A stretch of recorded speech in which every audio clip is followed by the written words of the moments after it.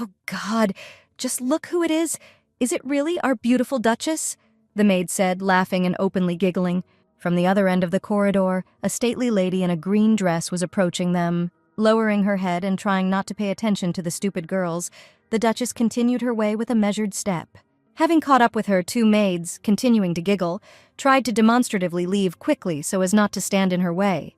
And only the third girl, Ellie, turned to the mistress with sympathy. She felt sorry for the Duchess, and she sincerely did not understand what she had done to deserve such treatment from the servants. The lady still went about her business calmly, not paying any attention to the girls. Step by step, she sank deeper and deeper into her thoughts. It seemed that she did not care about anything in this world. Several days have passed since she came into this world.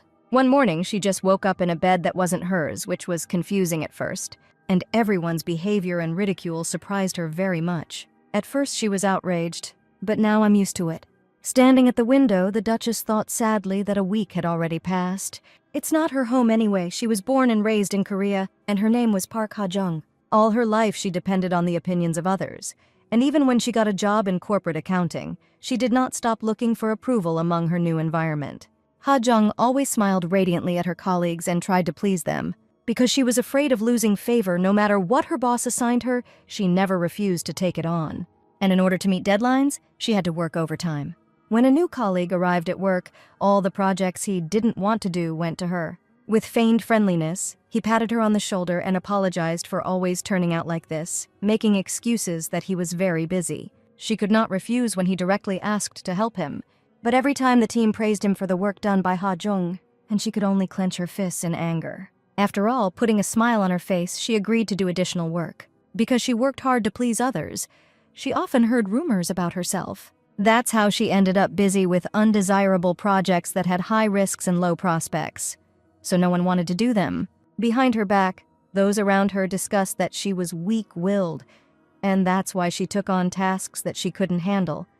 But no matter what happened, she would be to blame for it. As always, she did her best, but the project failed miserably, and the company suffered heavy losses. The boss yelled at Ha-jung in anger. Shaking with fear, she listened to how he missed the project only because she said she would work hard, and whether she realized what she had done. If she wasn't going to deal with him seriously, then there was no need to take him, and now because of her, the company has suffered enormous damage. Ha-jung was shaking slightly while she listened to all the boss's complaints. She remembered his obsequious smile when he dumped this project on her, and now he was yelling furiously, asking what she intended to do now. The girl had no idea what to do. She tried to somehow justify that this project was not her responsibility. But the boss interrupted and in a demanding tone ordered me to take responsibility and write a letter of resignation. His words sounded like a sentence without the right of appeal, and the fact that the boss did this in front of the entire team gave rise to new gossip about her. Soon, Ha-jung wrote a statement and, collecting her things in one small box, said goodbye to this work forever. She spent the evening of that day at home alone, with only a lot of alcohol bottles for company. The day she handed in her resignation letter, before falling asleep, she made a firm decision that Ha-jung would never seek approval from others again. That's exactly what happened. And the next time she opened her eyes, she was already here. Moreover, it turned out that she was an oppressed duchess and wondered what was going on. The Duchess walked around the room, noticing the wilted flowers on the table. A pile of dust and not a single hint of cleaning. Even the bed wasn't made, and she tried to tidy up the room a little. Spread out on the star-shaped bed, she thought. It's strange to be ridiculed by maids and maids. Even though she is a duchess, she is not perceived as such. But she decided that from now on, she would not live to please others. Now she is Duchess Chloe Vandenberg, although in reality she is not her. The girl ruffled her hair at such absurdity. Then she exhaled slowly, trying to calm down. This was the biggest crisis in the entire 28 years of Park Ha-jung's life. A new day has come. Waking up, Chloe thought that today was the 8th day of her stay in this world. Rising from bed, the girl went to the bedside table on which stood a container of water for washing. The Duchess lowered her hands into the clear water, but she immediately pulled them away from surprise and the pain that pierced her. The water was ice cold. Her hands immediately turned red. The Duchess thought that this day would not be good. There is only one good thing about this place, even though it is slowly disappearing. These memories of the original owner of the body are still in her head. They said that there is no need to study the lifestyle and behavior of this world. After finishing her morning toilet and getting dressed, Chloe sat down on the chair in front of the dressing table. Big, beautiful green eyes, fine features and fair skin. This girl is really cute, Chloe thought, looking at her reflection in the mirror. But then she exhaled sadly. So what if she's pretty when she has such a character? Once she looked into Chloe's memories, she realized that her personality was completely ordinary. Compared to Ha-jung, Chloe is 20 times worse. She didn't want others to hate her. Even though she has been taught manners, she still has to straighten her tense shoulders. She was always a laughingstock in social circles. Other girls pretended that she literally did not exist. Her style was too unusual by the standards of fashion trends. She was like a person who had lost her self-esteem. This had happened before.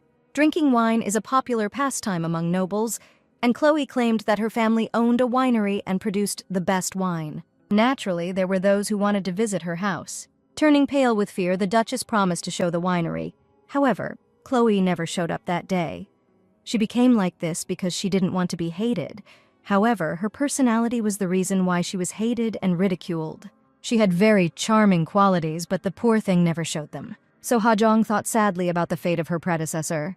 The door opened without knocking, and 3 maids entered the room.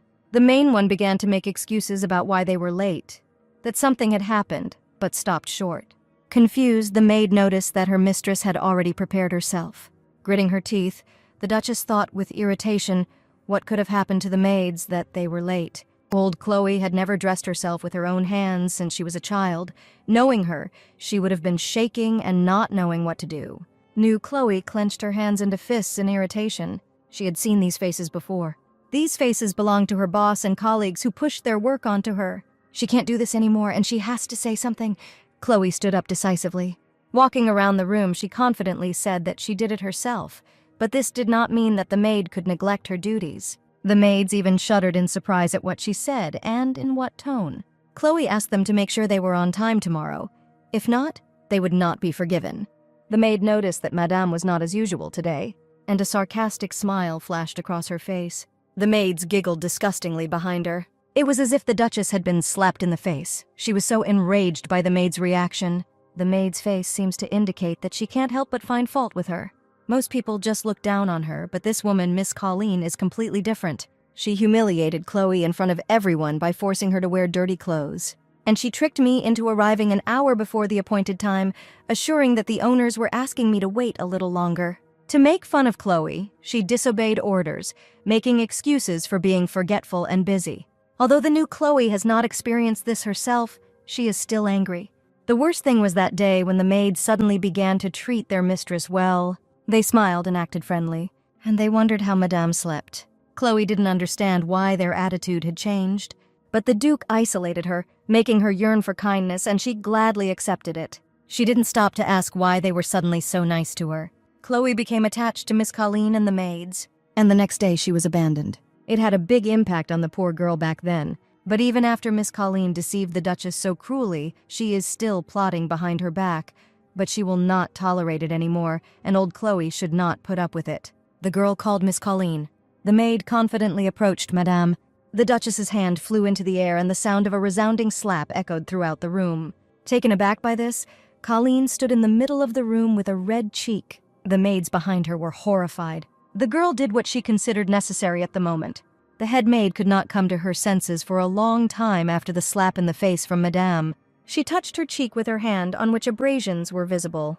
Chloe at that moment expressed that the maids are not concerned with how she changes because she does as she wants, and they should just listen to her instructions. And now she has punished Miss Colleen, who is responsible as a representative for their negligence. But if next time they are late again, it won't end with a slap in the face. Do they understand everything? The Duchess asked sternly.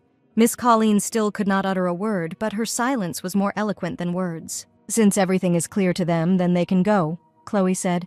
The maids, frightened, pulled the head maid towards the exit. Until the very end, Colleen could not take her shocked gaze off the Duchess's face. Even when the doors closed behind them, she continued to look at her. And then the door closed completely. Chloe was left alone in the room. She breathed a sigh of relief. And completely pleased with myself, I was glad that I could do it. Park Ha-jung's personality, who spent 28 years of her life pleasing others, couldn't change in 8 days. It was just great to use another person's personality and cause such a commotion. And although she feels a little guilty, the reaction of the maids speaks for itself. It was cool. But even if she promised them that next time it wouldn't end with just a slap, it's actually hard for her to do that. In this world, wives and husbands have their own roles. Almost always the men have the job, and the woman runs the mansion, which includes managing the budget and supervising the servants. Unfortunately, Chloe didn't understand these things. From the very beginning, control of the servants was transferred to the butler and an experienced maid. In addition, the butler hired a financial expert when she made several major mistakes, and Chloe asked not to tell anyone about it. Duke, Chloe's husband, never found out what happened. This allowed Chloe not to punish or fire any of the employees. Chloe's memories were interrupted by a knock on the door, and she allowed entry. Apologizing for the intrusion, the maid Ellie entered the room. Ellie is the only person here who supports the Duchess, and the girl asked what happened. Bending in a bow, the maid said that she would like to apologize for what happened yesterday. Chloe remembered the maids laughing at her in the hallway, and she reassured the poor girl that she was not to blame for anything. And Ellie looked up at her mistress with relief. In fact, Chloe was grateful to the girl for this, because she was trying to cheer her up, despite the fact that others might take it badly. With a sincere smile, the Duchess repeated that everything was fine. Tears of relief flowed down Ellie's cheeks. She sincerely thanked Madame for her forgiveness. A light, warm breeze moved the treetops. A great day for a walk, Chloe decided. She lives her life the way she wants. But sometimes her eyes are opened, and she wants to see herself as a good Duchess. In fact, even if she couldn't get used to this kind of life, she had no reason to go back. She has no blood relatives, friends, or significant other. She's just a former colleague anyway, and she just lost the only job she had. If she can't come back as Park Ha-jong, then she should become a real strong-willed Duchess who won't be bullied. So Chloe thought, walking through the garden and admiring the blooming flowers. And there is one more thing that she wants in this life. There were moments in her life when she felt like she was real, that same Park Ha-jong, who lived not for herself, but for the sake of other people. It was truly something she enjoyed doing. She hasn't been able to do this since she's been here, but if the opportunity comes, she'll definitely take it. And she thinks that she can survive in this unusual situation if she can find what she liked in her world. It is decided that during dinner, she will talk to her husband, the Duke of Vandenberg. That evening at dinner, the Duke and Duchess sat at opposite sides of the large table and ate their supper. The Duchess chewed her food thoughtfully, and at the same time, she secretly glanced at the Duke, examining him. Chiseled, strong-willed facial features, blonde, shiny hair. The Duke of Vandenberg was handsome and courageous, but he didn't even raise his eyes from the plate to look at her. As he took the glass of wine, Chloe broke the silence between them, saying that she had a favor to ask. The girl gathered all her courage into a fist and looked determined. Stirring the wine in his glass, he did not seem to hear what she said. And indeed, he asked again what she said, and only then did he deign to look at the Duchess. Chloe pointedly put the cutlery back in its place. "I need tea," the girl said demandingly. Tea drinking is what she likes most in the world. Outside the window, the sun was setting. Dinner was almost over. The Duchess voiced her request. She needed tea. Out of surprise, the Duke looked at Chloe for the first time in his life without looking away. The girl nervously crumpled her skirt in her hands and waited for an answer. He must be very surprised, she thought, because this was her first request. An awkward silence fell between them. Duke Alphonse Vandenberg is an ideal husband, handsome, rich, influential, and also a very talented person. He is not interested in love affairs. He refused all offers of marriage, but he still needed a wife to reach the top. Alphonse's demands were simple. A woman of low birth, who would have no power in the Vandenberg family. Someone who would not fall in love with him, and would not interfere in his affairs. No one was better suited than Chloe, and now 13 months had passed since she entered into this political marriage arranged by her parents, and of course there were no feelings between them. On the other hand, Alphonse was a terrible husband. Chloe has acquired a high status as a duchess and lives in a magnificent, truly huge mansion. Hundreds of dresses and a lot of jewelry, all of this suddenly appeared to her. But the Duke could not give her any attention, love, or affection. Chloe was afraid of Alphonse because of his frightening gaze, sharp as a knife. That's why timid Chloe never asked her husband for anything. Sometimes the Duke asked her what was the matter, but she couldn't even say what she wanted to eat. The Duke also noticed that Chloe never asked him for anything, and after that, he completely turned his attention back to his own affairs, believing that it was none of his business. And now the Duchess firmly expresses her request to him. Putting the glass on the table, Alphonse asked what she needed. In his head, he was going through what his wife might need: jewelry or maybe beautiful dresses. "I need tea," that's what Chloe said. The way she said this surprised the Duke very much, and the girl explained that as a child, she often loved to spend time drinking tea, and she needed something that could ease the burden of a political marriage. Tea is not too expensive and most likely will not greatly affect his finances. At these words, the Duke abruptly interrupted Chloe. The girl even shuddered in surprise. Alphonse lit his pipe and exhaled slowly. His gaze was stern and did not bode well. Chloe suddenly realized that her words about finances had hurt his ego. Tapping his finger nervously on the table, the man said that she could order enough tea, but she was not allowed to buy anything else. She can buy whatever she wants within her budget. Chloe asked if it was really anything, and the Duke confirmed, and with that, the dinner was over. Before she woke up in this body, the girl loved to drink tea. Living for 28 years under constant condemnation, tea was her only solace. Even if her boss endlessly reprimanded her, her mind was far away. A cup of tea could easily improve her mood. Of course, the money she had accumulated was not always enough to buy tea, and now that she found herself in this world, this became completely impossible. After all, that's not the only important thing she's missing. But she's looking forward to the different types of tea she can get. Chloe was a little happier now. This sunny morning, 3 maids were already in her room as soon as she opened her eyes. It's good that she didn't have to wait for them today, Chloe thought. There were fresh flowers on the table, and even the water for washing was warm. But the maids helped the mistress dress with special zeal. And they styled their hair quite roughly. But breakfast was served on time. After finishing her meal, Chloe thought their attitude was disgusting, but it was definitely faster and more convenient. There was a knock on the door and she invited him in. The maid appeared and said that the tea she had ordered had been delivered. The Duchess even jumped up for joy, and she rushed as fast as she could to look at her order. In anticipation, she stopped in front of the storerooms. It was noisy there. The workers were moving such a huge number of boxes that the girl thought that the Duke had purchased new furniture, and the butler was in charge of them. Seeing the Duchess, the man greeted her. Coming closer, Chloe said that they told her that her tea had been delivered. The butler confirmed that this was so, and the girl tried to find him with her eyes among all these boxes. The butler pointed with his hand at a mountain of several dozen boxes rising majestically in the middle of the room. At first, the Duchess did not understand what he meant, because she was only expecting a few packs of tea. But then I looked carefully at where he pointed, and then it dawned on her that these boxes contained the tea she ordered. But, still taking the whole situation as an absurd mistake, Chloe tried to clarify that she meant the tea that they drink, the tea leaves that are poured with hot water. "That's right," the butler confirmed with a radiant smile. "In all this mountain of boxes are the tea leaves that she ordered." Chloe realized that this was the Duke's order to order what he understood to be a sufficient amount of tea. But be that as it may, she is sincerely grateful to him, and it is worth showing her gratitude at dinner. And she asked to move the boxes of tea to her room. When all the tea was in the room, the girl began unpacking.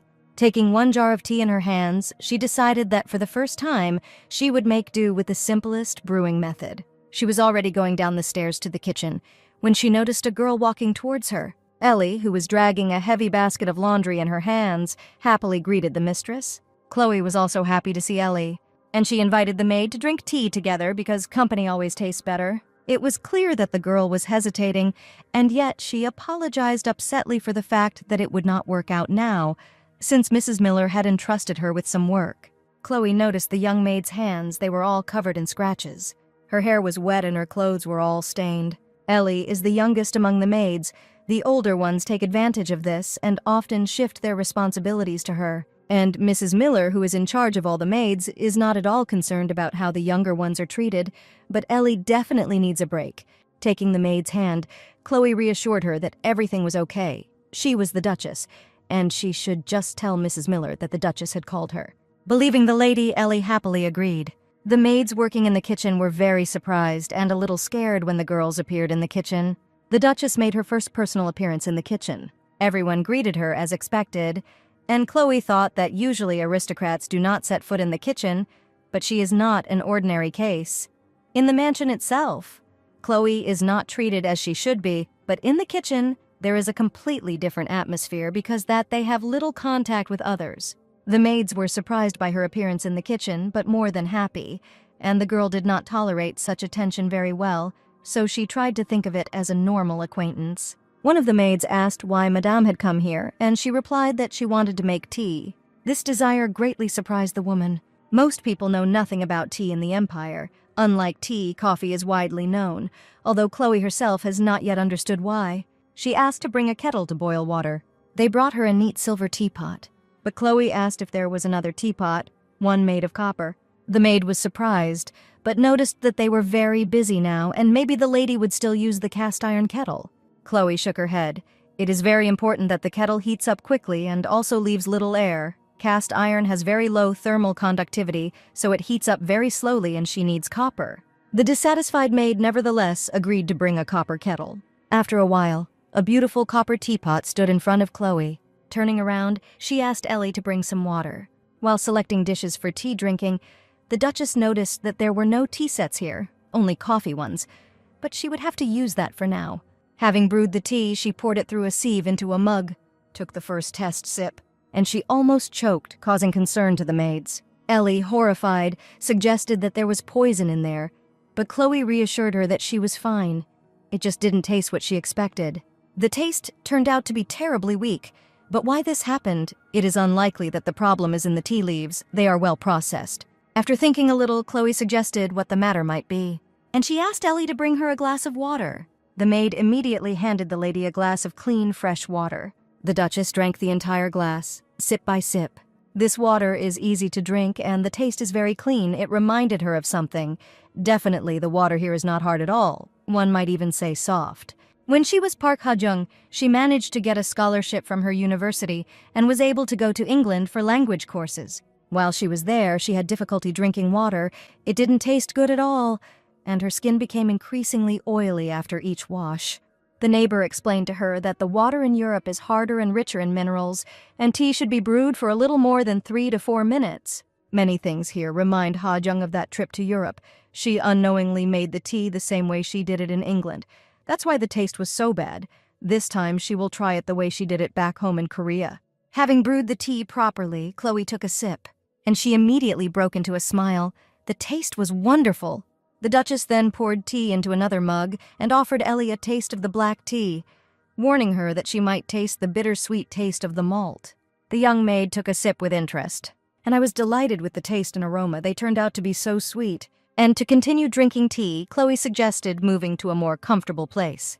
The maids who observed the first samples of tea looked at their mistress with envy and interest, and only one of them did not share the general enthusiasm. The culture of drinks on Earth initially began to appear in Europe. Both the taste and the effect of drinks on the body depend on the quality of water. Here, the water is very clean, so there was no need to develop a tea culture. Some neighboring countries love to drink tea, but the empire perceives them as barbarians. Wine and coffee are symbols of wealth in the empire, while tea is perceived as a drink of barbarians. But looking at Ellie, it seems that everything is not so hopeless. There was a knock on the door. Without waiting for an answer, Mrs. Miller rudely burst into the room. Seeing her enter the room, Chloe noticed that the atmosphere was strange. What was going on? With an arrogant expression on her face, the maid said that she had something to tell Madam. So what the Duchess simply asked, Mrs. Miller wants the Duchess to stop distracting this child in the future. She has a lot of problems from this. Chloe was perplexed by these words. And it was because of this that Ellie was punished, the maid added. These words alarmed Chloe. Why did she punish Ellie for following the orders of her mistress? Chloe listened with growing irritation from the maid that she did not need to interfere, since managing the maids was her job. Mrs. Miller looked at her, openly grinning, but it was natural that Chloe, as the mistress of this house, would have priority in orders. But the maid spoke as if her orders were a priority. Taking a step towards her, Chloe proudly noted that she was the Duchess of Vandenberg and asked why she should not interfere. Mrs. Miller did not expect such words from the always timid lady and twitched in fear. Towering over the maid, the Duchess asked which of them had more power, and when she answered that the mistress had, she reproached why then her orders should have priority, since she was the full-fledged Duchess of the Vandenberg family. And in a calmer voice, she asked whether the maid was challenging the authority of the Duke of Vandenberg, from which she was horrified, and began to assure that she had never even thought of such a thing. Gritting her teeth, Chloe thought that they were not afraid of her personally, but they were afraid of the power of the Vandenberg family. Chloe knew about all the insults and humiliations that were inflicted on the former owner of this body, and when Miss Colleen put a bright spot on Chloe's dress, it was Mrs. Miller who laughed more everyone. Turning to her, She said that if she dared to doubt the rights of the Duchess again and again challenged her order, she would have no choice but to punish the maid to the fullest extent. Instantly calming down, the maid said that she understood everything. Clean, fresh linen fluttered on the line, drying under the bright rays of the sun. Ellie tiredly wiped the sweat from her forehead. The Duchess approached her, and Ellie was incredibly surprised. Taking the girl by the hand, Chloe said that she did not need to do this anymore, and there would be no such punishments in the future. Chloe assumed that the young maid was thirsty and suggested they rest and drink tea. Ellie happily agreed with the mistress's proposal. Taking one of the free rooms, the girls first discussed the weather outside, which turned out to be hot. Chloe put a jar of tea on the table and offered to brew it today. Their conversation was interrupted by young people who thought that this room was free. These were knights, embarrassed by their unexpected appearance. It's not surprising, Chloe thought. If you walk through the small living room, you almost immediately come to the knights. As they prepared to leave, the knights bowed shyly and wished them a good day. But then an unexpected thought occurred to Chloe. Jumping up, she asked too loudly if they would like to have tea. The knights stopped in surprise. Balthus, the long-haired knight, looked around in surprise at the others. Dark-haired Cain wondered how they managed to receive an invitation from the lady herself. And only Jacob, an energetic blonde boy, agreed with delight, because it was an honor for them. Even if they have nothing to eat, they will remember this moment until the end of their days. Chloe noted with embarrassment that she understood them. The knights generally never treated Chloe badly, but the fact is that they did not have enough opportunities to get to know her better. And Chloe wondered what kind of tea to brew for them. Because 4 people would drink tea, and they were all tired and sweaty, having made a decision, the Duchess stood up decisively, and she asked me to wait for her a little. She would return soon. After some time, she returned, carrying a heavy tray with a drink and glasses in her hands. The knights, like Ellie, noticing how hard it was for her, jumped up in horror. And they rushed to help her, but Chloe calmed them down. She poured a bright drink with ice into each glass and said that it was iced fruit tea. It had a great taste, it was sweet and very refreshing. Taking the glass in his hands and seeing ice there, Balthus was surprised that it was tea. "Shouldn't the tea be hot?" Jacob asked. Chloe replied that tea can be either hot or cold, and this is black tea cooled with pieces of ice. Balthus looked intently at the proposed drink, and then he took a few sips, surprising those sitting next to him, and then he made an incomprehensible sound, now frightening his comrades, who thought that he was ill. Raising his eyes shining with admiration, he said that it was so delicious. The others still didn't believe that this was possible, but Ellie, who was watching this scene, swallowed the saliva that flowed, so she wanted to try the Duchess's tea. And she did it right away, drinking sip after sip. Having tasted it, the maid began to praise the drink, how sweet and refreshing it was. Cain and Jacob were now salivating. Cain first tried iced tea. Then Jacob almost drank the offered drink in one gulp. Both were delighted. This tea quenches thirst well. It is not too sweet and has such a bright taste. They did not even know that this was possible. Chloe watched them with pleasure. Drinking tea with other people was so much fun. She noticed that she was very pleased with how much they liked it and asked if anyone wanted more. All 4 asked her in unison.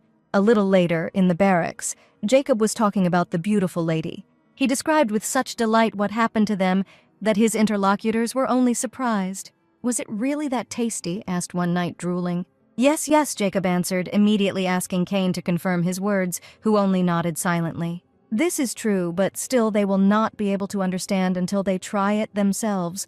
That drink has such an unusual and sweet taste. It was the best thing they tried. Jacob added that the taste was never forgotten. Another knight considered the whole situation nonsense. When he was in the mansion, he saw Madame. She can't even look people in the eyes, especially since she doesn't look like a person capable of anything. Jacob and Balt instantly became furious, declaring that this was slander, and how dare he speak so impudently about his mistress, and they would not forgive such rudeness towards her. And then Jacob took out his sword, challenging him to a duel, since he had humiliated his mistress and should not expect mercy. A man approached them and sternly asked what kind of booth they had set up here. It was the captain of the knights who demanded an immediate report from them. Jacob accused Thompson of insulting his mistress. Thompson was indignant at such an accusation, and he tried to justify himself that he had not said such a thing. And in the end, the knights told everything that happened to them in order. Having heard the whole story, the captain became very irritated. That is, it turns out that they came to the Duchess, and she treated them to tea, which she herself made. What shamelessness, the captain could not believe it. And he punished all the knights for a week. including Thompson for causing a fuss. Having spoken, the captain quickly and confidently walked away, and the knights felt unfairly offended. There was a knock on the door of the office where the Duke was doing business. After permission to enter, the figure of the captain of the knights, Valentero, appeared at the door. "What's the matter?" asked the Duke. Hanging his head, Valentero said that his knights acted tactlessly towards the Duchess, and he came to ask for forgiveness on their behalf, and the Duke was very surprised. The captain explained that the knights unceremoniously barged into her chambers and she treated them to tea. And the Duke immediately remembered how the butler ordered a batch of tea for the Duchess. It seemed that it had already been delivered. Tapping his finger irritably, Alphonse noted that he could make all the apologies to the Duchess personally, and he is not interested in his wife's affairs. The captain was embarrassed. He forgot that my lord was actually indifferent to the Duchess. And the Duke added sternly, "From now on, do not come to him on issues related to her." Bowing, Valentero replied that he understood and apologized for disturbing my lord. In that case, the Duke said he could go. Turning around, the captain confidently walked towards the exit. But he stopped right at the door, thinking about something, turned around, and noted that he had forgotten to say that his knights were tirelessly talking about the tea that the lady had treated them to. "And what are they saying?" the Duke asked without much interest. Valentero replied that the tea was delicious, and the knights had never seen such a refreshing drink in their lives, calling it special. With the Duke's permission, he took his leave and closed the door behind him. Left alone, Alphonse thought that this conversation was meaningless and even frank, which is not like Valentero. The image of Chloe flashed before her eyes, persistently asking her to fulfill her request for tea. Alphonse didn't know what to think about all this. Chloe looked at the objects in front of her with pride. Dozens of jars were already neatly placed on the shelves, and Chloe thought that if she herself put everything in its place, it would be easier for her to navigate through them. "There is still a little time left, so now you can rest," and she sat down on a chair. At that same second, there was a knock on the door and asked permission to enter. It was Mr. Butler, who asked to be called simply by his first name, Cale. He noticed that it must be difficult for the lady to figure things out on her own, and offered to help her. Chloe didn't even have to answer, and when all the boxes were empty, she sincerely thanked him. But Cale noticed that he was only doing his job. Chloe didn't know how to thank him for his help, and offered to treat him to a cup of tea. The butler happily agreed and took it as an honor. After collecting several cans of tea, they moved to another room, and on the way, Cale asked, since when the lady fell in love with tea. The Duchess replied that this was before her marriage. They wanted to have tea in the room where Chloe had been before, but to their surprise, it was occupied. It was there that the Duke of Vandenberg quietly read the newspaper. Surprised by such an unexpected meeting, Chloe bowed to the Duke's greeting. It cannot be said that during these 13 months they did not talk at all. Well, they had no communication as such, except for routine greetings. And what is more important, Alphonse always left first without saying a word. Definitely, this time it will be the same. The Duke put down the newspaper and was about to leave. But he asked if they were going to have tea and received an affirmative answer. Alphonse asked if she would treat him to a cup of tea. The girl was very surprised by such an unusual request for the Duke. Park Ha-young never refused a request for tea, since many people did not share her hobbies, and she was also happy to those who showed only a little interest in tea. However, this time she decided that it would not work out and apologized, saying that today she was having tea with Cale. The butler suddenly remembered that he had to do something quickly and apologized to the Duchess that he could not taste her tea. He then quickly bowed and headed for the exit. The very next second, the door closed behind him, and Chloe was surprised at how quickly everything happened. The Duke and Duchess were left alone in the room, and an awkward silence fell between them. In fact, if you think about it, he and Alphonse always sat face to face only during dinner, and besides greetings and business conversations, they did not have any topics to discuss. The girl shook her head, driving away uninvited thoughts. Smiling, she asked the Duke what kind of tea he liked. Having looked carefully at the girl, Alphonse replied that he was the one his wife preferred. He was never interested in culinary delights. If someone created the most delicious drink, he will not get the least bit of interest from it. However, this time, he thought that after 13 months, the Duchess had finally asked him for something. Before that, she was so afraid that she couldn't even look at him, but lately she hadn't looked away. Moreover, when Alphonse looked at her, he met a bright and unclouded gaze. She even took the initiative in the conversation and made a request. Definitely, such a change was extremely unexpected, as if it were a completely different person. The Duke watched carefully as the girl poured tea into a cup.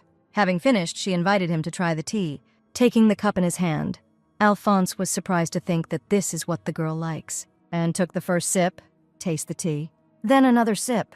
Chloe felt like she was waiting for the judge's decision on some program. Her heart was pounding. She just quietly watched the Duke drink his tea and hoped that he liked it. At that time, he thought that this was the first time he encountered such a taste and smell. This tea has a long-lasting aroma, and at the same time, it is very soft, despite the prejudice that it is a barbarian drink.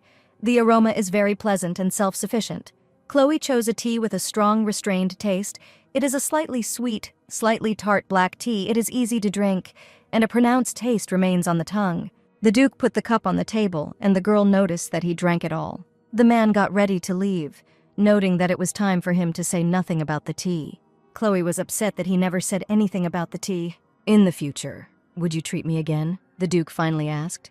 Chloe's eyes widened in surprise. She happily agreed, glowing with happiness. The Duke was surprised by the girl's reaction, but he tried to control his emotions. He left the room, closing the door behind him. The girl was holding in her hands a letter written personally to her, signed and sealed as expected. This is an invitation, Chloe thought with strange feelings. Earlier this morning, the maid had given her this letter. Chloe never thought she would receive one. The Marquis's daughter Belladonna is hosting a small dinner party, and by the way, Chloe is a duchess, so she should attend such gatherings. But who is Marquis Belladonna? No matter how hard she tries, she just can't remember this. And when Chloe got married, she ruined her first meeting of this kind, and since then has ceased to appear in society, and as a result, knows nothing about the Marquis Belladonna or anyone else from high society. But now she has no reason to refuse, moreover, to participate in such events. Her duty as a duchess. The past, Chloe simply shirked her work. She should go and see what kind of people there are and try the delicious food. The day of the reception arrived. The Duchess drank a hot aromatic drink, and the girls chatted around. It seems that the Marquis Belladonna is the main sponsor of coffee imports. The rumors are true. For now, she decided to focus on the party. She should feel the atmosphere, and first, she would just eat something sweet. But as soon as she put the cookie in her mouth, the other girls' conversation turned to Lady Vandenberg. Lady Belladonna had heard that Chloe was an expert in tea. The other girls also wondered if they were talking about dried leaves, which are consumed in barbaric countries. Is Lady Vandenberg really interested in plants that are put in water? Some laughed. All the girls looked at her with some superiority, with the exception of one who was embarrassed, and Chloe thought that most likely the tea importer had told everything. It was extremely unusual to bring so much at once.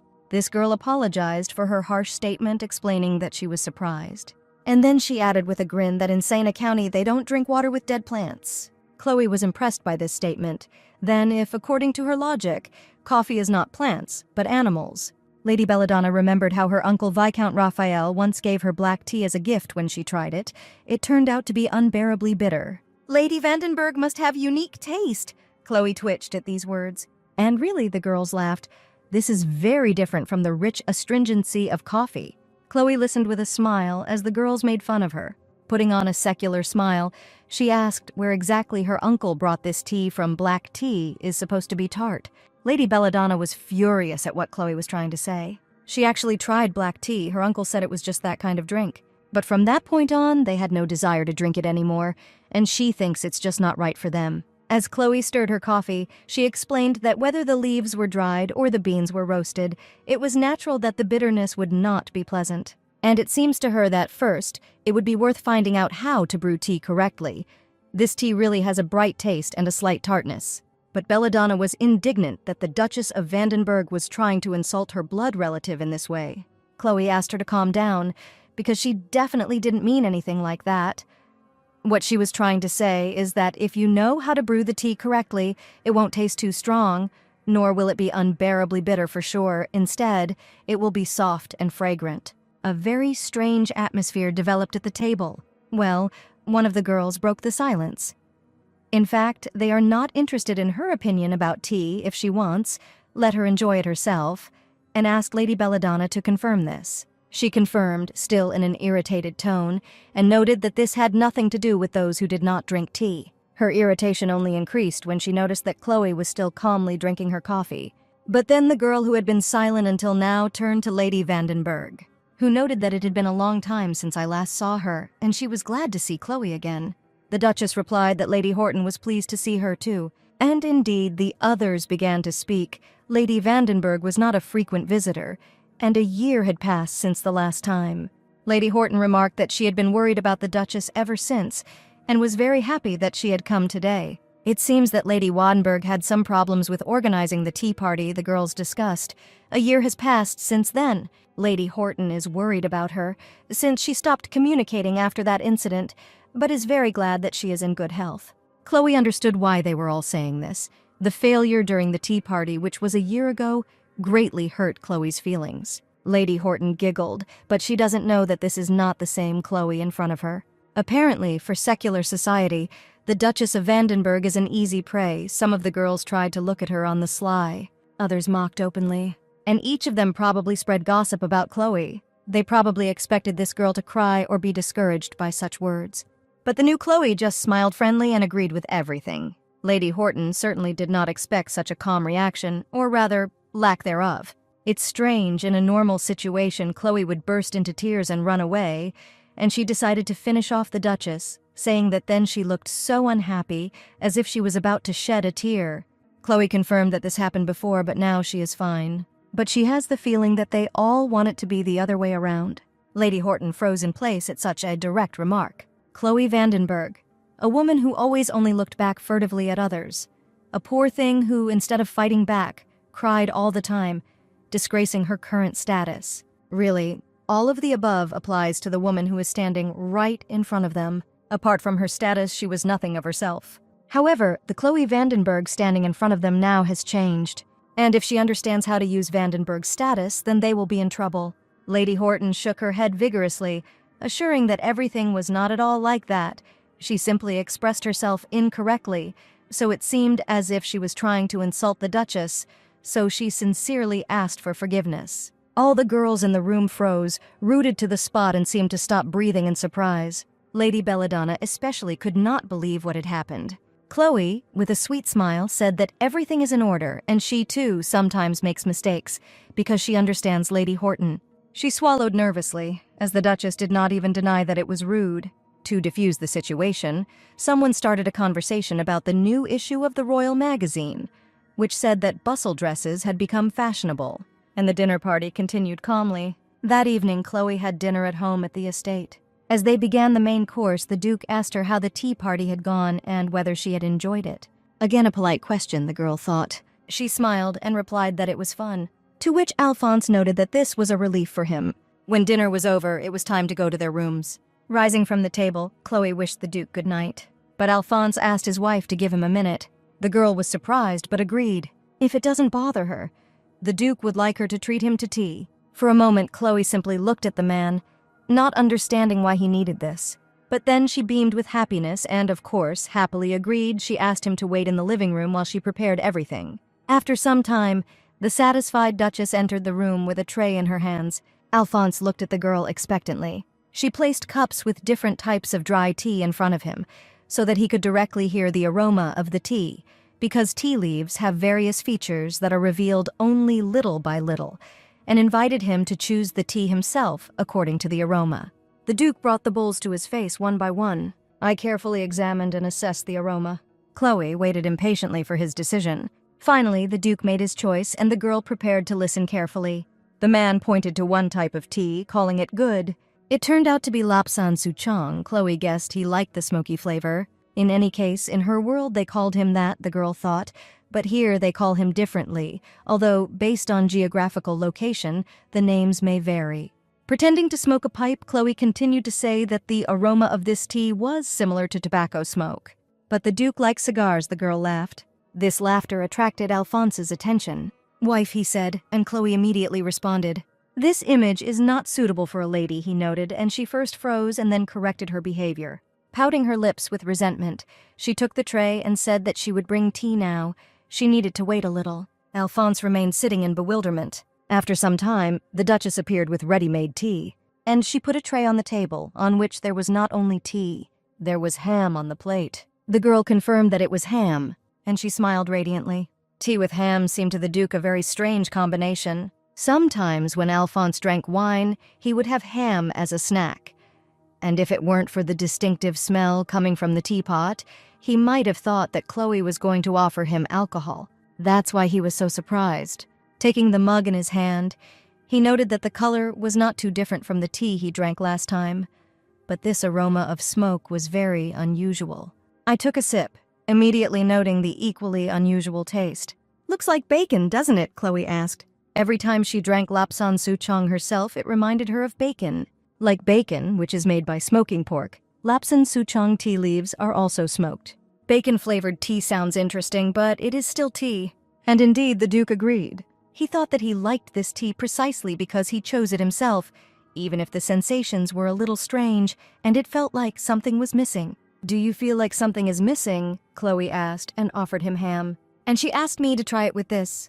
Without hesitation, Alphonse stabbed a piece of ham on his fork. And he put it in his mouth. Each piece seemed to melt in the mouth, leaving a rich aftertaste. What an appetizing combination, the Duke thought. This is the missing taste. The Duchess asked if he liked it, and Alphonse found it extremely surprising that the snack went so well with tea. Lapsan souchong goes very well with different types of meat-salted ham, ham sandwiches, sausages, the girl listed, and also dumplings with a lot of meat filling. Having heard about the dumplings, the Duke remembered that it was food from On, and Chloe confirmed that lapsan souchong tea was also from this country. He is a great country located in the east. Chloe studied information about tea in this world and where it originated. The Duke asked if she liked the country's cuisine. He and the girl admitted that she was delighted with it. The Duke listened to his wife's stories in amazement, without ceasing to drink tea, and even asked for more. When the tea was finished, the Duke thanked the Duchess. He had only recently eaten, but it was nice to continue enjoying food and drinks after dinner. And if she doesn't mind, he would like to drink tea like this sometimes. But Chloe did not let him finish, saying that he could come at any time, which surprised the man. Sharing time with someone over a cup of tea is a great pleasure for her. Now there is a very pleasant, friendly atmosphere between the Duke and Duchess. It is absolutely impossible to call Alphonse a lazy person. Never in his life did he take a day off. He was constantly doing all sorts of things, all because at any moment when he was not busy, he felt the emptiness gradually filling him while he was working. You don't have to experience this unpleasant feeling. However, during this tea break, things were different. He didn't feel a single drop of this corrosive emptiness. For some reason, Alphonse could not logically explain this to himself, but drinking tea allowed him to relax. "The Duke drinks tea with Madame every day," one servant asked the other in surprise. "He must have been mistaken," the second one suggested, but the first servant insisted that there was no way he could have been mistaken because he had been seeing this for several days in a row. But just a couple of days ago, they looked completely strangers to each other. The maid intervened in the conversation and only spoke a few times in 13 months. "Well, maybe after this time they finally got closer," concluded another girl without stopping her work. "Madame is stupid and also timid. The Duke is unlikely to be interested in such a person. But according to the knights, Madame has changed." "What are you talking about here?" came a voice behind her, and the girl shuddered in fright. It was the head maid, Miss Colleen. The servants were afraid that she had heard them speak ill of their mistress, and began to make excuses that they did not mean it at all. "Who said that Madame has changed?" the maid remarked angrily. She told them to listen carefully. Duke Vandenberg was just acting a little unusual, but they would soon return to their original relationship. The maid didn't understand what Miss Colleen meant and slightly raised her eyes to her, but was immediately dumbfounded by surprise. The head maid glared at her, hastening to lower her eyes. The maid was completely sure that this terrible look was intended for her. And Miss Colleen continued that no matter whether Madame or the relationship between them had changed, the servants should shut their mouths and stop talking nonsense. The servants just silently looked at each other and shrugged their shoulders in bewilderment. They replied that they understood everything, and Colleen left in a huff. Her irritated steps echoed down the corridor. There was no way that Chloe had changed. Somehow she clenched her fists in anger. Her face was twisted with all-consuming anger. It's funny. She became so angry at the slightest mention of Chloe that she even blushed. Lady Colleen is the second of Earl Colleen's daughters and is almost the same age as Chloe, Earl Grey's eldest daughter. Count Colin had previously moved to the capital and lived there. Young people at that time often got together and discussed their hobbies, in particular their recent horseback riding. And they mentioned in passing that Lady Colleen was not present because someone had completely forgotten to invite her. As a child, Lady Colleen was an outcast among the children of the aristocrats who lived in the capital. It was impossible to get out of that situation with the help of efforts or any abilities. She knew the feeling of hopelessness at an early age. But later, she still managed to find her light in this pitch darkness when the family of Earl Grey moved to the capital. Chloe, with her character, has become a new target for bullying by the capital's aristocrats. As a result, Miss Colleen stopped being bullied. And she herself began to mock Chloe, telling the others that she never looked them in the eyes. At first, the other children were wary of her statements, but soon they were laughing together and gossiping about Chloe's every move. And Miss Colleen was able to connect with a bunch of the capital's aristocratic children. Chloe is below her in status and should look stupid, otherwise she will be bullied again. This is a kind of obsessive perception. Even now that they are older, she still continues to bully her. Chloe became the wife of the Duke of Vandenberg, and Count Colin thought that the best solution would be to make Miss Colin Chloe's maid. Although Chloe was a duchess, she was always taller than her.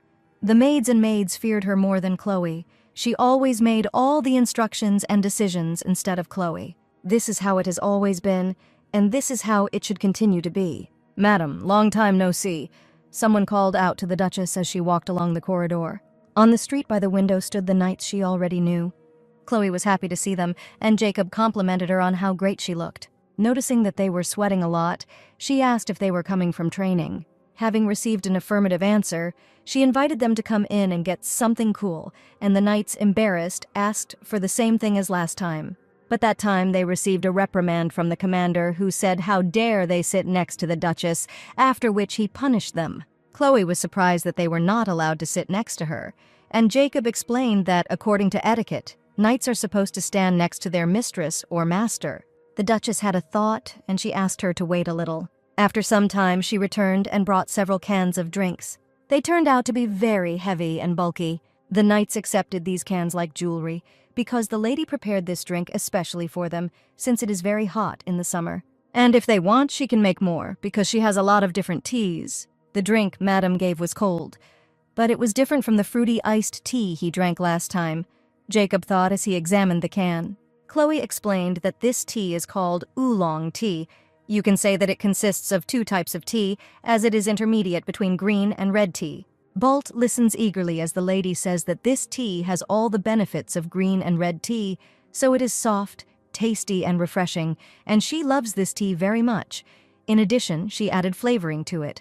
The knight could wait no longer and quickly unscrewed the lid. He immediately tasted the tea, sip by sip, causing indignation among his comrades at the way he behaved in front of Madame. Balt drank tea and bent over as if he was ill, but he immediately looked up in admiration, because the taste of the tea is so soft and magically delicious. In addition, it has a fruity taste.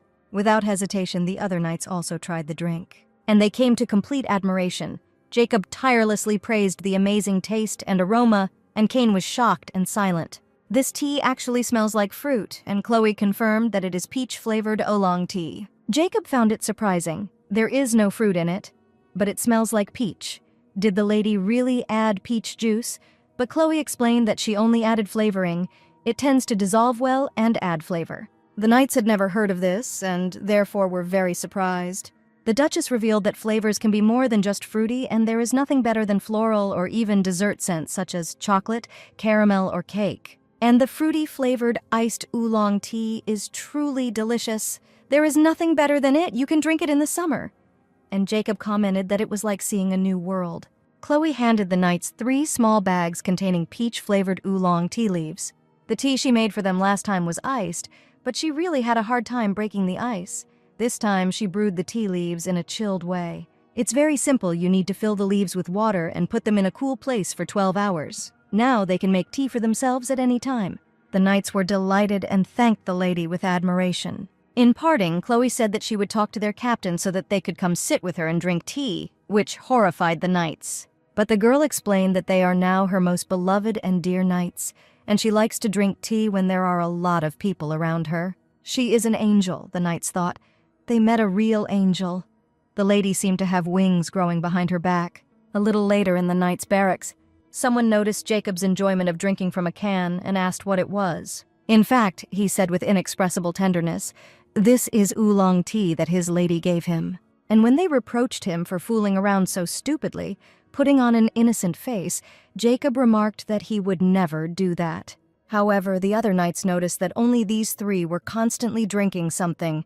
By the way, it seems that the Duchess gave it to them, and it seems that this mysterious drink is delicious, but Jacob is behaving strangely. He is talking to the drink, the knights whispered. They looked at each other mysteriously, and they began to slowly approach Jacob. He grabbed the can tightly in his hands and was never going to give it away. With a completely creepy look, they told him that they couldn't hide it. With the last of his strength, Jacob asked Cain and Balt for help, but they pretended not to hear. In the end, Jacob was defeated, and the long-haired knight took a victorious sip of his tea. And then his eyes widened in surprise. He could not believe that tea could be so aromatic, sweet, and cool, and persistently asked who gave Jacob this drink. Thus, oolong tea with peach flavor became popular among the Vandenberg family knights. One of the knights bought a lot of this tea and sold it at a high price to his colleagues, for which he was punished and forced to run 400 laps in the heat. Curious knights who had not tasted the drink, and those who had already tried it, got together and ordered a large batch of oolong tea. After this incident, the reputation of the madam who created the tea only grew among the knights, but Chloe naturally did not even know about it. The Duchess was looking through her jars of tea and choosing what to drink this time. Having chosen one, she remembered that she had never given Cale a treat.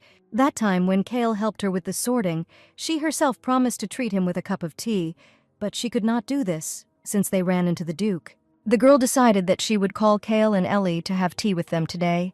The butler considered it an honor to taste the tea Madame had prepared, and Ellie simply silently nodded her head in anticipation. Smiling, Chloe replied that it wasn't that big of a deal. She was brewing tea with some white petals. "It smells sweet, it's chamomile," Cale asked, and the lady answered that it was she. Ellie observed in surprise that these were not black tea leaves, which she often saw, but dried white petals. Placing a cup of tea in front of her guests, Chloe explained that it was chamomile tea brewed from its flowers and invited them to try it. Ellie took the cup in her hands in anticipation. Cale did the same, but with some caution. He slowly brought the cup to his lips and carefully took one sip. Sweet and fragrant, it is refreshing, like mint, and the aroma calms the mind. "And what kind of sweetness is this?" the man wondered. "It doesn't seem like it comes from the petals." He assumed that the Duchess had put sugar there, but she shook her head negatively and explained that she had used honey. It was customary to add honey to tea in the southern regions of the empire. Mixing honey with chamomile is a favorite way to drink tea in Spain, the country of Park Ha-jung's past life, by the way. A good way to enjoy tea is to add milk to it. Cale noticed that tea used to seem like a strange, tasteless water to him, but in fact, it is sweet, like flower sweets. Chloe thought with a grin that this drink, with its own aroma and honey sweetness, could please everyone, and that is why she chose it for Cale.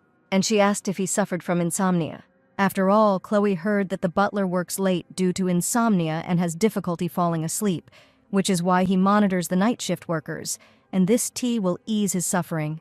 Chamomile relieves stress and improves blood circulation, which is good for insomnia, and she also added honey, which also promotes restful sleep. Cale is one of the few who treated Chloe kindly, and just a person to whom she's grateful for a lot.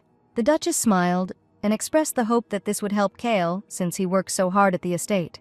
The butler was deeply touched by Madame's concern, because she put her soul into this tea and thought about it.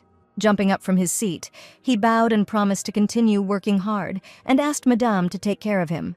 Ellie watched this entire scene of exchange of politeness with suspicion, and while the Duchess asked Cale to contact her if he still wants to enjoy tea, the maid began to boil with jealousy, because she also likes the tea that the mistress makes. Chloe noticed that all this became possible thanks to Cale, who ordered tea for her, and he replied that it was his job. Did they know, Chloe asked, that in fact chamomile is not tea by definition?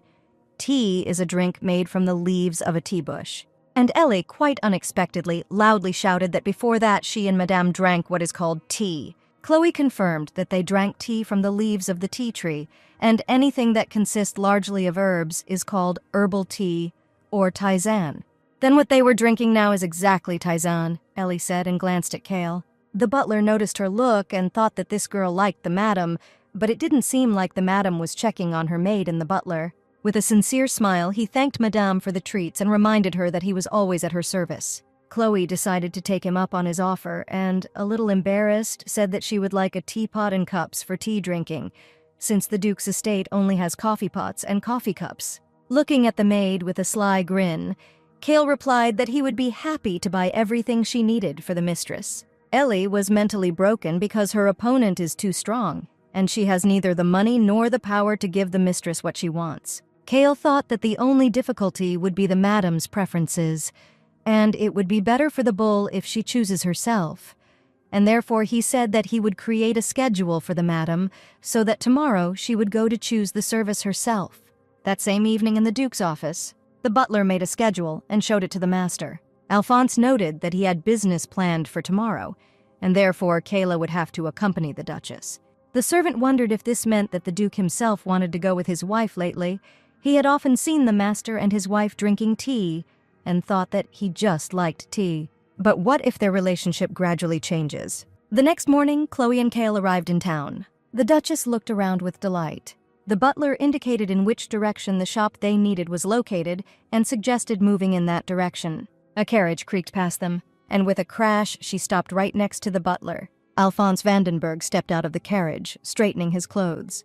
Chloe was surprised to see him there, and the man sheepishly explained that his meeting had been canceled and he was nearby. Chloe was sincerely glad that everything had turned out so well, and the Duke only looked away. And only Cale knew that the meeting place was not so close, an hour's drive from here. Realizing what was really happening, the butler with a radiant smile said that since this had happened, he would go buy something, ask for forgiveness, but would return as soon as he could. And he instantly disappeared, wishing the gentleman to have a good time. Alphonse extended his hand to Chloe, and he suggested not to waste time but to go shopping. The girl thought that this was the first time they were walking together, and also this was the first time the Duke had voluntarily agreed to accompany her. Without hesitation, she took a step towards him, and she smiled radiantly, agreeing. Hand in hand, the Duke and Duchess headed to the china shop. They soon found the right store. As soon as they crossed the threshold of the store, they were blinded by the shine of various dishes. Chloe was so impressed that she didn't notice how she let go of the Duke's hand. Alphonse, who did not expect this, had to quickly remove his hand as if nothing had happened, while the girl enthusiastically explored the store. As if spellbound, she examined every shelf, every product. The man just watched in surprise as her eyes sparkled. Teapots, white, black. There was a huge variety of goods, mugs with lids, mugs without lids, saucers, various accessories for tea drinking. Taking one mug in her hands, Chloe twirled it with admiration, examining it from all sides, exclaiming that this was a real teacup. The Duke was surprised how real it was, and whether a coffee cup was any different from a teacup.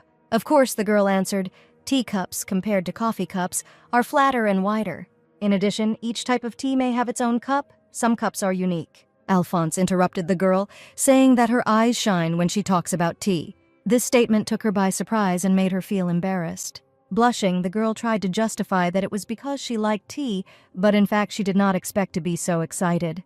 And the Duke fell into a stupor and thought deeply. He thought that he hated it when she talked about tea. She seemed to really love tea. She only talked about it, worried about what kind of tea to make, and when he drank all the tea she made, she literally beamed with joy. He hadn't noticed before that she could smile like that, most likely because he wasn't interested. But how could he be interested in something like that now? The Duke thought, looking at Chloe. It seemed like they had been standing like that for quite some time in the middle of the store, because a delicate cough was heard from the side, bringing them back to the real world. The store owner said that if they needed anything, they could contact him. Chloe continued to look at the display cases. She noted that she especially liked the round teapot, in particular its unusual design. And just by its appearance, she can tell that it will be possible to brew tea for two in it. But this is not enough. Larger teapots are needed. By the way, besides teapots, there are many other interesting things. Alphonse asked if she really liked making tea. The girl happily confirmed this and thanked him for bringing her here. The Duke was very glad that she liked it, and then he turned to the owner that they buy everything that is in his store. Chloe sat silently in the carriage the entire way back. The girl was greatly shocked by the Duke's action, and when Alphonse called her, she shuddered in surprise. "Aren't you happy?" the Duke asked. He thought she would glow with happiness when he bought her all the tea sets, but she didn't look happy. Chloe waved her hands intensely, assuring that she was very happy. But she keeps wondering why he spent so much money and is afraid that they won't have that much space in the mansion. She began to explain that she understood that such a purchase would not affect her financial situation in any way. But she stopped short when she saw the Duke's face. The girl remembered that he didn't like it when people doubted his influence and immediately covered her mouth. Just a few pieces of china wouldn't make any difference to his finances, Alphonse said, and Chloe was surprised at what he called it for buying up the entire store. And he suggested simply expanding the rooms for storing tea accessories. This is the only thing that can be done now. Now Chloe was horrified that he was proposing to remodel a building with a unique design. Did he really want to remodel the mansion? And how much money would he have to spend on workers? But if she does not agree with him, then she will be in trouble, as his look eloquently indicated. So Chloe decided to just remain silent. A few days later, Alphonse actually expanded the tea premises. It has been modified to maintain good temperature and humidity for storage. And now this room was truly impressive. But even though he did it, Chloe didn't know whether to be happy or not. Carefully examining the new dishes, the girl noticed something unusual. It really caught my eye. Small, neat cup. But this cup did not have a handle. Besides, it is a very custom design. I wonder where it came from. Coffee pots and coffee cups are the most fashionable in the empire. Obviously, tea from abroad was beautiful in itself. But it took time for it to gain popularity in the empire, but in this case, it was precisely because it was from abroad that it could not gain popularity. Chloe loves Oriental tea, but it is not profitable for the empire to import it. She thinks that he is simply not fit to be an emperor. But then her thoughts are interrupted. Kale was looking for her to tell her that it would be lunch soon. The butler volunteered to escort Madame to the dining room. And as if by chance, he asked why Madame shouldn't have a social reception. This question made Chloe stop abruptly right on the stairs. The girl was surprised. Kale confirmed that she could have fun and Madame didn't have to worry. He would do his best to help her. Come to think of it, social events play an important role for her as the wife of a duke. Chloe hosted her last party a year ago, and now it's time to organize a new party. She just recently bought tea sets and will be able to use them. Full of confidence, she said that she would organize a reception and count on Kale's help. Well, now it's time for lunch. You heard that the lady wants to have a reception. The servants discussed the latest news in the estate. But this is strange, because the last reception that the mistress held a year ago ended in shame for her. The maids whispered. I wonder how the reception will go this time. Hiding in the shade of the trees, Miss Colleen unwittingly overheard the girls' conversation. Soon this girl would be humiliated again, the head maid thought gloatingly, and she would look forward to that day. This would be her first party since she became Chloe, and she had to put a lot of effort into organizing it, making a guest list and sending out invitations to them. Make a list of food and drinks. This was all Chloe's job, including setting tables and buying clothes and jewelry. And Chloe spent a lot of time preparing for the reception. This is not to say that it is very easy, but it is worth it. Then there was the old Chloe, but now this is her. Park Ha-jung had a lot of work experience and was in charge of seminars and sports competitions that she was assigned to do, even though it was not her job. Humming a simple melody, the Duchess made plans for the reception. Kale, of course, knows how Chloe ruined her first party, and therefore asked to show the organization plan to him first. And he also asked her to ask him questions if she doubted anything. Finally, the plan was ready, and unlike what she did at work, she really liked this work and was very excited. The plan was soon handed over to Kale for testing. The servant was shocked at how detailed this plan was written. Was it really the same person in front of him as before? Of course, he himself recommended organizing a reception, but he did not expect to see something like this.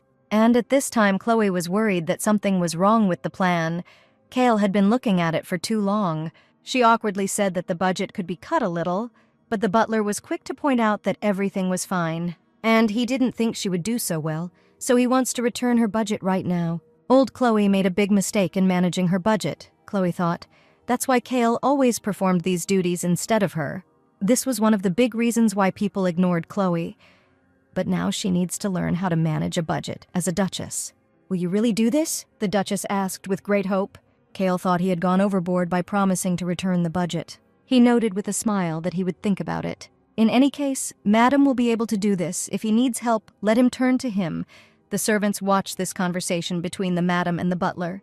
And soon rumors spread around the estate that the Duchess herself had drawn up a plan for the reception, but not everyone believed them. It was unusual for the butler, one of the main forces of the Duke's power at the estate, to help Chloe, and soon all the servants began to become confused.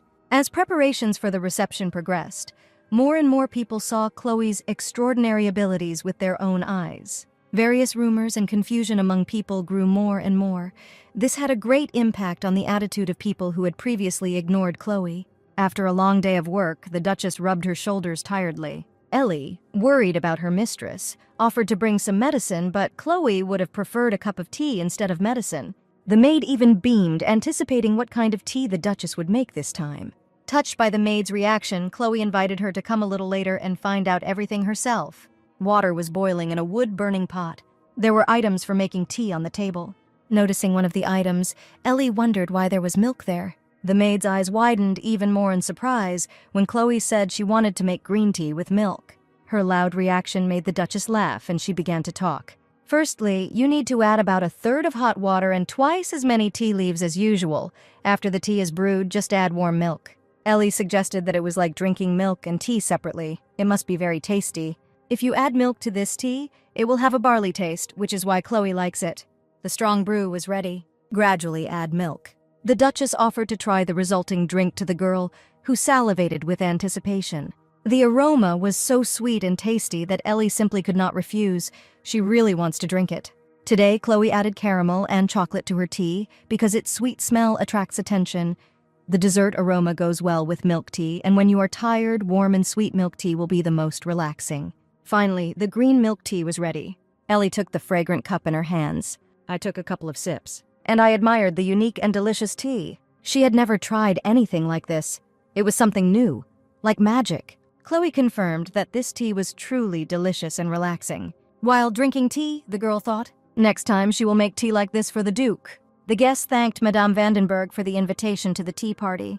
Chloe replied that she was also glad to see Madame Ackerman. Then another guest approached her. It was Madame Belladonna, who also thanked her for the invitation. And as a gift, in gratitude for the invitation, she presented her with coffee, the best in Amencia, which her father had bought. Chloe handed the gift to the maid and thanked Belladonna, noting that she could not help but invite her, since she invited her to her place a week ago. With the sweetest smile, Belladonna asked if Chloe still drinks this water with dried leaves, and noted that she had never tried this barbaric drink. Chloe countered that that's why she chose a tea that would appeal to those who hadn't tried it yet, and hoped they would like it. And she asked if Madame would pass, since many people were already crowded behind her, waiting to be able to pass. Moving Belladonna aside, the other guests approached the Duchess and thanked her for the invitation. The tea party organized by the Duchess of Vandenberg began at the large dining table. Chloe was a little nervous but tried to calm down, because it was easier than giving a presentation in front of dozens of people. She thanked all the guests for coming to her tea party today and hoped that they would have a good time. At this time, the maids began delivering trays of tea and treats. While the maids were arranging the dishes, the guests admired them, noting that the cups looked very unusual without handles, and the teapot was also unusual. This tea set is made of porcelain, the hostess said. Such sets are made in the East, and don't they convey all the charm of the East? Chloe noted. Not only is it beautiful, but also made from natural materials such as stone or wood. You don't need to worry about your health when using it as a cookware, and it also retains heat well. This production method reflects the unique philosophy of the East, which views nature as an object of coexistence. The guests noticed that they would also like such dishes for themselves, and it seems that now they feel all the beauty of the East. But aren't these objects of barbarians? Belladonna interjected sharply. She heard that people in the East are barbarians. Besides, they sleep not on the bed, but on the floor. Is this civilized? Chloe listened carefully to Belladonna's indignation. But she herself does not think that people in the East are barbarians. They simply have a unique, deep culture. And perhaps her guests will also want to take a look at their culture. The girl began the tea ceremony by gently and elegantly brewing tea. Then she poured a hot drink into cups, and the pleasant aroma of tea spread throughout the room. The girls watching this commented that it looked so amazing and elegant, and they did not know that Madame Vandenberg had such skills. Soon each girl had a mug of aromatic tea in front of her. Is this really the same tea that Madame added? Their questions were heard from all sides. This tea is called milk oolong, Chloe replied, and she didn't add anything to it. The tea leaves themselves smell like sweet milk. All the guests admired the aroma and appearance of the tea, but no one dared to taste it. Chloe noticed this, that no one had tried tea before. They used to think it was just a dry plant, and now they are afraid to try it. but then the sound of a gulp was heard. One of the girls took a test sip. Taking the cup away from her lips, she noticed that it was really tasty, and she really liked the tea. The others swallowed their saliva with envy, and they decided that they should try it too. And the next moment, almost all the girls took a sip of tea. They were surprised how such a sweet aroma could come from dry leaves. It was too fragrant for them, and only one guest did not touch her cup. Belladonna screamed in rage that this can't be true. How can they smell the milk from the leaves? And she is sure that the milk was just added secretly. But the girl who tried the tea first noticed that if there was milk there, they would have felt its taste. But only the smell of the tea was aromatic and tasty. Another girl added that she also drank milk, but did not think that tea could have such a taste and smell. She also thanked Madame Vandenberg. Thanks to her, she learned something new. Chloe was beaming with happiness. She was glad that the guests liked the tea she prepared. The reason she chose this tea has not changed. Today's guests had only drank coffee before, but had never tried tea. She gathered people who usually bullied Chloe. If she wants them to change their mind, then she needs to make them curious. Since they will be curious, they will eventually try the tea. Chloe said, speaking primarily to Belladonna, that she wished they would not think of Eastern culture as uncivilized. Smiling, Chloe noticed that Madame Belladonna herself had not tasted the tea, but she was saying similar things, which made the guest flare up like a cancer. Muffled laughter was heard from all sides. All the girls laughed at Belladonna's ignorance. The tea ceremony, which Chloe carefully prepared, was successful and new rumors began to spread. Sometime later, the Duchess of Vandenberg received a letter. She read the letter carefully several times, and I was very happy with what was written in it. Sometime later, the Duke and Duchess went to visit. The Fordham couple thanked the Vandenbergs for visiting, thereby honoring them. The man did not expect them to respond to the invitation, but he hopes that the guests feel comfortable. The Fordhams are not a very noble family. Alphonse thought normally he would not respond to such an invitation. But Chloe was glad to see Mrs. Fortham again and was looking forward to today. Mrs. Fortham was also happy to see Chloe. The girls maintained a meaningless conversation at the table, and the Duke was deep in thought. For 13 months, Chloe had not communicated with anyone, but now she took the initiative and responded to the invitation. That evening, she came to his office, and she said Miss Fortham helped her when she had problems. Therefore, she would like to respond to this invitation. The girl literally begged him to agree, and he agreed. He wondered then why she suddenly decided to hold a tea party, but did not interfere in it because it was her desire. This time everything is different. She accepted this invitation of her own free will. But the funny thing about this situation is that she was sincerely interested in this. Alphonse watched his happy wife in surprise. The owner of the house noticed that his wife really liked Mrs. Vandenberg, and Chloe was glad to hear this, although it was a little awkward. Ms. Fortham said that she was invited to a tea party hosted by Miss Vandenberg, and after that she became interested in tea, even bought some, but unfortunately did not know how to prepare it. At this point, Chloe's eyes began to shine, and she was sincerely glad that she, too, became interested in tea. Fortham tried to make tea, but it didn't taste as good as Chloe's. And could she tell her how to make tea as good as hers? Chloe immediately asked to see the tea she bought. The girls went to the kitchen. Fortham placed a jar of tea leaves on the table, and Chloe asked permission to take a closer look. The girl examined the jar carefully. Then she took off the cover.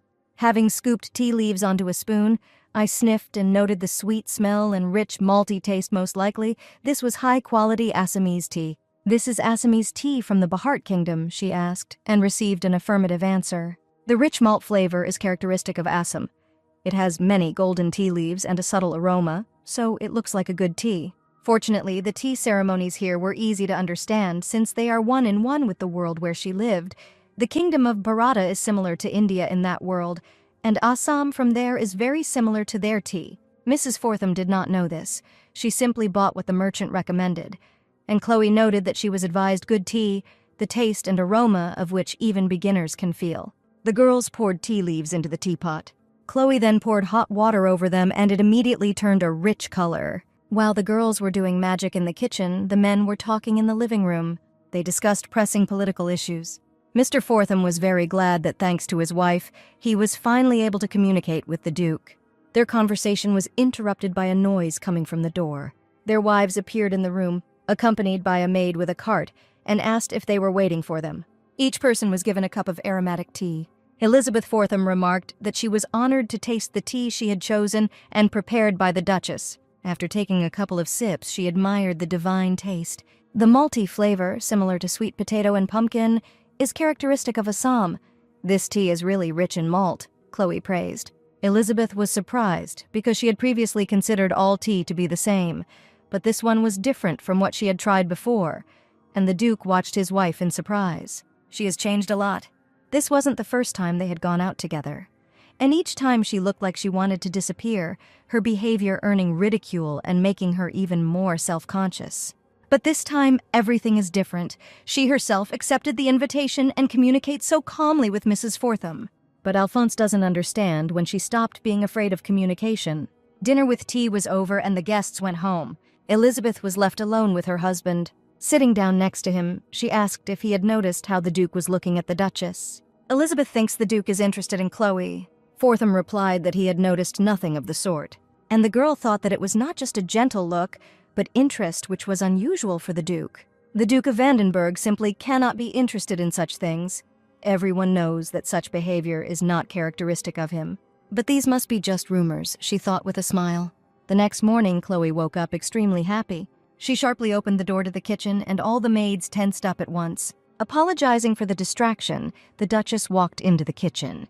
And she asked me to bring her the ingredients that she would name. She finally had her first friend, and she would like to give her a gift. Chloe added mentally. Finally, everything was ready. Chloe hoped that Lady Fortham would like her gift. At this time, one of the maids was watching the Duchess with suspicion. The guest's carriage arrived at the Vandenberg estate. Elizabeth Fortham apologized for coming unannounced. The Duchess remarked with a smile that everything was fine and she was always happy to see her. Elizabeth thanked Chloe for the gift, noting that the milk jam she made was delicious. The guest described this sweet and delicate taste with delight. Even her husband was delighted and called it fantastic. Although Chloe had made it before, it wasn't her idea. There is nothing complicated in its preparation. You just need to pour a sufficient amount of sugar into the milk and whipped cream, and all that remains to be done is to cook, stirring, for an hour or two. Elizabeth was shocked at how much effort it took. Standing by the fire for an hour or two was really a lot. The Duchess added that, as an addition, you can mix ingredients such as cocoa powder, Earl Grey tea leaves, and so on. After looking carefully at Chloe, Elizabeth proposed, "How about starting a business with this new invention?" There was silence in the living room. It didn't immediately dawn on Chloe what exactly she was being asked to do. And the guest confirmed that if she wants to start a business with them, then her husband is more than willing to be an investor. But the Duchess was not so sure. She had never thought about it before, and now she needed time and, moreover, to find out the Duke's opinion. As if sensing that they were talking about him, the Duke entered the room. He apologized for the intrusion and asked what they were talking about. Chloe jumped up to greet him. Alphonse said that he heard them talking about business, and although it was a little rude of him, if they could tell him the details. The girls briefly told the Duke about their plan, and he wanted to try this milk jam. Chloe was happy to treat him. She opened the jar and took a spoon. Then she spread the jam on a slice of toast and served it to Alphonse. The Duke carefully took a bite, and he chewed it thoroughly, assessing the taste. Even though he doesn't like sweets, somehow it tastes good. This is different from fruit jam or clotted cream. The taste is somewhere in between. A variety of desserts are popular among the nobility. In addition, this milk jam will not be difficult to distribute. Especially, it is a potentially good advertising item among noble women, and he asked the Duchess what she thought about it. Does Chloe want to start this business? The girl thought about it, in fact. She was not too interested in this. When she was a student, she wanted to open her own tea shop. And now, apart from the duties of the Duchess, she has no more work, and it would be nice to do something else. And she told the Duke that it would be great to start a business. In this case, Alphonse took this as agreement. Lady Fortham was also pleased with the decision. This tea party continued with a discussion of future plans. The kitchen was in full swing. But the maids were not very happy that besides them there were other people in the kitchen. The Duchess was discussing work with Ellie. Chloe asked the maid to pour water and put the kettle on the fire. The other maids were no longer surprised to see Madame in the kitchen, since she always comes here. And only the main maid maintained external calm and continued to work as if nothing was happening. She doesn't want to admit it, but the Duchess has changed. The way she brews tea is mesmerizing and looks really elegant. Memories of recent days came flooding back to the maid, causing her to purse her lips. One of the maids from the kitchen enthusiastically said that she also wanted to try this tea and was jealous of Ellie. The head maid suppressed such conversations because the matter concerned their madam and not anyone else. And besides, She is sure that there is nothing special about tea. While she was examining the jars of tea, someone called her name, and she turned around in surprise. It was the Duchess, and Jacqueline was surprised that she knew her name. Chloe, in turn, wondered why she wouldn't know. After all, she is part of the life of the mansion, and therefore her life. The maid put on the table the dragon fruit and honey that Madame asked for. Chloe thanked her, and she noticed that she did not forget this time and completed her task well. Jacqueline felt a little ashamed when she remembered how last time she did not want to fulfill the Duchess's request, citing being busy. Chloe thanked her sincerely once again, inadvertently making the maid feel even more ashamed. 6 months ago at Vandenberg Manor, Chloe was so terrible at her job that she made more than a couple of mistakes, some of which couldn't be overlooked. The blunder was so big that someone had to take responsibility, and Chloe lied. The proceedings did not last long. Having gathered all the maids, Kale asked Madame who dared to steal her certificate for selling food. The Duchess was shaking with fear. The maids whispered because they did not understand what was happening, and none of them did anything like that. But Kale put pressure on the Duchess, demanding to know who did it, and she gave up. Chloe raised a trembling hand. Without looking, she pointed at one of the girls, insisting that she had stolen the ID. It turned out to be Jacqueline, but she never saw what they were talking about. In a trembling voice, the girl made excuses that she didn't understand what they were talking about. She was just a maid, and didn't do anything like that. Jacqueline spoke a lot in her own defense, but the butler did not listen to her. He ordered the head maid to take Jacqueline outside and punish her. The offender was immediately grabbed by her clothes and dragged out into the street. Jacqueline screamed that she hadn't done it, that she had been wrongly accused, but Kale only said that 60 lashes would be enough. The maid tried to ask Madame for help, but Chloe was ashamed to even look at the one she accused of stealing. These memories were always unpleasant for Jacqueline. The other maids understood her feelings. After all, she has to work with the one at whose orders she was punished. After some time, Chloe placed a jar of golden drink with honey and dragon fruit on the table. The girls immediately began to salivate. They really wanted to try it. The Duchess told them to take a cup each, which they were very surprised by, and thought that the lady was not addressing them. Noticing that there was no one else in the room except them, she repeated for them to take the mugs, and she noted that they did a good job at the last appointment. And she wants to thank them for their hard work, and since it is quite hot today, she prepared a cool drink for them. Maids aren't that bad, Chloe thought. They don't mock her openly or spread bad rumors, and they always helped her with making tea.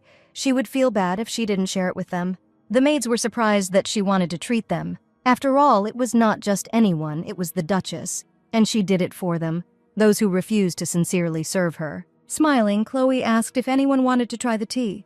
Naturally, Ellie was the first to respond, and it didn't take long to persuade the others either. The girls were even surprised at how enthusiastically they rushed to tea. Then come one by one, said the Duchess, and so all the tea was poured into mugs.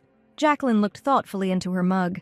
The rest of the girls had already tasted the tea, and now expressed their admiration for its taste, saying that they had never tasted anything tastier than this. Moreover, Madame did this especially for them. It is impossible to imagine other nobles doing something similar. Having treated the maids, Chloe and Ellie prepared to leave. But the girls stopped her. They are simple maids, but Madame took care of them, and they bowed to Chloe, expressing their gratitude.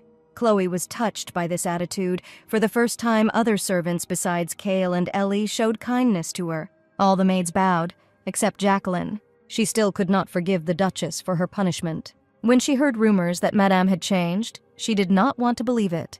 The scars on her legs still ached, a reminder of the humiliation she had suffered.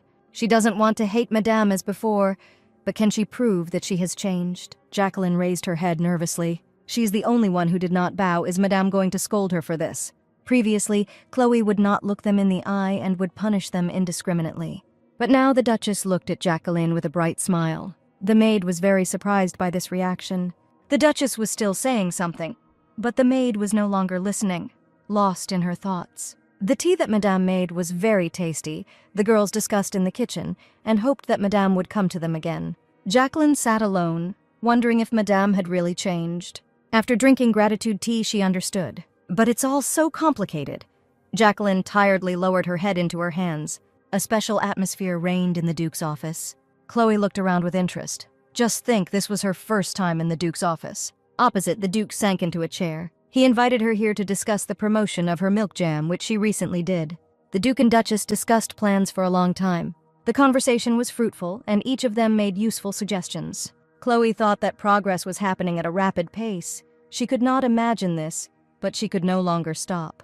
And the Duke, it turns out, was better prepared for the conversation than she thought. In any case, it wasn't that she didn't like the scope of her product acquisition. But isn't everything too big? She asked Alphonse. It seems that in the near future she will only be busy with the production of milk jam. Then she should hire several workers, because first of all she is his wife, the Duchess, and the estate workers are at her service. Chloe trailed off, still carrying habits from her previous life in 21st century Korea, when she had to do all the work herself. Alphonse added that there is also no need to receive investments for her business. These words sounded like he was dominating her. The Duke continued that their family had enough income to provide for all their needs, and Chloe remembered that he did not like it when people doubted his abilities. But if she still wants to receive investments for the sake of friendship, then she can do as she sees fit, the man added.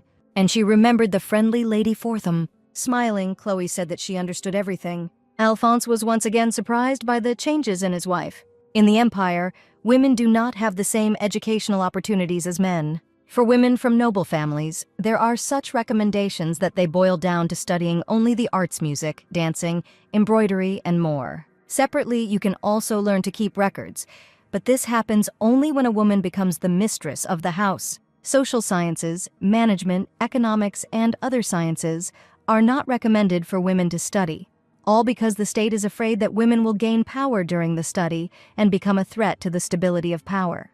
Referring to all this, Alphonse assumed that Chloe had no knowledge of the business and prepared a detailed explanation, but she still had knowledge of the matter from somewhere. No matter what he says, she always understands everything without explanation, just like a business lady. She even expresses her opinion on any issue, and the knowledge that she has in her head is not so easy to remember, and he needs to understand it first before testing it. She also has innovative ideas that didn't even occur to him, the man thought. The woman in front of him is his wife, but she's also a good partner for him. Finally, the discussion was over, and Alphonse offered to take his wife to her bedroom. Chloe noticed that she enjoyed talking to him. The man could not find an answer to this from his wife. They walked silently along the corridors. Alphonse noticed that time seemed to go faster when he talked to Chloe. Besides, he constantly agreed with her, which was not at all typical for him. Something began to tingle in his heart, the Duke noted with surprise. The door creaked, letting a man and woman into the room. Chloe sat down on the sofa. Having seen his wife off, Alphonse was about to leave, but Chloe stopped him, offering to sit with her for a while.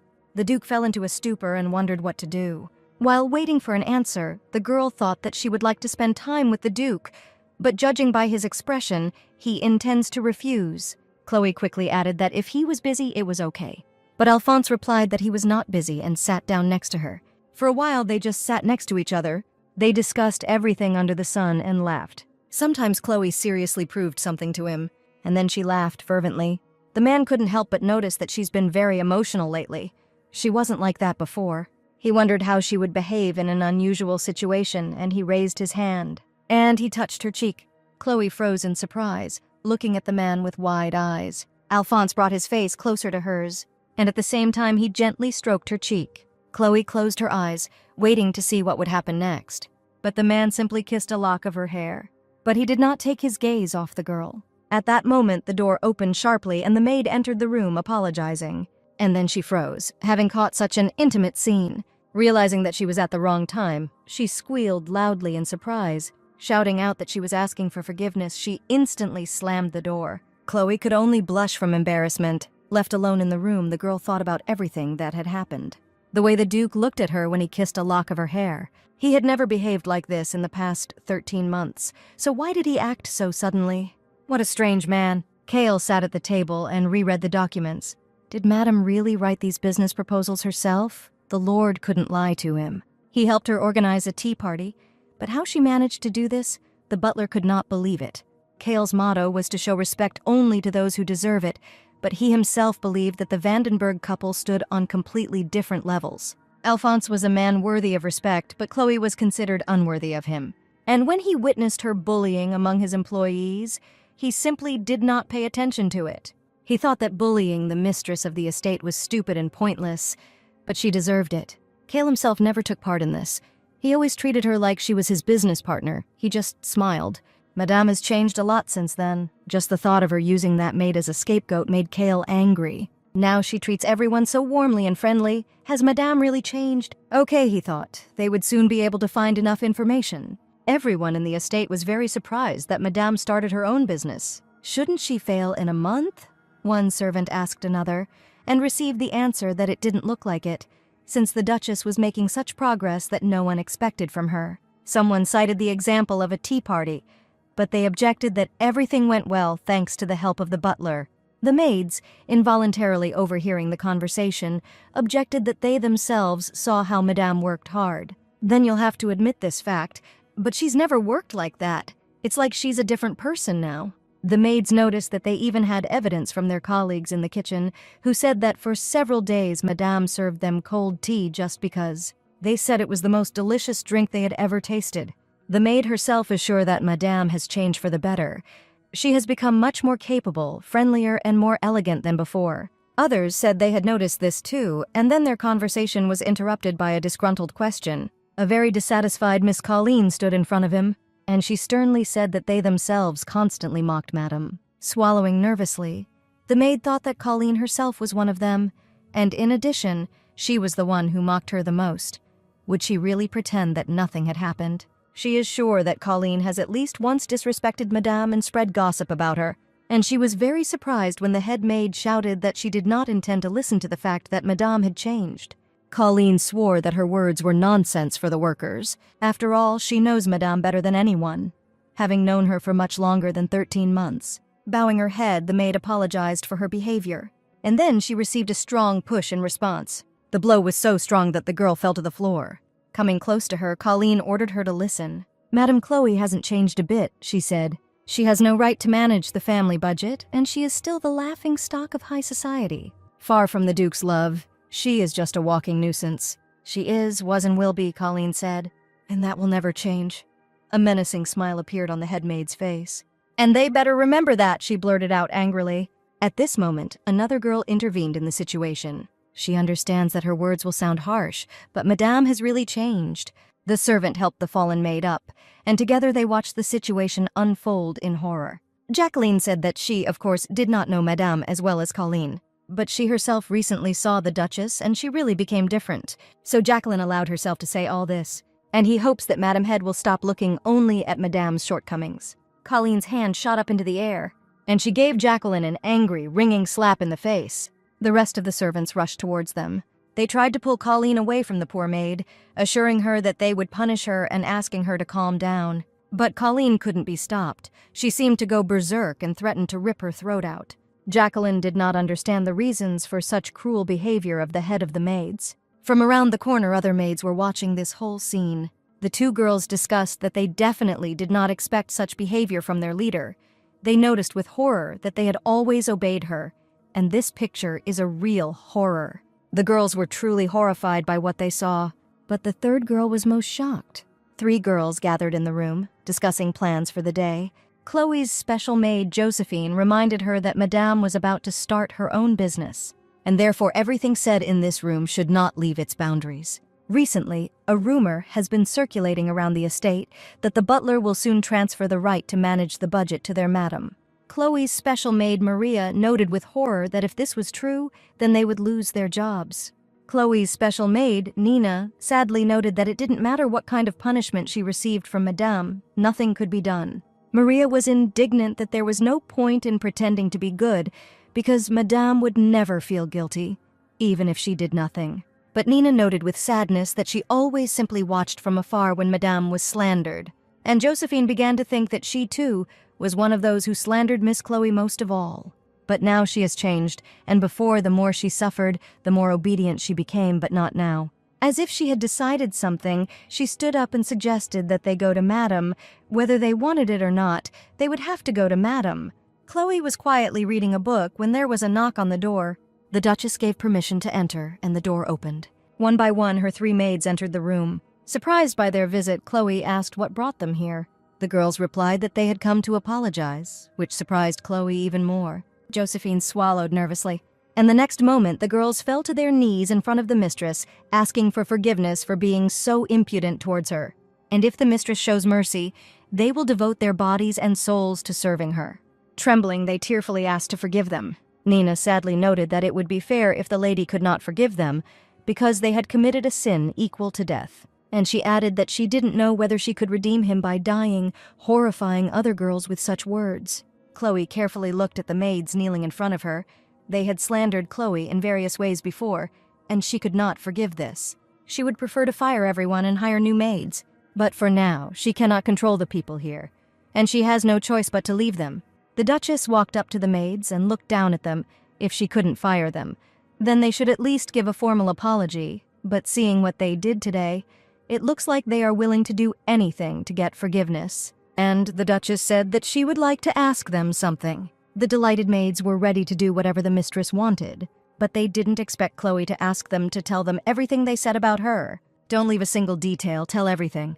The girls just looked at their Duchess in shock.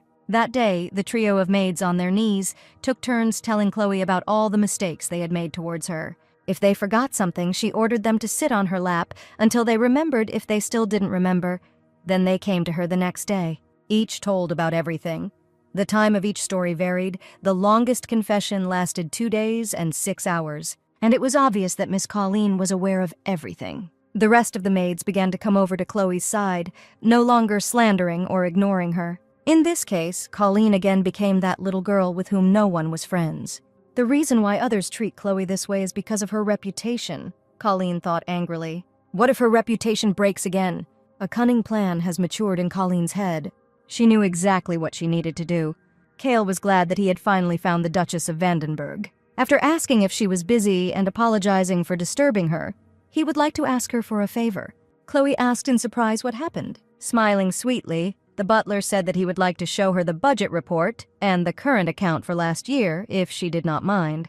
And could Madam write a budget proposal for the second half of this year? Chloe did indeed follow the butler's request. Cale is not very good at budget management, all because he does not fully understand its importance. The butler already has a lot of work on the estate, and he was not thrilled to take on the additional job of the mistress of the estate, and Chloe's return to her daily duties was a wake-up call for Cale. However, handing over control of the budget to Chloe was not an easy task, and in the end the butler came to the only right decision. He's trying to test Chloe's case. In truth, she is practically not afraid of anything. She has years of experience behind her, especially work experience related to accounting. Full of determination, the Duchess said that she was ready to take on it no matter how much work there was. Cale bowed contentedly and said that he was counting on Madam. After some time, a beaming Chloe handed Cale the documents. This was the budget that she had calculated, and the butler was extremely surprised. It seemed like less than 3 days had passed since he asked her to do the job, and yet he took the documents from her hands and thanked her. Looking at the papers, Cale thought it was impossible to write a report in a few days. He compared it with last year's report, and only 1 or 2 points need to be changed. And then it suddenly dawned on him. After all, this is not a copied report, but a new one, compiled from beginning to end. How did she manage to understand all this? Of course, this is the first time that the madam is doing accounting work, as she has not done it before.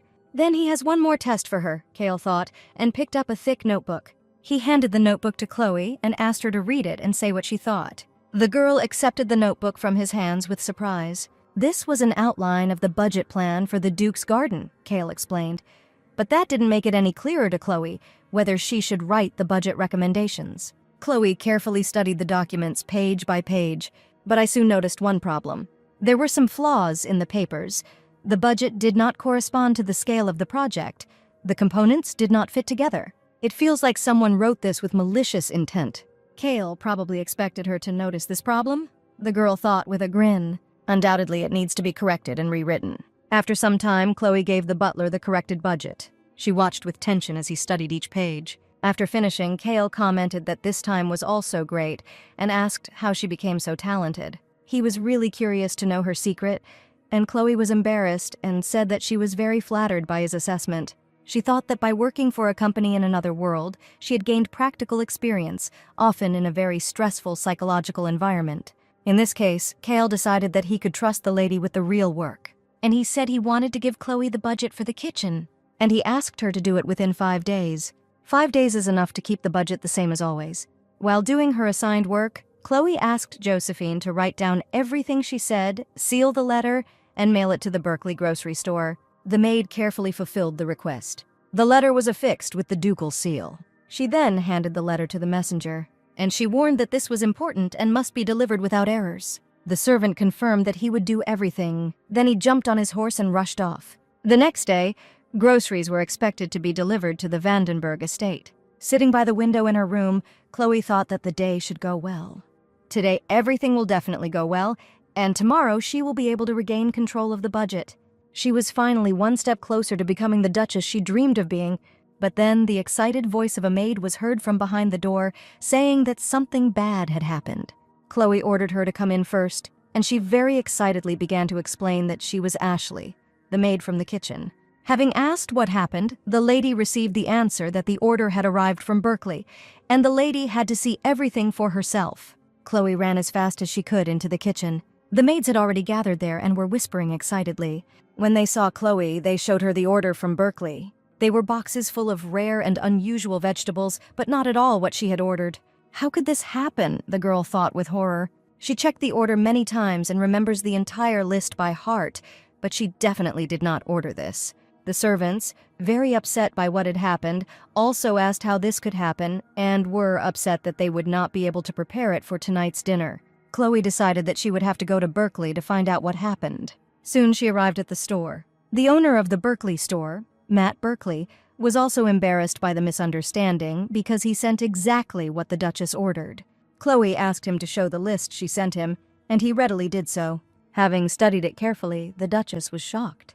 She did not write this, but nevertheless, the letter bore the seal of the Duke of Vandenberg. Someone has maliciously manipulated this. After saying that this was not the order she sent, Chloe asked if Berkeley could change everything, to which the owner noted that they provided hard-to-find products, and if they were returned, the store would suffer significant losses. Chloe understood everything, but if she gave up now, she would not be able to regain control of the budget, and she would also be embarrassed in front of the servants in the kitchen. What should she do? The girl closed her eyes forcefully, hoping that the decision would come on its own. Upset, Chloe left the store and went outside. If she does not cover the expenses of her budget, she will not live up to the expectations of the Duke and Kale, and indeed all the servants. It will be especially awkward in front of the servants, because they will not be able to prepare anything from such unusual products. But then she heard a conversation between two men who were lamenting that they could not sell all the cheese, and now it would become moldy and disappear. It turned out to be clerks from a grocery store in Berkeley, and they were discussing that the price of butter was falling, and cheese most likely would not sell as well as before. Chloe called out to them, and she asked what cheese they were talking about. The men answered that they were talking about Gouda cheese. Then the girl asked if this cheese was still in stock. And I received an embarrassed answer that there were 3 warehouses of cheese, and that was really a lot. During the celebration of Hagia Sophia, there is a custom to celebrate by eating dairy products. On this day, cheap Gouda cheese sells well among ordinary people, so the Berkeley grocery store brought in a lot of Gouda cheese for the celebration. At the same time, the price of butter fell and the demand for it increased, so people began to buy butter instead of cheese. And there's still a ton of Gouda cheese left in the Berkeley warehouse. Mr. Berkeley, the girl called out to the store owner. She has important information and therefore asks for some time. Matt Berkeley was surprised but agreed, and he invited the Duchess to come in. First, Chloe asked if it was true that his store had a lot of Gouda cheese, and he confirmed with a sigh that he tried to sell it at a good price before everything got moldy and turned into garbage. Chloe then asked what he would do if he had a way to sell all the cheese. Matt Berkeley was quite excited about the possibility. Chloe promised to tell him how to sell all the cheese in a short time, but he must give her advertising funds. Berkeley thought about it. He has already tried all possible ways that he almost cut his funds in half, but at the same time, he does not think that the Duchess is stupid or joking. And he agreed, asking how much he should pay for advertising, to which Chloe replied that she needed 1% of the net profit from the sale of cheese. And she asked for 1 warehouse of cheese in advance, and if he could sell more than 1 warehouse using her method, he could even pay her. The owner reflected that 1% of net revenue is not a small amount, however, compared to the previous method of selling cheese at a low price before it spoils. It is not so significant. And deciding that he believed in the Duchess's insight, he asked if she was sure that she could sell all the cheese. Grinning, Chloe asked if it was true that when they sell cheese at retail, they cut it into pieces. and she suggested randomly adding 3 or 4 coins to each wheel of cheese and putting up posters to tell everyone about it. Berkeley even jumped up from his seat at such an outrageous proposal. The cheese sold at the Berkeley grocery store contains gold coins. Maybe you will become the owner of these coins. Try your luck. This is a lottery using cheese, the man was surprised. The concept of a lottery is absent in this world, despite the fact that there are games with prizes. This strategy was developed and used to manage a grocery store by Thomas Lipton, the founder of the large Lipton Corporation in the county where Chloe lived. This is a fresh and brilliant idea. If they do this, then all the people who need cheese will be able to come to Berkeley. From such an explanation, Mr. Berkeley sat back on the sofa. This is the first time, the man noted. When he hears such a wonderful promotion strategy, the Duchess is very wise. Rather, Chloe returned to the estate. The maids were glad to see her and hoped that she had sorted everything out. The Duchess actually brought all the necessary food with her, just in time to prepare dinner. In addition, she prepared small gifts for her kitchen servants, who worked for the benefit of the mansion. Everyone will be given cash benefits that they can use to their advantage. Josephine thought that in the end she was not mistaken. The lady had definitely changed. Turning to her, the head maid thanked her mistress for her constant care for the kitchen maids. They, in turn, will be happy to help her in the future and will continue to work hard. All the girls bowed respectfully. Chloe was filled with unusual joy. Could this feeling she was experiencing be trust? This is a feeling she has never experienced before. She may still be ridiculed by others, but at least not by the servants from the kitchen. The Duchess, feeling emotional, asked them to continue working for the benefit of Vandenberg. Bowing once again, the servants expressed their gratitude. A couple of days later, Chloe sat with Cale in the living room over tea and discussed how she was managing the estate's budget. The butler noticed that the lady was a very wise housewife. Confused, Chloe said he was exaggerating. While enjoying the aromatic tea, Cale noticed that now he had nothing more to ask for. Bowing, he asked for forgiveness for not immediately recognizing her as an excellent housewife, although the girl tried to argue that it was not his fault. If anything, Cale would be very grateful if she could take charge of the Duke's finances. This request was an act of great trust, and Chloe understood this very well because she was offered control over the budget. Although not quite there yet, taking back control of the budget gave Chloe some power, taking a step forward towards the normal Duchess she wanted to sleep with. Meanwhile, the Berkeley store's entire cheese supply was sold out. Marketing gold coins and cheese became popular. No one could have thought that an ordinary merchant, Berkeley, would use such a strategy for promotion. Berkeley was so pleased with this that he showed his gratitude to Chloe with a huge number of gifts. In addition, I wrote a long letter of gratitude and sent additional income that I promised. Thanks to this, the Duchess was able to expand her capital, which allowed her to work without relying on Alphonse. "It wasn't me, madam," Josephine hotly defended herself. The special maid nervously assured the Duchess that she had not forged the order that she had entrusted to her. Vandenberg's stamp on the letter means it was the work of someone at the mansion, and few people can change the order list sent to Berkeley. As far as Chloe knows, only 2 people are connected to this list: Josephine, who listened and wrote down everything she said, and the messenger who delivered this letter to the store. At least from them, she cannot blame the envoy for what happened, since he is not part of the mansion, and he has no motive for such a thing. But Josephine has enough motives. Besides Colleen, she was the one who loved to cruelly mock Chloe in the past. And now the Duchess was reprimanding the maid that she had decided not to follow her instructions, despite the authority of her mistress, which literally made the girl look blank. Although she asked for forgiveness for everything she had done earlier, Chloe could not forgive this offense, and therefore she fired Josephine. Considering the mistakes she made, this punishment is still very mild for her. These words greatly frightened the maid. Therefore, the Duchess wants her to immediately pack her things and leave this mansion. "As you say, madam," the former maid answered obediently. The woman's fist hit the table with all her might. Colleen was shaking in a fit of rage. Risking everything, she bribed the messenger to change the order list. And now she doesn't have many options left. It's becoming more and more difficult for her to hide her actions and methods. But she must deal with Chloe as soon as possible, so as not to fall herself. The maids helped the Duchess with her morning preparations. Maria asked if the lady had heard about the ice pond, which is located in the northern forest.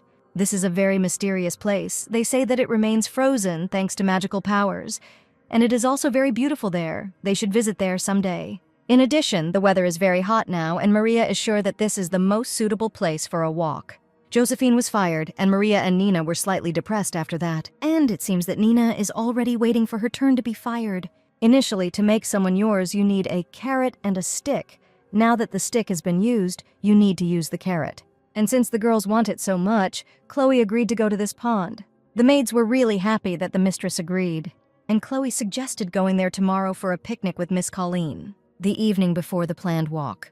Colleen insisted that she still had unfinished business, so she should return to the main mansion and she would not be able to go on a picnic with her mistress. If so, Chloe allowed her to go, even though it looked very suspicious. The Duchess was dissatisfied with the behavior of the head maid, but could not do anything. Colleen turned around and quickly walked away.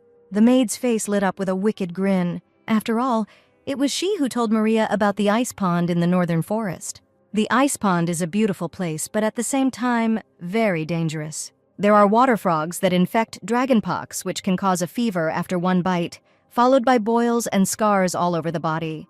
Chloe, having been bitten by a frog and infected with dragonpox, will have a disfigured face that everyone will notice. She will also be accused of sending the maids to such a dangerous place. It is only a matter of time soon Chloe's reputation will come to an end. The next morning, the girls got ready for a walk. "Today is simply a great day for a picnic," the Duchess remarked, and the maids agreed with her with pleasure. Suddenly, someone called out to Chloe. They were knights, and Jacob asked where the lady was going. When the knights learned that they were heading to the northern forest, they were horrified. After all, mountain animals and monsters live in the northern forest. Although it is beautiful there, it is too dangerous. Now Chloe was terrified. She didn't know about it. It would have been terrible if they had gone there. The girl thanked the knights for warning her, and Jacob proudly said that they are the protectors of their mistress, and her safety is their priority. Chloe at this time cast an eloquent glance at Maria. The maid was shaking with fear, because he understood that it was she who proposed this dangerous walk. Chloe wondered if Maria knew how dangerous it was, but still recommended this place to her. Besides, Maria was always a follower, and perhaps after Josephine was fired, she wanted revenge. Although, on the other hand, there was no point in going with them knowing that the place is dangerous. In addition, Josephine was fired not so long ago, and it is unlikely that Maria would have set everything up in order to take revenge. Come to think of it, it might not be her fault. And the most suspicious person in this situation is Miss Colleen. She left in the evening saying that she had work at the main mansion. Most likely, the scandal with the substitution of the list of orders was provoked by her, and for sure, the walk in the northern forest was also conceived at her instigation. Everything finally makes sense. Miss Colleen has a grudge against Chloe, and is now putting not only her, but the maids in danger as well. Due to the fact that the Duchess was silent for a long time, the maids became worried whether everything was all right with her, and she reassured the girls that she was just thinking. But Maria was worried that she would be blamed for what had happened. Nina said a little upset that then the picnic would be cancelled. In fact, Chloe was also sorry that the walk did not take place. And then she asked the knights if they were busy, to which she received the answer that they were always at her service. They will follow the mistress like a star in the sky. Chloe was glad for this reaction, even though it was embarrassing. And in the end, she laughed happily, thanking her for her devotion. "Then can they visit the Knights' headquarters?" the Duchess asked. Training was in full swing in the Knights' barracks. The clanking of swords was heard from all sides. The knights were training. Tired after training, the young people happily rested in the shade of the trees, enjoying cool tea. "Guys, we have a guest. Say hello," Jacob announced loudly.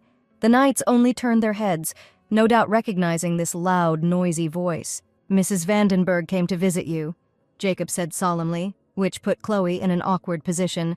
Here the knights froze in surprise. "Let us swear allegiance to Our Lady," Jacob announced loudly. And on command, the knights lined up. One and all, with their hand to their hearts, they solemnly swore to dedicate their lives and honor to serve as Vandenberg knights. Chloe was impressed. It was the first time the knights had saluted her. And this is all because Chloe has never come to the knights before. Bowing, she said her name and said that she was very grateful to them for guarding the mansion. Now the knights were surprised. Was the lady really thanking them? Never before had aristocrats thanked their knights. Chloe just smiled happily. And it seemed to the knights that in front of them was a real angel. They surrounded the mistress, also happy to see her. Chloe asked how they were living here, and the knights, pleased with the mistress's attention, answered. The maids accompanying her were surprised to see how popular the lady was with the knights. "What's all this fuss?" a stern shout rang out, and the knights perked up. The commander would be very unhappy that Jacob, Kane, and Balthus missed regular training. Having fallen into a panic, Jacob tried to justify himself by saying that they were not shirking, and they had an important mission to accompany their mistress. And Chloe appeared from behind the knights, greeting the commander. The man was quite surprised, and the Duchess apologized for her sudden visit and for interfering with the training of the knights. Bowing shyly, the commander replied that he was afraid that his subordinates would do something rude, but Chloe assured him that everyone was very friendly and they were having a good time, causing the commander to cast a suspicious glance at Jacob, but he simply beamed at the Duchess's praise. The commander then asked Chloe to give him a moment. They went into a room where they were brought a cup of coffee. Having asked permission to sit down, the commander sat down opposite Chloe. He once again apologized for the rudeness of the knights who behaved inappropriately the other day. Since he heard that the knights communicated with her, moreover, they sat with the lady at the same table and promised that next time he would prevent this from happening. To which Chloe replied that everything was fine, and she had fun, and besides, she herself wanted to talk with the knights, so she invited them. She noticed that she enjoyed making tea for all people, so she wanted him to allow the knights to come to her tea party. The commander was surprised that the lady's words were aristocratic and courteous, but he did not feel that she was ignoring the culture and authority of the knights. Now the young lady gave the order with kindness. In addition, it is worth paying attention to the knights who are excited about their feelings for her. And the commander replied that since the Duchess asks, he will not punish his subordinates for drinking tea with her. Smiling, Chloe sincerely thanked the commander for his concern. The reason why Commander Valentero called Chloe was not only to apologize, he was curious as to why a few weeks ago the knights often went back and forth to the Duchess's mansion. At sunset that same day in the barracks, Valentero thought about the Duchess. He had previously heard that she suffered from a personality disorder. It seemed that these were just rumors. By the way, should he report what happened today to the Duke? The commander remembered the Duke of Vandenberg saying that he did not care about his wife's affairs, and so that in future they will not inform him about all sorts of little things. The Duke said not to bother him about small things, so the commander decided that it would be better to remain silent. The next day, everyone in the mansion already knew that the lady had gone to the knights. The servants discussed among themselves that the mistress was generally familiar with the knights and even communicated quite closely with them, and one servant assured that the knights were simply currying favor with the mistress. The pillow, charged with rage, flew into the wall. Miss Colleen was tearing and throwing, destroying everything in her room. A little earlier, Maria came to her and blamed her for the fact that yesterday almost ended in tragedy. The ice pond she told them about was a very dangerous place, but still, on the way they were lucky enough to meet knights, who warned them. So instead of the ice pond, they went for a picnic with the knights. Everything didn't turn out the way Colleen wanted. Chloe's reputation, on the contrary, grew, and this made the maid incredibly angry. She looked at the broken bottle. If Maria is forced to remain silent, then she will not be suspected of what happened. "Madam, you called me," Maria asked warily. Chloe had a question for the maid, and she asked her to answer honestly, to which Maria replied that she could not hide anything from her mistress. Chloe's whole appearance spoke of the seriousness of her intentions. She asked who told her about the ice pond. The maid froze in place. Her fate was now being decided. Visibly shaking with fear, Maria claimed that she had come up with everything herself, and the gentleman was mistaken. As Chloe expected, Colleen silenced the maid. And to be honest, it hurts her to watch the plea of a man who is younger than her. But the Duchess remembered how Maria reprimanded Nina to stop behaving like that, and hoped that she would not have to be alone with her mistress. Otherwise, she might blurt out too much. Chloe became an unwitting witness to Maria saying that Nina was acting strange. With a chuckle, Maria concluded that Nina had better not try to trust the Duchess. She still wouldn't be able to understand. Therefore, Maria is not a very good ally, so you shouldn't keep her around for long. "I want you to immediately pack your things and leave the mansion," Chloe said calmly. Life on the estate went on as usual. "Go to the ball?" the Duchess asked in surprise. Drinking aromatic tea, the Duke confirmed what he had said earlier.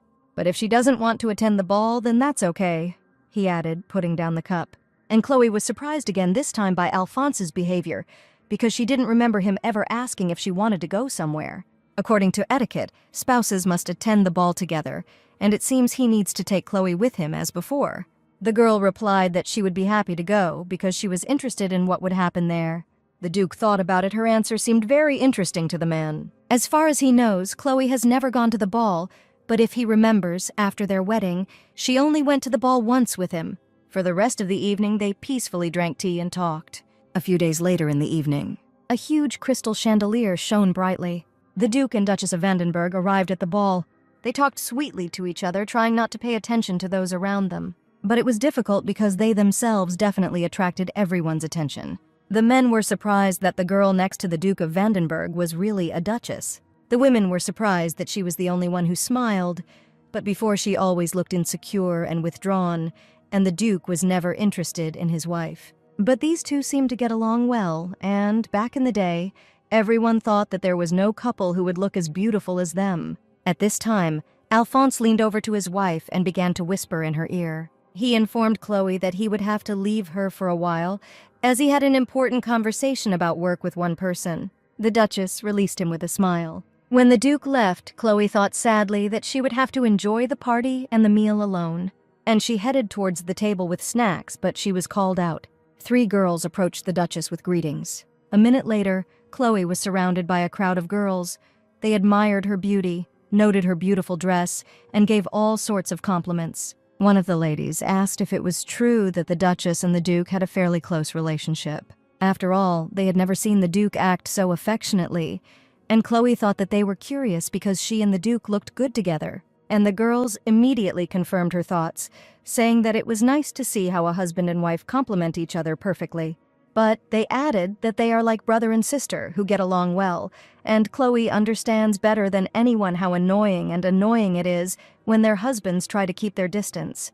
Chloe thought she was becoming a victim, but she answered with a smile that it was so, for which she received a very angry look from one of the girls. And the same girl continued that maintaining a good relationship with her husband is the best thing a wife can do, and in this sense the Duchess should not worry because she is beautiful, but doesn't she think that they are more like a sister? To be loved by a husband, as Chloe must know, is true happiness for women.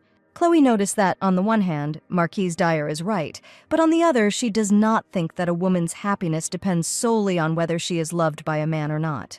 This statement from the Duchess shocked the surrounding women.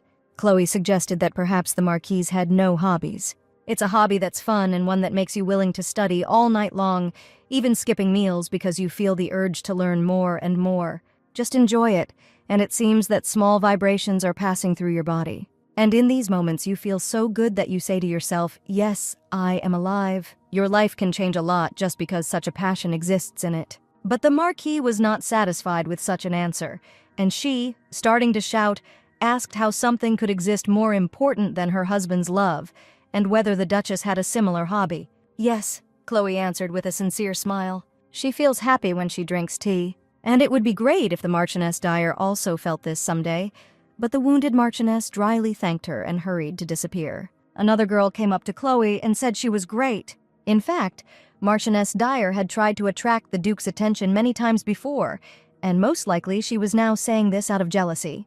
Chloe thanked her for telling her this. The evening at the ball went on as usual. Wonderful music sounded. Many couples came to the center of the hall and danced. After sipping a glass of wine and watching the dancers, the Duchess thought it was time to dance. Whether the Duke will ask her to dance, but this does not matter because there is not a drop of love in their marriage. And it would be excessive impudence if she made him care about her even more than he already does. Suddenly, someone called out to her, and she jumped in surprise.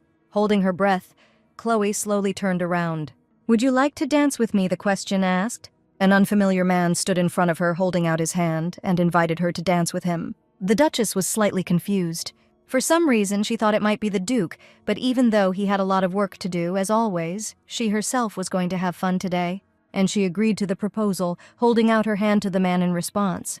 But her hand did not reach its target, as someone intercepted it. The extremely surprised girl looked to the side. Alphonse held her hand tightly, at the same time wondering what business this man had with his wife.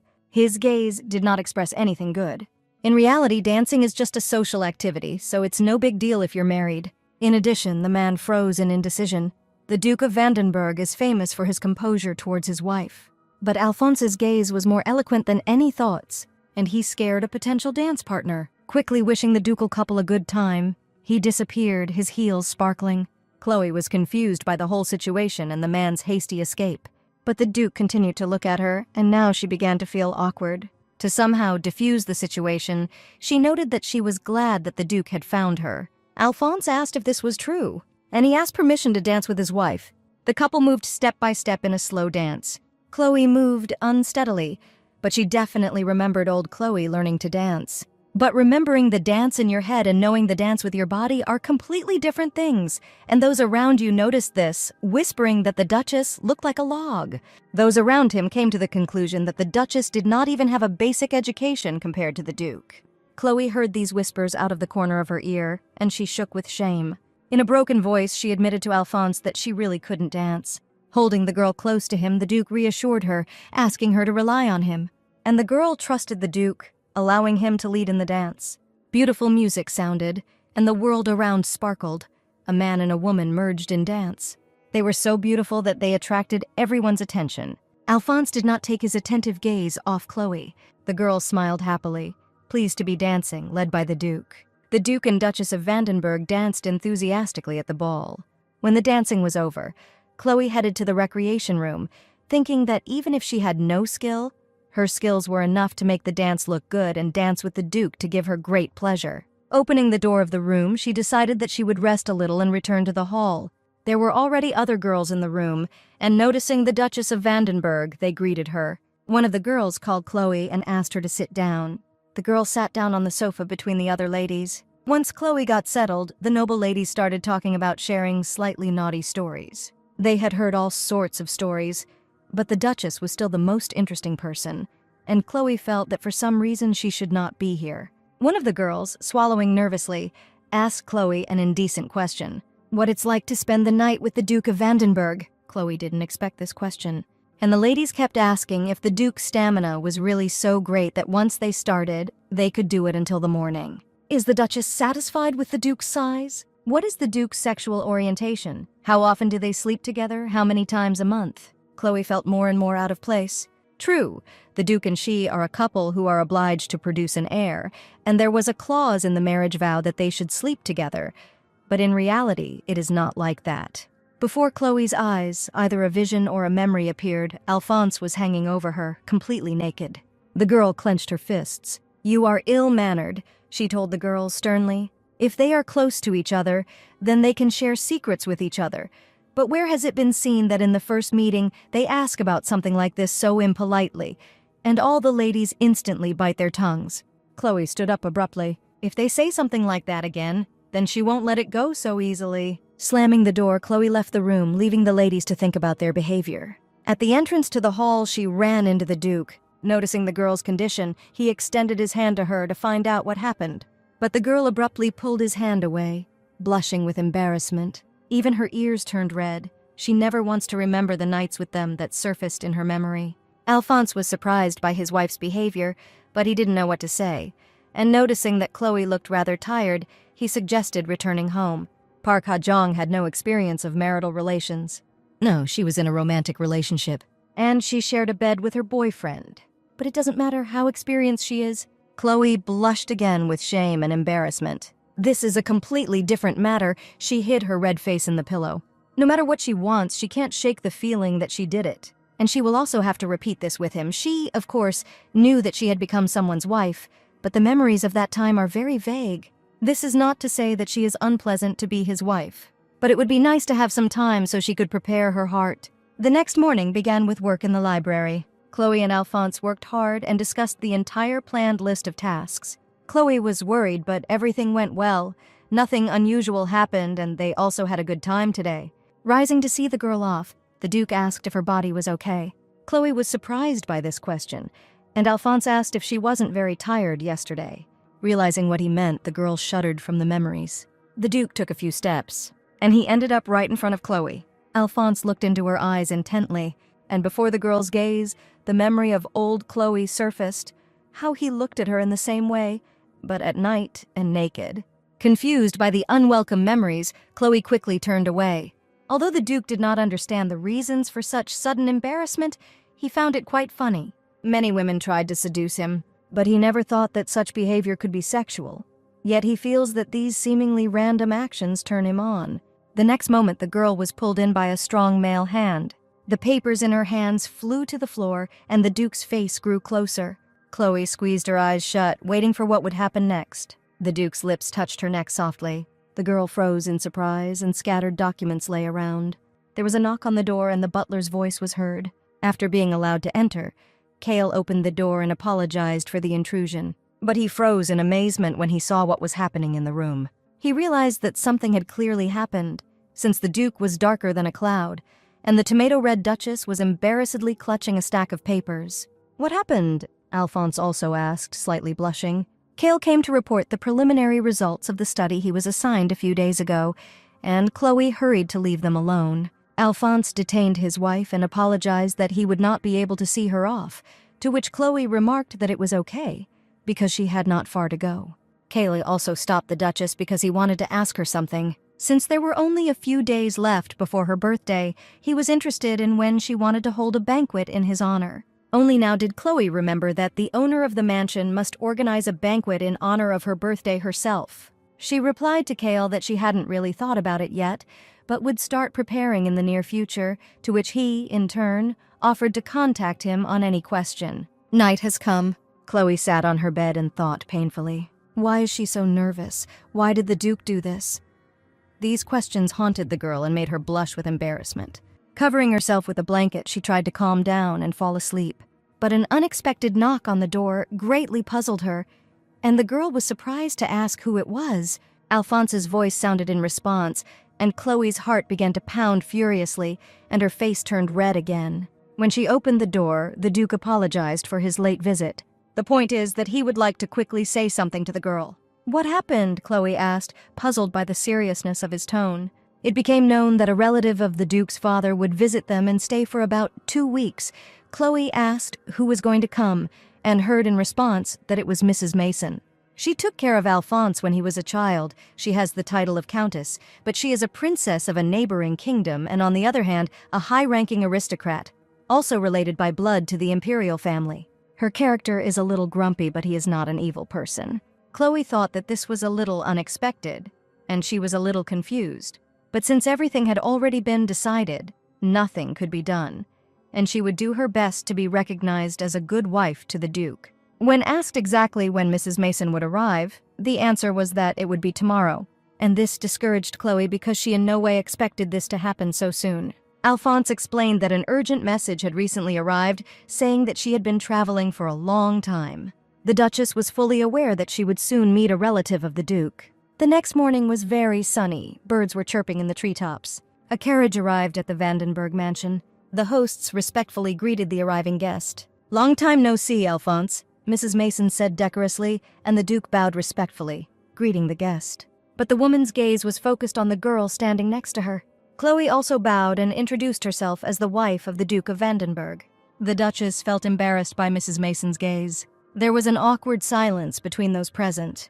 Mrs. Mason said rather dryly that she was tired because she had spent the night on the road, and Alphonse volunteered to take the guest to her room so that she could rest. After the guest had rested, everyone gathered in the living room. Sitting down on the sofa, the guest said that she finally felt alive. At her age, it is already difficult to endure such a long journey. Then she turned to Chloe and asked her name, and asked her to bring something to drink. Chloe looked carefully at Mrs. Mason and everything that surrounded her. There was a jar of mints on the table. The girl continued to look and think. The Duchess fanned herself intensively, and her face was tense. Jumping up, Chloe asked to wait a little. She would soon bring drinks. When the door slammed behind her, Ms. Mason was horrified that Chloe took her request literally and went into the kitchen herself. She had no words to describe her action, but was immediately struck by a headache. After all, Chloe, as the mistress of the Duchy of Vandenberg, should not do this. Soon Chloe returned, accompanied by a maid who was carrying a tray of drinks. This appearance surprised the guest, and he was surprised by the drink he brought, not like coffee, fragrant and aromatic with an unusual color. While the maid was putting down the drinks, Chloe explained that it was tea. Now Mrs. Mason was quite unpleasantly shocked. Is this a drink from the East or from Iberia? Is this drink really drunk in the Empire? But then Alphonse intervened in the conversation, noting that his wife's tea was special, and let Mrs. Mason not judge in advance, but try it first. And again the guest was greatly surprised now by the words of her ward. A strange atmosphere developed between the relatives, and Chloe felt awkward. She noted that she tried very hard when preparing it, so she hopes it turned out delicious. The guest looked with suspicion at the liquid splashing in a glass of ice. But still, I decided to try it. She took a few careful sips, and with surprise, I felt a familiar taste. It tasted like mint, Chloe confirmed with a smile. First, the very first thing you will feel is the sharp taste of mint on the tip of your tongue, which seems to be refreshing. Then there is a sweetish taste like candy. At the end, the subtle, spicy taste of mint softens, acquiring a rich and fragrant smell and taste. Besides, such a refreshing tea is just in time. It's delicious, said Mrs. Mason, and Chloe sparkled with happiness, pleased that her guest liked it. And she was incredibly glad that she was able to please her guest, because she saw how Mrs. Mason put mints on the table and assumed that she would definitely like mints and sweets. The guest asked what kind of tea it was. Chloe said that this is mint tea. You need to brew strong green tea, add sugar and fresh mint, and then leave it for a while. The nomads of the southern province willingly drink this drink. This tea in Chloe's past life was called Moroccan mint tea, and as the name suggests, it was often drunk by Moroccan nomads. Nomads drink it hot quite often, but today the weather is quite hot, so Chloe made it cold. Ms. Mason noted that it was unusual that Chloe knew everything about the nomads. Then the tea party continued as usual. The moon appeared in the sky, and it was already dark. Mrs. Mason walked along the corridors of the mansion and thought that the tea was delicious. But what impressed her most was the way Alphonse spoke about his wife and her tea. Could Alphonse really say that? The guest thought. This child has never been like this before. Clenching her fists from unpleasant memories, she wondered how this could happen. Perhaps he gets along well with his wife. Time passed as usual. From the window, the lady watched the Duke and Duchess strolling through the garden. The young people talked very nicely, and the heart of the woman watching them gradually calmed down. Preparations for opening the business went like clockwork, of course. Chloe also participated in it. She helped with interior design. For the store, the ducal couple chose a site in the center area, densely populated with houses. The decision was made taking into account the fact that milk jam is close to a luxury that would be purchased by the nobility or at least the middle class. Finally, the store was ready. However, when Alphonse bought a 2-story retail store in the center of a shopping street, Chloe was amazed. "Isn't the size too big?" she asked, since initially there was a plan to turn over 10,000 milk jams. "The size is large," the Duke noted, "but this does not mean that the circulation of goods cannot increase. After all, this business bears the name of a family of high social status, so its reputation should be up to par." As a result, the store, unlike the original plan, became a place not only for the sale of milk jam, but also for other types of jam, syrup, and honey. In any case, business was looking up, and the coverage was going to increase, and Chloe was making every effort to get to the top and create a good clientele. The Duke and Duchess once again came to see how the construction and renovation of the store was progressing. There was very little time left before construction was completed, Chloe noted. The Duke looked carefully at the building in front of them. Then he turned his gaze to his wife. Chloe looked very excited and quite pleased. Alphonse thought that his wife was an excellent colleague, and as a wife she was also good. But as a partner, she surpassed all the boundaries of a political marriage beneficial for the family and for each other. Spending time with his wife is a break for him from this boring daily routine. Sometimes he cannot understand her, but he never feels irritated. On the contrary, it was very interesting. How long has he gotten used to his wife? How long have they been living together? In any case, he does not want to return to the time when he lived without her. A few days later, at the Vandenberg mansion, Ms. Mason called Chloe over for a chat and asked if she was feeling well in such hot weather. The Duchess thanked her guest for being concerned about her, and she thought that it was the first time Ms. Mason called her, so she was a little nervous. Relaxing a little, the guest explained the reason why she called the Duchess to her place today. She would like to drink some more of last night's tea, so if she doesn't have anything particularly important to do, she asks to have a cup with her. And Chloe naturally, happily agreed. After some time, there was a glass of drink on the table. Mrs. Mason thanked her from the bottom of her heart and noted that she could not stop thinking about this tea. With visible pleasure, the guest took the glass and drank the tea, sip by sip. When the drink ended, the lady turned to the girl, asking how her and Alphonse's married life was. Chloe jumped in surprise, and then, blushing, she replied that everything was fine with them. The Duke was actually very kind. The woman looked closely at the girl, making sure that this was true, and she asked to take care of Alphonse, because this boy before her is still a child. Chloe was very surprised that she called the Duke a child, and therefore, apologizing in advance for her question, she asked if the lady had raised the Duke, and the woman replied that it was so.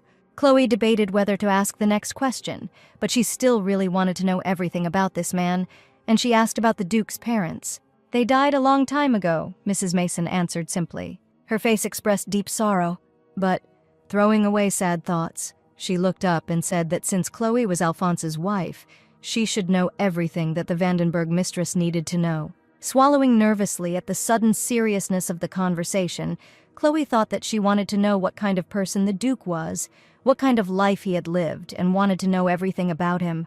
Alphonse Vandenberg's natural father, Ludwig Vandenberg, was the former Duke of Vandenberg and an impeccable aristocrat.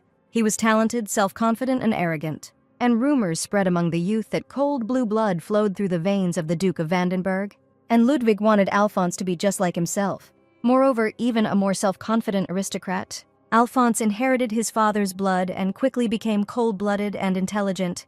But Ludwig was not happy with this. At the age of 3, Alphonse learned aristocratic rules of etiquette, politics, and history. At the age of 4, he learned fencing and horse riding. Classes lasted all day from dawn to dusk. But this was also not enough for Ludwig.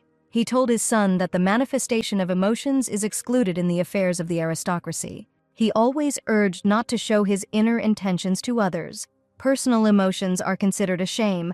One must be restrained and persistent, and this method will enhance his dignity. And to his father's decrees, little Alphonse faithfully answered good father. Therefore, subsequently, he could not even imagine what awaited him in the future. The pen slid smoothly across the paper, writing out letters and words, and suddenly stopped. Alphonse couldn't concentrate. This was the first time this happened. Maybe he should do something else, since this matter is not urgent. He shouldn't go to his wife, the man thought. There is something about business that he needs to ask her opinion about. The called butler said that the lady was suddenly called by Mrs. Mason, and they went into the living room. Alphonse was surprised why Mrs. Mason called his wife. Saying that he understood, the Duke dismissed the butler. Step by step, he walked towards the living room, and soon he was already standing in front of the doors of the desired room. He had already raised his hand to knock on the door when he heard snippets of conversation, when Mrs. Mason told Chloe that she was Alphonse's wife, as well as the mistress of the Vandenbergs, and should know something. And the Duke was overcome with unpleasant memories. Ludwig did his best to suppress Alphonse's emotions. Every time Alphonse expressed emotion, his father punished him harshly. Alphonse's self-control was at its limit, of course. Before him, it was more correct not to cry when beaten and not to get angry when insulted. Without closing his eyes for 3 days, he mastered the method of hiding signs of drowsiness after 4 days of hunger. He learned to aristocratically eat the soup placed in front of him. As a child, before his ego had fully matured, he had the idea that his father was always right and followed him unconditionally. But he grew up, and it was time for his ego to mature, like a sprout that grows even though it is stepped on. 10-year-old Alphonse said he didn't understand why he had to live like this. It goes without saying that when people are happy, they laugh, and when they are hungry, they want to eat. And no matter how many history books he reads, he cannot find a single family who raised their children in the same way as he is being raised. His father's way of raising him is not being used, Alphonse said bluntly, and he no longer wants to tolerate this attitude towards himself. Without interrupting lunch, Ludwig calmly asked if he regretted what he said, and the boy answered in the negative. That day, after finishing the meal, Ludwig locked Alphonse in the closet and ordered him to think carefully he would not let him out until he fully thought about his action. Ludwig ordered Alphonse to be given food 3 times a day and once in a chamber pot. Little Alphonse knocked on the door and shouted. For the first month he resisted and screamed loudly. In the 3rd month he apologized and asked for forgiveness. Starting from the 6th month, he didn't say anything. He just cowered and stared into the black void with his eyes. And 11 months later, Ludwig ordered Alphonse to be released. He noticed that he had thought enough about his action. Bowing his head, the boy asked his father for forgiveness. From the day Alphonse emerged from his captivity, he no longer had any emotions left in his soul. The only thing he knew was anger and hatred, but he couldn't bear it. The only thing Ludwig taught Alphonse was incredible patience to hide the fire deep in his chest. But the year Alphonse turned 14, Ludwig Vandenberg died. It was an accident. A drunk driver was driving a cart and hit the Duke of Vandenberg and 3 other people. They all died instantly on that spot. It was a very futile death. Despite this, Alphonse held a deep grudge against his father. For this child who had lost his parents, Miss Mason said, she was the only relative. And when he was entrusted to her, she was afraid. At that time, Alphonse did not look like a person at all. She truly cared for him during those 4 years until he became an adult, and yet after her efforts, Alphonse eventually recovered from it. Listening to this story, Chloe expected that the Duke would have some kind of injury, but she could not imagine that it would be something like this. She thanked Mrs. Mason for telling her all this. Closing the door to the room behind her, Chloe stopped. The Duke's pain is so palpable as if it were her own. She really wants to console him and hug him. This impulse cannot be explained by simple excuses like the fact that he is her husband and because he is a friend. Looking up, the girl noticed something. Alphonse stood right in front of her.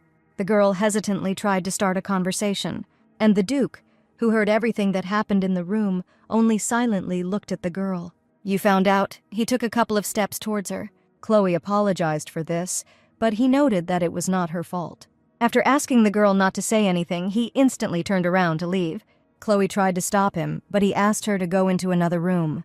The Duke walked measuredly along the corridors of the mansion, Chloe walking at a distance from him. Along the way, Alphonse thought that the lady had shared her experiences, and this made some impression on his wife. At heart, she is a fragile girl, a woman with a bright smile who does not know the same misfortune. Therefore, he deliberately did not remember his past and did not want to reveal it to his wife.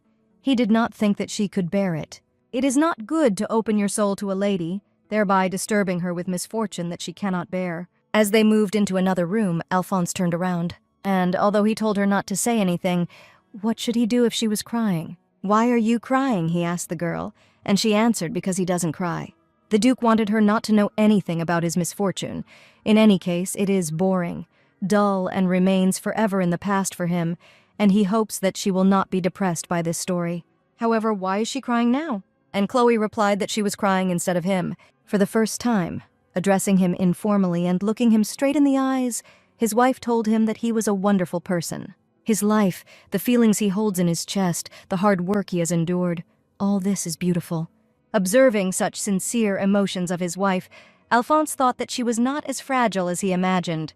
Chloe continued that it would be nice if he was happy, and the man thought that he was indeed happy now. Happy that she is his wife, and with these thoughts, it was as if the door of a locked closet had opened in his soul. The day has come when it's time for Mrs. Mason to leave, but she doesn't want to do it at all. Hugging Alphonse, she wished him health, and in return, he wished her a happy journey. Ms. Mason then turned to Chloe, and she stretched out her hands to her. A little unexpectedly for the girl, the woman suddenly hugged her warmly. She thanked her for the fact that now she could be calm, because she would be a good mistress of the Vandenbergs. Chloe also thanked the lady and wished her a safe journey. The carriage slowly moved away, taking away the Duke's relative. Sitting by the window, the lady was thinking about what had happened the last couple of days. She spent Alphonse's teenage years with him and saw many people bond with this child. They were fascinated by Alphonse's appearance. Very often those who met Alphonse admired him and fell in love with his magnificent side. Sometimes those who learned about Alphonse's other, darker side sympathized with him or lashed out with only lip service. However, Chloe was not like that. For several days they drank tea together and shared stories with each other. But to be honest, Chloe's demeanor did not change when she learned new things about Alphonse. For her, Alphonse was still Alphonse. She simply accepted it and still looked at him the same way. Leaning back in her seat, Mrs. Mason thought that Alphonse had met a wonderful wife, and there was no wife more suitable for him. She had a feeling that now she could breathe easily and lighten her burden. A few days later, the Duke and Duchess gathered in the drawing room to drink tea. Alphonse noticed that it might not be very convenient to drink tea in the living room. "In what sense?" Chloe asked, and received the answer that 2 tea pantries were too far to go. After thinking a little, she agreed that it was so. Even if you use people when drinking a cup of tea, it is difficult to bring tea and tea set to the living room every time. Alphonse thought about this and suggested renovating the tea warehouse so that you could drink tea there. It looks like it would be nice to have a fireplace, so you could make tea there without having to go to the kitchen. The girl was interested in this proposal. She really liked this, and if he allowed her to do this, she would be incredibly happy, because it would be a space full of tea and a tea set, and she would be able to drink tea comfortably. But she was confused whether everything would be all right, because he does so much for her. But the Duke replied that it was not only for her sake. They put it in a cup on the table. He noted that in any case, the sooner they start remodeling, the better, so they need to start designing right today. Taking advantage of the moment, Chloe would also like to ask the Duke for a favor. She would like to order new cups and teapots. The teaware that she showed everyone was imported. So for the imperial people, the teaware was inconvenient to use or the design was not to their taste. So she came up with a design for teaware that could possibly appeal to the people of the empire. Nodding in agreement, the Duke said that they would do so. Chloe thanked her, noting that finally she would have her own tea room, and she was infinitely happy. But the Duke corrected that the tea room would be theirs. He would really like it to be just for the two of them. From such a proposal, the girl turned red as a tomato. Without noticing, the store was completed. With the opening coming up, they were busy hiring employees and such. The interior was beautiful and elegant, with the color red being the main aspect of the interior of the store, mainly aimed at the main customer, the rich lady. The only problem is that the size was too big and they couldn't fully fill the second floor of the store building with goods. So for now, it was used as a warehouse for stuff. The name of the store was Chloe's idea. Alphonse gave her the opportunity to come up with it. It soon became clear why Alphonse gave up the right to come up with the name of the store. Chloe was very excited because they had their own store and their store would open very soon, but Alphonse corrected that the store was only hers. As if he hadn't heard, the girl asked him what he was talking about, and the Duke replied that this store was a gift for his wife's birthday, and there is very little left until the birthday. Chloe was very moved. She literally threw herself into the Duke's arms. Hugging him, she happily thanked him for such a gift. For some time, the man and woman stood hugging each other. Meanwhile, rumors about business became a hot topic among the peasantry. Whether this business will really be successful, be that as it may, Madame's so-called business is a little unreasonable, people around said, and even though she actually managed to make a management budget recently, but the business is very different from that. Someone said that the lady suddenly became qualified, but still, business is unreasonable. Others noticed that perhaps on the contrary, everything would be very good. After all, the Duchess's other business projects also exceeded all their expectations, so no one can know whether this business will be successful. Each person individually had his own opinion, but there was no gossip more interesting than his personal life. Ultimately, that day came. In other words, the day of creating an heir with the Duke. Somehow on the day of preparation for such a significant event, the maid had more energy than usual. Chloe did not resist and allowed herself to collect herself. Remembering what happened a couple of hours ago, Alphonse came close to her. He leaned over and whispered in her ear that he would come to her. From such memories, the girl blushed again. In the evening, there was a knock on the door, and the Duke announced that he was going to enter. Chloe jerked when the door finally opened. Alphonse asked how long she had been waiting for him, to which the girl replied that she just took a swim and went out. This is not the first or second day that she sees the Duke. But why is her heart beating so wildly and she feels so awkward? The man smiled softly, looking at his wife. Then, forcing the girl to sit down, he leaned on the bed, thereby pressing the girl to it, and asked if everything was okay. The girl's heart was beating wildly, and at this time the man's face was approaching her face. He moved even closer to her, and she replied that everything was fine, while at the same time lowering her gaze from embarrassment. Gently taking the girl by the face, he wondered if she had always been so sweet. Why did he and she kiss each other? Squeezing the Duke's hand in emotion, Chloe thought that this was her first kiss with him. It seemed as if the whole world around was sparkling, and the whole night lay ahead. The next morning was very sunny. The Duchess slowly opened her eyes, and the first thing she saw in front of her was the face of the Duke, who asked if she had woken up. They lay in the same bed, and the girl instantly remembered everything that happened yesterday. She asked if he slept well. Alphonse thought that he should repeat what happened last night. But this is completely impossible. In the contract signed immediately before the wedding, it was clearly written that nights together are limited to 1 day a month. Therefore, standing up sharply, he noticed that today they had slept late, and they needed to get up. Chloe also tried to get up, but instantly fell back. She literally could not move. Her lower back and whole body hurt. Alphonse said he would call the doctor. The visiting doctor noticed that it seemed that the Duchess's muscles were affected by sudden physical activity, which they had not previously received. It seems that apart from this, there are no other problems, and she gives ground medicinal herbs that are good for muscle pain. They need to be warmed up and placed on top of the lower back. In addition, it is necessary to constantly train. Chloe listened to all this, overcoming the pain in her back. After the doctor left, this incident became a hot topic of conversation among the servants. Not everyone talked about it, but one conclusion was drawn from this fact: huge changes had occurred in the relationship of the ducal spouses. Finally, when the tea room was finished, Chloe invited some people in and thanked them for coming. Then she solemnly opened the door. The girl was in joyful anticipation. The room sparkled and sparkled on all sides. On the second floor there were many jars, ordered and sorted. The knights, as well as the maid, were delighted with what they saw. Jacob marveled at how perfect it was. Alphonse congratulated his wife on finishing the room. In fact, the Duke thought that at the first tea party, he would not allow anyone into this place. But nevertheless, he said that he was glad that the room he created was completed and asked if she liked it. And the girl felt how he emphasized this, but perhaps she just imagined it. She happily smiled and replied that she really liked it. And so everyone sat down in their chairs, awkwardly waiting for the drinks to be served. After some time, a cart entered the room. Chloe came in next, pushing this cart. Alphonse noticed that this was the cup and teapot they had discussed earlier, and it was already completed. Ellie also noticed the new cups and that they were different from the ones she usually sees. Were they really coffee cups? "This is a tea set that is made by the imperial people and is easy to use," Chloe answered. "They are similar to the coffee set, but different. A teacup, in comparison with a coffee cup, has a wide shape for enjoying the fragrant aroma and a kind of inspection. And also, unlike a coffee pot with an elongated top and bottom, a teapot has a round shape for the purpose of easy movement of tea leaves." And Jacob paid attention to the drink. The lady poured a drink of an unusual color into mugs and explained that it was milk tea. That is, a drink made from black tea with milk, to which Jacob was very surprised, saying that it was very unusual. But it must certainly be tasty since it was made by the mistress, and he trusts the mistress more than anyone else in the world. So the knight took the first sip. Alphonse also took a sip.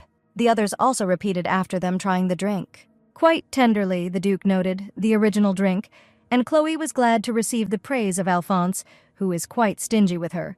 The rest also began to praise the tea in every possible way, how sweet and aromatic it was, and very, very tasty. Chloe was glad they liked it, because she really likes milk tea herself, so she definitely wanted to introduce it to them. Alphonse remained silent, as if he was thinking about something. He then said that the reaction to this tea was quite good and unique, and how about selling this drink too? Chloe couldn't believe her ears. This milk tea drink intertwines the fragrant and rich aroma of black tea and the tenderness of milk. It also contains a unique, noble taste of honey that everyone can enjoy. The Duke confirmed that he was serious. Suddenly, Jacob shouted that if this tea was on sale, he would definitely buy it. Ellie also said that she was diligently saving money. The girl even blushed at this reaction. She was very pleased to hear it. And she modestly noted that she would think about this proposal. Chloe sat alone in the living room, enjoying a cup of tea. After milk jam, she plans to start selling milk tea. Suddenly, the door to the room opened, and a voice was heard asking if it was right that she was now drinking tea. The Duchess almost choked at such an unexpected question. A tall, handsome man appeared on the threshold, clearly aware of this, and said that he would also like 1 cup. Chloe recognized him, but was not very happy. First Prince of the Empire, Artur Konosar Vladimir, a very dissolute young man who loves alcohol, and at every opportunity he sits back, without setting aside time for a meeting. Until now, the Crown Prince continues to brazenly ignore the position of Prince. Chloe had heard discussions that the Prince would be visiting the Duke's office today, but it was unlikely that he was going to come here. Several years ago, old Chloe secretly loved the Prince and confessed to him, but the Prince only laughed. And in secular circles, rumors spread about Chloe's love for the Prince, and everyone ridiculed her. Now it was unpleasant for the girl to be near this man. But still, he was a prince. So Chloe respectfully asked what business he was here for, to which the man replied that he learned from the maid that Chloe was in this room. Therefore, before leaving, he decided to stop by for a while. The man continued and winked at her playfully. The Duchess indifferently noted that she understood everything, but this reaction did not suit the high-ranking person. At that moment, the Duke entered the room and noticed that the two already knew each other, but nevertheless he introduced them to each other, and Alphonse's gaze directed at the Crown Prince was very frightening. Chloe noted that this was the first time she had seen such an expression on the Duke's face in principle, and thanked him for introducing them. The prince playfully asked not to drive him away, since he only wanted to drink tea with Chloe, but Alphonse said that he also wanted to drink tea. Lightning literally flashed between the men. In the end, the prince allowed the Duke to stay, noting that this was his wife after all. Chloe thought with disgust that the prince was still convinced that there was some kind of connection between them. It's disgusting, but one way or another, he is a prince, and there is no particular reason for refusal. And trying to keep a normal face, the girl asked what kind of tea they preferred. But what I got was a lightning-fast answer, the one I like. But how does Chloe know what the prince likes? With all possible respect, the Duchess said that she would prepare the drawing room. After some time, she was already pouring fragrant tea into cups. Prince Arthur, looking at the drink served, was surprised that this was the same tea. He then took the cup, brought it to his nose, and sniffed it, noting that the smell was strange. Alphonse immediately retorted that the smell was luxurious. Arthur quickly downed his cup of tea, and the next moment he asked in surprise what it was. It was exactly like the scent that women spray. And Burse, Chloe answered, but she thought to herself that this was a well-known name in this world, but in her world this tea was called differently. In some foreign regions, Earl Grey, in other words, it is named after Earl Grey. Earl Grey, the prince asked, is the name of the man who developed this tea, but Chloe replied that this is not entirely true, and there is a legend that he discovered this tea. Earl Grey went on a journey through the mountainous terrain, and there he discovered a small boy, the son of a local official, who had fallen into a pond and rescued him, after which the local official, in gratitude, gave him this tea, which was a local product, so this tea began to be named after Earl Grey. The prince was impressed that Chloe knew something like that. He had no idea about it at all. And he reminded how a few years ago Chloe boasted that she knew wine well, and how she was greatly disgraced afterwards. These words confused the girl, but she tried to remain calm. Alphonse, in order to diffuse the situation, noticed that it smelled like a flower or fruit and asked what it was, to which the girl replied that it was bergamot, an oil that she obtained from orange and plant fruits from one region of a foreign country. It seemed to give off a floral aroma or the smell of a citrus fruit. The prince asked that it turned out that the yellow one mixed with tea leaves was bergamot, but the Duchess replied that no, these were calendula petals, which she deliberately mixed with tea. The aroma of this tea is similar to perfumes and cosmetics. She mixed different ingredients in case the strong scent of bergamot becomes overwhelming. The prince was again surprised by Chloe's talent, which he had never suspected, and he was sure that the Duchess decorated the tea with golden calendula, similar to his eye color. Alphonse smiled at the fact that the color of the calendula was so similar to the color of his hair. And Chloe, incredibly pleased that everyone liked this tea, remembered that she had long mentally called this tea Earl Grey flower. When the time came for the prince to leave, he noted that they had drunk tea well, and he was really glad to see her. The next moment, he sharply grabbed the Duchess by the hand, and with a smile he asked rather than simply said thank you.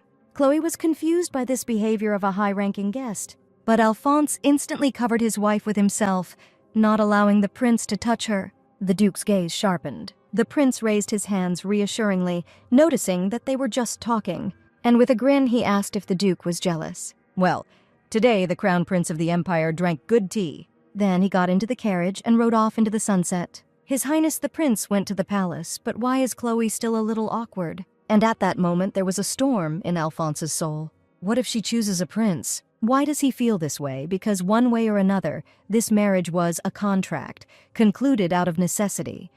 And in the contract there was a clause according to which they must respect each other's privacy. Therefore, even if his wife has some kind of relationship with the prince, he should not be interested in this. But why does he feel this way? Alphonse called out to Chloe, and she immediately turned around. The Duke thinks she deserves gratitude for being a good wife, and takes out a box of jewelry. Chloe carefully opened the box. Inside were incredibly beautiful jewelry with emeralds, sparkling and shimmering in the sun. The girl asked if she understood correctly that he was giving these jewelry to her, thus showing the feelings of her husband. But she is not the wife who lives in the hope of receiving material rewards from him. And if he wants to express gratitude to her, then she wants to receive something else. A little more, something that is characteristic of a person. Alphonse was silent in confusion. He did not understand what she was talking about. And Chloe explained that she meant a smile created by kind and loving eyes. The Duke only vaguely understood what she was talking about, and Chloe understood this. Closing the box, she said that she was grateful for his efforts, but could not accept this gift. And then she hurried to leave the Duke. She thought they were getting a little closer to each other. Was she really mistaken? Now she will address him only formally for a while, and she needs a little more time to think carefully about what to do next. After some time in the emperor's palace, ladies and gentlemen sat at a table in a flowered garden. The woman sitting opposite Chloe greeted her and said her name, Marisa Winchester. This meeting of married couples together now is very inappropriate. The atmosphere between them is now awkward. Besides, if it were a simple tea party, she would refuse, but it is organized in the imperial palace. The ruler of the empire, George Walpole Mercedes Vladimir, decorously descended into the garden with his son. Having greeted the guests, he allowed them to raise their heads, and the crown prince noticed the Vandenberg couple among the guests, which made him incredibly happy. Small talk was held at the table. Those present discussed horse riding. The emperor asked what the Duchess of Vandenberg's hobbies were. Before Chloe could even open her mouth, Alphonse replied that she liked tea, and the way the Duke said this greatly impressed the ladies present. One of the men noticed that the Duchess had very unusual taste, to which he immediately received an unkind look from the Duke, who replied that, unlike the prejudices common among the imperial people, there was depth and dignity in his wife's tea, and if the Duke had taken even one sip of the Duchess's tea, he would have changed his mind. And then one of the ladies intervened in the conversation, who said that it reminded her of how Mrs. Cloverfield also praised the tea of the Duchess of Vandenberg. She said that this tea, even made from brewed leaves, has a milky aroma. It really fascinated her. The emperor was also interested in the fact that tea could have a sweet smell of milk. He found it surprising, and the prince replied that it was so last time he was carefully given tea with the amazing aroma of flowers and fruits, and he was sorry that he can convey this taste to other people present here. Another lady noticed that this was really surprising and apologized to Chloe for the possible tactlessness, but she would also like to have tea. Her proposal was taken up by the rest of those present. In this case, the emperor remarked, "If the Duchess feels well, then why shouldn't she do it?" And he directly asked Chloe to take care of the tea. The girl was surprised by such an atypical request from His Majesty the Emperor. It's a little difficult in this environment, but she can't refuse. And she replied that it would be an honor for her if the people gathered in this place were not embarrassed by the lack of her skill. In the silence that followed, the clinking of cups could be heard. Relieved, Chloe thought that fortunately she usually carried tea with her. The people present at the banquet watched with delight as she prepared the tea. They wondered whether these round beads were really tea leaves, to which Chloe noticed that these were rolled tea leaves. If you poured hot water, the leaves would immediately begin to open. The emperor also noticed that the teacups were quite unusual and asked if this tea was oolong tea, and the girl explained that this oolong tea was called tea guanyin. The emperor took the first sip of the finished drink, and its aroma seemed very unusual to him, as if very sweet but not like the aroma of flowers. And Chloe confirmed that this is a peculiar aroma of orchids characteristic of tea guanyin. Only tea leaves were processed, nothing else was added to it for the sake of aroma. It has a peculiar sweet aroma of orchids and fruits. And His Majesty could not believe that nothing else had been added, and that it was a natural aroma. The others also took a couple of sips, admiring the taste and aroma. His Majesty was extremely surprised that such an amazing aroma and smell existed, and thanked the Duchess for treating them to such good tea. Satisfied, Chloe remarked that there was no need for gratitude, and the Emperor told Alphonse that he must be glad to have such a wife, to which the Duke replied that he did not deserve her. Prince Arthur noticed that the couple were acting rather awkwardly, wondering if they had quarreled. Chloe was afraid that it was so noticeable, and Alphonse pretended that he did not understand what he was saying. After the banquet at the imperial palace, the Duke and Duchess returned home in a carriage. Chloe was so lost in thought that she did not immediately hear the Duke calling her. Alphonse asked his wife for forgiveness for what happened last time, but the girl said that nothing happened and everything was fine. Finally, the carriage arrived at its destination. The Duke gallantly opened the door and offered his hand to his wife. Chloe stepped out of the carriage but was a little confused by the way the Duke squeezed her hand. Her heart was beating wildly. She was excited. They were met at the door by the butler, who greeted the gentleman while Chloe tried her best to remain calm. But she was not allowed to enter the house. Alphonse gently hugged the girl from behind, causing her to freeze. Holding his wife in his arms, the Duke said quietly that he was not used to it yet. He doesn't know how to express his feelings, so he asks her for forgiveness, but promises to learn if she wants it. "Please wait," Alphonse said, looking into her eyes. Chloe was surprised to realize that from the moment he wanted to give her jewelry, he was still worried about what happened. And wouldn't it be right to wait for him just a little bit? The girl thought with a smile. And with a sincere smile, she agreed. The maids talked about how things had gotten much better between the Duke and Duchess lately, and they even hugged outside the front door. Miss Colleen thought angrily that the servants, cooks, and knights had gone over to Chloe's side, and now she had nowhere to retreat. Clenching her fists in anger, she decided that this was her last chance to destroy Chloe. Two maids, Cheryl's sisters, came into the room early in the morning in order to make the mistress the most beautiful woman, that is, to create a harmonious image for the banquet. They asked the lady to trust them, as they would try to create such a beautiful image that she would look like the main guest of the banquet. We put on makeup. We also picked out an outfit and did our hair. And so she sat in front of the mirror, examining the final result. Everything was beautiful, however. It felt as if the clothes were taken from another person. But this is just a feeling. She knows little about fashion, but experts see it differently. As she went down the stairs, the Duchess thought that 3 hours ago, Mrs. Fortham said she would come, so she would be there soon. As she descended, she encountered some servants, and she was very surprised by their reaction, since they looked at her intently and a little worriedly, but she thought it was because she was beautiful. At that moment, the door opened and it was announced that Mrs. Fortham had arrived. She joyfully greeted the Duchess. Chloe did the same, inviting Elizabeth to pass. But the guest stopped abruptly, clearly stunned by Chloe's appearance. She grabbed her hand sharply. Instantly opening the door, she asked to go with her, promising to explain everything along the way. The carriage was racing at full speed.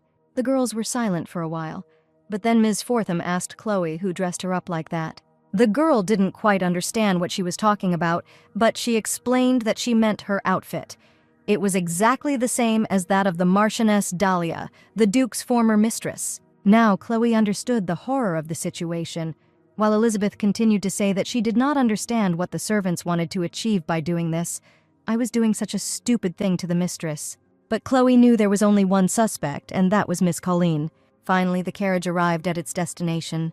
Hastily bringing Chloe along, Elizabeth explained that the local designers were not very famous, but despite this, they had excellent skills. The lady of the house came out to greet Mrs. Fortham.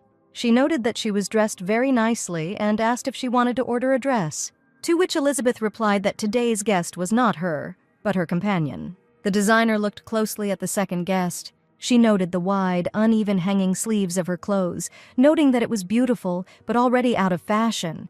Especially this color, she would have missed such a rich red and would have chosen the right shade for the client.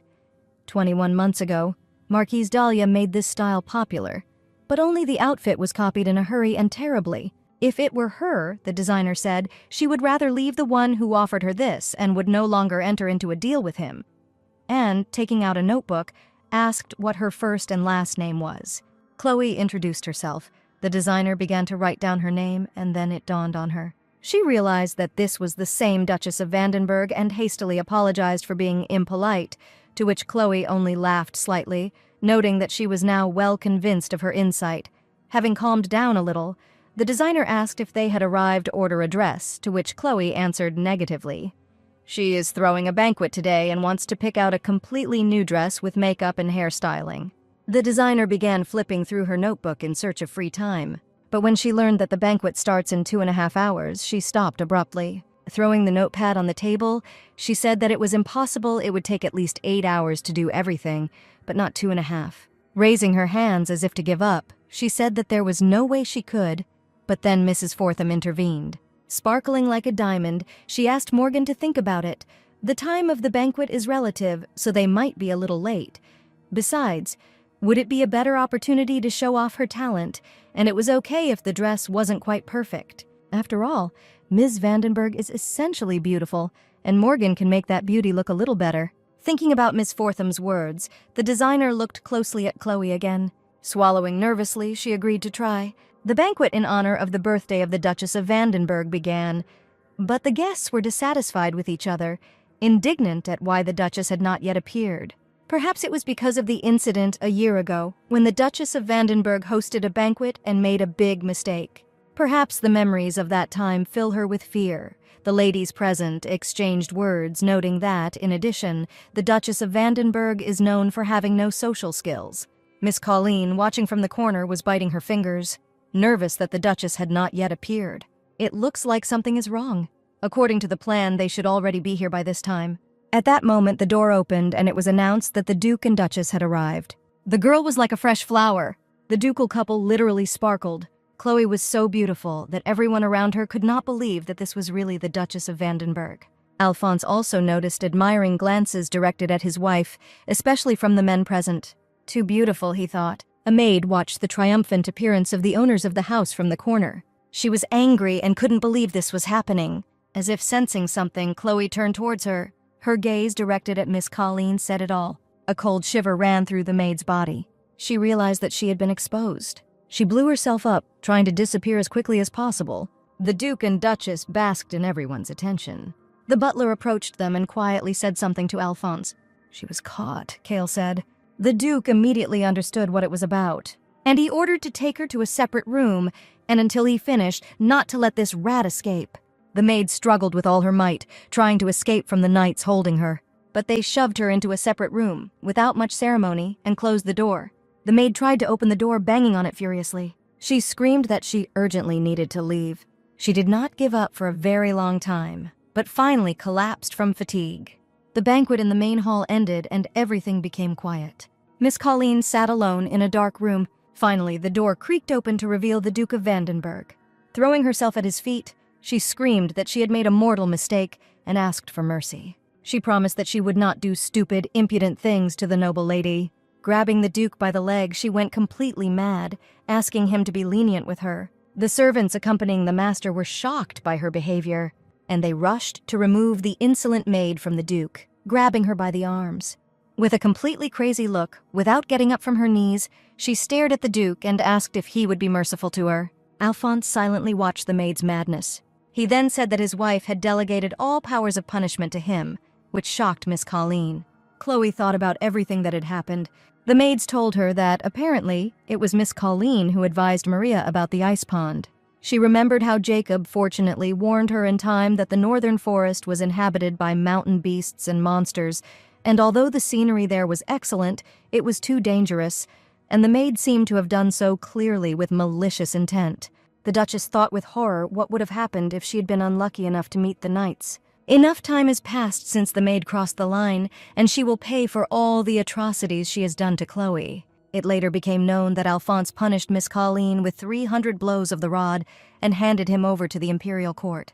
The crime was regarded as an insult to the aristocracy and an attempt on life. As a result, Miss Colleen was sentenced to death, and she brutally paid for her misdeeds at the cost of her life. After this, the servants, having heard the news about Miss Colleen's punishment, themselves came to Chloe and asked for forgiveness, offering to punish them for their actions. The chief chamberlain and chambermaid returned her budgetary and personnel rights. Sometime later in the mansion, Chloe sat in the tea room and enjoyed a mug of hot aromatic tea. She has endured so much in the past, so she wants to work a little more now.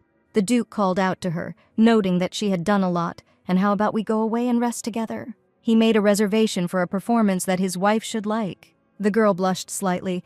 It seems that the Duke is thinking about her and preparing in advance. He is a very caring person. And smiling softly, she agreed with his proposal. That same day, they arrived at the theater. The Duchess was very impressed in the theater premises. She looked with delight at the stage, which was very clearly visible from their seats. If you watch the performance from here, it will be very pleasant and fun, she noted, unlike the Duke, who was not interested. The man sadly thought that within 4 hours he would be doomed. Finally, the performance began. Actors appeared on stage and some action took place. Chloe watched the scene with obvious delight, and Alphonse was surprised how his wife could like such a boring performance. When it was funny, the girl laughed. When something sad happened, she almost cried. A peculiar talent, Alphonse thought. When intermission was announced, Chloe said with admiration that it was a lot of fun. But when she turned to the side, it was impossible to tell from the Duke's face. It seemed as if the Duke did not understand where he was or what was happening. The girl thought that he did not like performances, and in order to somehow support her husband, she extended her hand to him. And she said that feeling like the emotions of complete strangers become her own is really fun, and she thinks that conveying emotions is an art. She asked to focus on this just once, and in the future she will not ask to watch the play with her again. Alphonse thought about her words. In the humanities education he received long ago, nowhere was such an interpretation of emotions offered. If he once again concentrates on the performance, as his wife says, perhaps he will understand something. When the performance continued, he perceived everything completely differently. On stage, the actors played a very touching love scene, because of which the audience shed tears. But Alphonse still did not understand why there was a need to cry here. It is unreasonable for him to prioritize someone else's safety over his own. At this time, the actors on stage kissed, and this action seemed a little more interesting to Alphonse. He looked surreptitiously at his wife. Chloe blushed and swallowed hard. Her hands, lying on her knees, clenched nervously. She also glanced furtively at the Duke. The man noticed this, and his face lit up with a knowing grin. The next moment, he pulled the girl towards him, and taking her by the chin, he approached her face and kissed her. The girl was outraged by the nonsense he was doing, but the man again pulled the girl towards him, motivating her by the fact that no one sees. After all, they have personal places. The girl was still trying to somehow object when Alphonse straightened the strands of hair behind his ear, thereby opening it up. The next moment, he gently kissed the edge of her ear. Instantly flushed, the girl was indignant at what he was doing and asked him to concentrate on the performance. "I'm focused," the man replied, stroking her face. "The play was very interesting," he said. Chloe was outraged and embarrassed at the same time. After the performance, they went outside. Alphonse asked if the girl liked the performance. Looking down, she replied that it was fun, but thought that she did not remember any part of the performance. She thought she wanted to rest and drink something, and when she looked up, she saw something. There was a cafe right in front of them, and she asked if they could go there. Alphonse agreed, and they headed to the cafe. But they blocked their way, noting that it would be difficult to take his wife with them. Since this coffee shop serves as a social place for gentlemen, the butler is embarrassed. But women are not allowed in. Their establishment is not just a place for friendly communication. It is a place of knowledge where gentlemen can have serious discussions about business, society, and politics anyway. This place is not suitable for a beautiful lady. Chloe was especially outraged by the words that the role left to lovely ladies is to bring beauty. In that case, the Duke of Vandenberg said grimly, he would be glad to remain with a wife who would faithfully fulfill her role. And he asked to call the owner, since he buys this store for triple the price. A wad of banknotes immediately flew at the servant, and Alphonse said that he was fired, and this was his salary for that day's work, so let them pack their luggage and get out. And also vividly conveys his words to the owner. Still, the Duchess managed to get into the cafe, and their persons did not go unnoticed. The servant bowed, bringing a cup of coffee. Alphonse asked if Chloe liked this coffee. The girl replied that it was very tasty, but she felt awkward because of the looks and whispers around her. She couldn't predict whether the coffee would go into her nose or her mouth. Looking around, she noticed only gentlemen. And I thought it would be great if such a place existed, but for a group of women. Of course, there are evening dances and tea drinking, but they are different from this place where you can relax and have fun with friends. But this will be difficult to achieve now. Alphonse brought the girl out of this thoughtful state. Setting the cup down on the saucer, he said that he had made a reservation at the restaurant and that she might like it.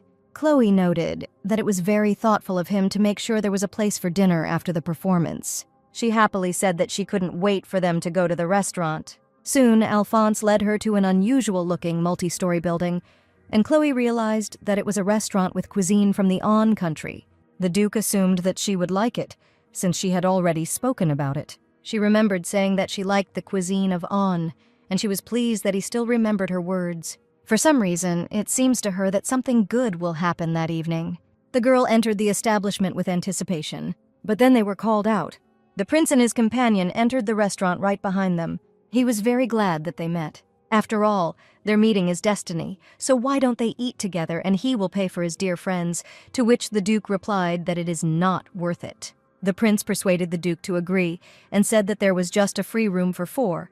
Alphonse thought that since there was a girl next to him, he would not do anything absurd, and in the end, agreed.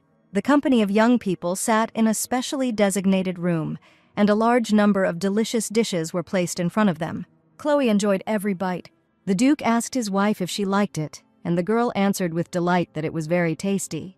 The prince also asked the girl who accompanied him, whose name was Elena, whether it tasted good to her, and received the answer that the taste was incomparable. His Majesty the Prince remembered that he had not introduced the girls to each other and called his companion Elena from Thornton without ceasing to chew all this time. The girl also introduced herself and said that she was pleased to meet you. Meanwhile, Alphonse mentally noticed that the prince had changed the girl again. Washing down her meal with a drink, Chloe thought that it was very tasty, but for some reason, it seemed that something was missing. The dish was tasty, but a little greasy. It felt like the tongue was covered in one piece of butter. And to erase this feeling, she suddenly realized that she was missing jasmine tea. Both the prince and the duke were very surprised at her statement. And the girl explained that there is a tea called jasmine. It is a green tea served in the cuisine of the An country, which is mixed with jasmine petals, thereby imbuing it with aroma. Its advantage is that it has the best compatibility with fatty and hot dishes, so she has been enjoying this tea along with hot food for a very long time. Plus, the jasmine scent is not overpowering, but subtle and charming, and it's one of her favorite teas. The prince noticed that Chloe was funny when, every time she talked about tea, her eyes began to shine. Alphonse did not like this statement from the prince. He continued that if he listened to her explanations, it began to seem to him that he was drinking slop, and therefore he wanted to try the tea she was talking about.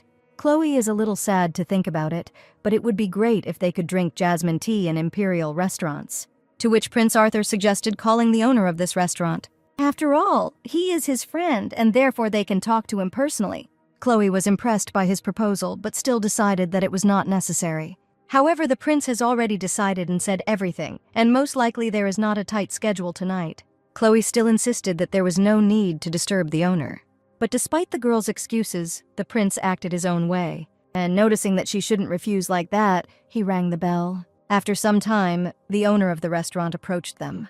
He was told that high-ranking guests wanted to talk to him about selling tea. During the period of studying the culinary arts of the country, he learned about its existence, but did not bring it into his store, since he believed that none of the inhabitants of the empire enjoyed this tea.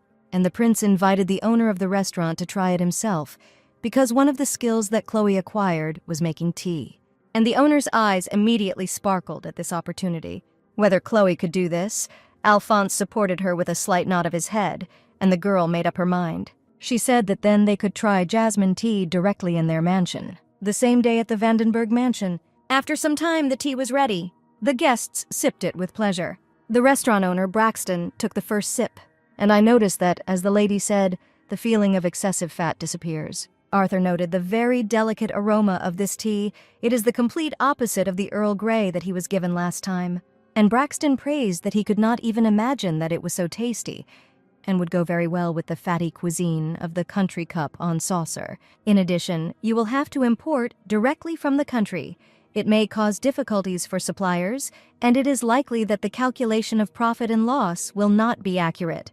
But Chloe said that they don't have to worry about the customer, because the Duke will help them, to which Alphonse replied that this is quite possible. "This is good," the restaurant owner replied, but he cannot know for sure whether visitors will like jasmine tea. Still, the product is expensive, and he honestly doesn't dare to play with it, and Chloe suggested making it public and offering a 50% discount in honor of celebrating the launch of the new menu.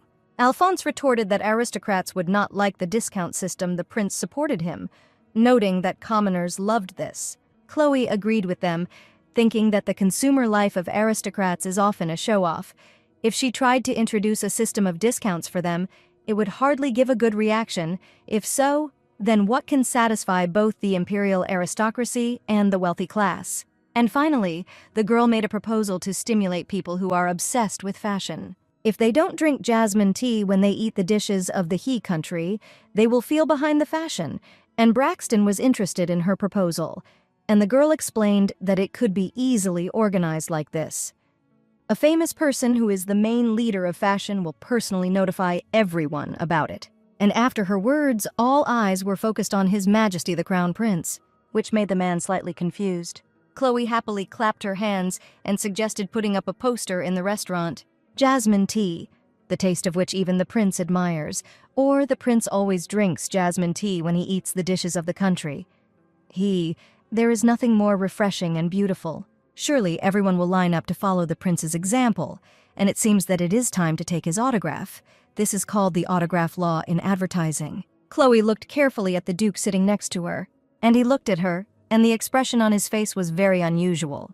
The prince noted that this was a brilliant proposal, praising that Chloe's head cooks well. And shrugging his shoulders, he remarked, hinting at himself, that this body needs to be a model, and therefore he certainly doesn't mind. After all, this is for his dear and close people Braxton and Chloe, but he asked what the fee would be for this. The Duchess replied that as long as he cooperated with them, they would pay him, and asked Earl Braxton for confirmation, to which he said that if there was enough advertising, he would not be stingy. Then Chloe decided to create an advertisement and a slogan, and asked to prepare a product with a contractor for the Duke. At this time, Alphonse was overcome by the thought that his wife, in fact, loved the prince, and she looks at him all the time, perhaps even now. That's why he looked closely and intently into Chloe's eyes. Then he pulled her towards him by the waist, and he kissed him in front of the guests. Then he asked me to call him simply by his first name, as usual. The girl flushed. She was indignant that he did this in front of strangers. The prince thought that the two were having a very good time, and he did not imagine that the Duke was capable of doing such a thing. It was so childish. He himself hugged his companion by the shoulder, but the girl asked His Highness not to do this, and then the prince simply kissed her on the forehead. But he didn't stop looking at Chloe. Earl Braxton looked at these people with puzzlement. The man thought only that he wanted to go home. The golden carriage was soon rolling along the road.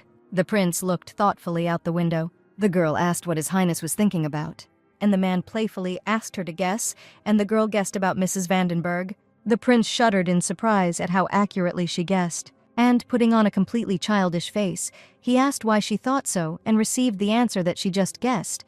Everyone said that the Duchess had changed.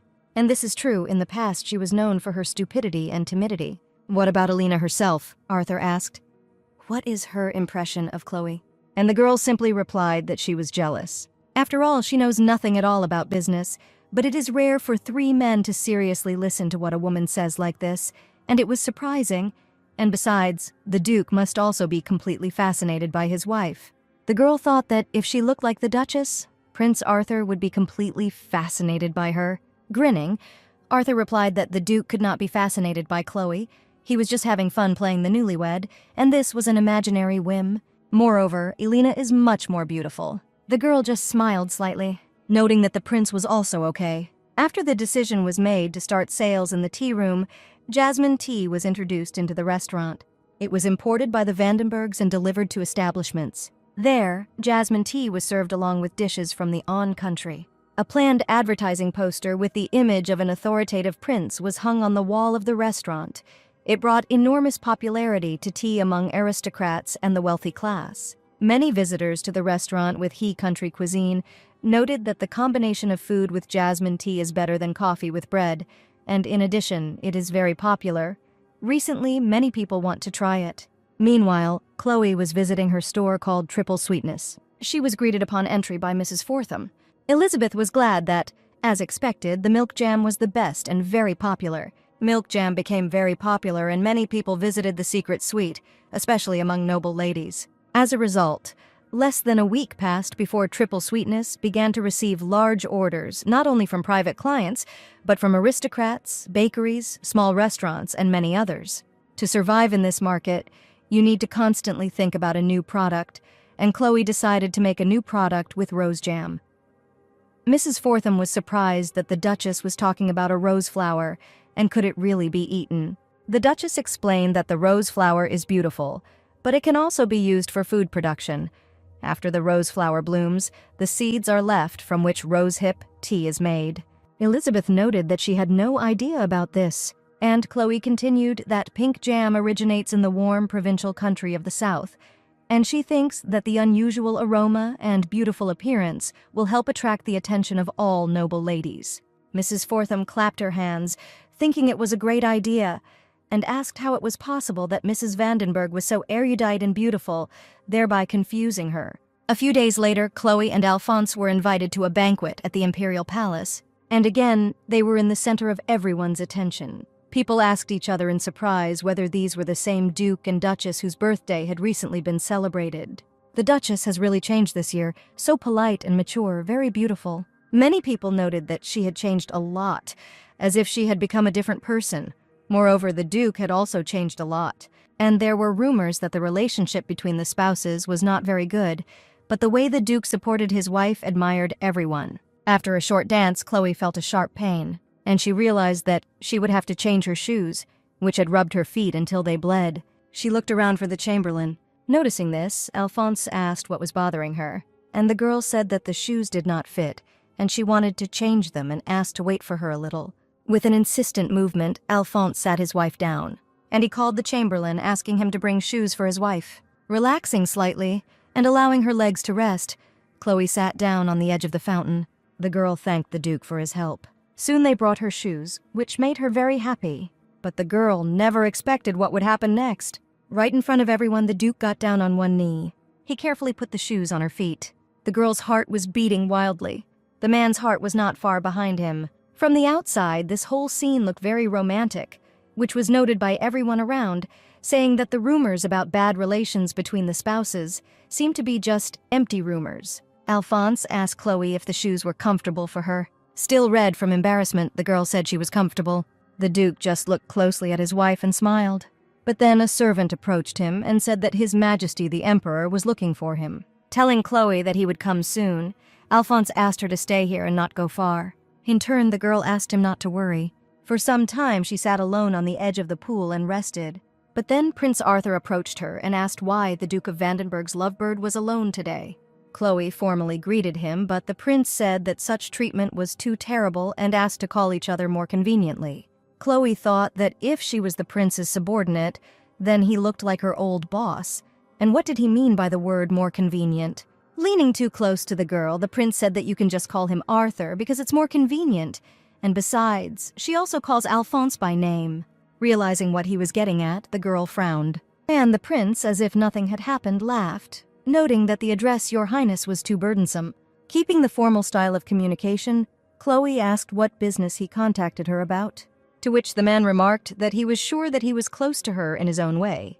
The girl realized that he was spreading rumors that they were close in front of witnesses, perhaps in order to mock her, and she sternly said that she was a little embarrassed to talk about it. But she never felt that they were close. Besides, she is the wife of the Duke, and does not want to be burdened with unwanted rumors, so she asks the prince to refrain from one-on-one meetings. Arthur was hurt by the girl's response. The Duchess asked her to forgive her, and she hurried to leave as her husband came to her. The Duke gallantly kissed his wife's hand. At the same time, he glanced angrily at Prince Arthur. The Duchess said that she wanted to get some fresh air, and the Duke agreed to accompany her. Pay no attention to the prince, the couple left. They slowly walked along the corridor towards the exit. But at some point they heard a whisper. Someone was discussing their relationship, that Chloe was being treated coldly and her husband did not notice her. And one of the girls said that she would do the same, because who would love such a stupid and a wretched woman, so the Duke could certainly be fickle at least once without any particular reason. Chloe had forgotten that Alphonse was not the kind of man who would love anyone. No matter how close partners they were, he was known for not giving his heart to anyone. During the wedding, a receipt was signed stating that they would not love each other. So it doesn't matter to her, but why do these facts feel like the edge of a dagger? The Duke sharply opened the heavy curtain behind which this conversation could be heard. Ariana was among the girls who loved Alphonse. She loved him passionately, but his marriage was the end for her. She went crazy, jealous of Alphonse's marriage partner, and besides, this same partner turned out to be a pathetic girl who was not suitable for his wife, Ariana, believed that such a girl would not be loved.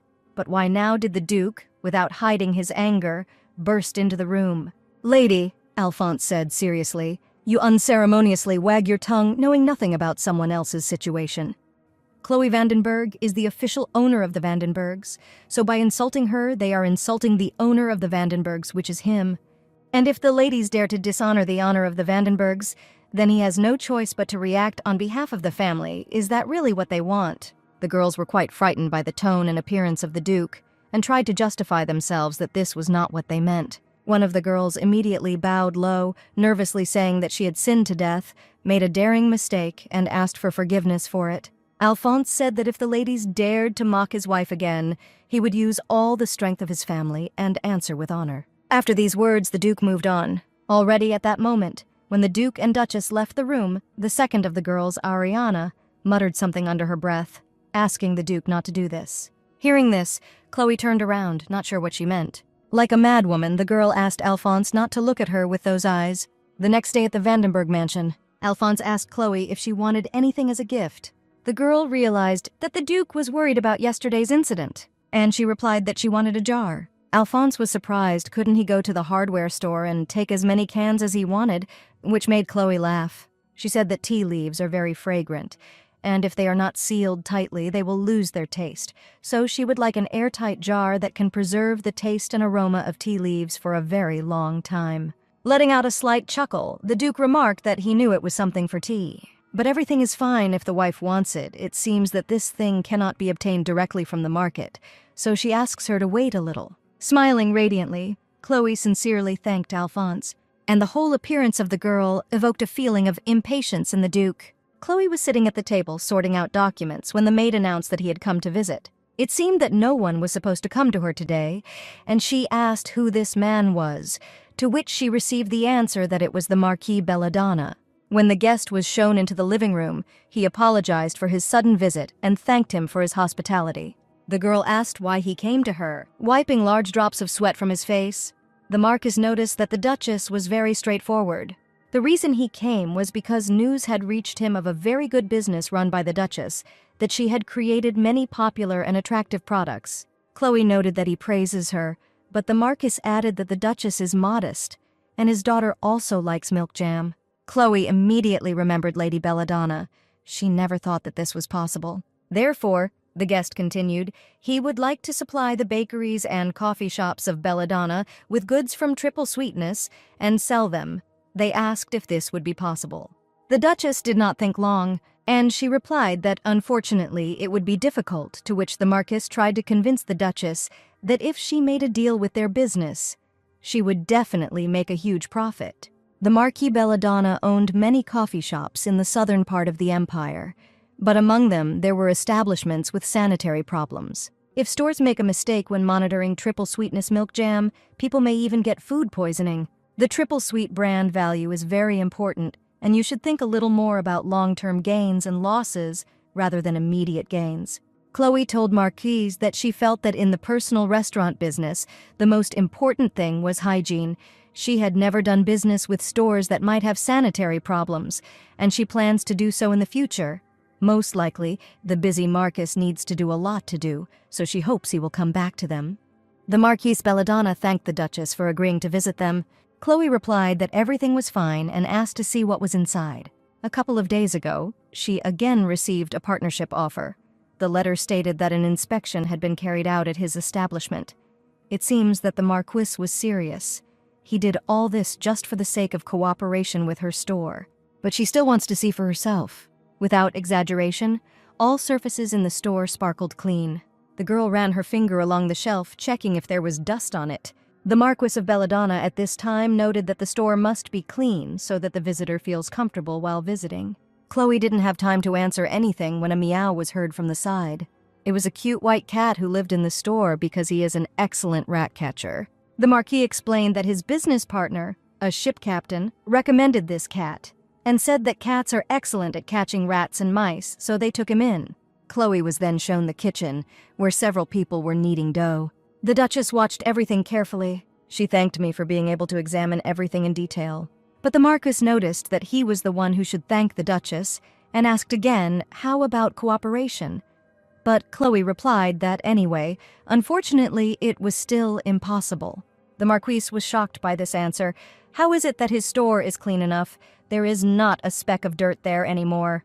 To which Chloe replied that this was true, and the building itself was clean. But the kitchen workers did not cover their heads while working. The Marquis was surprised why he was doing this, and Chloe explained that workers are required to wear hats to prevent hair from accidentally getting into the food. In addition, not a single employee is in our hands, and in the restrooms there is no place to wash them. There were no wash basins. The Marquis was increasingly plunged into darkness by her words. And one more thing the girl noted. They can't keep animals in a place where they sell food, the cat sheds, so keeping clean is problematic, and contrary to what the captain said, having a cat to catch mice at home and on the ship is great. But this is not the same as keeping a cat at the counter. It is better to use mouse traps. Cleanliness in the kitchen is important, but employee hygiene must not be neglected. From hats to aprons, to work in the kitchen, all clothes must be clean. You also need to wash your hands, and under no circumstances keep cats near the kitchen. Well, the Marquis replied, Well, if he fulfills these conditions, will the Duchess agree to cooperate with them? And Chloe just smiled silently. When she visited the bakery again, she was convinced of the Marquise's serious intentions. The Marquis of Belladonna corrected all these mistakes that she spoke of. Workers wore hats and wash basins appeared in restrooms. She even saw mousetraps instead of a cat. Well, now finally, the Duchess liked everything, asked the Marquis, and Chloe was pleased to note that they did a great job. However, the girl noticed that everything was not so simple, and her face darkened. Since problems with unsanitary conditions in Marquise's stores began to be resolved only recently, she is not yet able to supply her goods to all of their establishments. Therefore, they will start with small batches, then gradually increase the number of deliveries. The Marquis beamed happily. He was so glad of their cooperation because the Duchess had already taught him so much. And the pleased Chloe noted that it is gratifying to know that the Marquis listened to her advice. Although she feels a little guilty before him, she is glad that the Marquis will now more closely monitor the storage conditions of the products. Running Triple Sweet has kept Chloe as busy as she thought. Milk jams in familiar flavors like chocolate and coffee have become popular. Even matcha and Earl Grey are in high demand, and more people are now enjoying tea. Even if it takes a lot of effort, making money doing what you love is just a dream. However, some were not very happy with how well things were going for Chloe. The girl yawned widely from fatigue. The Duke of Vandenberg noticed this, and he said that Chloe looked tired. Perhaps she was not getting enough sleep. But the girl replied that she slept well last night. But in fact, lately she had begun to sleep less.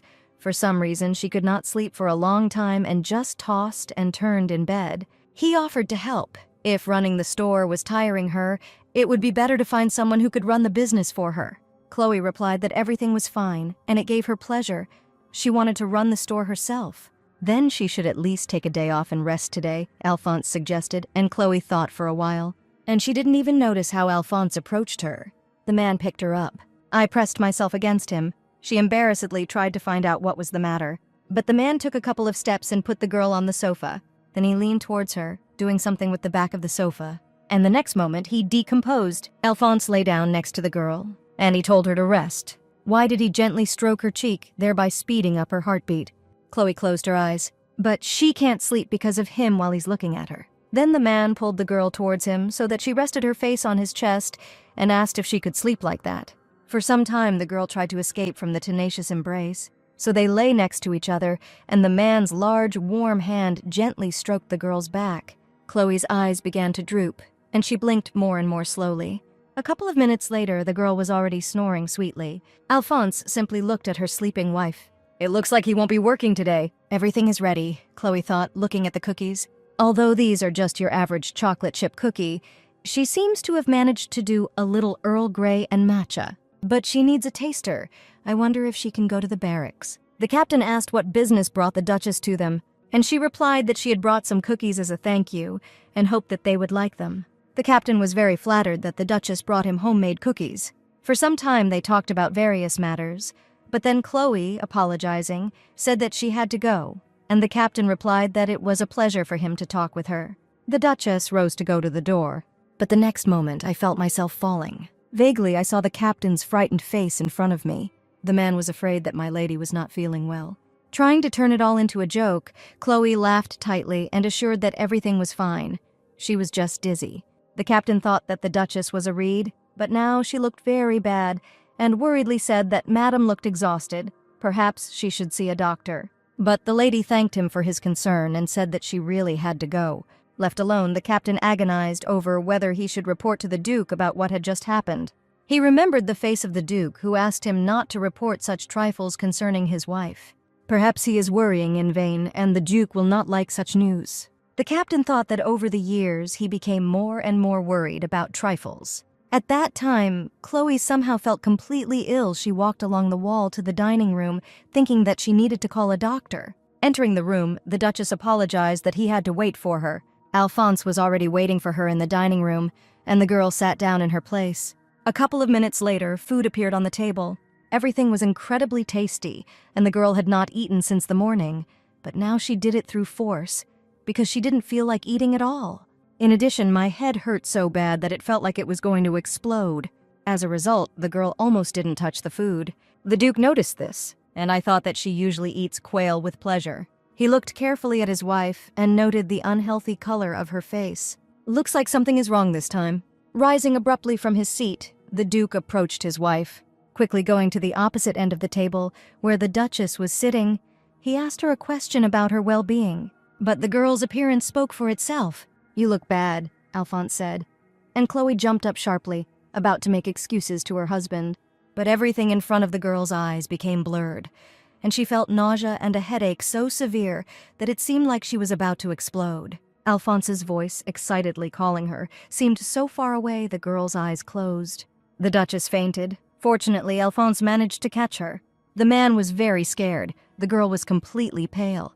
He urgently demanded to call the doctor, to which Cale replied that he had already sent for him and he would be there in a minute. Unconscious Chloe lay in her bed, spread out on her pillows. The doctor was intently measuring her pulse. And after the Duke asked about his wife's condition, she replied that it would be some time before the Duchess woke up. Her condition is much worse than she expected. The symptoms should have appeared earlier, given how advanced everything was, and the situation would not have been so dire if the Duchess had rested more. The Duke became very gloomy at these words. Have the maids forgotten that it is their direct responsibility to look after their mistress's well-being, and have not noticed that she has become worse? He asked the maids present in the room, which made them shudder. The girls were really afraid for the mistress's condition and said that they were very sorry. And although the Duke was very angry, he understood that it was all his fault. All because he allowed her to decide all business matters alone. But this is just an excuse.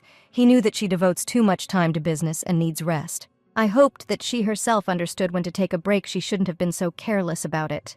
The commander approached him, who also heard about the lady's condition. He sincerely asked for forgiveness and said that a few days ago he noticed the Duchess's poor condition, but did not act. Alphonse angrily asked what prevented the commander from reporting this, and the commander explained that this was because the Duke had previously ordered not to disturb him on minor issues concerning the Duchess. This answer stunned Alphonse, and he actually remembered how he himself gave such an order.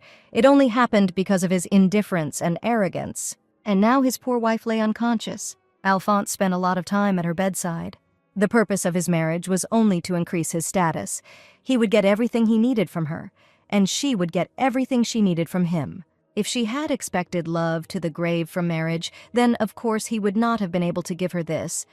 But the worry was unnecessary, because she was afraid of him. But one day his wife changed. Alphonse remembered the tone in which she asked to buy her tea. He began to constantly catch himself thinking that he wanted to see her smile even more often. Even her tear-stained face began to seem charming to him, and then his heart was filled with hitherto unknown feelings. Even before realizing it, he realized that she had taken a special place in his heart. She had become important to him, and he will do everything in his power to hear her laugh again. If only he could take away her pain. Covering his face from fatigue, he thought that he didn't look like himself. Since when did he become like this? But there is no way he can return everything to the way it was. And he already knows the answer to his question, this feeling that people call love. Chloe gradually came to her senses. Her eyelids were still heavy and her throat was dry. She couldn't even lift a finger. She felt something cold touch her lips and several drops of water entered her mouth. With difficulty opening her eyes, she tried to see who was right in front of her. It was Alphonse, and he looked very sad. "Why do you look like you're in pain?" the girl asked, smiling slightly, even though the only one suffering here is me. Trying to smile, the girl asked not to make such a scary face, and asked if it was okay if she slept a little more. Alphonse simply wished her good night, and the girl instantly fell asleep, regaining her strength. The next morning she stretched with pleasure, noticing that her body still ached a little, but felt much better than yesterday. Then breakfast was served. Her appetite returned, and she ate well. Alphonse, sitting opposite, remained silent. The girl thanked her husband for being there all this time. Without looking up, the Duke said in a very sad voice that he was really worried about her. And these words really shocked the girl. It's not often you see Alphonse not hiding his true emotions, she thought, and a light chuckle escaped her lips.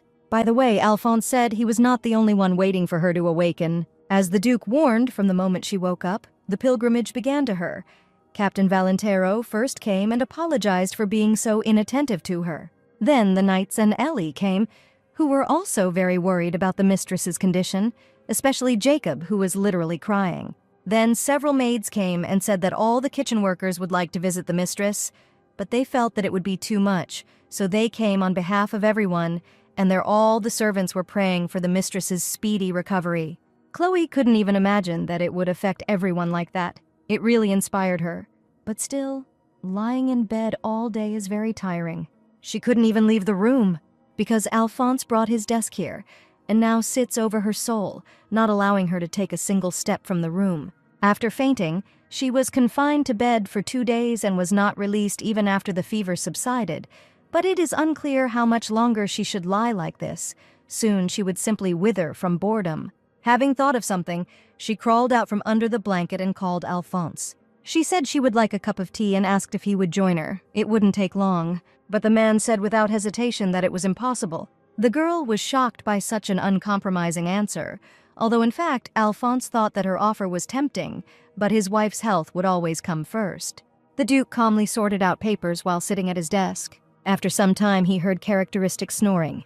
It looked like Chloe had fallen asleep after spending all her energy trying to get up. She's so beautiful when she sleeps. The man sat on the edge of the bed next to his sleeping wife. Her face looks a little exhausted, he thought. She just fell asleep carefree. But the strangest thing, Alphonse thought, looking at the sleeping girl, was that she was beautiful even when she was sick.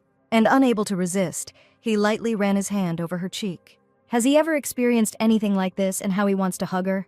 But gritting his teeth, he decided that it was impossible. She needed complete rest. But the very next moment he quickly leaned towards her, thinking that at least he could afford this. And then he kissed her. Is this a dream? What is this soft and sweet sensation on her lips? Chloe thought, and it becomes rougher. Opening her eyes from sleep, the girl found herself kissing Alphonse. This is the wretch whose words it was that she was entitled to complete rest, she mentally indignant. Finally, the man pulled away slightly. What is he doing? Chloe asked indignantly, but he just smiled and apologized. Still continuing to be indignant, the girl reminded that she was a patient and she needed to rest. Alphonse's hand with his index finger extended touched her chin. He turned her face towards him and smiled contentedly. Will she forgive him? He asked, looking straight into her eyes. Flushing like a tomato and quickly covering herself with a blanket, the girl muttered that she didn't know. And she also thought that he himself, more than anyone else, was interfering with her recovery. 2 days later, the doctor congratulated the Duchess on the fact that she was completely healthy.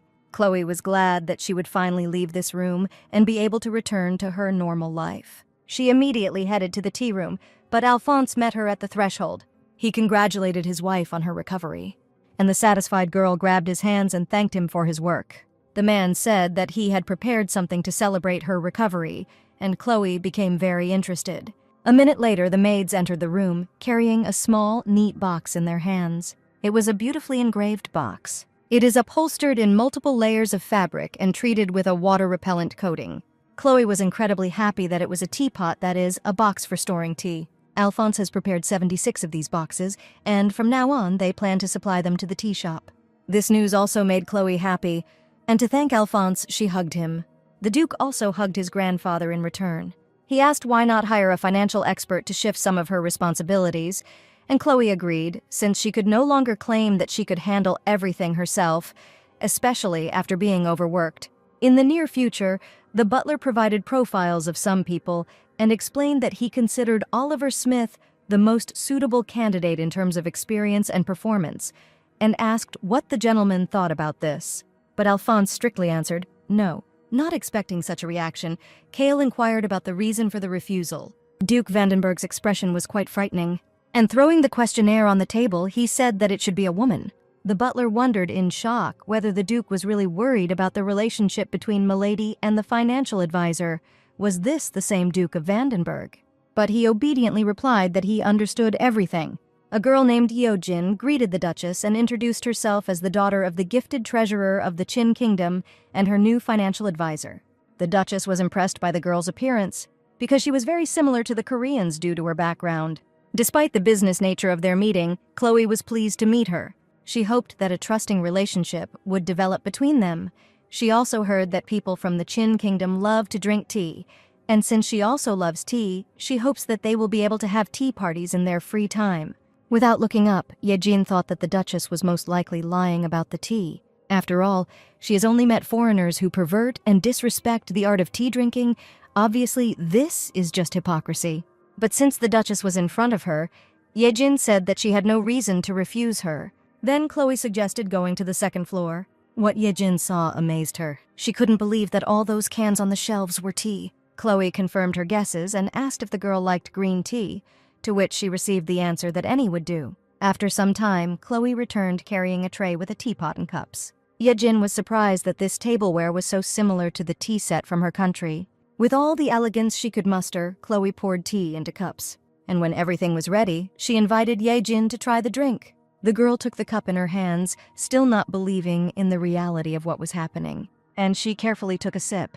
Unlike the oily black tea she had tasted away from home, this is real green tea, with a magical and delicate texture. And this sweet and fragrant aroma, this is truly a delicious green tea, and on top of that it has an aftertaste.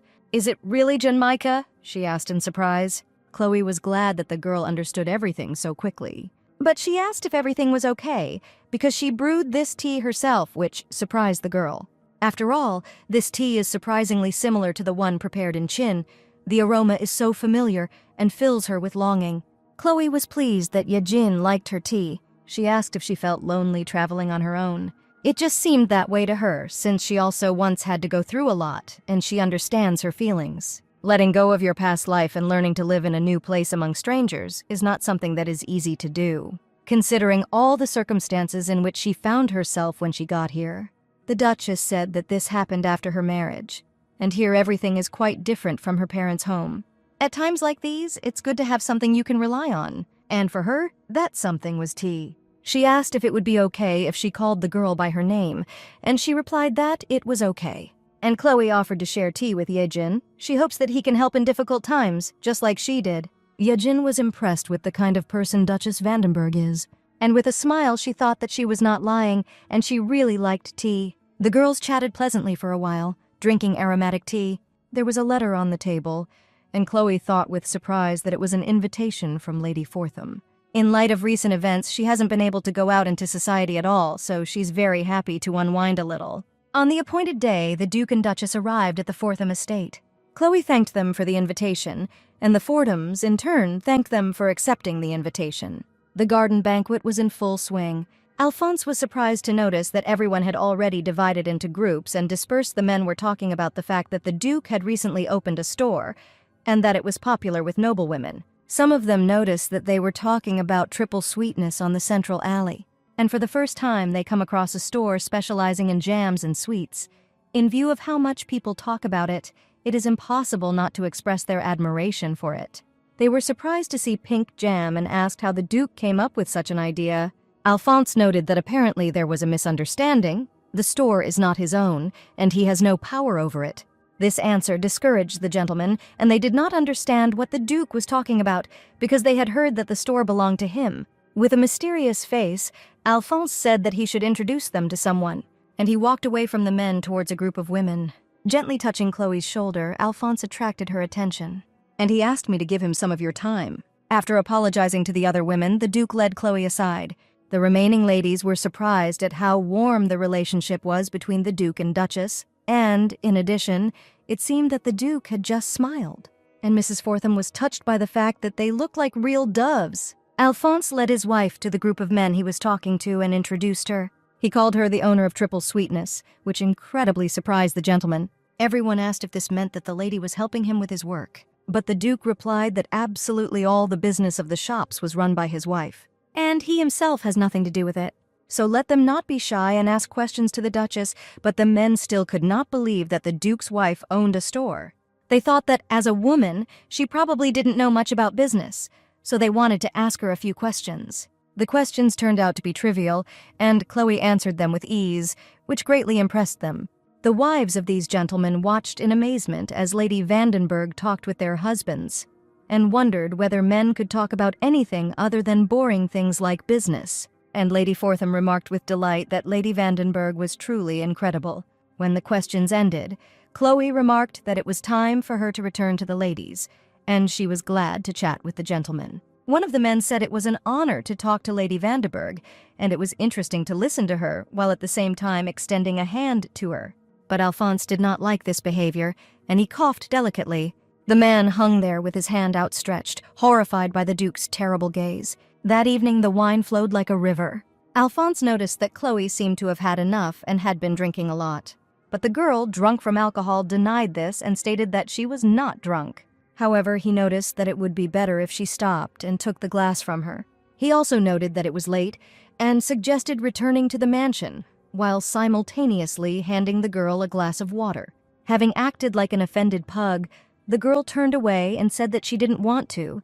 She hadn't left the house for so long, and now she couldn't even talk to Lady Fortham. She immediately hid behind Elizabeth, flatly refusing to leave. Alphonse was shocked by his wife's childish behavior, but then a servant approached him and, apologizing for interrupting, said that there was one urgent matter where the Duke needed to be present. And when Alphonse asked what the matter was, the servant replied that he did not know, but he was told it urgently, and he had to hand it over to the Duke personally. Alphonse turned to Chloe, who was still hiding behind her friend. Once again, the girl repeated that she did not want to go home. Then Lady Fortham asked the Duke not to worry. She would look after the lady for him. Having bowed, Alphonse hastened to leave them. Elizabeth told Chloe it was okay to leave. Flushed and cheerful, Chloe asked if the Duke had left and received an affirmative answer. Then she threw herself into Lady Fortham's arms and thanked her for hiding her. Chloe was having a lot of fun, dancing with Lady Nocturne and giggling. Lady Chandler immediately joined in the dance, hugging her tightly. And then she also rushed to Lady Wedgwood with her arms. She announced that it was called a free hug and explained that where she was from they did it a lot. And she asked if anyone else wanted a warm hug, to which several gentlemen responded instantly. And Chloe, without any second thoughts, extended her hands to them. But she was instantly picked up by tenacious hands. It was the Duke who returned and said that they had enough. And then he gave a very furious look to the gentleman who dared to encroach on his wife. No matter how drunk she is, does she really have no personal boundaries? The man thought. But after looking carefully at the girl, he realized that she was completely drunk. Without realizing her actions, Chloe fell on the Duke's chest and said that she missed him. She gently pressed her whole body against him, like a little playful kitten. The Duke was quite dismayed by the behavior of this woman. She always behaved so modestly, for sure. Even under pain of death, she would not show emotions more than usual. But she just said that she missed him. And the next moment, he kissed her in front of everyone present. The carriage was racing along the road at full speed. Still drunk, Chloe sulked because she didn't want to go home. And although she was quite drunk, she remembered how Alphonse kissed her right in front of everyone. And then he persistently took her home. And now the girl was indignant that she wanted to stay there longer, to which the Duke replied that they could attend another reception later. The girl was upset because she wanted to have fun now. The next moment, she felt Alphonse's lips on her lips. The young people kissed for a long time in the moving carriage. This went on for so long that the girl couldn't even breathe. She pulled away to catch her breath and then pressed her lips to his. But then the creaking of a carriage being stopped was heard, and they were forced to interrupt. Alphonse said very dissatisfiedly that it would be better if they lived away from the Forthams. He was about to get out of the carriage, but Chloe grabbed his clothes. In the mansion, the butler and servants were waiting for the gentleman to return home. Cale was the first to raise his head, and what he saw surprised him. The gentleman carried my lady in his arms, and it seemed that she was drunk. However, why he didn't ask someone else to carry her, there was probably only one reason for that. One of the maids asked him in a whisper if they should help the Duchess change clothes and bathe. But the butler replied that there was no need to disturb the Duchess until the master left the chambers, and with a wink, asked if she understood what he meant. Having reached the room with the help of the Duke, Chloe instantly collapsed on the bed. Alphonse didn't understand how he got to this point. He thought that he had stopped caring about his own feelings since childhood. Then why do these very feelings intoxicate him and force him to act this way? The girl opened her eyes at the moment when the man's fingers touched her lips. The Duke could barely restrain himself from the feelings that overwhelmed him. But at the same time, considering himself pathetic, Alphonse hovered over the helpless girl. And it took him a lot of effort to just lightly kiss her forehead and wish her sweet dreams. But this seemed not enough to Chloe, and she stretched out her hands to him, at the same time standing up and hugging the man tightly. A moment later, Alphonse was lying on the bed, and the girl was on top of him, and passionately pressed her lips to his. Slightly drunk, flushed, she was incredibly beautiful, and Alphonse could not resist. The next morning, the Duchess woke up, and I realized that I was alone in the room. Looking carefully at her hand, she thought that everything that was, perhaps, was just a dream. Both the gentle touch and the happiness flowing through her body seemed to be something she simply dreamed about. Chloe decided that she should stand up, but as soon as she did this, a sudden pain pierced her body. It turned out that this was not a dream, and her back spoke eloquently about it. Chloe pressed the bell intensely, hoping that Alphonse would also come soon. Time passed, but the Duke did not return. Chloe spent all her time in her bed, suffering from back pain. After what he did yesterday, isn't it rude of him to leave her here all alone? The girl thought. In the evening, the maid reported that the master had returned home, and having asked where she could find him, the Duchess received the answer that the Duke was in the office. This surprised her very much. Is it really possible that after yesterday the Duke is still not going to see her? This won't work, she decided, and she went to him herself. She knocked decisively on the office door, and opening the door, she entered. Alphonse greeted her very hesitantly, and he asked in surprise why she was sulking. The girl was on the verge of indignation. Is he really laughing at her? Is this all he can tell her? Sitting down on the sofa, she stated that he had returned late today. The Duke apologized for keeping her waiting. Trying to look into his eyes, the girl was surprised to notice that he was avoiding her gaze. The man really tried not to look into her eyes. Chloe then said that waking up alone after what happened last night was quite unpleasant, and as his wife, she has the right to worry, so she hopes that he will no longer leave without saying goodbye only to come back late home. Twitching her leg nervously, she noticed that that was all she wanted to say. Alphonse said that he was sorry that he left her alone, and he would make sure that this did not happen again in the future. But there is a reason for the late return, and Chloe would like to know what it is. Placing the documents on the table, the Duke said that this was a contract that he had drawn up today, and also asked her to read it. The girl picked up the documents. Tea leaves from her store will be supplied to the Imperial Palace, and the court ladies of the Imperial Palace will be trained in the art of the tea ceremony, a contract signed by the Emperor himself, George Waltball Mercedes Vladimir. After reading the document to the end, the girl realized with amazement that these were supplies to the palace. Alphonse noted that he was not entirely sure that she would appreciate it. Without listening to him, the girl instantly threw herself into his arms, showing gratitude. The man was glad that she liked it and therefore hugged her back. At the same time, he whispered in her ear that he was glad that she was not angry because of the violation of their agreement. Chloe noticed that it actually lasted a lot, but Alphonse didn't believe it since she had been quite aggressive the night before. The girl explained that she was just drunk, but the man noticed that when a person is drunk, you can understand his true nature. Still hugging him, Chloe was burning with shame. Alphonse suggested making some adjustments to their agreement, since he thinks that once a month will not be enough for them. The girl thought that all this talk about Alphonse's heartlessness was probably a lie, and she replied that she would think about his proposal. There were a few days left before the meeting with the Emperor, and Chloe thought that she should go out before this event. Of all the events she had received an invitation to, she would have preferred to attend something casual, preferably soon, and chose one. Unfortunately, she did not know at the time that she had made a huge mistake. Chloe was quietly enjoying the drinks and desserts served when she was suddenly called out by a lady whom Chloe had previously seen at the ball. Ariana Warnett said she didn't expect their meeting to happen here. It was this girl who was gossiping about her with her friend, and it is unlikely that she greeted her now without a second thought. Ariana said that she has heard so many rumors and hopes that the Duke is doing well now. Of course the Duke is perfectly fine, Chloe replied with a smile. Lady Warnett was delighted at the wonderful news, and noted that she always prayed for the Duke to remain in good health. After all, talking about him awakened so many pleasant memories in her heart. At one time, the Duke simply showered her with bouquets of flowers. He accompanied her wherever she wanted, and always looked at her so affectionately. Chloe listened to this entire speech with an inscrutable face. Ariana, bursting into laughter, asked for forgiveness for the fact that she seemed to have gone too far. Of course, the Duke is no longer interested in anyone except the Duchess, but she is so jealous of her, because now he belongs only to Chloe. While stirring the coffee in her cup, Chloe noted that she did not know that she had a relationship with the Duke in the past. It was unlikely that the Duke would tell her about this. Ariana noted with a chuckle, because they were something more than just close friends, to which the Duchess replied that she was very interested and curious about how close they were. Ariana could barely contain her emotions because she provokes Chloe with all her might. But why is she still calm? And Chloe thought that it was unacceptable to show such disrespect for her status in a normal situation. The ladies present would have intervened, but it seems they are just waiting for her to run out of the room in tears.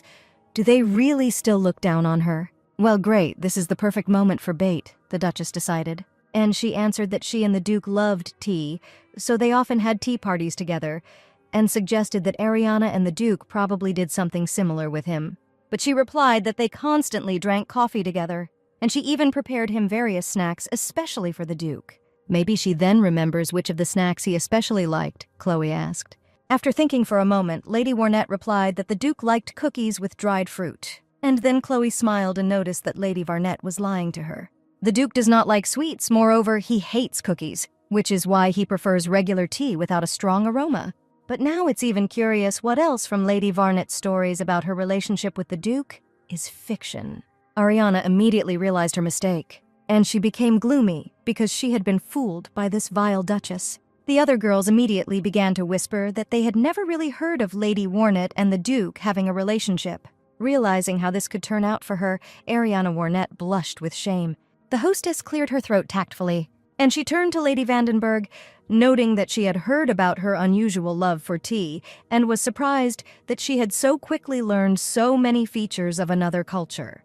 Those around her immediately agreed that this was truly amazing, and they would not mind trying her tea. Were it not these girls who laughed at her drinking tea, Chloe remembered about the reception with Lady Belladonna, and the Duchess of Vandenberg decided that she had had enough. The next day, sitting in her office, Chloe thought that she needed to finish the pending work as soon as possible. The Emperor desires tea similar to Tea Guanyin. Of all that is currently in stock, only one will be suitable in its properties. Tea from a country called Bharat. The girl smiled contentedly. This is what is needed. After some time in the Emperor's palace, the Emperor greeted Lady Vandenberg warmly and expressed the hope that his request would not cause her any trouble. Chloe replied that she was honored by his order, to which the Emperor corrected that this was not an order, but just a small request from an elderly man. He was very curious about what kind of tea she had prepared for him today, and Chloe was ready to demonstrate everything. Seeing the tea, the Emperor asked if it was the same tea that they drank last time, oolong. But the girl replied that this time it was black tea. Then the Emperor assumed that this was the same tea that his son highly rated. The girl explained that the reason she chose this tea lies in the fact that, like oolong tea, it undergoes incomplete fermentation, which makes it similar to them. That it, like Tea Guanyin, has a fruity, floral aroma. And what is the name of this tea? Asked the Emperor. This tea is known as Darjeeling, replied the Duchess. This tea is produced in the Darjeeling region of the Bharat Kingdom. Darjeeling differs from Assam tea and all others in that it grows on a different tree. Assam tea is heavy, with an aroma reminiscent of potato and pumpkin, while Darjeeling tea is light and has a fruity floral aroma that gives a sweet aftertaste. It tastes like Tea Guanyin, which smells like lilac and smells more like the fruity floral aroma of oolong. Its main difference from Assam is that Darjeeling grows on a tea tree brought to India from China, which is why she prepared this tea for His Majesty. The Emperor noticed that the aroma of this tea is really unusual if Tea Guanyin smacks of the East. Then this tea is full of floral and fruity shades. Chloe confirmed that this is exactly the case. Because of its aroma, Darjeeling is one of the top 3 types of black tea. Chloe again managed to surprise the Emperor. He enjoyed the smell and look of this tea enough, and now he wants to try it, so he asks to prepare it. The girl happily started brewing and asked to give her some time. After some time, the Emperor noticed a noise coming from the door. A maid entered the room, rolling a cart with tea supplies in front of her. Today, he will try 3 different types of tea. What a wonderful day, the Emperor thought. But he wondered if it was all Darjeeling. That's right, Chloe replied. This tea is harvested 3 times a year. All 3 teas have unique aromas and properties because they were collected at different times, which is why she prepared all 3 teas at once. The Emperor was surprised that the time of collection could influence the final result. This is very interesting, and what is the difference? This Darjeeling was collected between March and April and is the first collection, or His Majesty can himself appreciate its taste. This tea has the same shade as Tea Guanyin. Due to the processing technology, green teas and oolongs are very slightly oxidized, so they have such a shade. This tea is brewed at a low temperature, about 80 degrees Celsius, and it also needs more time to brew. The ruler was very interested. As soon as the Emperor tried the tea, he noted that it was so easy on the tongue, soft and with a hint of something floral, and the aroma was quite sweet, and this tea was also a little tart. His Majesty noticed that his mouth was a little dry, and Chloe immediately said that after this tea, a feeling of astringency often appears in the mouth, Any tea to some extent gives this effect, but the first collection of Darjeeling especially stands out for this. This means that the rest of the tea should not be as tart, the emperor asked, and expressed a desire to try the next one. This is the second collection, Chloe said. It is collected in May-June, and it is brewed at 95 degrees, and she placed the cup in front of the emperor. The man took a sip. This tea made him more emotional. While the previous tea had a floral aroma, this one has a strong fruity aroma. And Chloe confirmed that the second Darjeeling collection has the aroma of ripe fruit. And every time she drinks it, she feels like she is eating a juicy fruit. It has a great aroma. What an interesting comparison, the emperor said. This scent is truly unique. And he noticed that he couldn't wait for the next tea. The last Darjeeling is called Autumn. It is brewed according to the same principle as second flush Darjeeling. The emperor watched impatiently as the girl poured the tea. Due to the fact that the previous types had a strong aroma, he thought that this one would have the same, but he was mistaken. Its aroma was subtle. He only felt it when he brought the cup closer to his face. The emperor tried the third tea with great pleasure, but he surprised him more than anyone. This tea is very sweet. It is his first time trying such sweet tea. In it, the ruler felt the taste of the ripest fruit, one that is still hanging on a tree while all the others have long been lying on the ground. And Chloe confirmed that before winter, all the sweetness accumulates in the tea tree leaves, which is why it is so sweet. The emperor placed the third cup on the saucer. He noted that this was not bad, but the latest tea was too sweet for an old man like him, and he would not be surprised if he got tired of this tea too quickly. What was to be expected, the girl thought. People who don't like sweets won't appreciate autumn Darjeeling, and Chloe remembered how she offered this tea to Alphonse, and he didn't like it at all. The emperor concluded that he had a wonderful time drinking tea, and was confident that he made the right decision in asking Lady Vandenberg to prepare tea for him. Of all three types, he would choose the second vintage. Its bouquet of aromas can be compared to first-class wine. Chloe noted that His Majesty has excellent taste. It's not for nothing that Darjeeling is called tea champagne, and the emperor laughed at the fact that the Duchess really knows a lot. He will send the contract to the Duke's residence and asks Chloe to review it. Prince Arthur had a pleasant conversation with another girl in his chambers, and she said that she had recently heard that His Majesty really liked to drink tea and asked if the prince liked it. Putting his arm around the girl's shoulders, Arthur confirmed and said that he personally knew the Duchess of Vandenberg, who personally supplies His Majesty with tea. These words excited the girl. She was delighted that the prince not only had many friends, but also followed fashion. The prince replied that the Duchess of Vandenberg's skills and knowledge of tea are truly impressive, and thanks to her talent she prepares delicious tea. His interlocutor was even more delighted and asked what types of tea His Highness had tried. He began to list that he had tried Oriental tea with the scent of flowers, and also with a unique fruity aroma. This is a special tea that Chloe prepared especially for him. Chloe came up with it specifically for him. He invited Isolde to try it as soon as the opportunity arose, and he was sure that she would like it. The girl happily agreed. Then the prince proposed a toast and poured a glass of wine.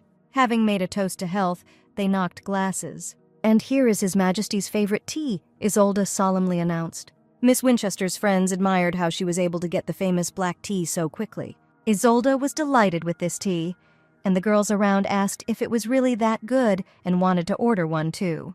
The box was filled to the brim with letters, all with orders for black tea leaves. It seems that the rumor that the Duchess likes tea has finally spread among the higher circles, Yejin noticed, and judging by the letters, many people want to try the tea that the Duchess likes so much. Chloe replied that she was thinking about selling tea at Triple Sweet. Apologizing for the tactless question, Yejin asked if the people of the Empire were actually able to experience the richness of tea's taste and aroma. Smiling, Chloe replied that that was exactly what they were trying to achieve, and she wondered which of all the possible varieties of tea could be sold in a store. In the Empire, tea leaves are nowhere to be found, so they need to be brought here from other countries. Delivery time and prices will be rather high. If the tea does not sell well enough, she will bear huge losses. So she thinks that Assamese and Sinhalese teas are the most suitable. Yejin noted that this is an excellent choice. If we consider all types of black tea, then these two are the safest for them due to their neutral taste. Assam was the first tea Lady Fortham bought, and it has a very strong flavor, reminiscent of sweet potato and pumpkin, and a pleasant malty aroma. While Sinhala tea is more similar to Ceylon tea than any other tea she has ever tried, While deciding on the type of tea to import is important, she needs to decide how to present it to the public. Regarding the Darjeeling that she prepared for His Majesty, she tried to emphasize the original taste and aroma. But this black tea is suitable for the middle class, so she can present it as a drink that is easy to prepare and drink. However, too many variations are also not good, and this will make it difficult to understand people who buy tea in leaf form. It may be better to sell tea that can be easily prepared at home. And then it dawned on Chloe. She had an idea. Duchess Vandenberg visited her store, Triple Sweetness, and she brought with her new types of tea. She came to bring her idea to life. The store's customers remarked that they had never seen anything like this before and were very impressed. The seller replied that it was black tea, recently His Majesty's favorite drink, and asked if the ladies would like to try it. The ladies were willing to try it, and they asked me to pour them a cup, just as Chloe thought a tasting is the best way to showcase a new tea. And indeed, the store's customers were delighted with how beautiful the tea with lemon looked. It was quite bright with beautiful yellow lemon pieces. The ideal base for its preparation is Ceylon tea, all because it is soft and pure tea with lemon will definitely appeal to lemonade lovers. Tasting the tea, the ladies admired its refreshing properties, noting that it was just in time because it was quite hot today, and they noted that it was somewhat reminiscent of jasmine tea, although the color was completely different. It was a little sour but very refreshing, and one by one, each of the girls wanted to try tea with lemon. But unfortunately, it ended very quickly. But people noticed that there was another pot with a different tea, and they wanted to try that too. Assamese tea has a unique aroma. It is not surprising that the ladies also liked it, and Chloe thought that she could already start purchasing Assamese and Ceylon tea. Ellie happily congratulated her mistress. She has heard that people in the Empire are becoming more interested in tea, and she is so happy for the Duchess that she has realized her dream. Chloe thanked Ellie, but noted that these people still didn't like tea. "But it looks like everyone loves him," the maid said in surprise. "These people don't like tea at all," Chloe noted. "They just follow fashion. They still have a lot of work to do. It will take time for people to taste and love tea. You need to have time to show them all the beauty of tea before their interest fades." Ellie was delighted with Milady's insight and how she loved tea with all her heart. She thought the Duchess was simply incredible. Now it is important to concentrate on demonstrating different types of tea, Chloe thought, and she should organize a second tasting. She will present some unique tea to her regular customers. Looking out the window, she noticed that someone had arrived there. Outside the window, merchants' carts pulled up one after another. They finally delivered. The girl was delighted. The door creaked, letting newcomers into the room. Chloe introduced herself and greeted the guests. The men who came in also bowed and said that they were honored to meet the Duchess. Chloe ordered the second Darjeeling harvest of the year and asked if it had arrived. The men unloaded the goods and invited the Duchess to check it. Taking one jar in her hands, the girl examined it carefully. All the tea leaves were collected from one plantation, and the sellers noticed that all the tea was of the highest quality. Chloe opened the jar and was convinced that the smell of the tea was strong, meaning it was definitely harvested this year. The aroma of tea leaves disappears quite quickly, and if they are stored incorrectly, the smell may not remain at all. There is, of course, pu'ert tea, which only gets better with age, but Darjeeling leaves are especially good the year they were first picked. But she also noticed that the tea has leaves that are too large and many have stems left, so she will only take leaves of the right size and with small stems, and she will not take those that have lost their aroma. The Duchess's careful selection of tea surprised the traders. They whispered that this lady knew more than they thought. After all, she was from the Empire, so how did she know so much about tea? Smiling brightly, Chloe asked if she could try all 5, and then she asked the merchants to follow her along with the banks. On the way to the tea room, the men were talking about who this girl was, because usually the Imperials don't know anything about tea. They whispered that this Duchess was very suspicious. The main shout dealer forced them to stop talking nonsense, because there are people here and they can be heard. The youngest objected that it didn't matter, since no one understood their language anyway, which only upset the main one. He sternly asked if they were really not at all aware of the latest events about 2 months ago. Someone bought all the tea in the Empire. It seems that that mysterious rich man bought all the tea not only in the Empire, but also in the neighboring countries. Legends began to be made about his fortune. The men noticed. They say that even the Iberians could not get tea for some time. Then the chief merchant looked sternly at them and noticed that, of course, they knew that it was the Duke, in whose residence they were now. The merchants, who had been laughing until now, suddenly fell silent. realizing that the Duchess they had seen had bought all the tea in the empire. After some time, the tea that Chloe asked for was ready. The girl took her first sip with pleasure. "This Darjeeling is truly special. There are so many flavors in just one cup," Chloe noted. At first, she smelled caramel and a hint of macaroon, but then she could smell some more herbs. I think it was jasmine or maybe mint, and also a hint of citrus. The traders watching the tasting asked each other in surprise how long the Duchess was going to do this. Events in the evening of the same day. Satisfied, Chloe admired her purchases today. When Alphonse approached her, the girl responded to the call. She asked if he had finished his work, and the man replied that he had, and in turn asked how the purchase of goods was going. Sparkling with happiness, the girl replied that everything was going great. The Duke thought that his wife had great fun today, but at the same time, he was worried that she was working a lot, and asked if she wanted to rest, since she had just recovered from her illness. Chloe was pleased that Alphonse was worried about such trifles, and she noticed that she and he had become quite close lately, which surprised Alphonse, and I was very happy about it. And the Duke's heart beat faster when he noticed her expression. The Duchess remembered her last meeting with Lady Ariana, and now, having met someone like her, I began to understand Alphonse better. If people like Lady Varnette fell at their feet every day with a declaration of love, she would probably want to abstract herself from any manifestations of it. That's why she's happy with their current relationship, and out loud, Chloe told Alphonse not to worry because she would never fall in love with him. From these words of the girl, the man's heart skipped an unpleasant beat.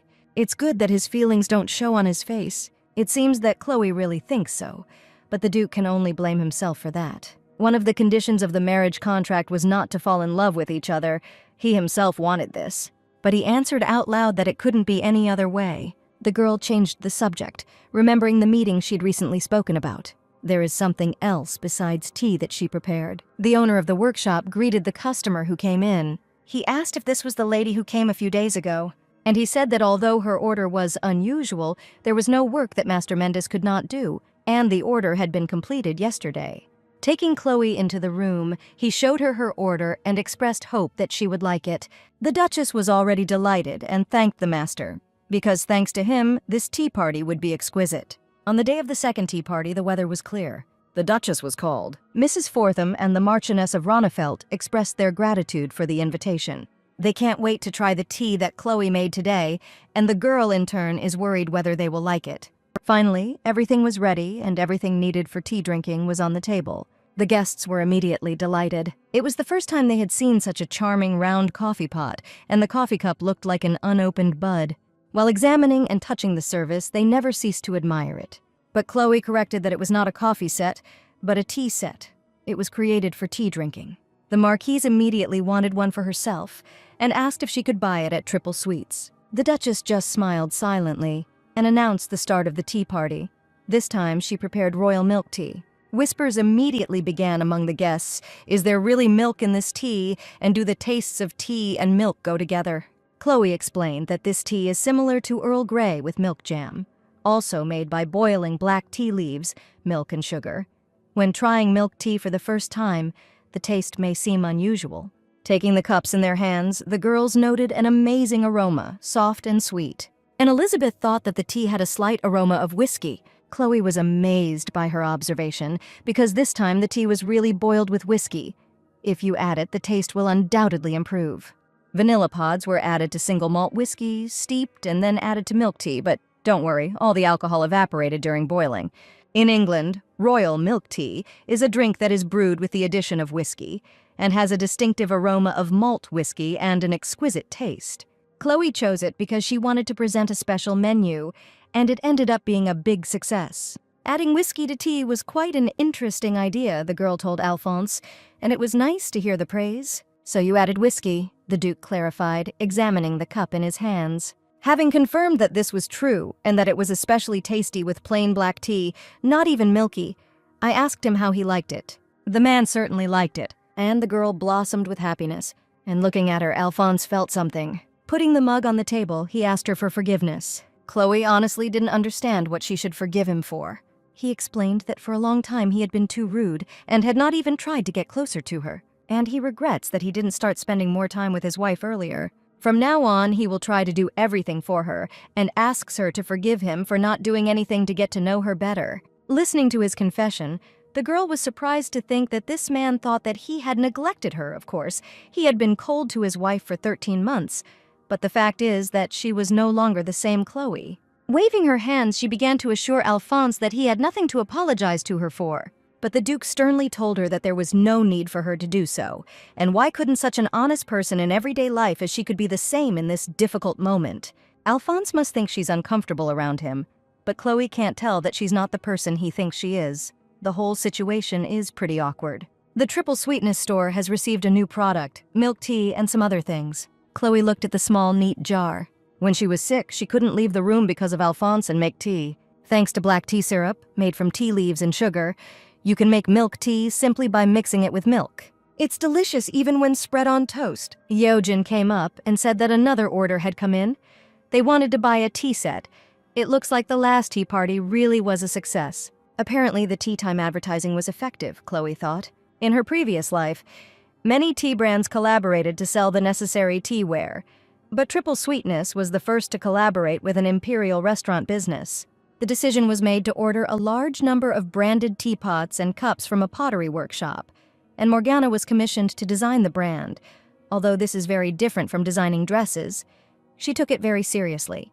Thanks to Chloe's strategy and good marketing, tea even became much more popular among children than among aristocrats.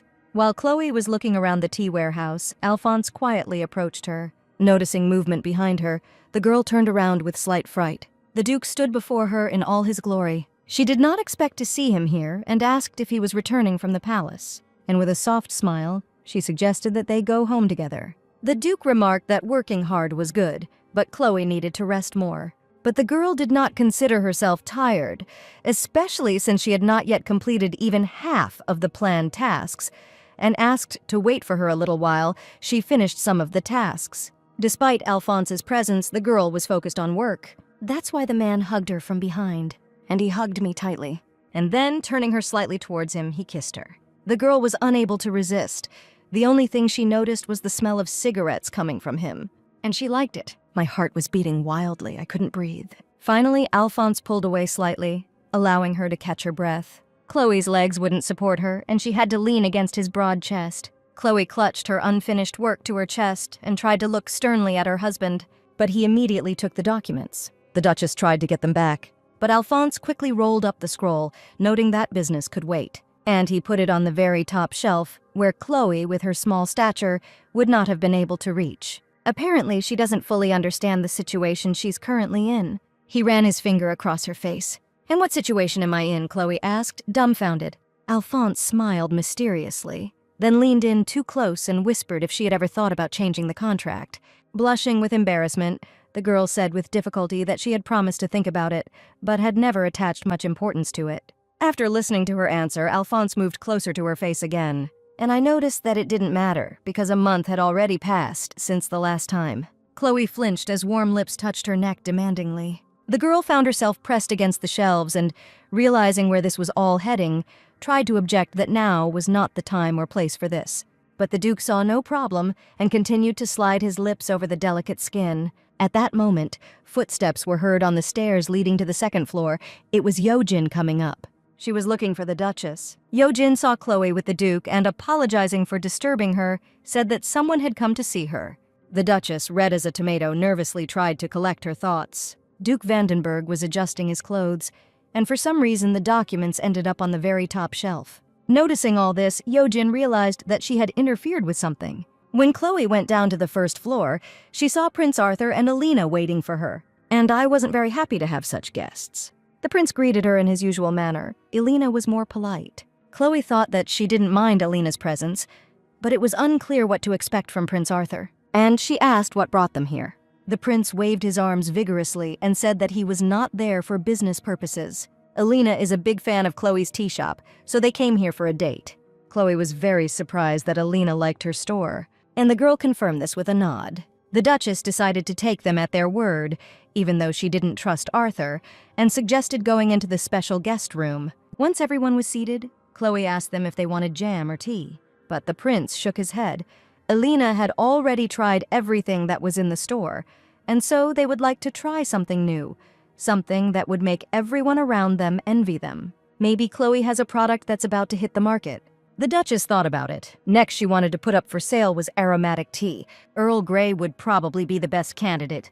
This is the most famous tea in the world from her past life, and it also goes great with baking. However, due to its unique aroma, it should not be offered to beginners. So Chloe is still considering whether to put it up for sale. But she may test Earl Grey on unexpected guests. Having asked to wait, the Duchess left. Soon she brought a tea set of her own making, and she began to pour tea into mugs. At this time, Arthur was sniffing the aroma emanating from the tea, and he recognized it.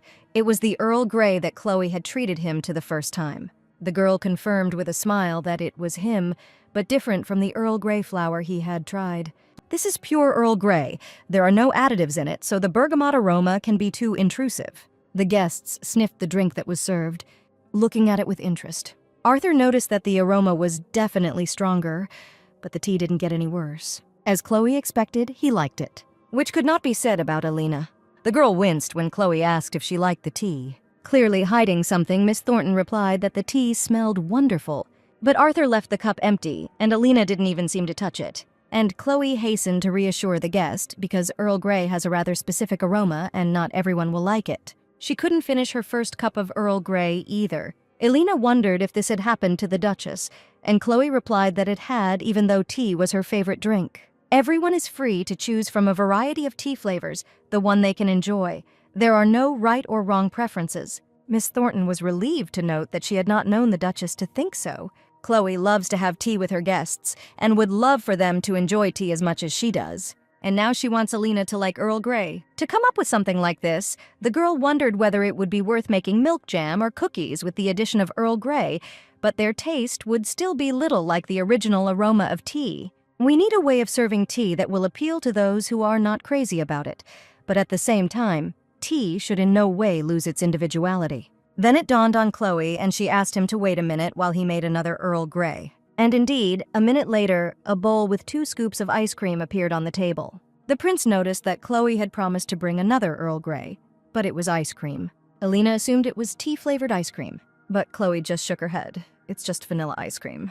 Guests were puzzled as to how vanilla ice cream was related to Earl Grey. Chloe clapped her hands and said that she would show him now. At her call, a servant came up with a teapot in his hands and began pouring tea into a bowl. The Duchess asked if they had ever heard of affogato with Earl Grey.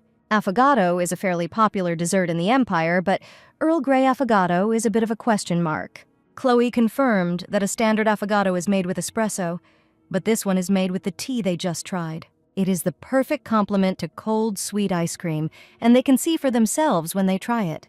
Arthur resolutely took the spoon and, scooping up some ice cream, put it in his mouth. The taste turned out to be light and delicate. It seems that anyone would like it. Alina hesitated a little, but she also decided to try the offered dessert. And then I was immediately surprised by its sweet taste, like milk jam with a hint of Earl Grey. I can't even believe that tea with such a heavy aroma was used here. Chloe was genuinely glad that Alina liked it. She noted that Earl Grey goes great with milk. After tea, Arthur and Alina went home, and Chloe needed to think carefully about what kind of tea she would sell in the store. She is sure that Earl Grey is a good option, since both guests were happy to buy tea leaves. But it all depends on people's taste preferences. It's easy to become disappointed with Earl Grey right after the first sip, and she needs to choose a tea whose aroma will best meet the standards of most buyers. She needs tea with a charming aroma and an acceptable price. So everything is leaning towards selling Earl Grey, especially since it can be used in many ways, such as a baking ingredient. It was decided that Chloe would sell 2 teas, one of them Earl Grey, and the other one that people would like, the taste that the majority would choose, the aroma of some dessert or fruit. If I had to choose between the 2, the fruity scent definitely wins. In this case, you need to choose a fruit that will be warmly received by customers. This will be strawberries. They are very popular here. In addition, you can make jam from it. Chloe reached for one of the jars. Having brewed the tea, she sat down to try it. As she thought, it tastes incredibly good. This variety can really become popular. It is rare to meet someone who does not like strawberries. However, the girl thought about it. Even if this taste is approved by the majority, it is very common in itself, and strawberry tea will not cause a sensation. And she wants to create tea with a new, unusual aroma, to sell blends that cannot be found anywhere else. To take the safe route or to take a risk, that was the question, and she hesitantly placed the cup on the table. She decided to develop a flavor on her own. Something not very common, but not too extravagant so that people would like it. In fact, blending teas is not the hardest job. After planning the concept of the desired fragrance, you need to select the right ingredients and try mixing them in different proportions until you get the desired fragrance. Using black tea and strawberries as a base, you can create a fresh and sweet fruity homemade tea. Time passed. Chloe worked tirelessly. Time after time she brewed mixtures and immediately tried them. None of them were the one. Thus, the girl tried more than a dozen options. After a few days, the work was finally completed. Taking a sip of the last tea, the girl inhaled with satisfaction. Finally, she succeeded. She found the golden mean. It's a little different from what she had in mind previously, with a sweet strawberry base. And the aromas of cherry and red currant make the tea more luxurious and refreshing. The rose petals, which she added last, complemented the light aroma of the fruits. This is definitely a success. To try the new tea, she called the Duke and apologized for interrupting him from his work. She develops a new tea that she plans to sell at Triple Sweets and asks everyone to try it. Ripe fruits go well with both iced and milk tea, Chloe chattered as she explained. After listening to the explanation, Alphonse looked suspiciously into the cup, but took his first hesitant sip. The tea was very sweet, and he decided that it did not suit him, but the taste was not unpleasant. Chloe eagerly awaited his verdict. The man took a few more sips. The tea turned out to be very tasty, and although he doesn't like sweets, everything is to his taste. Finally, Chloe couldn't stand it any longer and asked if he liked the tea. Alphonse answered in the affirmative, mentally adding that he didn't like the tea, but the girl herself. The Duchess was quite pleased that he liked it. She was actually happy. If he said he didn't like it, she would start to worry. And if Alphonse, who doesn't like sweets, said that everything was fine, then she had chosen the right combination. Even if this tea doesn't live up to its taste, you can still notice how harmoniously it mixes without any gimmicks. As Alphonse finished his tea, he thought that it had been made with sincerity. The Duchess never stopped glowing with joy. After some time, she suggested that the servants in the kitchen try the same tea. The girls admired the fact that the Duchess created this tea herself. It was very tasty. They asked if it had a name. Chloe replied that she was still thinking about it. The main source of the tea's aroma is pure red berries. It would be nice to come up with a name that would highlight their color, and even better if everyone could feel their sweetness and ripeness. The first homemade triple sweetness teas went on sale at the beginning of August. The biggest sellers were Earl Grey and a new tea created by Chloe called Scarlet Mouth. The shop's visitors were very attracted by the brightly decorated tea. They thought it was just regular black tea, but it looked so beautiful. It smells incredibly sweet. The servant who came up explained that this was their new product, an exclusive summer product. The servant said that this tea was created personally by the Duchess of Vandenberg, and one could search the whole world to find one that was sold only in triple sweetness. The news that this tea was made by the Duchess herself, that is, the one everyone is talking about, instantly spread among the girls. They all said in one voice that they simply had to buy it. After all, their relatives will be surprised if they bring home such tea. I wonder what it tastes like. They were some of the first buyers of the new tea. Scarlet Mouth sold well in August and September due to its high quality. Earl Grey also sold well, and all thanks to a competent advertising campaign. But there was also a problem. Yojin congratulated the Duchess on the fact that the tea was still selling well, selling out in no time. This tea sold even more than the Earl Grey milk jam, which had previously topped the sales list.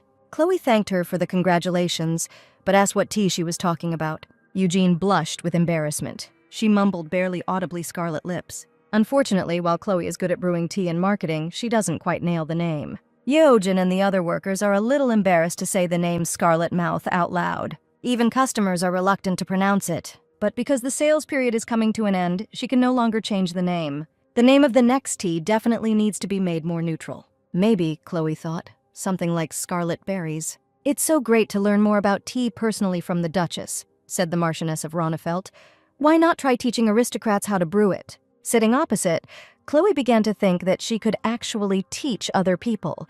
But by the way, she said that she was afraid that her knowledge would be insufficient for this. The girl asked her not to be modest because her knowledge was more than enough, and she should think carefully about it. Of course, it would be great to have tea brewing lessons, but she really feels like her skills aren't enough for this. Teaching isn't the easiest thing. Still, she believes that they are only enough for a hobby, and such an idea needs to be thought through carefully. After news of Chloe and Lady Ronnefeldt's relationship spread through society, the Duchess's reputation, which was already quite good, rose even higher. People began to believe that Chloe had really changed. On the other hand, there was one person who could not rejoice at the girl's greatly increased popularity. Alphonse could barely hear what Chloe was chatting about, thinking that she would get tired of the constant social events. But she looks happy, and that's good.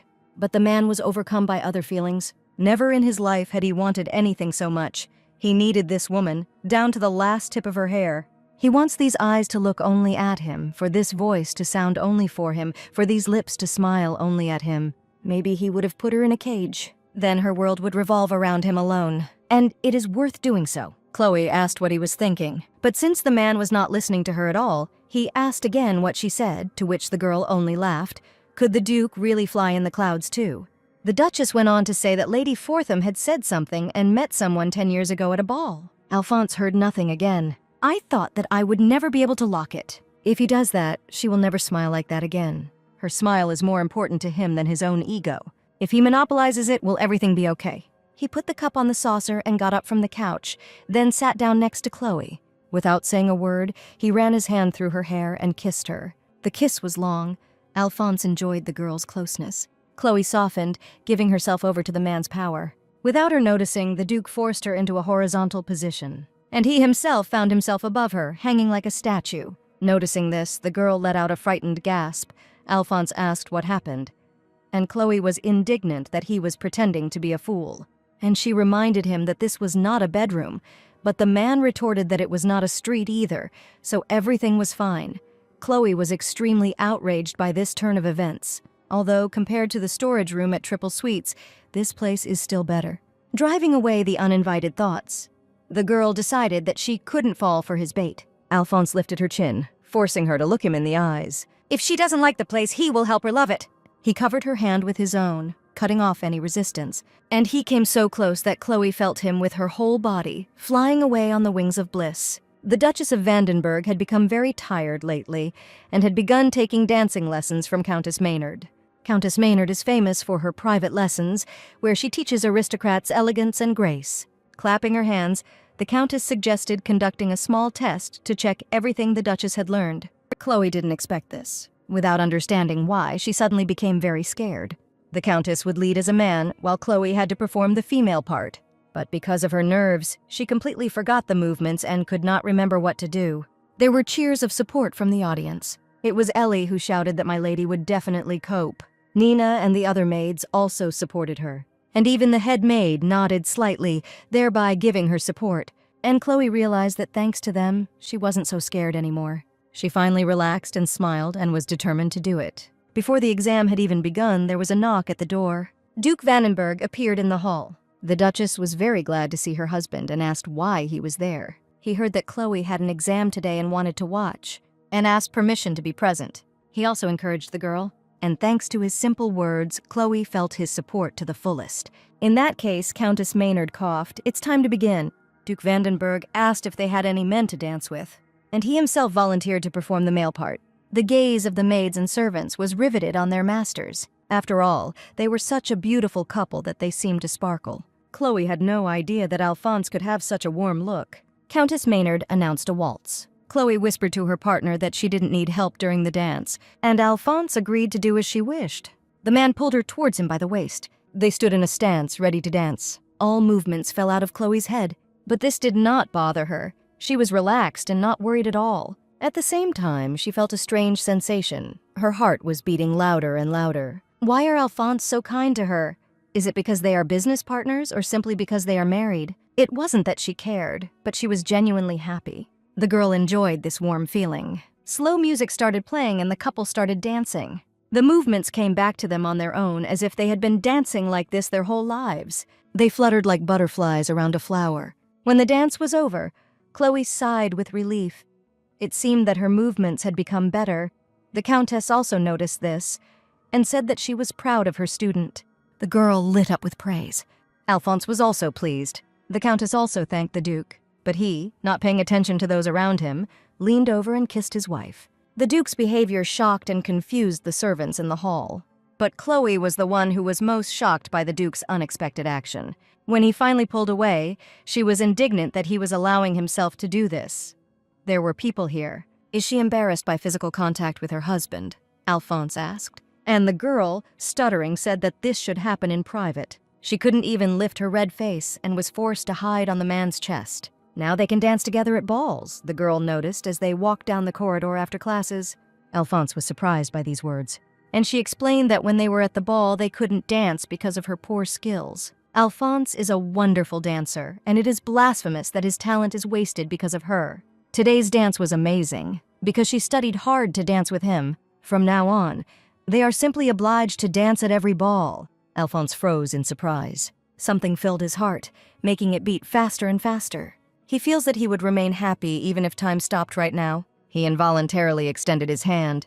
He approached the girl and kissed her. Is this really happiness? Chloe wanted to be outraged by his behavior again, but there was no one around, and the girl decided that let it be so. She kissed the man herself and decided that she would just enjoy the moment. Mrs. Lockwood apologized to the Duchess for her lateness. Chloe thought she had never been late before. Perhaps something happened, and she asked if Mrs. Lockwood was all right. She's been looking pale lately.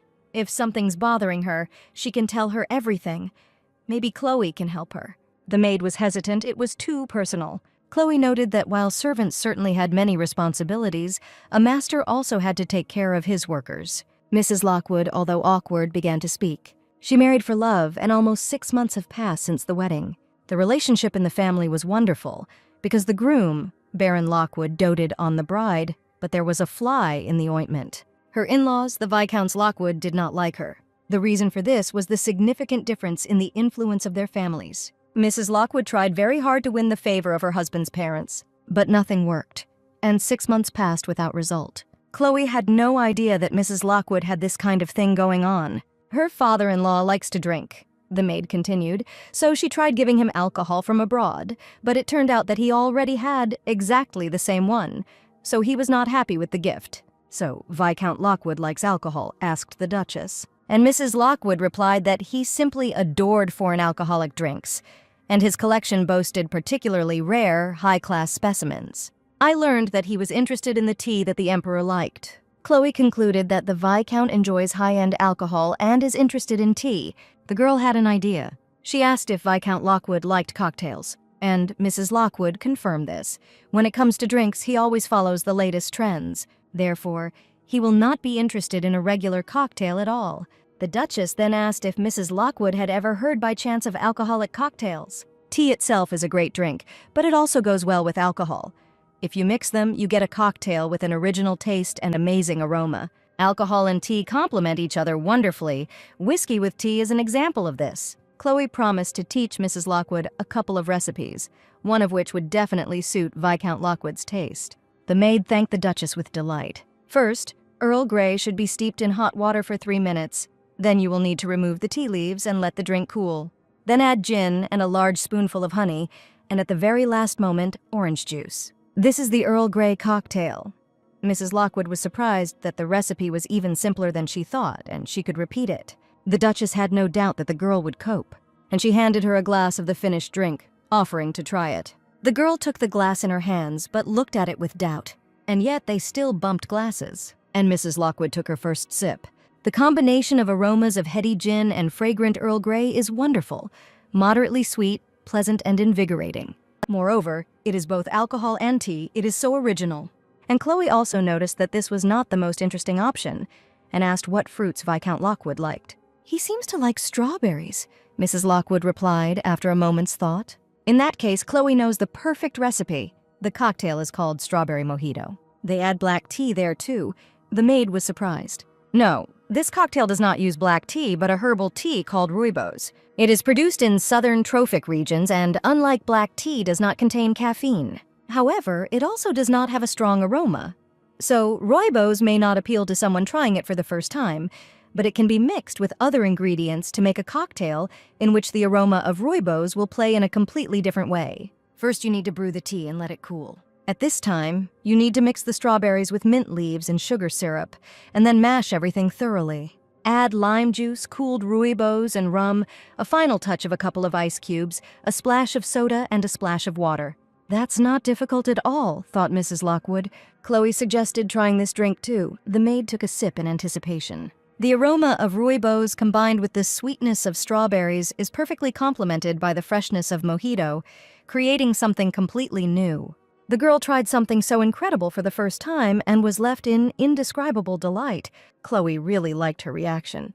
Placing 2 jars of Earl Grey and rooibos leaves on the table, the Duchess expressed the hope that Mrs. Lockwood would accept this gift with pleasure. The girl, of course, was touched by the Duchess's attention, and with tears in her eyes, she thanked the lady for her generosity. A few days later, at the Lockwood estate, taking advantage of the gift and the Duchess's advice, Mrs. Lockwood prepared cocktails for her husband's parents. These new and unique drinks impressed the Viscount and his wife. This event marked the first step towards positive changes in Mrs. Lockwood's relationship with her in-laws. Lady Winchester is a real socialite, because last time it was she who treated us to the tea that had just gone on sale. One of the girls remarked that the tea didn't seem to suit her. Every time after it, her stomach hurts. Another girl said the same thing, noting that it smells rather strange, even unpleasant. Listening to this conversation, Lady Fortham thought with horror that this should not be so, and asked if she could find out what kind of tea they were talking about. The ladies couldn't say exactly what kind it was, but they named the shop where they bought the tea leaves. Recently, several more shops have appeared that sell tea other than triple sweet, and it seems that this was just such a shop.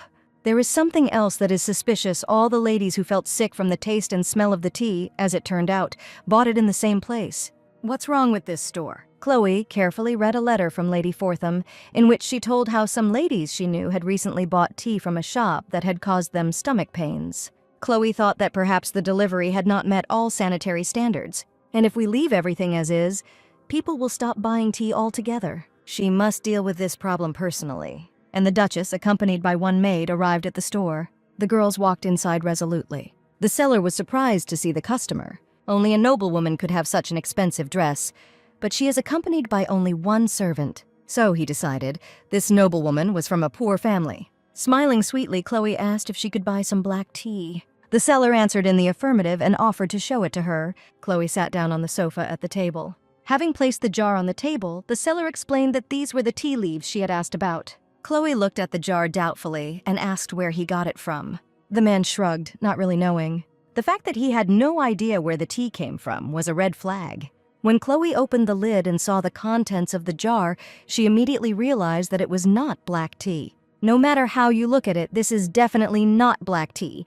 It looks more like the leaves of local trees. But that's not the worst thing. The problem is that as an expert, you can't fool her that easily. But people who don't know anything about tea can easily be fooled. And she asked to sell her 100 grams of this tea. Once at home in the mansion, Chloe brewed the tea she had bought, but she really didn't like the color. It was very cloudy.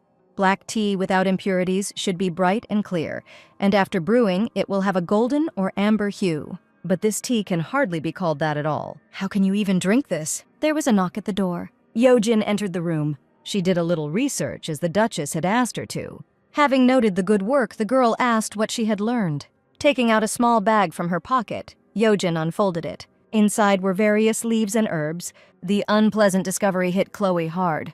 Yojin began to list black tree leaves, ash leaves, and some licorice leaves, evidence that the tea was fake. The Duchess thanked for the help. Sometime later, the Duchess of Vandenberg, accompanied by her maids and knights, arrived at the store again. The owner was very happy to see the customer. Smiling, Chloe asked to look again at the tea leaves she had bought last time, mentally calculating the money he would receive. The seller also smiled and asked to follow him. Having settled down at the table, the girl asked to brew a cup of tea for her, and she would like to drink it now. A couple of minutes later, the shop owner returned with a tray containing a cup and a teapot. Having placed them on the table, he explained that this was the very same medicinal tea from the East that the Emperor loved to drink. Without ceasing to smile and without stopping, he told us that tea helps with headaches, stomach pain, diarrhea, lung diseases, even nightmares and memory loss, and after it you feel a powerful surge of energy. "Your tea is quite cloudy," she said. Bowing very deeply, the owner replied that this is exactly what black tea looks like. Pretending to believe it, Chloe said it was quite interesting because it was unlike any tea she knew. Hearing these words from the customer's lips, the merchant was taken aback. The girl explained that she had already tried this tea at home, and at the first sip she felt how disgusting it was. Unfolding the paper with leaves on the table, she noticed that these were the leaves she had bought last time. All the leaves here are different. You can even see the stems. Not only are there no tea leaves here, but there is also a lot of garbage mixed in. The man realized that he was in big trouble. He suddenly jumped up, trying to justify himself. But a sword was pointed at his neck, and Jacob was indignant. How dare he raise his voice at the Duchess of Vandenberg? The merchant's expression changed completely. Could it really be that same Duchess of Vandenberg standing before him? Meanwhile, Chloe was giving instructions to her maids prepare boiling water and serve the tea set. Bring her some tea. In a few moments, everything was ready, and the girl took the teapot in her hands. And she poured tea into a mug right in front of the merchant. Placing her mug of tea next to the merchant's, she asked if he still thought he could get away with it. The difference between them is obvious. The girl suggested that the secret was hidden in this teapot. And indeed, when she opened the lid, she saw that after brewing, all the leaves for some reason turned out to be green.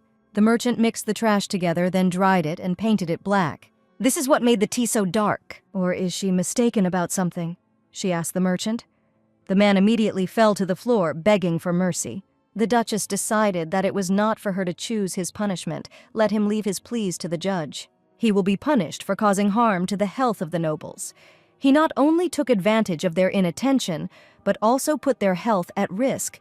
No matter how much you, the merchant, lamented and begged, nothing will save him. The security service that Chloe had called in advance resolved the situation, and the counterfeit tea shop was closed. Its owner was taken into custody for his illegal activities. The essence was quite quickly sentenced. All procedures were carried out promptly. Summer soon came to an end, and autumn came. Chloe was surprised by Alphonse's offer of a vacation. And the man noticed that she needed rest, especially since she fainted not so long ago. The girl didn't even have anything to say in response. She decided that she should stop burdening herself for a while and take a break. Trying to avoid this, she said that autumn is not the best time for a vacation. But Alphonse knew a good place for a seasonal holiday. It was one of their villas. Chloe agreed to take a vacation and immediately began giving instructions to the servants. She wanted to prepare everything herself, but Alphonse stopped her. He really wanted Chloe not to overexert herself. Once the preparations were complete, Chloe and Alphonse headed to their resting place. After 2 days of long travel, the couple finally reached the villa. What the girl saw there impressed her very much. It was a huge villa, surrounded on all sides by rose bushes. The girl's eyes sparkled with such beauty. The place is famous for its magnificent autumn landscapes and rose gardens, Alphonse said. And he's really glad she liked it. Chloe looked pleased. The servants at the villa greeted the Duke and Duchess. Alphonse also greeted them, especially Wilkins, whom he had not seen for a long time. Wilkins is in charge of the villa, and he was pleased to finally meet the Duchess of Vandenberg. He asked what the gentleman wanted first, to rest or to inspect the villa. Chloe wanted to look around first, and the servant led them to the balcony, which had a stunning view. The Duchess was impressed by the view from the balcony. He was truly wonderful.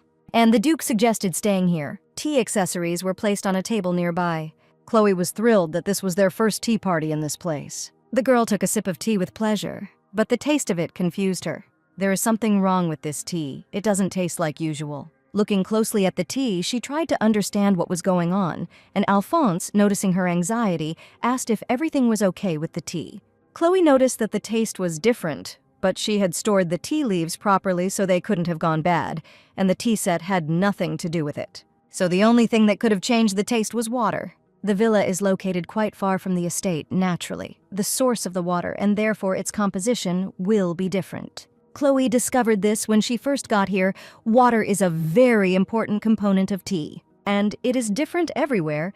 Tea brewed in water from the capital will taste different from tea brewed in water from the village. In countries of her native world, such as England, where tea drinking is part of the culture, it is easy to find tea whose quality will perfectly match the composition of the local water. If she wants to sell tea in other parts of the empire, she needs to take into account the characteristics of their water. All this time, Chloe sat opposite the gigolo with a thoughtful expression on her face. "He must be thinking about work again," the Duke remarked. And he asked the girl if the tea was really that bad. Chloe replied that he was fine, and that the view from here was just wonderful. Tea in such a wonderful place. What could be better? Alphonse had no choice but to agree with her. That evening, the Duchess went to bed, feeling like she was going to fall apart if she didn't rest. Today, the girl decided to go to bed early. Her peace was broken by a knock on the door. Who could it be? She opened the doors, and Alphonse stood on the threshold, asking permission to enter. Chloe and Alphonse sat on the bed next to each other, and then the girl remembered that she had already changed into her nightgown. They're married, so it's not a big deal. She tried to calm herself down. "What brought you here?" she asked the gigolo. The man replied that he simply missed her. The girl certainly didn't expect this. Blushing with embarrassment and with a stuttering voice, she clarified that it meant he missed her and came. Did he really come simply because he wanted to see her? If that was the case, why drive him away? Let him stay for a little while. They lay down on the bed and Chloe started telling something. The Duke listened to her attentively. Looking at her sweet face, the man's heart beat faster. He couldn't stand it any longer and moved closer to her to kiss her. The girl did not resist. She even closed her eyes in pleasure. After a few moments, they finally caught their breath. And then Alphonse put his hand on the bed, and he himself hung over the girl. Chloe waited for what would happen next as the man slowly leaned towards her. But the girl stopped him. She said that they had been on the road for 2 days and she was very tired. On vacation, you need to rest and not lie around exhausted in bed, as happened once before, so not today, next time. Alphonse was taken aback by her reaction. For a while, he sat with his face covered by his hands, and then he just lay down next to her. The girl wished him good night, and the man, stroking her hair, also wished her good night. A few moments later, Chloe was already asleep. At such moments, he wants to thank his father for the fact that he learned to control himself as a child. Otherwise, the situation would have gotten out of control. The next morning at breakfast, Alphonse said that he wanted to discuss something with her, and Chloe almost choked on the fact that he wanted to discuss their prenuptial agreement. He doesn't really want to break it again, so maybe he should review it and officially change some points. Wiping her face with a napkin, Chloe asked to talk about it later. He noticed that they had put off this conversation so many times already, and he thought that just one night a month was not enough for them, and that it was actually hurting their marriage. But he was already thinking about a possible solution to this problem. Still trying to clear her throat, the girl asked, "So twice a month?" The man said that even that wouldn't be enough. Then the girl suggested once a week, but it still wasn't enough for him. Blushing even more, Chloe wondered how much this man needed. Finally, she asked what he was proposing. The Duke proposed to exclude this clause from the agreement altogether. In his opinion, the intimacy of a married couple should not be limited by any contracts. Chloe thought about it. If they remove this clause from the contract, it means they will be able to do this much more often. What a cunning fox, the girl thought. However, everything is not so simple. For herself, she doesn't want to reject his offer, and all the girl could do was nod, embarrassed. Alphonse lit a cigar. He stroked the girl's hair with his hand, coughing. Chloe asked him not to smoke in the bedroom. At this time, the village hosts an annual festival dedicated to the harvest. And since they were on holiday, why not visit a local festival, suggested the Duke. Chloe was delighted the holiday is taking place at the same time as their vacation. What a coincidence. And I happily accepted his offer. It sounds fun. The man was happy to please his wife. The village is located very close to their villa, and it is usually quiet and peaceful here. The streets will soon become very crowded. Many will come to enjoy the festival and admire the blooming roses. Walking through the streets of the village, Chloe admired everything around her. There are so many interesting things here. Different street food, decorations, and much, much more. The young people even tried something. Suddenly, the girl noticed something. One merchant had some jars on display. It turned out to be fruit milk, a local delicacy made by adding fruit compote to milk. Chloe found this very interesting, and she expressed a desire to try it. The soft taste of milk combined with the sweetness of the fruit is very tasty. And the girl noticed that if you add fruit compote to milk tea, it should turn out well. It will look like fruit milk, and it will be easier for people to accept milk tea. The man listened attentively to her thoughts. Alphonse chuckled, thinking she was talking about work again. Then they moved on. By the way, if you look around, you can see bottles and drunk people all around. Isn't that a bit too many pubs for one small village? Lost in thought, the girl slowly walked through the village. Something else caught Chloe's attention. On the counter stood cups, sugar bowls, and other accessories of unprecedented beauty. Taking them in her hands, the girl looked at them with delight. The Duke asked if she liked it, and in response, Chloe made it clear that yes, she really liked it. But before, he couldn't even imagine that their relationship would become so close. Alphonse thought that he would buy it for her, like last time, and began to get out the money. But the girl herself had already called the seller, and she said that she wanted to buy all their goods. The girl behind the counter thought she had misheard, but Chloe repeated that she wanted to buy everything here and asked to pack it carefully so that nothing would break. Realizing that this customer really wanted to buy everything, the saleswoman immediately jumped up, ready to do everything. The Duke only quietly hid the money back. I realize that my wife can now buy whatever she wants. She doesn't just look adorable, you can feel that there's something more to her. A little girl watched the peacefully walking couple. She took a few steps towards them, but then a noise was heard, to which the knights accompanying the ducal couple reacted. Alphonse held the girl tightly, pressing her to the ground, and she screamed that it hurt and that now he would break her arm. The Duke asked sternly what she was going to do with his wife. Chloe was horrified by the whole situation and asked to let the child go because she was in pain. Alphonse did it reluctantly, but the girl remained lying there, her face buried in the ground. Then she stood up and tears appeared in her eyes. She assured the lady that she was only trying to rob her. She didn't mean to hurt her. Alphonse was unhappy about this, and Jacob was furious that she dared to stretch out her little hands to his mistress. Alphonse thought with relief that this child was a common thief, and he ordered the girl to be handed over to the guards. But the girl immediately fell to her knees, begging for mercy on her. Her grandmother was sick, and her father was an unemployed drunkard. She just wanted to buy medicine for her grandmother. Chloe's heart sank. But Jacob immediately reproached the girl for lying. She was just trying to pity the gentleman so that they would let her go. Besides, the knight didn't like the way the girl stared at him. This child has no shame, no conscience. She's definitely lying. And while the girl was saying how a man with a haystack instead of hair could know this, Jacob was angry with her. Chloe thought with chagrin that it was still unclear who the child was here. The Duchess tried to calm them down.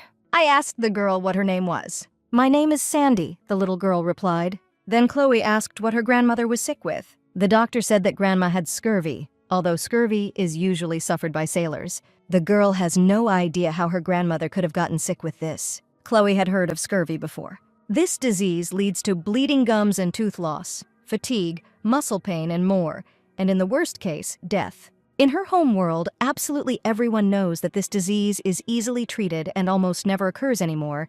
It is simply a lack of vitamin C. The locals don't seem to know about this yet. Chloe asked how far the girl lived, and Sandy replied that their house was close to everyone. Then Chloe asked to take them there. Sandy happily agreed and asked to follow her. Sandy's house was indeed nearby, although perhaps calling this place a home would be an exaggeration. Once inside, Sandy let her grandmother know that she was home. It was sad inside a woman in bed, a drunk man sleeping sitting at the table. The Duchess looked at this spectacle with sadness, and a bottle rolled past with a characteristic sound. The simple, or rather meager, products also attracted attention. Sandy had heard that gin was good for scurvy, so she gave it to her grandmother. They also say that if you bury a sick person in the ground, leaving only his head above, he will get better. She tried everything she could, but nothing worked. Alphonse asked Chloe what she was going to do. Sandy's grandmother is sick, Chloe replied, and they need to help her. Alphonse understood her feelings, but scurvy is incurable. It is well known that countless sailors have perished from it, and that the merchants who deal with them have suffered losses because of this disease, and even the soldiers of the royal army die more often from scurvy than in battle. So thought Chloe, in this world, no one has yet discovered the fact that scurvy can be cured with vitamin C. Therefore, it is considered an incurable disease. How fortunate that she has knowledge from a past life. And Chloe asked Sandy what her grandmother usually ate, to which the girl replied that her grandmother had no teeth, so she could only eat oatmeal. Now it is clear why Grandma Sandy got scurvy even though she was not a sailor. The reason for the development of scurvy in sailors is simple. They spend many months on the ship, and they do not have the opportunity to eat fresh vegetables and fruits containing vitamin C. But anyone can get sick due to a lack of this vitamin, especially when eating so little. Did Sandy give her grandma any fruits? Even though she has no teeth, she can still drink juices. This question surprised the girl very much. Madam, fruits are very expensive, the girl noted. Right, Chloe realized. Because they were hard to get, people simply didn't know that fruits were good for sick people. Sandy had probably never given them to her grandmother. What would be the easiest and fastest way to give the body vitamin C? Here she noticed through the open window the plants growing on the street. The Duchess had a brilliant idea. A few minutes later, she gave Sandy a jar with some contents, 6, and she opened it to show it to the girl. It was rose hips. This is the name of the withered rose fruit. It is useful for those suffering from scurvy. You just need to brew it and give it to your grandmother to drink. The girl took the jar with surprise. Chloe explained that the jar was full of rose hips, but that 1 cup a day would be enough for her grandmother. The Duchess believed that rose hips would be the best medicine in this case, because their fruits contain a huge amount of vitamin C. It contains 30 times more than lemon, which is why rose hips are also called a vitamin bomb. The ducal couple was leaving. Sandy waved gratefully at them. On the way to the villa, Chloe looked thoughtfully out the window.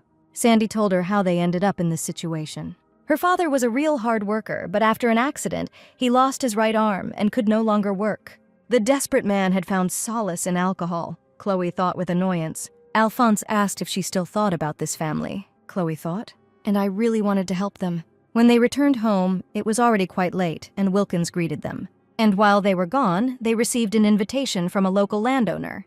Chloe is interested in this invitation. The Baron invites the Duke and Duchess to join him and his wife for dinner tomorrow.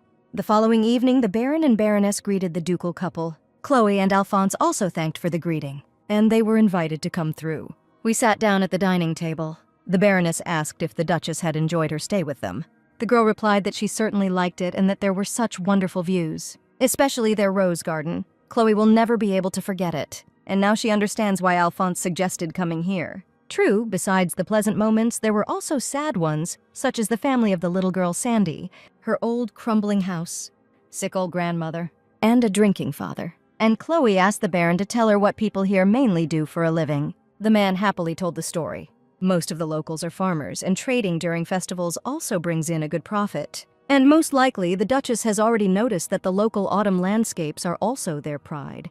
Thanks to the annual influx of tourists, they can afford to hold festivals. In that case, Chloe noted, if she offered a job that would be beneficial to the locals, would he agree to help with the organization? The owner of the house did not expect such an offer. He exchanged surprised glances with his wife. I asked what kind of work exactly they were talking about. Chloe explained that, as they well knew, scurvy was causing a lot of problems for the empire. The disease had taken the lives of many soldiers and merchants. Now it is considered incurable, but in fact this is not so. You just need to replenish the lack of vitamin C in the body, and the main source of this vitamin is fresh vegetables and fruits. The Baron wondered if she was really talking about scurvy, and if it could be cured by simply eating vegetables. Chloe sadly confirmed that it really was that simple. But this medicine is not yet known, because keeping fruits and vegetables on a ship is quite problematic. Moreover, the difficulty of keeping them fresh means that vegetable prices in the lucky cities are rising. Yet their region has a colossal source of vitamin C. Now the Baron and Baroness were surprised. What kind of colossal source was this? And Chloe explained that rose hips, the fruit of wilted roses, are the source of vitamin C, containing more of it than lemon. The deal she proposes is this. The rose hips will ripen very soon, and if they are collected and dried, they can be sold to traders and sailors as a cure for scurvy. Due to its small size, rose hips are easy to store and transport. The Duchess's proposal sounded intriguing. But this was the first time the Baron had heard about this. If her words were true, this was the greatest breakthrough in medicine. And Chloe, smiling, asked to show them something as proof. The next day, they went to Sandy's house with the Baron and Baroness. Chloe knocked, and she said it was her. For a long time, no one opened it. Then the door opened, and the girl literally jumped into the Duchess's arms. She was so grateful to her because Grandma's gums no longer bleed, and she already feels much better. Chloe was also very happy about it. The Baron and Baroness watched this sweet scene with surprise, and Chloe explained that this girl's grandmother suffered from scurvy. A little earlier, she gave her a jar of rose hips to make tea from, and it is thanks to them that Grandma Sandy is now slowly getting better. The Baron excitedly asked if rose hips were really an effective cure for scurvy, and Alphonse offered to help them if they wanted to conduct medical research. The Baron said he would be very grateful. If the research proves that rose hips can actually cure scurvy, then Chloe hopes that the Baron will consider her proposal. He will organize the cultivation and collection of rose hips, and the Vandenbergs will take care of marketing and sales. The Baron will be delighted. Just think, a cure for scurvy is growing right under their noses. It's a real gold mine, not to mention the fact that they will finally give scurvy patients hope for recovery. Alphonse thought with a sigh that he had only arranged a vacation for them, so that Chloe could rest apparently. All his attempts were to distract her with work on the counting machine. Well, he is powerless here. All he can do is keep reminding her to take breaks. A man came out of the house to the noise. He was unhappy with the mess they had made here. It was Sandy's father. And on the street, he saw a Baron and Baroness whom he knew very well. The Baron noted that he should pay attention to the guests. He introduced the Duke and Duchess of Vandenberg. Sandy's father bowed and asked to forgive him for his insolence. Chloe responded by asking him not to worry, and that she had a small favor to ask of the Baron regarding their business. Sandy's father is to be one of the first hired to pick Rose's hips. He lost his right arm in an accident, and now his family has a hard time making a living, so Chloe wants him to be able to work again. "You too, Sandy?" Chloe asked the girl, and the little girl burst into tears. She really wants her dad to be able to work again. It's hard for her to watch him become more and more desperate every day. They may never have been rich, but at least they were happy. She had already resigned herself to the fact that things would never be like before. But she still wants him to be that good old dad again. The man wanted this too, to be able to work again. His life is a disgrace, but he hopes that he can still become the kind of father that his daughter will be proud of. Therefore, he swears that he will work tirelessly and begs the Baron to take him on. The Baron certainly cannot refuse the Duchess's personal request, and Sandy's father rushed to thank him. But the Baron noted that it was not him who needed to be thanked, but the Duchess. Then the man began to thank Chloe and promised not to miss this chance. They would start everything from scratch. Chloe sincerely hoped that he would keep his word and that Sandy would be proud of him, that he would not make her get on the slippery slope again, and that she would send someone to check on them later. The touched man continued to thank his mistress. Watching the Duchess's conversation with Sandy's father, the Baron was thinking about his own. It is no wonder that such a woman became the wife of the Duke of Vandenberg. She is incredible. The results of the research were not long in coming. They confirmed the effectiveness of rose hips in the treatment of scurvy. Baron Kennedy immediately began running a rose hip farm.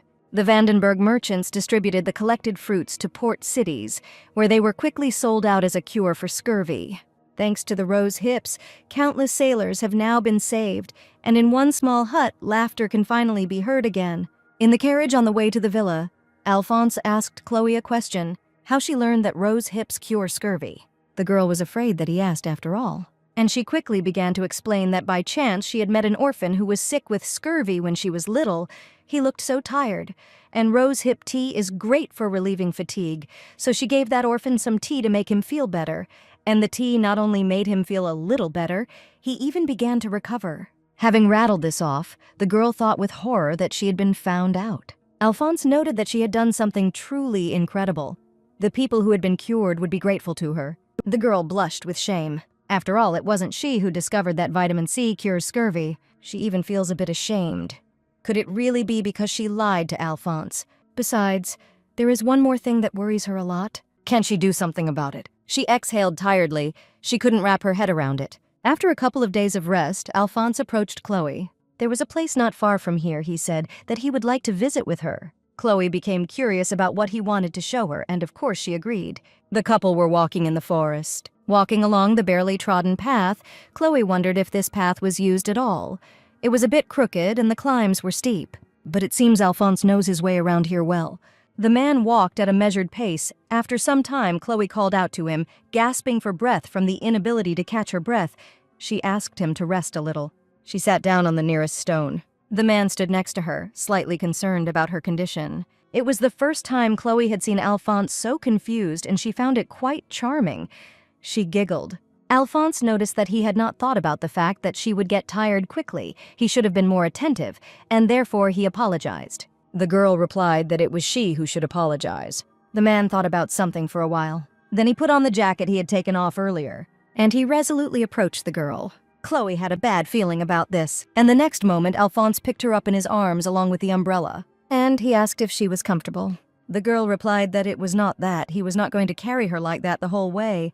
When the man replied that he was going to, she objected that he would get tired, but she immediately covered her mouth. After all, she remembered that Alphonse hates it when someone underestimates his abilities. But the man just grinned and asked if he looked tired. So they walked through the forest, Duke Vandenberg carrying his wife in his arms. She was so light, like a feather.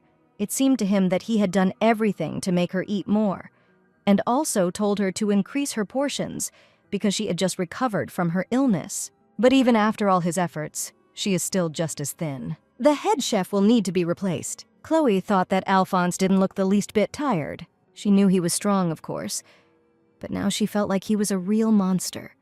She had the best husband in the world, the girl thought. Endurance was really important for a man. The word stamina brought back some very spicy memories for Chloe, and this made the girl blush. When they finally arrived, the Duke lowered her to the ground, and he reported that they were there. They had an unforgettable view of the surrounding area, which delighted Chloe. They stood on the top of a hill from which the entire village could be seen.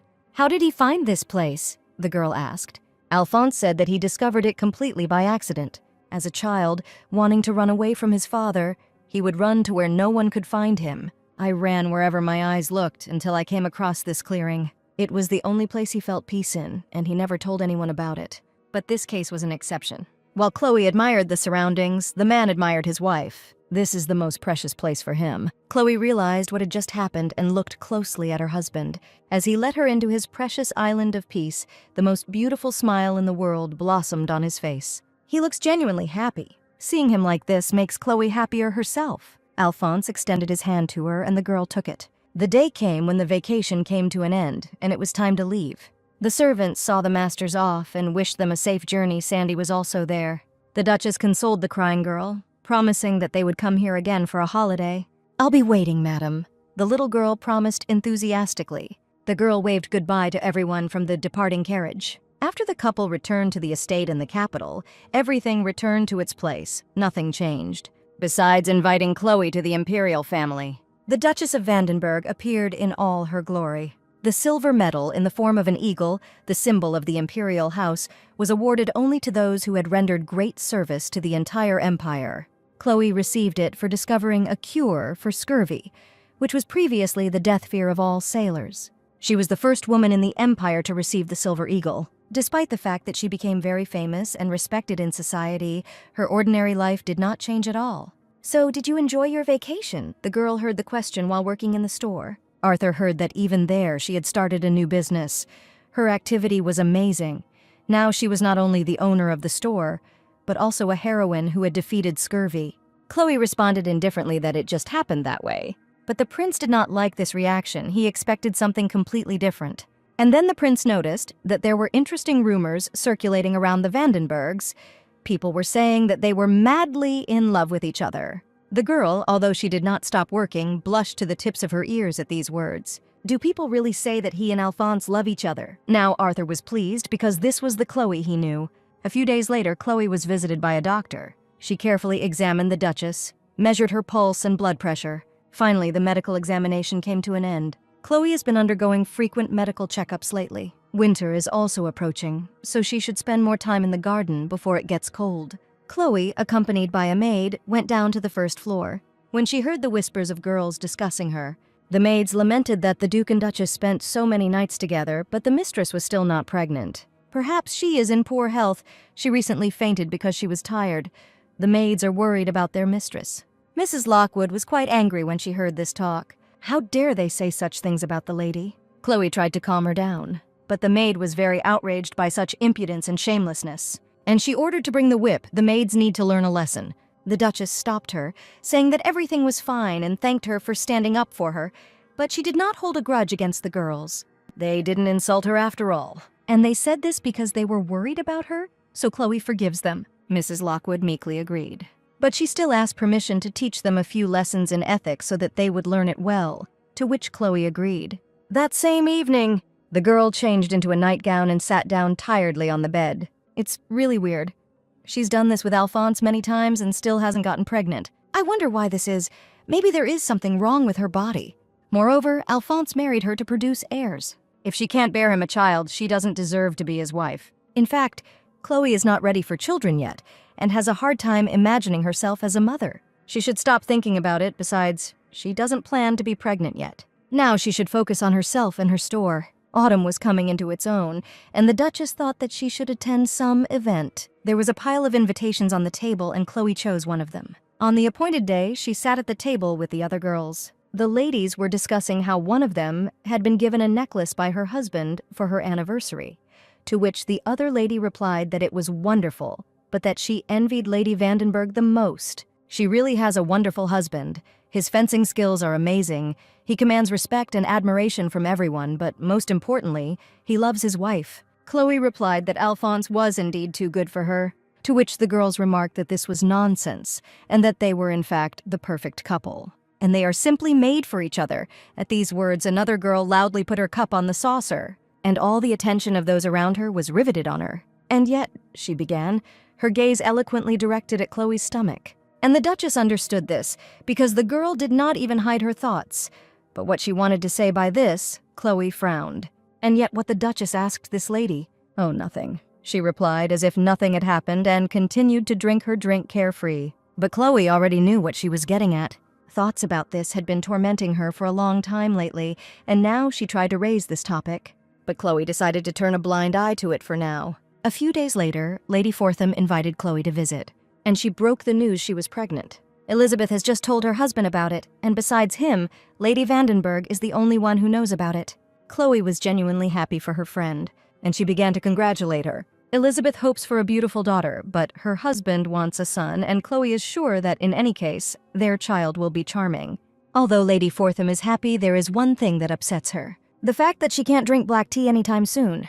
A cup of tea in the morning gives her pleasure. Of course, black tea is bad for the fetus, Chloe said. But don't be upset. She knows how to please Elizabeth.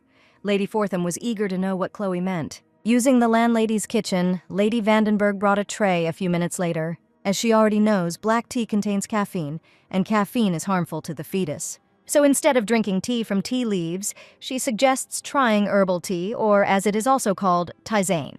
Tisanas are brewed not from leaves, but from herbs, flowers, or fruits. Chloe had already served it to Kale and Ellie a few months ago. Elizabeth asked again.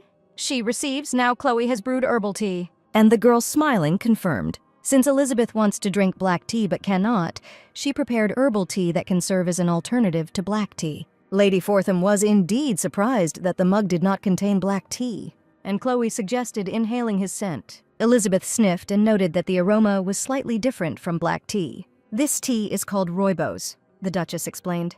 "With its appearance and taste similar to black tea, rooibos can be considered an alternative to it. And due to the low level of tannin, the tea will not become astringent, even if it is over-simmered. The downside of this tea is its aroma. It is slightly specific, so many people don't like it, but it would be better if Elizabeth tried it herself." And the girl took a sip with enthusiasm. But the taste and smell of the tea puzzled her. She seemed to understand what smell Chloe was talking about. At first, there was a feeling of some kind of interference, as was the case with Earl Grey. But once you get used to the aroma, you can feel its pleasant taste, similar to the taste of black tea. If she still didn't like it, she could just turn it into milk tea. The Duchess suggested if you add milk to the tea, the aroma won't be as intense. Elizabeth was incredibly surprised that herbal tea could be made with milk, and Chloe smiled, because Lady Fortham really did like milk tea. She poured milk into the tea, and she stirred it, and Elizabeth noticed that it really did look like regular milk tea. It also tastes very similar to black tea with milk. The specific smell is barely noticeable, and the taste is much softer and sweeter. Lady Fortham rushed to thank Chloe profusely. She felt that she would not be able to drink tea during pregnancy. But what a relief that this is not so. Chloe was really happy to help her friend, and she offered to show other types of herbal tea. Chloe and Alphonse were invited to dinner with the imperial family, a dinner that was a great honor for all 15 invited families. Alphonse had always been a highly respected man who attracted everyone's attention, but now everyone was talking about another high-ranking figure. Ladies surrounded Chloe, expressing admiration for her birthday celebration and asking for her party tips. Questions poured in from all sides. How did she decide to open a store? Is it true that she runs a business on her own? And where can she buy such a beautiful dress? Chloe never thought she would find herself in the spotlight like this. But the Duke didn't like this because his wife was covered like flies on honey. How does she put up with all of them? The man wondered, when she can simply ignore them if she's tired. It's time to stop all this. His wife is too kind. He has to stop them. Alphonse grabbed Chloe around the waist and turned the girl towards him. Then he kissed her in front of everyone. Those around were shocked and confused at the same time. But the young people paid no attention to them, and they continued to kiss passionately. Finally, they parted their lips. But they continued to look at each other lovingly, and silence fell in the room. No one said a word, and the Duke and Duchess silently turned around and walked towards the exit. When they were far enough away from the people, Chloe stopped in a stupor, and her face flushed with embarrassment. What was that? The girl angrily hit her husband on the shoulders several times, and she indignantly asked if he had really gone crazy. But the man just chuckled and said that he wanted to help her get out of the crowd.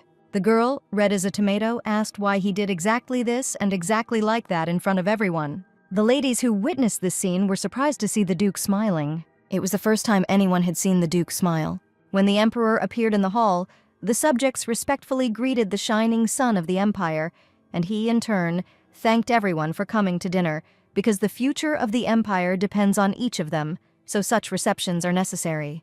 Today's menu may seem a little modest, but he hopes the dishes will be to their taste. The table was laden with all sorts of varied dishes. Chloe was delighted with the delicacy of the appetizers.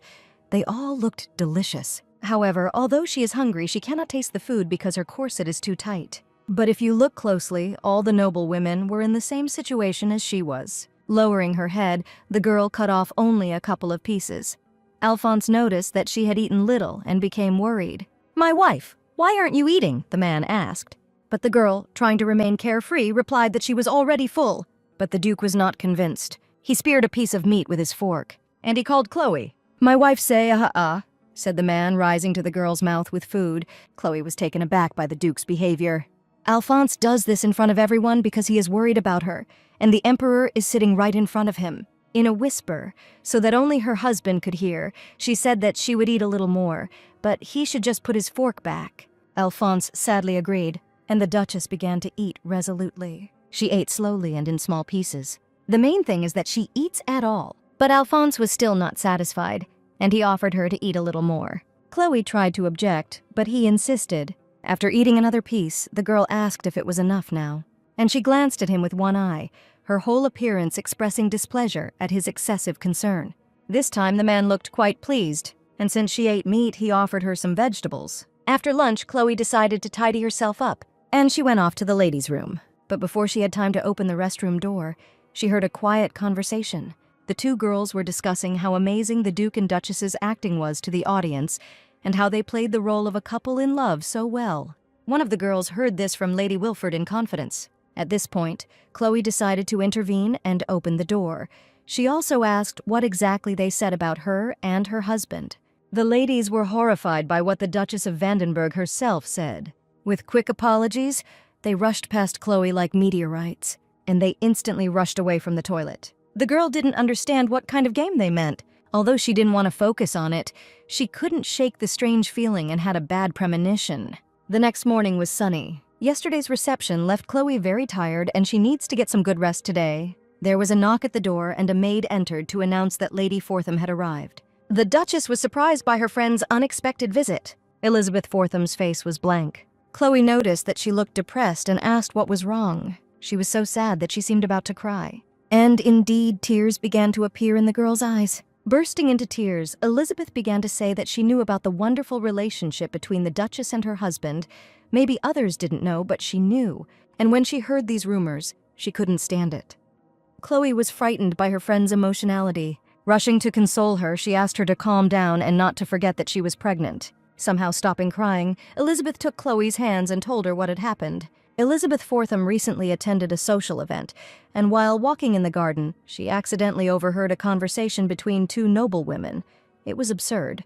They said the Vandenbergs' relationship was not as good as it seemed. They said that their affectionate attitude towards each other was false, and that there was something that made the Duke unhappy with his wife, and that was why you would soon get divorced. Chloe asked if they had talked about the reason why her husband was unhappy with her. Elizabeth, hanging her head, replied that it was because she could not bear the Duke heirs. It was like someone had hit Chloe over the head with a hammer. With tears in her eyes, Elizabeth said that Chloe needed to tell the Duke about this. He needed to know. To reassure her friend, Chloe smiled reassuringly and thanked her, also asking her not to worry about her. She would definitely tell the Duke about this later. After the guest had left, the Duchess returned to her room, her hands trembling. Couples married under a contract are supposed to have a child within a year, but they have been married for almost 2 years and there is no sign of pregnancy. The concept of marriage here is different from what it was in her past life. Here people marry to have an heir without taking love into account, and most likely Alphonse thought the same. Chloe was quite worried. If this is so, then it turns out that she is a bad wife, a useless wife. Then what will Alphonse do when he finds out about this? He will be cold with her again. Will hate her because of the rumors. What if he really does file for divorce? But even in this case, she would be able to live independently. She has her own business and property. She would have the opportunity to buy a house and live as an unmarried businesswoman. As the girl thought about this, tears rolled down her cheeks. No, if they had divorced within the first 6 months of their marriage, then maybe everything would have been fine, and maybe she wouldn't have been so devastated.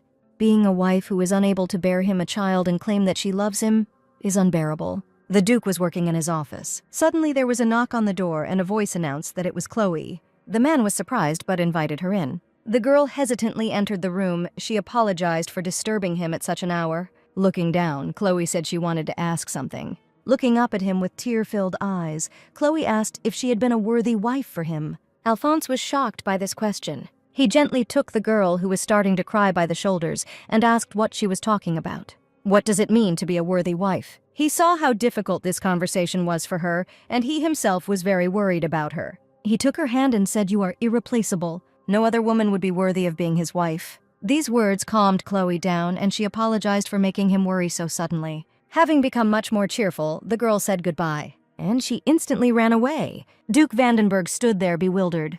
A couple of days after these events, a stack of documents landed on the desk. As the Duke had ordered, Cale compiled a report on all events taking place in high society.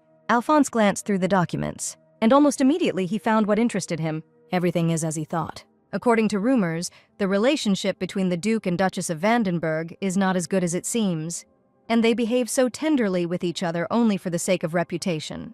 Very soon the Duke will divorce his wife because she is barren. Alphonse was confused. As soon as he heard the results of her medical tests, he immediately realized that Chloe had a weak body. And yet, the fact that she would have difficulty getting pregnant never bothered him. Even if they got married just so he could follow traditions, everything changed. The only meaning of his life is to be her husband. He lives for her. And it seemed to him that everyone already knew about it. Hadn't he done enough, the Duke wondered. In addition, Alphonse clenched his fists in anger, which made his wife feel guilty, hurting her greatly. The man's gaze was full of fury. The butler noticed this too. Pulling himself together, Alphonse asked who had started spreading these rumors. "Countess Chiara Wilford," Cale replied. Having noted the good work, the Duke dismissed the butler. A couple of days later at the Wilford mansion, early in the morning, the maid burst into her mistress's room with bad news. A letter arrived from the Vandenberg estate. The Countess opened her eyes in shock at this news and demanded that this letter be brought to her immediately. The letter listed all the evidence and testimony that Countess Wilford had insulted the Duchess of Vandenberg, and was sent as a warning to prevent such a thing from happening again. Reading these lines, the girl grew cold with horror. At the same moment, her husband burst into her room, also with bad news. All clients suddenly terminated their contracts with them. They insisted on this, even though they would now have to pay a fine. The man was outraged at how this could happen. Only now did the girl fully realize what she had done, and from an excess of feelings, she fainted. Count Wilford tried his best to bring his wife to her senses. A little later, Duke Vandenberg read a letter from Count Wilford, in which he asked for forgiveness for his wife's actions. There was a knock at the door and Alphonse invited them in. It was Chloe. She didn't understand at all why her husband called her, and the man was only thinking about how she could cope with all this with such a weak heart. He said that he wanted to ask her for something. It might be a little problematic, but he wants to organize a reception and make an announcement on it. The girl was at a loss to guess what kind of announcement her husband wanted to make. She, of course, agreed to help him. It wouldn't be too much of a burden for her, so let him not worry. That same Friday, even though the reception was organized so unexpectedly, all high society was invited. The ladies were delighted that even the Crown Prince was invited to the reception. Arthur, as always, was surrounded by female attention and showered the girls with compliments, and only Alina stood aside and tried to be friendly. The ladies surrounding the prince asked him if he knew what the Duke was going to announce, since he was quite close to him and should know it. To which the prince replied that perhaps Alphonse would tell him about the barbarians or how to avoid rot on potatoes. The prince thought that was all he could tell him about. Despite the man's rather absurd assumption, the ladies were delighted with his words. The reception was in full swing. Duke Vandenberg appeared on the second-floor balcony, looked at the guests attentively for a while, then made a loud announcement, attracting everyone's attention. Chloe listened to him attentively. All the invited guests also turned their attention to him, including Prince Arthur and Alina, and even Ariana Warnett. "I, Duke of Vandenberg, stand before you all because I have something to say to all the people of the capital," he declared loudly. The prince, who was at that time accepting food from the hands of one of the ladies, thought that this had nothing to do with him. But he is still interested to see Chloe's reaction. Alphonse continued that he was aware of the disgusting rumors that were circulating around them. The source of the rumors had been identified and appropriate measures had been taken against it. As a duke, he will not tolerate words or actions that defile the honor of his family members. and anyone who spread false gossip will pay a corresponding price. Chloe wondered if this was the big announcement he wanted to make. I, Alphonse Vandenberg, love my wife Chloe Vandenberg, he declared, blushing slightly. And the girl opened her eyes in surprise.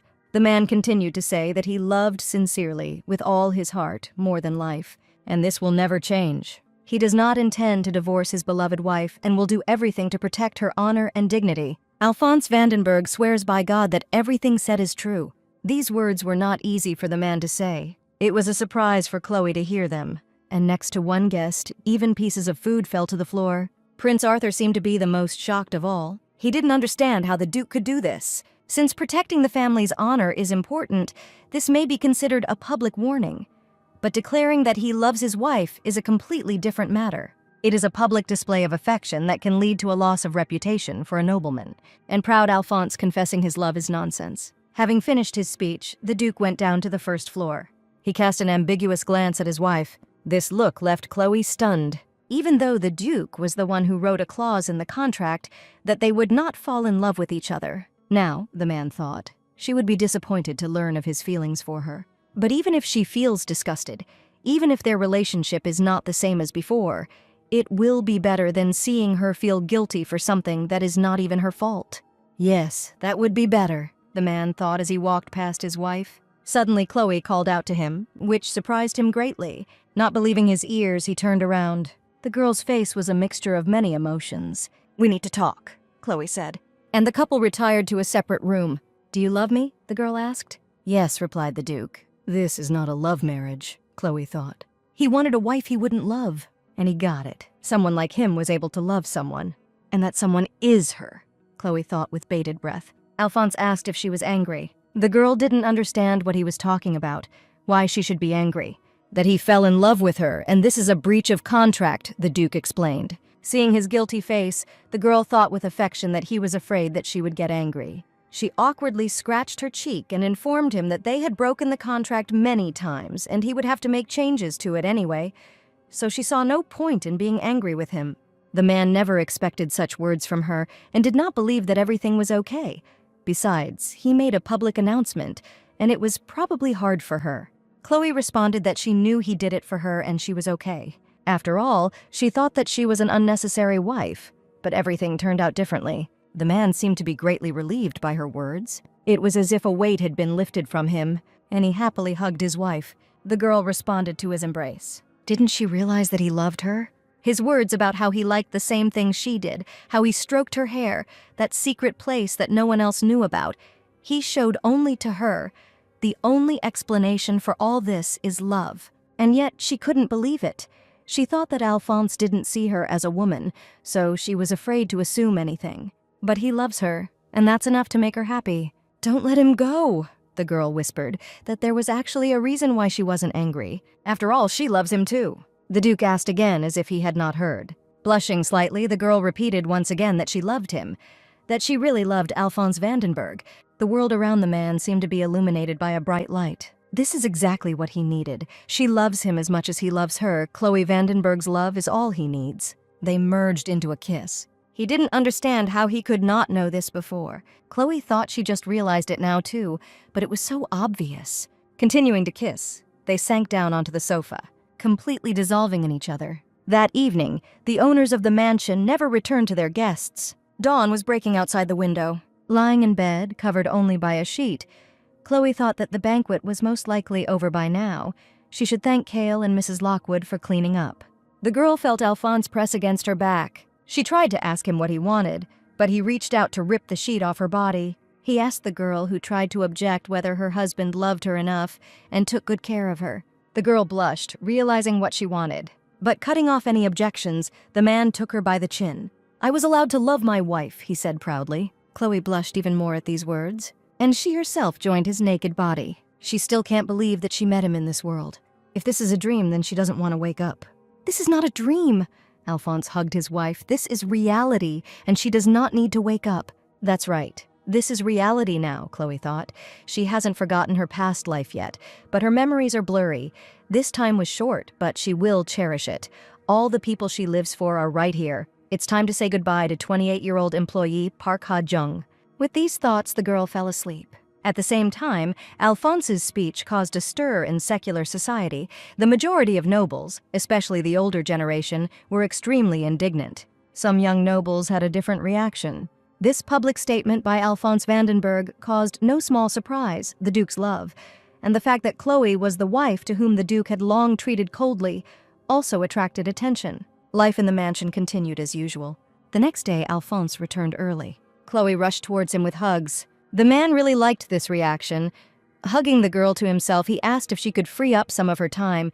He wanted to go somewhere with her. "Is this really a date?" the girl asked, and received an affirmative answer. A little earlier. Although they now know that they love each other, the relationship between them has not changed much. Things like drinking tea and eating together, kissing, talking, warm hugs they did before. There are no particular differences, Chloe noted. She felt like something would change when the fact that they loved each other was no longer a secret. Something must have changed, the man thought with surprise. She was wrong, he was simply incapable of taking good care of his sensitive wife. "We need to come up with something." And now Duke Vandenberg invited his wife on a date. Chloe was delighted. She asked me to wait for her a little while she fixed her makeup and came down. In the carriage, the girl was at a loss as to where they were going. And the Duke explained that he had long wanted them to have matching clothes. And he waited until he could go and choose something like that with her. Alphonse thinks that this day has come. Did he really want to give the dress to the woman he loved? Chloe wondered. It's romantic, the girl giggled to herself. "First, we'll go to the studio, and then we'll visit the restaurant. I've booked everything," the man said. The girl liked this plan.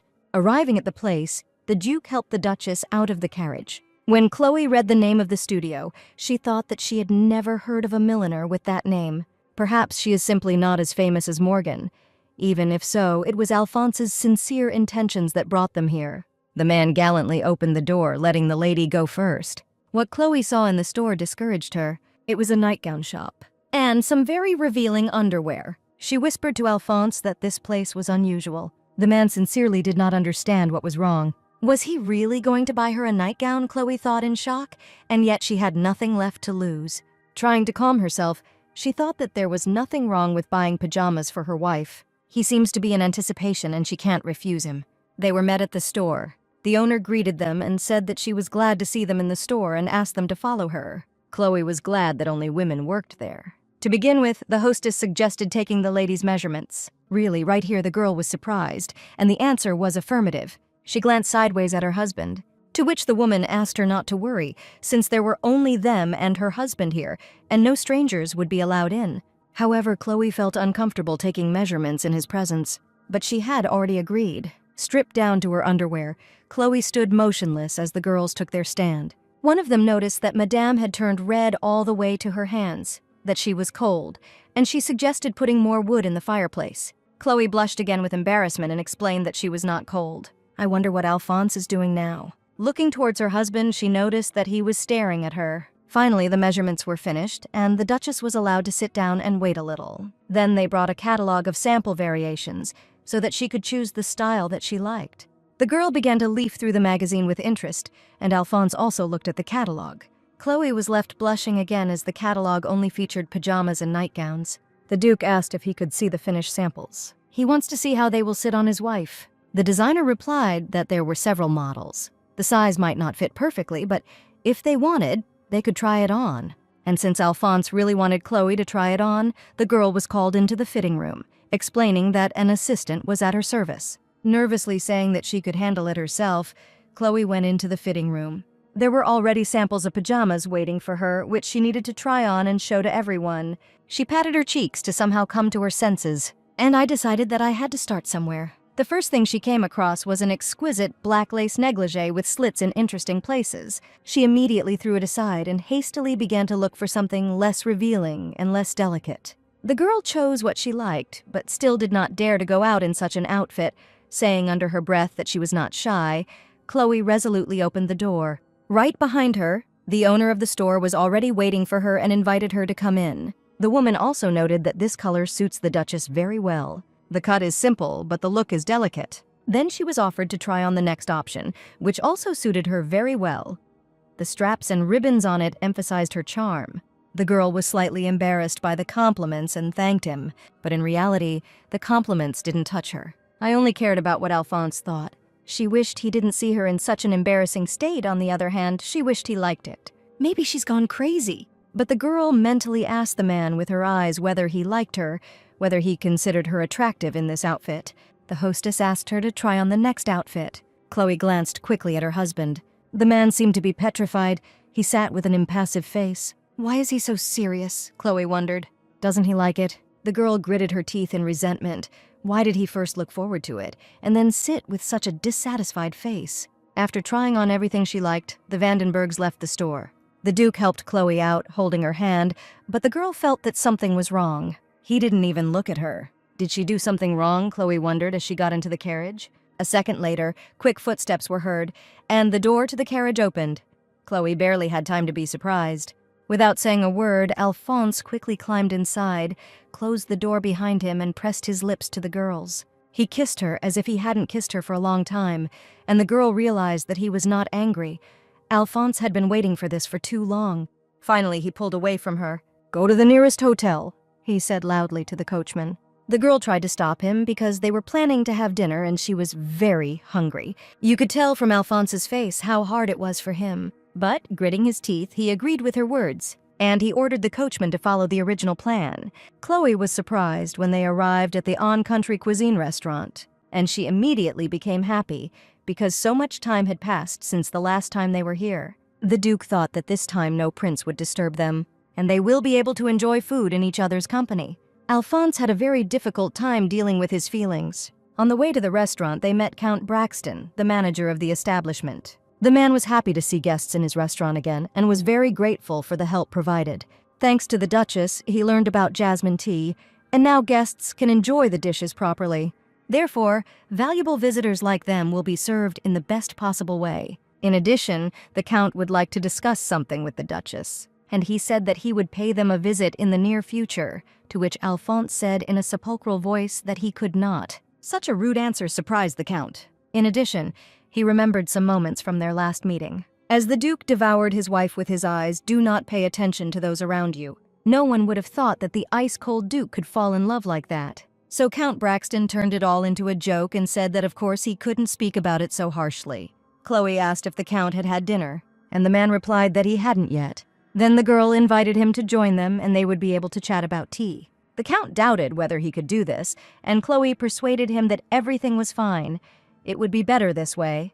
And although Chloe said so, it was clear from the Duke that he was not delighted. And when the girl remarked that the dinner would be wonderful, Alphonse meekly agreed that it would be as she wanted. Count Braxton mentally asked for help, and so the guests and the host sat down at the table. A variety of dishes began to appear on it. Chloe was delighted. The food at this place was always delicious, and now they also serve jasmine tea. The Count plans to add another tea to the menu and asks the Duchess for advice on this matter. After thinking for a bit, the girl replied that since there was green tea on the menu, something like oolong should be added. Or pu'er, a type of black tea, will do. Alphonse, in a state of confusion, listened to their conversation. If he had known that this would happen, he would not have taken her to the store first. It would have been better if they had eaten first. The man overestimated his patience. Chloe said that pu'er tea is the most famous among the varieties of black tea. It has an excellent fat-splitting effect, which helps to lose weight. And she would also recommend some types of oolong tea. The girl hesitated, feeling something on her back.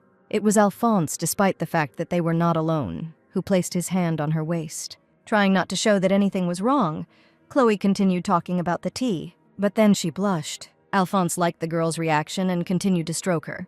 The girl began to shake so much that the Count sitting opposite her noticed it and became worried that the Duchess was not feeling well. The girl coughed slightly for appearance's sake and replied that she was simply lost in thought and asked what she was talking about, to which the Count reminded her that she was talking about the differences between types of oolong tea. The Count carefully wrote down everything Chloe said, that there are 2 types of oolongs, dark and light. The next moment there was a loud slap, and Count Braxton looked up from his notebook in surprise. The Duke rubbed his reddened hand, and the Duchess explained with embarrassment that there had been a bug there. The girl glanced quickly at her husband. Alphonse hid this unexpectedly tender side of himself from her. Having finished dinner and discussing tea, Earl Braxton warmly thanked the Duchess for her help and invited her to come more often. They would always be welcome, then wished the couple a safe journey. Before they could drive away, The girl was forcefully thrown back onto the seats. Alphonse leaned over her and asked if it was really that funny, leaving the girl puzzled by his question. He demanded not to look at others like that and not to smile at them. Chloe couldn't believe it. Alphonse was jealous. Chloe cupped his face in her hands. Then she rose up and kissed her husband herself. The man literally went soft in her arms. He really liked the way the girl behaved. Was there anyone more beautiful in his life? Taking a break from her wife for a second, she told the coachman to go to the nearest hotel. A few days later, several girls gathered at the Ronnefelt mansion. They were Viscountess Time, Countess Harrows, and Countess Ward. Lady Ronnefelt, clapping her hands, announced that it was a great honor for them to learn the art of tea-making from the Duchess, and since everyone was assembled, she asked to be allowed to treat them to a welcome tea and refreshments. She learned to cook them from the Duchess of Vandenberg herself. These dishes perfectly reveal the taste of black tea. Guests marveled at the fact that she learned this from the Duchess, and noted that it was very interesting that there are specific snacks that perfectly complement black tea. Chloe happily confirmed this. The girl's attention was drawn to a teapot standing on some kind of stand, and Chloe explained that it was a tea warmer on purpose. A glass teapot is nice to look at, but it doesn't hold heat well, so she uses this tea warmer. Finally, Chloe decided to start the lecture and began to explain that all tea can be divided into 6 large groups: white tea, green tea, yellow tea, black tea, semi-fermented, all types of oolong, and post-fermented tea. Actually, these are the main types of tea. Lady Ronnefelt thought that her intuition had not failed her after all. The Duchess really did have a talent for teaching. One of the girls noticed with surprise that white foam had formed in her cup. Chloe asked again in surprise. And indeed, a barely noticeable white film formed on the surface of the tea. The Duchess noted with delight that it was tea cream. This phenomenon can appear due to the composition of the tea mixture. They say that tea becomes cloudy in this way if it is brewed correctly. The girls immediately chimed in that the tea must be very good, and Lady Ronnefelt remarked that it could not be otherwise, since the Duchess herself had chosen and brought it. By the way, the sisam is delicious, Countess Harrows noted, and asked for more. Chloe went on to say that if she used unfiltered tea leaves, they would spoil if she left them in the teapot. But there is a way out. The special thing about assam is that its sweetness is similar to that of potatoes, which makes it go well with milk, and she will show them how to make a simple milk tea. Instead of milk and sugar, you can add another good ingredient, condensed milk. It goes well with assam. Chloe will add 5 teaspoons of condensed milk to the tea. The students were delighted to receive milk tea in a matter of seconds. Chloe offered the first cup to Countess Harrows. She hesitantly took the cup, sniffed it, and took the first sip. It turned out to be much thicker and tastier than milk tea. The Countess was delighted, and it was easy to prepare. Countess Ward remarked that she was not very good at making tea, but thought that with such an easy recipe she could handle it, which was also better because they did not need to know the exact measure of tea and count the time. As Chloe expected, everyone likes simplicity and ease. And thoughts were born in the girl's head. The traditional way of preparing tea is really very confusing. What a pity that the lesson had come to an end, the guests lamented. It was very educational, and they had a pleasant time. I say goodbye. The girls asked to let them know if the Duchess decides to hold another lesson. They also noticed that the Duchess was so busy that they didn't even know if she would be able to free up time for this. But nothing could be done, because their Duchess was a star of high society. Chloe waved her hands in confusion, claiming that they were exaggerating. Lady Ronnefelt remarked that the Duchess was so modest. In light of recent events, when it came to the Duchess of Vandenberg, there was no one who did not know her as a socialite. The other girls confirmed this, noting that Chloe is the envy of many girls. Smart, capable, with character, inspiring many women and empires. They really embarrassed Chloe, but they enjoyed making fun of her. Be that as it may, each of the girls promised that they would visit the tea shop often. Chloe was only happy about this and asked to visit them more often. That evening, the Duchess was getting ready to go to bed. The girl tiredly lay down on the bed and thought that in order to attract people, she would have to simplify the process of brewing tea using tea leaves causes difficulties for beginners. After thinking for a while, the girl thought that in the current situation, one interesting thing could be done, namely to create tea bags. Using tea bags is really much more convenient than using leaves. Making tea is quick and easy. Tea bags can easily become part of everyday life, and more people can enjoy tea. First, you need to decide what material to make the bags from. Chloe settled on cotton, silk, and muslin. In her past life, they were made of nylon or cornstarch, but the Empire had not yet discovered them. So cotton and linen bags are cheap to produce, but both have an unusual fibrous taste. Only people with sensitive taste buds can detect this, but it still won't do. Furthermore, silk is expensive to produce and is inferior in quality to other materials. So we're ruling him out too, Chloe thought. And finally, muslin, a plain cotton weave fabric. It is similar to cotton, but with less fine fibers, and muslin has virtually no flavor. Moreover, it is cheap to produce and is quite transparent. It's not for nothing that in her past life they made tea bags from muslin. Next, you need to decide how to crush the leaves. All teas sold at Triple Sweetness are made from whole leaves, never cut in their original form. In her past life, there were tea bags with whole leaves, but usually they were used crushed, like from a machine. The smaller the tea leaves, the better they brew, but if the tea leaves are crushed too finely, bitterness will appear, which will make it difficult to taste the tea. And Chloe decided to find the right way herself. After much experimentation, the Vandenberg's shop began selling tea bags containing Earl Grey, Assam, and Ceylon tea. A whole month has passed. The assistant ran as fast as she could towards the Duchess, shouting that they were in trouble, and Yojin stopped to catch her breath. Chloe, starting to panic, asked what happened. "This concerns tea bags that have recently appeared in the store," the assistant replied. "The sales volume of tea bags has exceeded the monthly sales volume of all loose-leaf tea," Yojin said enthusiastically and congratulated the Duchess. This news greatly impressed the girl, and she touched her so much that Yojin became worried about her mistress. Sobbing with emotion, Chloe apologized. She must have just been nervous. She didn't even think that everyone would like them so much. To which the assistant replied that this was exactly what was to be expected. After all, the lady worked so hard, and Yojin herself would never have thought of such a form of selling tea. The Duchess had developed a wonderful product, the assistant said. She was a wonderful inventor.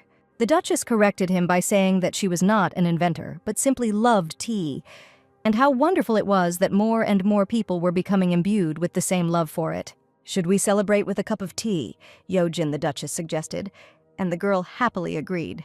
It was late autumn. The trees around the mansion had lost all their leaves, and the days had become much shorter. The butler remarked that it seemed like it was time to prepare the estate for winter, to which Chloe replied that they should start right away.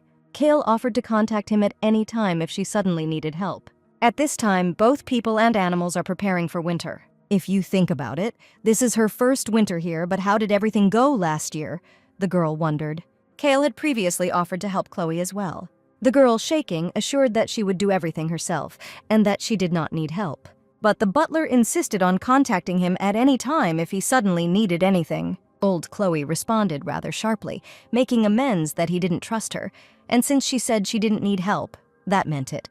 Chloe was stubborn and inexperienced, so she became an easy target for cunning traders, and without buying a single thing that was really necessary, preparation for winter turned into a complete disaster. She doesn't have a single useful memory of winter preparations, and in her homeworld, she prepared for winter very differently. It was necessary to repair the walls and windows to avoid drafts, prepare the heating equipment for use, checking the availability of warm blankets and clothes in the house, as well as supplies of firewood and non-perishable food. In a word, there is a whole mountain of work. It would have been nice to start with a detailed study of the issues, but of course, it was not without problems. The man gallantly kissed the Duchess's hand and said that it was an honor for him to be in the same room with her, and that he was very glad that she had chosen his store. The man introduced himself as Jeremy Mackey, and Chloe said she was pleased to meet him and hoped they were making a good deal. He is confident that he will be able to make her an offer that she cannot refuse, and she will not regret the cooperation. I will dry all this. Chloe thought that with such a skill in conversation, he clearly does not suffer from a lack of clients. As she already said in the letter, the reason she invited him was to prepare the estate for winter. The seller agreed that many people are currently busy preparing for winter, especially considering that winter this year promises to be very cold. Well then, Chloe needs to do some renovations to the mansion. Firstly, she would like to update both of the rooms. They would also need a lot of firewood. Besides that, she would like him to show her the heating options. Jeremy found it all wonderful and reported that he had prepared everything, asked permission to show everything in order, clapped his hands and called the servants, who brought everything necessary. Shining like a polished teapot, he began to explain that this glass was cut using the latest method. Developed only this year, there is not a single scratch on the glass, and its surface can compete with a lake in windless weather. He continued to explain that this glass has the highest energy-efficient properties compared to ordinary glass and is also capable of increasing the room temperature by 2 degrees. The endless chatter made Clock unable to think clearly, and after thanking him, she said that she was not interested in repairing the windows in the mansion for now. Continuing in the same spirit, he will lull her vigilance, and she will definitely buy something unnecessary. She already went through this in her past life. It is unlikely that she will be able to quickly consider all his proposals now. After apologizing to Jeremy, the Duchess said she needed to think about it for a bit and asked if he could come another time. Smiling politely, the merchant agreed and said that he would visit her again a little later. Even though Chloe has been here for 6 months now, she still has a lot to learn about life in the Empire. And since she herself doesn't know enough about the Empire, she just needs to ask for help from someone who does. The helpful butler immediately came to mind. After some time, Kale stood in front of her and asked how he could help. The Duchess said she was currently making winter preparations, but had some questions about materials for the renovation. The butler was surprised that the Duchess had turned to him. Beaming with joy, he asked her to ask him anything she wanted. He answered all her questions and gave very practical advice, and told her all the new information in great detail, and his help in this matter turned out to be invaluable. The day of Jeremy's return visit arrived. The merchant was very glad to see the Duchess, and Chloe also greeted him warmly. Then she placed several sheets of written paper in front of him and said that she wanted to order exactly as much as was written here. No more, no less. The merchant read the papers carefully, and he noted that the Duchess had prepared very carefully. She's much more serious than she seems at first glance. Well, that suits him. Noticing that it was very beautiful, he said that he would prepare the goods according to her order. And so, having carefully prepared, Chloe was able to make the right deal. Although, of course, the troubles didn't end there. It was necessary to complete the renovation of the rooms and change all the light bed linen to warm ones. Chloe also ordered new maid uniforms from a designer who specializes in creating comfortable work clothes. The maids were very happy that their rooms became warm, and it became so easy to fall asleep without drafts. Now all their blankets are cotton. They are so soft and warm. All this is great, of course, but now in the mornings you don't want to get out of bed. One day, the head maid gathered all the maids to tell them the good news. The lady ordered winter uniforms for them, so we should thank her for her concern. The girls immediately tried on the new uniform, noting that it was warm, but light, and very comfortable. Watching the maids happy with their new clothes, Chloe thought that she didn't want anyone to freeze. And she hopes that they will all be warm this winter. Alphonse Vandenberg unabashedly told everyone around him that he loved his wife. Prince Arthur couldn't believe that he just said this in front of everyone. Did he really love Chloe so much that he was ready to sacrifice his own reputation? Of course, Chloe is a wonderful girl. She does a brilliant job running her store and brews the most delicious tea. And I even learned to clearly express my thoughts, unlike before. However, if you look at it this way, there are so many beautiful girls living in the capital. Arthur met countless women, but none of them became dearer to him than himself. How something so absurd ever came into his head is beside the point, and the prince is deeply disappointed in the Duke. In general, it's interesting whether Chloe herself loves the Duke, because she was once in love with him. Whether Chloe had been so pretty back then, he couldn't remember. Deep in thought, the prince did not immediately notice that someone was calling him. The girl sitting next to him asked what he was thinking about. The man apologized and said he was distracted for a minute. But the girl was surprised, because the prince usually doesn't behave like that. But, deciding that it was unlikely to be important, the girl continued the conversation. Didn't the prince think that the Duke of Vandenberg's statement was very romantic? To say such a thing for the sake of his wife? At the risk of losing his authority in the eyes of the aristocracy, it seems that the Duke is head over heels in love with the Duchess. What's romantic about that? The prince was surprised the Duke simply did something stupid. But the girl noticed that His Highness spoke just like her parents, which greatly surprised the prince. Isn't it charming that the Duke of Vandenberg himself fell in love, and with none other than the infamous Duchess? The prince wondered why Chloe was so notorious, and Isolde replied that she had a bad reputation. She was incapable of anything. In society, she was called the Liar Duchess. This nickname even has a very funny story. It had become fashionable in social circles to drink wine. The Duchess was not yet married at the time, and she boasted that she knew a lot about wine and claimed that her family had its own distillery. Naturally, people became interested in this, and some even wanted to visit this distillery. But on the appointed day, the Duchess never came. And all because it was a lie, and she felt so ashamed that she didn't even show up for the meeting at the appointed time. The prince was very displeased with such stories of the girl, and his look eloquently expressed it, asking Isolde what time she was talking about. A lot of water had flowed under the bridge since then, and Chloe had changed, and it was not very funny to mock other people's mistakes made in their youth. Angrily, he said that was enough for today and he would go.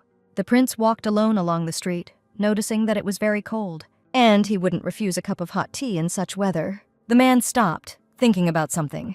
Then he turned around and went the other way. Chloe was interrupted from reading her book by a maid's message that His Highness the Crown Prince had come to visit her. The girl thought that it was the first time he came to her on a personal visit without warning. Interesting, why? She doesn't really want to be alone with him, but she has a feeling he didn't come for no reason.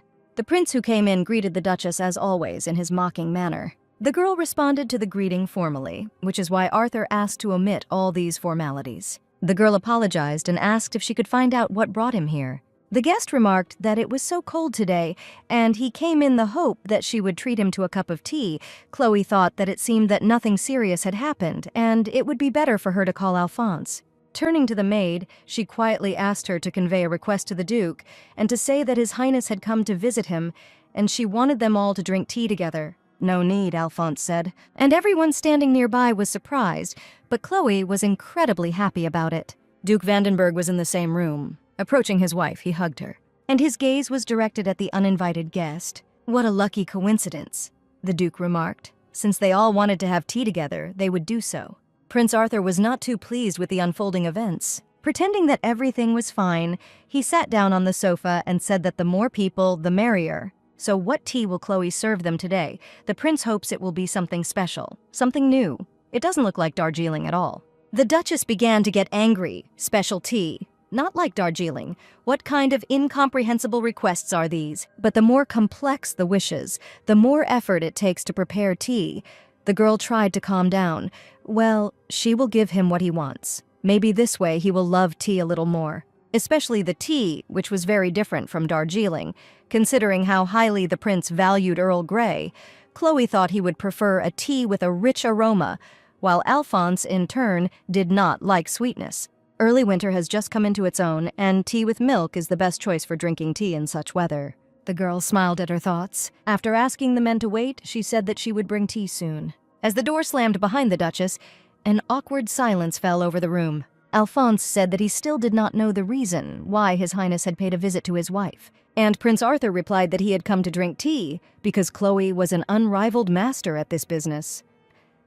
But Duke Vandenberg grimly remarked that all this looked very much like the prince was seeking to meet a married woman simply to have tea in secret from her husband. The guest did not understand what he was talking about.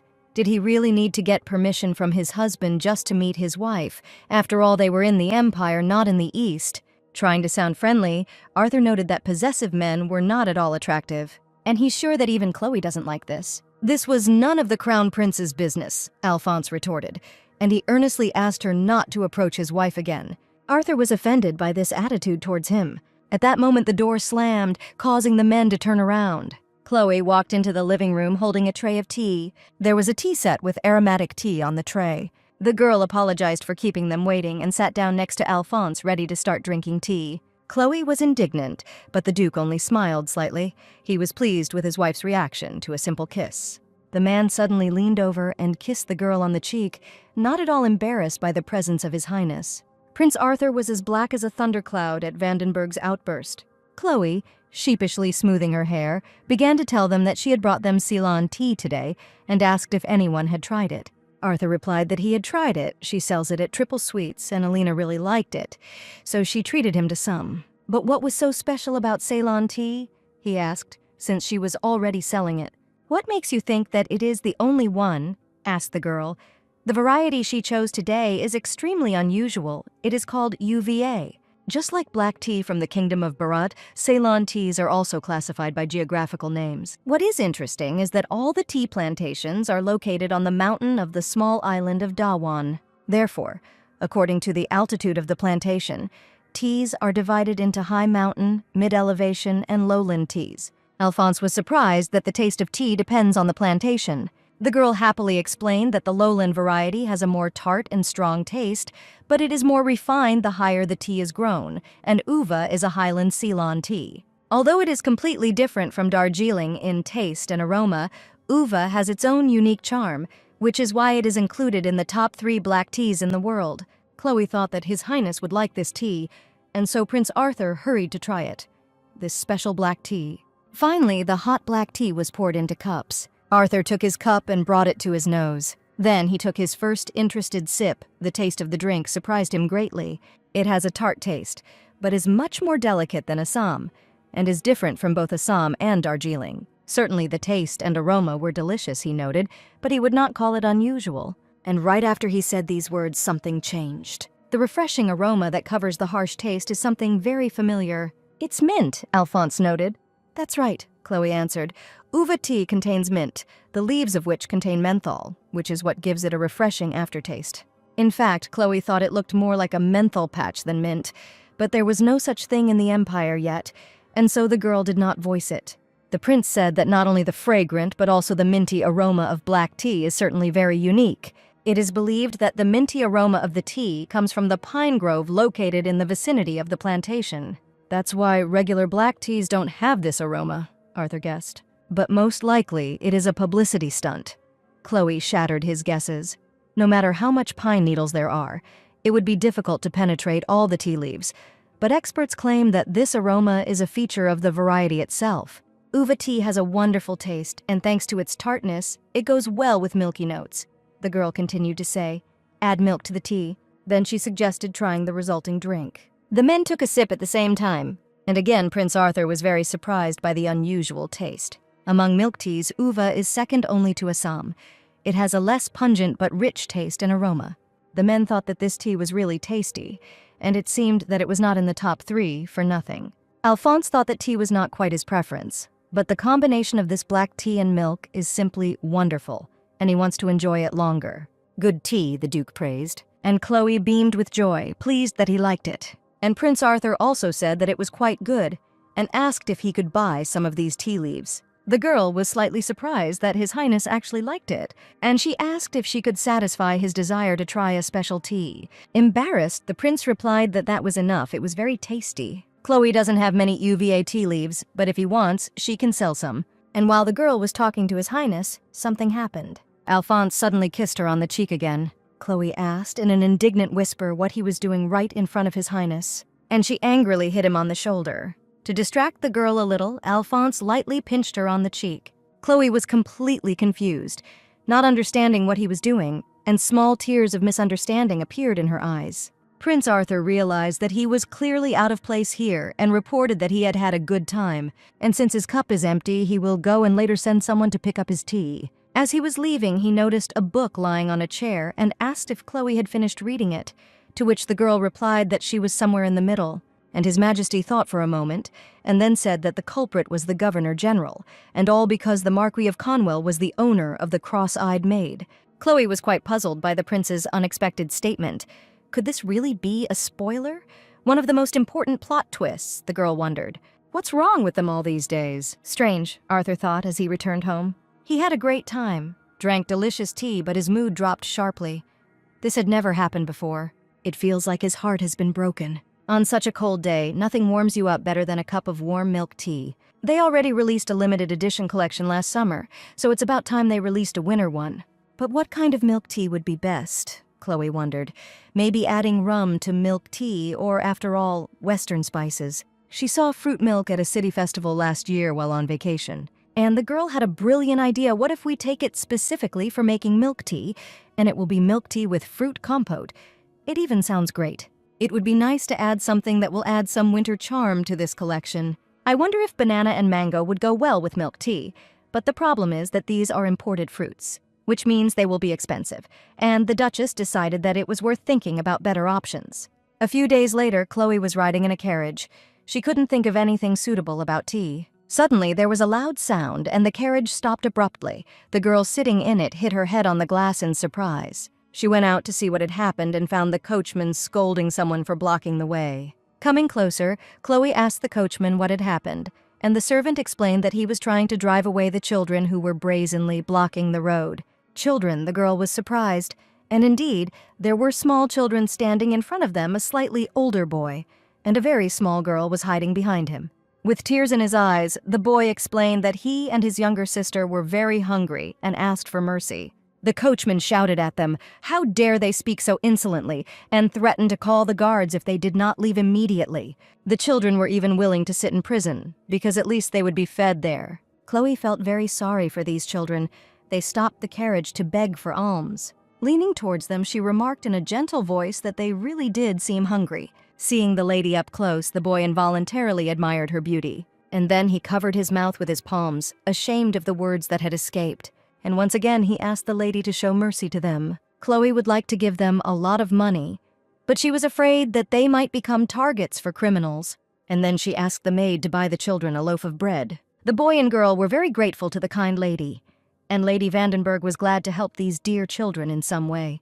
The coachman, who witnessed this whole scene, was surprised at how warmly the Duchess treated the orphaned children. And yet she always greets and thanks him, a simple coachman. She is truly worthy of a Duchess. Chloe was about to leave, but then something unusual caught her attention. Several men had gathered around a fire nearby. The girl asked the coachman in surprise what they were doing, and was told that it looked like the common people were frying sweet potatoes.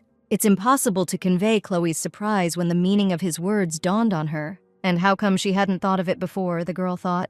No one said that milk tea can only go with fruit. It looks like she finally found the answer. That's how she came up with the idea of adding sweet potato puree to the tea, Chloe told Alphonse, and asked him how he liked it. The Duke found this quite original, but noted that Chloe should take into account that the nobles of the empire were not very fond of sweet potatoes. Sweet potatoes are an agricultural crop that was brought with the discovery of the New World.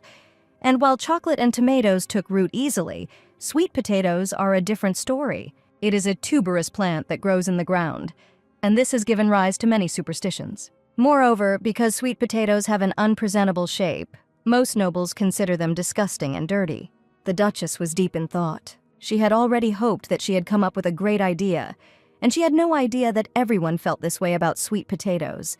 It seemed that she had wasted so much time studying the empire and still didn't know anything. Noticing that the girl was upset, Alphonse suggested introducing the sweet potato to everyone so that they would love it. Chloe perked up. This seemed like a great idea to her. Sweet potato is not bad at all, and it will not be difficult for her to introduce everyone to it in the old days. Nobles did not think about what their dish consisted of. They also did not think about tea until it became popular. Sparkling like the sun, the girl warmly thanked her husband for his help because he had helped her a lot. At first, the man was surprised, but then he was touched by her appearance, and he kindly and hintingly asked if, since she was so grateful to him, why shouldn't she thank him in return? The next moment, he pulled Chloe towards him and kissed her. Once the gratitude was over, Chloe continued to think if you're going to represent potatoes, the first thing you need to do is change your mind about them. Of course, you can add it to the pie without telling anyone and serve it, but she doesn't want to do that. Still, people don't like the way he looks. We need to somehow add sophistication to him in the eyes of the nobles. And then the girl noticed that her husband was getting ready to go somewhere. For some time, she watched him with interest, thinking about something. In the end, she asked me to help her. Could you wear this? Chloe handed Alphonse a flower. The Duke was very pleased that his wife gave him a flower, and she explained that it was sweet morning glory. If people saw such an influential person as the Duke of Vandenberg with this flower, it would radically change their attitude towards sweet potatoes, and then the hostility of the nobility towards this crop should decrease. So she asked her husband, if anyone asked what kind of flower it was, to answer, "Morning glory sweet potato." It came as a shock to the man that she gave him a flower not to express her love, but he carefully touched the boutonniere. She gave it to him, and even put it on herself. The Duke was happy. Then, promising to return soon, he went to the Emperor's palace. And the first person he met there was Prince Arthur. His Majesty, in his usual manner, greeted the Duke cheerfully and casually, and asked how Chloe was doing. The prince's attention was soon drawn to the Duke's boutonniere. Noticing that she was very cute, he immediately reached out his hand to touch her, for which he immediately received a slap on the hand. With a very unfriendly look, Alphonse asked not to touch. Arthur rubbed his hit hand and asked resentfully if the flower would really wither from his touch. Arthur Canossar Vladimir is the man Chloe once loved. The very thought that she almost became Vladimir makes Alphonse feel sick. It's a gift from my wife, replied the Duke. And the prince was taken aback by this. No matter how much he liked him, it was ridiculous to make such a fuss over some flower. But Arthur wants to get it. The prince was surprised at his own thoughts. Why would he, the first prince of the empire, need some kind of flower? What a whim! The man was surprised at his own behavior. And he told the Duke that his love for his wife was boundless, and their feelings could go down in the history of the empire. Duke Vandenberg thanked him politely, to which the prince only grinned. The next moment Alphonse grabbed Arthur's hand, and he forbade him to treat Chloe with disdain. She is not the kind of woman with whom you can allow yourself to do that. Even a member of the imperial family must observe the rules of decency. The prince angrily pulled his hand away. He was unhappy that some duke dared to tell him what to do, and he said that it was time for him to go. He couldn't believe that she had to be his wife. He felt very sorry for Chloe. A few days later, at another reception at the palace, a tired Arthur lamented that time was running too fast. He also remembered that he never found out what kind of flower it was. He is used to always getting what he wants, but now he can't even get some plant. He noticed the gentlemen talking nearby. They also had these unknown flowers pinned to their faces as boutonnières. He called out to these gentlemen and asked what kind of flowers these were. Bowing respectfully, they replied that it was a sweet potato flower. Isn't a sweet potato an ugly underground plant? Arthur wondered. It's hard to believe that everyone is walking around with something like this. You live and learn. But he is the first prince of the empire. He has no need to wear a sweet potato flower. It is just another of his whims. A beautiful female voice called out to His Highness, and seeing who this girl was, Arthur was very happy. It was Chloe, the girl, who also noticed that the prince looked great today. And she has a gift for him. Arthur blushed with embarrassment and noted that he usually didn't accept gifts, but since it was Chloe, he would make an exception. The man's heart began to beat faster as the girl took out and applied that very beautiful flower. And from the girl's smile intended for him, his heart almost jumped out of his chest. The prince completely lost his head when Chloe said that she had something to tell him. The girl's voice was gentle and slightly languid. She began to say something. Chick chirp was heard from afar, and Arthur woke up. Drooling, the man lay in his bed. Slowly but surely the realization dawned on him that it was just a dream. In a state of upset, he jumped up, cursing the damned flower in every possible way, and urgently demanded a servant. This flower again. Arthur couldn't believe that he had dreamed of some unfortunate flower. But there is something good in this. He finally understood what kind of flower the Duke of Vandenberg's wife gave him. So both the Duke and even the prince appeared in high society with flowers, and these sweet potato flowers captured all the attention of the public. The price for them jumped due to increased demand from the nobility. The planting of sweet potatoes in greenhouses increased, and very soon it became a sought-after crop among the aristocrats. And life in the Vandenberg mansion went on as usual. The Duchess rested contentedly in her bed, recalling the conversation they had recently had. Marchioness Ronnefelt said she planted 50 sweet potato seedlings in a greenhouse, and their stems were already longer than her forearm. The marketing worked as Chloe thought it would, and sweet potatoes saw a huge increase in popularity. Of course, these are just flowers, but they also bring in a good income.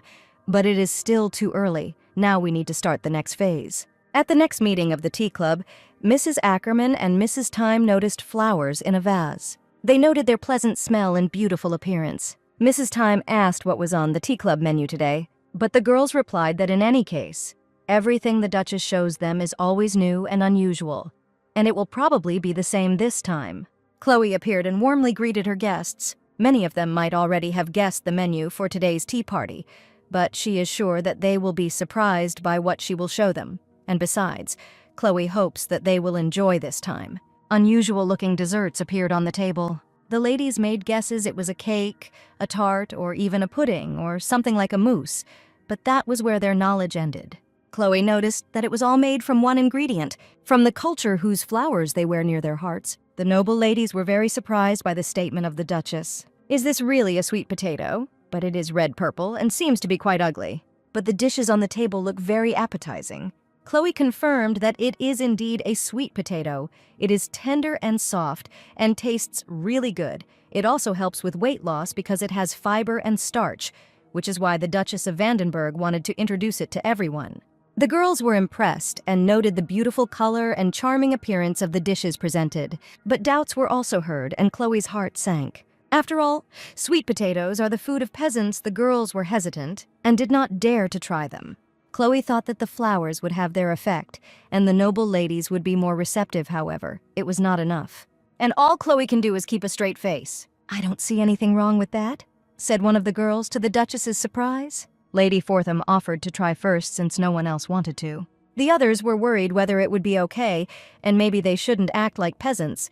But Elizabeth said not to worry, because she trusted Mrs. Vandenberg, and she was sure it would be delicious. Taking a piece of sweet potato pie on her fork, the girl looked at it hesitantly, and nevertheless, she opened her mouth and put food in there. She chewed her food carefully while the other girls watched her with bated breath. Lady Fortham's face did not tell whether she liked it or not. Having finally finished chewing, the girl looked up with shining eyes and said that it was incredibly delicious. "It tastes like grains or nuts, but lacks the crunchiness that is typical for them. The texture is very soft and tender, as if soaked in maple syrup." Lady Fortham reached for a second piece, asking everyone at the same time if they were sure they didn't want to try it, because she plans to eat every last piece. All the girls looked at her hesitantly, but at the same time they were very eager to try what Lady Fortham described with such enthusiasm. And yet each of the ladies present reached out with a fork to take a piece for herself. It was incredibly delicious. After trying it, they noted that the taste was quite piquant and not at all greasy. At this time, Elizabeth secretly spurred on the Duchess of Vandenberg. Chloe mentally thanked her for her help. Having finished the pie, the girls turned their attention to another dish. It was quite unusual, not resembling either jelly or pudding. Chloe confirmed that the dish is called yoken, an oriental sweet made by hardening sweet potatoes with gelatin. But it was time to move on to the final step, the Duchess thought. Asking for attention, Chloe noticed that they had light snacks and were only missing tea. Today she has 2 types of tea ready for brewing, and guests can choose which one they prefer to try. "So, would they like to start tasting?" the girl asked, smiling. "Marriage. This term was originally associated with wine, but can also be used for tea. It means a great combination of tea and tea snack. This time the tea party is held to introduce sweet potatoes to everyone. So, to let the sweet potato and tea show off their unique qualities, Chloe found the best marriage to highlight each other. This spicy and rich malt aroma and amber hue is Assam, and for Ms. Fortham, Chloe prepared a decaffeinated corn infusion.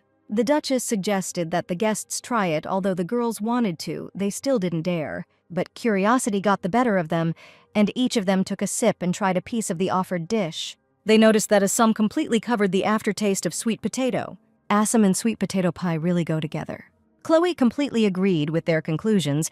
Although sweet potatoes go great with black tea, they also go great with green tea. Like a magician, she began to remove the cover from the teapot standing on the table, which delighted her guests.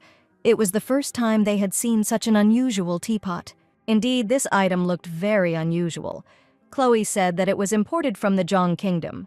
There was not a single decoration on it, but it was still elegant, as if imbued with a pure spirit. Since ancient times in the East, rulers valued sincerity. No matter how high your position, you had to take care of your people and not yourself. One of the girls was surprised that the Duchess of Vandenberg used teaware of such a simple shape, which was intended for commoners. But isn't it natural for aristocrats to enjoy wealth and power? The ladies thought that all people in the East were akin to barbarians, but it turns out that they have such a noble culture and virtue. That's right, Chloe confirmed. The East has its own special, deep, and wonderful culture, different from Western culture. Westerners do not accept their culture and sometimes even regard it as barbaric, but it is not their fault. It is just that all people are different. So if they want to enjoy the Oriental culture, this green tea is called sijak. In the Kingdom of Jian, green tea is classified according to the time the leaves are picked and is called wujiang, sijak, zhengjak, and daejak.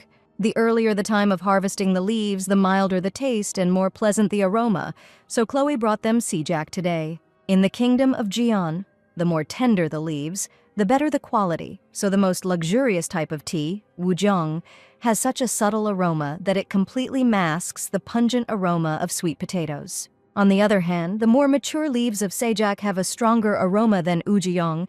The beauty of green tea from the Kingdom of Jian is that it retains a freshness reminiscent of the scent of spring, a delicate scent of milk, and the taste of beans. and Chloe suggested trying the marshmallow with tea. At the same time, the girl pointed with her hand to the desired dish, a piece of sweet potato marshmallow, a sip of refreshing green tea. A tea that is not as sweet as black tea and washes away the tart taste of sweet potatoes, and at the end, a pleasant and fresh aftertaste on the tongue.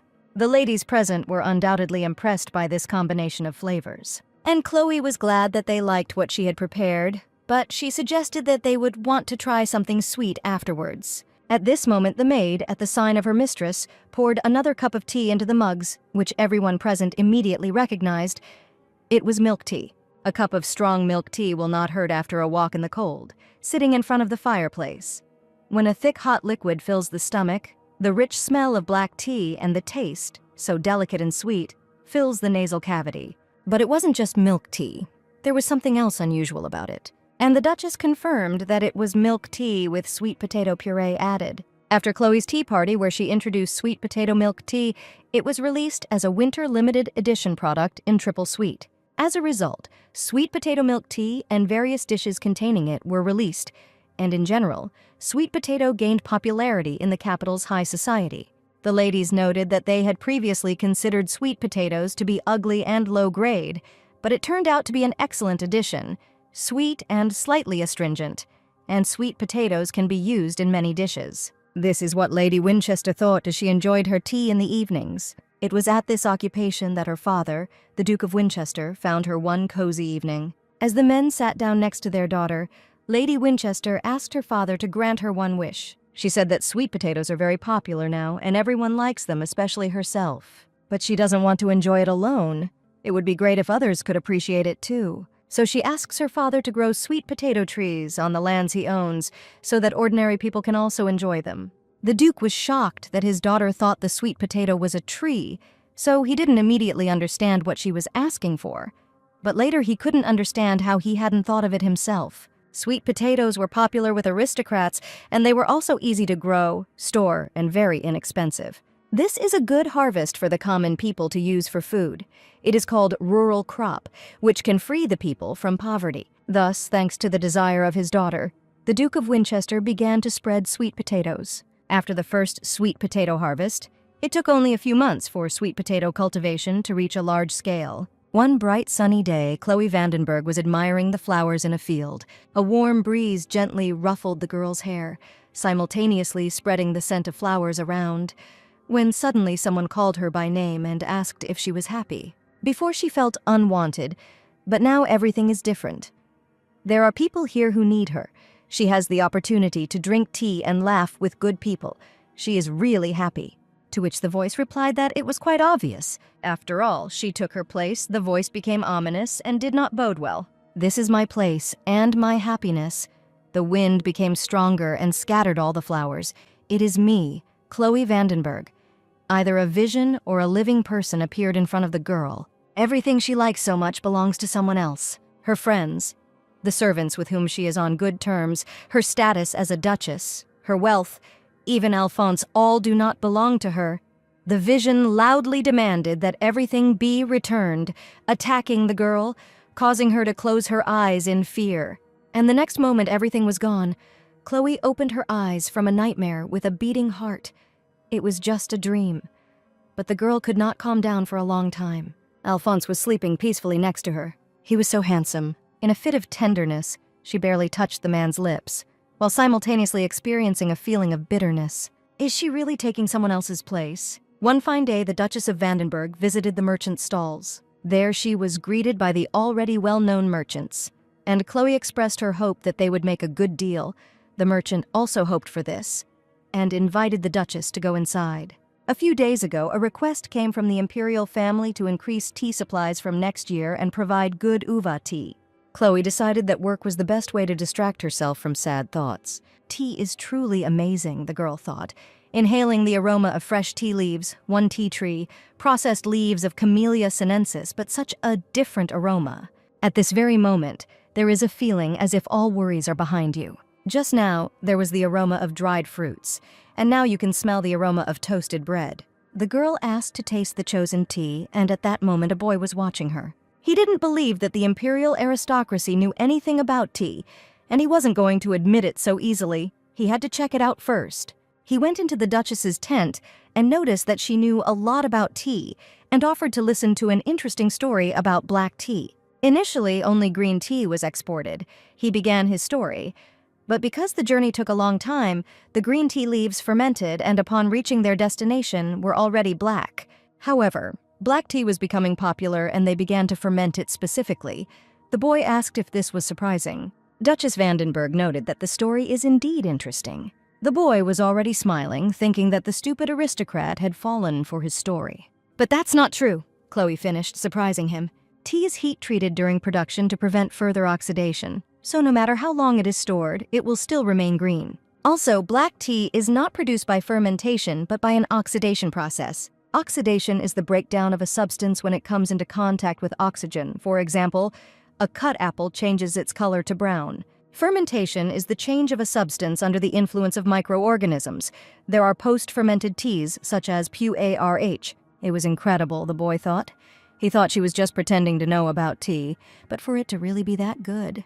The merchant, who came up at that moment, grabbed the boy by the collar and asked what he was doing in front of the Duchess. The man apologized himself and made his son also bow down and apologize to Chloe, but he was still afraid that he might have offended her in some way. The girl assured that everything was fine, and the merchant's son, on the contrary, told her an interesting story, which was quite entertaining. Reassured by the Duchess's words, the merchant said that the tea was ready and offered to come with him. After doing her shopping, Chloe got ready to head home. But sitting in the carriage, she realized that she had a problem. She had no idea that she would buy so much so that she had to hire 3 carriages. Still, you shouldn't make purchases when you're mentally tired. It's not that money is an issue, but since the freshness of tea is so important, storing it in such quantities is not a good idea.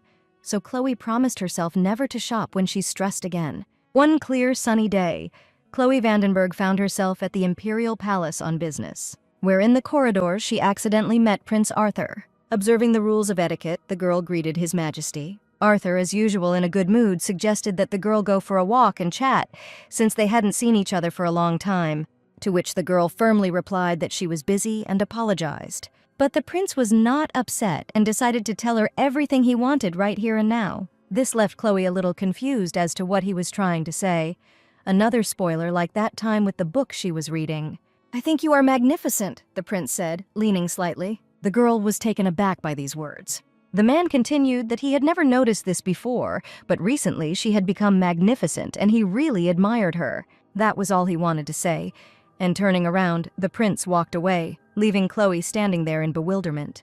"Thank you," was all the girl could say after him. But why so suddenly? Was he planning something? This thought did not give him any peace. On the last night before Christmas, Chloe and Alphonse decided to have a small celebration just for the 2 of them. The Duke was concerned that his wife was tired, to which Chloe replied that there was a bit of work to do at the moment. But she thought that even if she wanted to do something, the servants, who were very protective of their mistress, would not allow her.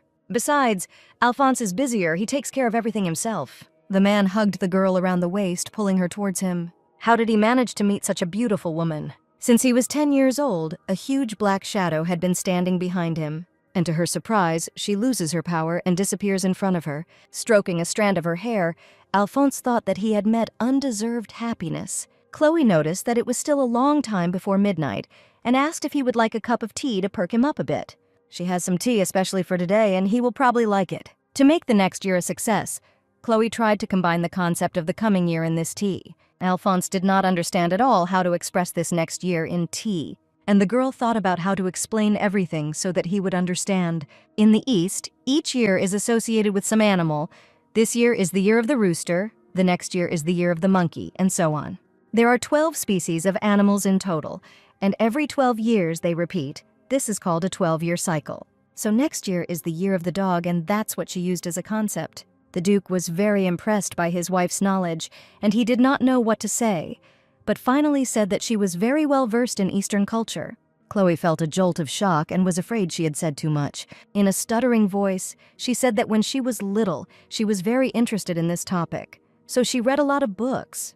That's how she knows all this. Alphonse seemed satisfied with her explanations, and the girl calmed down a little, and the Duke agreed to try the prepared tea. Since the tea utensils were oriental, he thought the tea would be green, but the liquid that Chloe pours into the cup is brown, and it is not red enough for black tea. It seems the Duke will try this tea for the first time. It's hojicha, the girl explained. Hojicha is a type of green tea that is unusual because its leaves are cooked over a fire. Alphonse wondered if tea leaves were really roasted. Chloe confirmed and explained that if you do this, the special taste and aroma inherent in green tea disappears, but it is very appetizing and tastes similar to grain tea. But that's not all, the girl said slyly, and asked her husband to guess what she had put there. Alphonse, in turn, asked what the reward would be for guessing correctly. He was clearly hinting at a certain reward from his own wife. After thinking for a moment, the girl offered to fulfill any of his wishes. The Duke liked this version of the reward. As a hint, Chloe can say that she even put 2 ingredients in there and hurried him to try the tea quickly. Otherwise, it will get cold. The Duke raised the cup to his lips in anticipation and took a sip. He definitely felt a spicy and at the same time burnt taste. Could this really be the idea of a dog in Chloe's head? A dog that is associated with such warm feelings is gentle, affectionate, and gets along well with everyone around it. And all this reminds him of someone, the Duke thought, looking at the joyful Chloe. The nose is slightly pierced by the aroma of spices, a sharp taste on the tongue. Cinnamon and ginger, Alphonse said in a slightly surprised tone. Wow. Chloe was glad he got it right, because she only added a little bit of ground cinnamon and ginger. And while she was making the tea, she ate enough ginger to last her the next year. The Duke praised his wife for doing such a good job. And the girl picked up that it couldn't be otherwise because she brushed her teeth so many times to hide the smell. Putting his finger to the girl's lips, he asked her to be silent for a bit. In the silence of the night, the clock struck midnight, the beginning of a new year. The first thing Alphonse did in the new year was tenderly kiss his wife. A happy Chloe said she hopes for him this year, too. The ducal couple celebrated the arrival of the new year with a tender kiss. But soon the girl pulled away with a laugh, leaving the man puzzled. Chloe, amused, noted that Alphonse tasted like ginger and cinnamon. The man seemed to be struck by lightning and froze in place in surprise. The next moment, he jumped up and said that he would step away for a minute. When he returned to the room a short time later, Chloe asked if he had brushed his teeth properly. The girl was still laughing, although the Duke did not share her joy. To stop her laughing, he pinched her cheek. And it helped. Chloe stopped having fun and now sulked at her husband, rubbing the itchy spot. "Can I use my wish right now?" Duke Vandenberg asked seriously. Leaning closer to the girl, he whispered in her ear that he wanted to spend the last night of the year with her, before the sun rose, which greatly embarrassed her. The next morning, the Duchess met in bed, suffering from back pain, and seeing how her mistress suffered from the slightest movement, Nina was very worried about her. Having assured the maid that she was fine, the Duchess was actually a little angry with her husband. She had told him that spending the whole night in bed until sunrise was not the best idea. Alphonse was not at all alarmed and came to visit his wife. Sincerely concerned about the girl's condition, he asked if she was in pain. Chloe didn't expect to see him, but in fact the girl was pleased by his attentive attitude. In fact, Chloe was a little embarrassed. She was wearing the simplest dress, and there was a compress on her back, and although she was ashamed, she could not move from the spot because of the pain. Alphonse noticed her unusual behavior and assumed that she was uncomfortable with him. Chloe countered that this was absolutely not the case, and that she was simply embarrassed for no particular reason. But when the girl said that she was embarrassed, Alphonse seemed to go into a stupor. Although she tried to explain that she was embarrassed by the whole situation, plus the smell of herbs floating around her, to Alphonse at that moment she looked attractive. And in response, he noted that in his opinion, she was always beautiful. From such words and his tone, the girl blushed completely, embarrassed and indignant at the same time. She asked not to say such words anymore. But she couldn't argue for long in this position, and in the end, she lowered her head, allowing herself to relax. Alphonse noticed the compress on her back and asked how she felt. Still angry, the girl muttered that her back hurt a lot. Then the Duke asked permission to massage her back, and Chloe was surprised. Really, he knows how to do a massage. But it turned out that he couldn't, and so Chloe began to doubt. But the Duke confidently said that although he had never done this before, everything would be fine.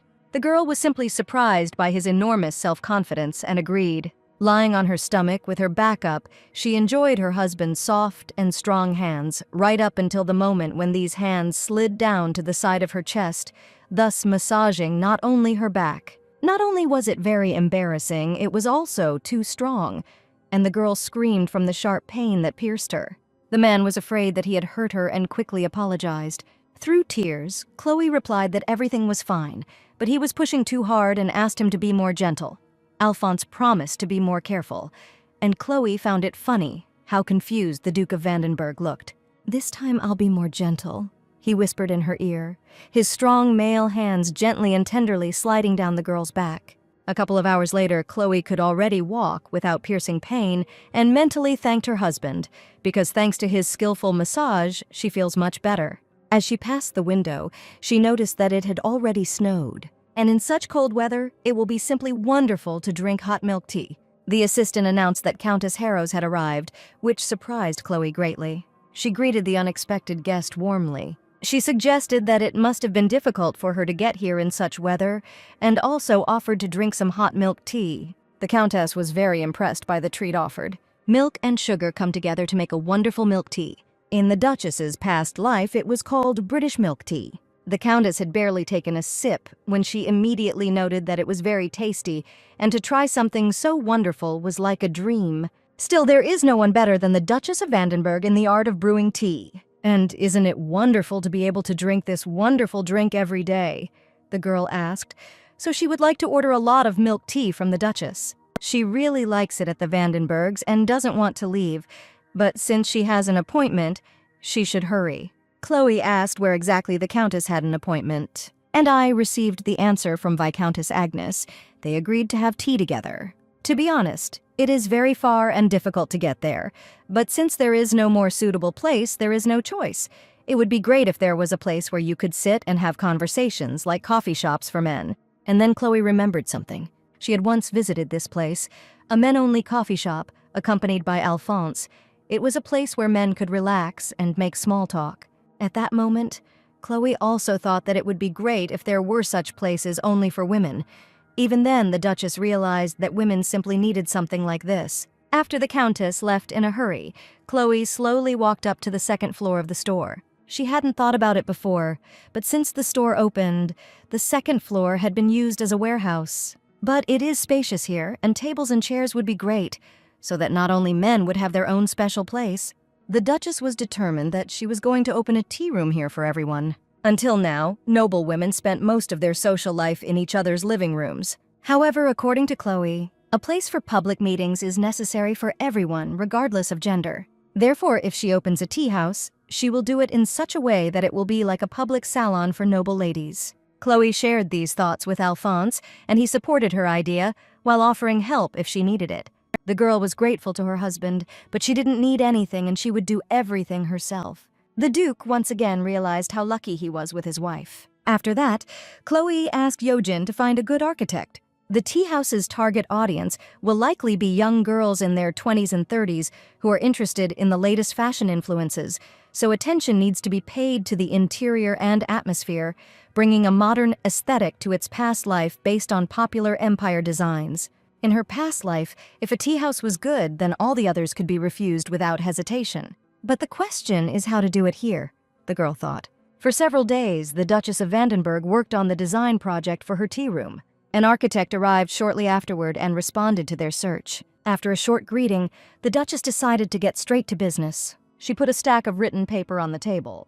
The man was very surprised by such a businesslike approach of the noble lady. Chloe explained that these were instructions and reference materials for the interior she wanted, and she hoped that it would help the architect.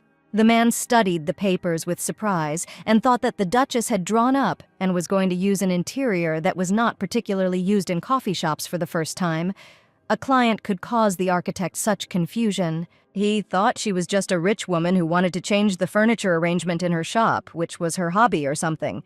But she explained everything so clearly and intuitively, and if he didn't do everything possible for this order, it would mean that it would be difficult for him to satisfy the requests of other people. Could it really be that this fragile girl wrote all this huge instruction? The prolonged pause was interrupted by Yojin, who was indignant that the man was so rudely staring at the noble lady so intently, to which the architect immediately apologized and explained that he was simply quite surprised. But this explanation did not satisfy Chloe's assistant, and Yojin continued to look at him sideways for a long time. After the architect left, Chloe leaned back on the couch and breathed a sigh of relief. Now the anxiety should be a little less. Before she had time to relax properly, a maid entered the room and said that a message had arrived from the imperial palace. It seemed that something urgent had happened, and they were asking her to come tomorrow. The Duchess had no idea what could have happened so urgently in the imperial palace that she was called so suddenly without warning just one day in advance. The next day at the imperial palace, Chloe greeted the emperor himself respectfully. The man was glad to see the girl and suggested that she leave the ceremonies. After all, the Duchess was always distinguished by her excellent manners, a real example for many aristocrats. When everyone sat down at the table, the servants began pouring tea into cups. Now in the palace, people have learned to brew tea properly, the girl thought. The emperor apologized for asking her to be brought here so urgently, but he had no other choice, and he asked if Chloe knew about the guests who would be arriving in 2 weeks. The girl thought, the guests who will arrive in half a month, it seems, are a delegation from the kingdom of On. She heard something about it from Alphonse because between the West and the East, including their empire and the kingdom, not very good diplomatic relations. This visit is the first in a long time. Even in the imperial palace, this event is considered extremely important, so preparations for the reception are in full swing. But how could this have anything to do with her, she wondered. The emperor assumed that she herself understood how important this business reception of the delegates was. More than 60 years had passed since the arrival of the official representatives. Even the emperor himself cannot understand the purpose of all this yet, but this is a great opportunity to show the kingdom of On the power of our empire. So the best minds in the imperial palace put their heads together and came up with a plan to best serve all the delegates. But the emperor had a better idea. He wants to treat the delegates to tea. Chloe couldn't remember a single official event in the empire that had ever been held with tea, and it wasn't particularly popular here. However, this time the emperor is interested not only in tea, but also in the kingdom of On, whose ambassadors are well versed in it. The girl thought it was a great idea. They say that in the kingdom of On they are bad at 3 things: drink, tobacco, and tea, because they don't trust them. The emperor was again surprised that Chloe knew about this. In fact, she is the best tea connoisseur in the empire. But to be honest, the girl thought, it's because it's very reminiscent of China from her past life. There were few people in the empire who knew much about tea, the emperor continued, so he had no one else to ask for advice except Chloe, a great honor for a girl. However, the man hesitated. They have a problem. The taste of the prepared tea has changed greatly. They brewed several types of tea in different ways, but nothing helped, and it has nothing to do with the quality of the leaves. The Duchess was surprised that he mentioned several types of tea. Did they really prepare a whole set of tea? And she asked to look at the list of proposed treats. The emperor readily provided the Duchess with a list of all the teas and snacks for the official dinner to receive the delegation. Chloe read the document carefully for a while. It's good that she knows these teas. In fact, it's a good selection, because among all the teas that she supplies to the imperial family, these are the most expensive and high quality. But there was something on that list that really posed a huge problem, and Chloe tried to carefully explain this to the emperor. First, she asked why this particular composition was created. The emperor explained that these were the highest quality and most expensive teas of all that she supplied them with, so he defined them as follows, all in ascending order from simple to exquisite. And finally, he chose a refreshing green tea, which leaves a pleasant aftertaste. Chloe was horrified. They had thought out the menu in the most primitive way. At banquets, in order not to spoil the taste, the most expensive things are left for last. But the usual dish is different from tea. It was unpleasant to report this, but the problem was not specifically with the leaves, but with the order in which the tea was served. If so, the emperor agreed, in what order, in her opinion, would it be best to serve tea? Chloe said confidently that it was in the order of oxidation of the tea leaves. The greater the oxidation, the stronger and richer the aroma. If you drink tea with a higher oxidation level first, and then drink tea with a lower oxidation level later, it will affect the taste and aroma of the tea that was drunk first. Therefore, when serving several varieties, they should be arranged from tea with a low level of oxidation to a higher one.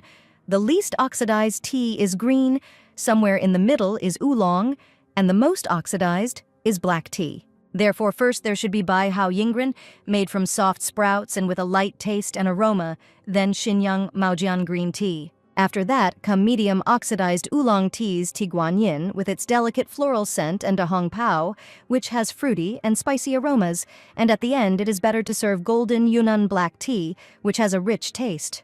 The emperor was delighted with how easily Chloe resolved the issue, and he thanked the girl from the bottom of his heart. This would be very helpful in receiving the delegation.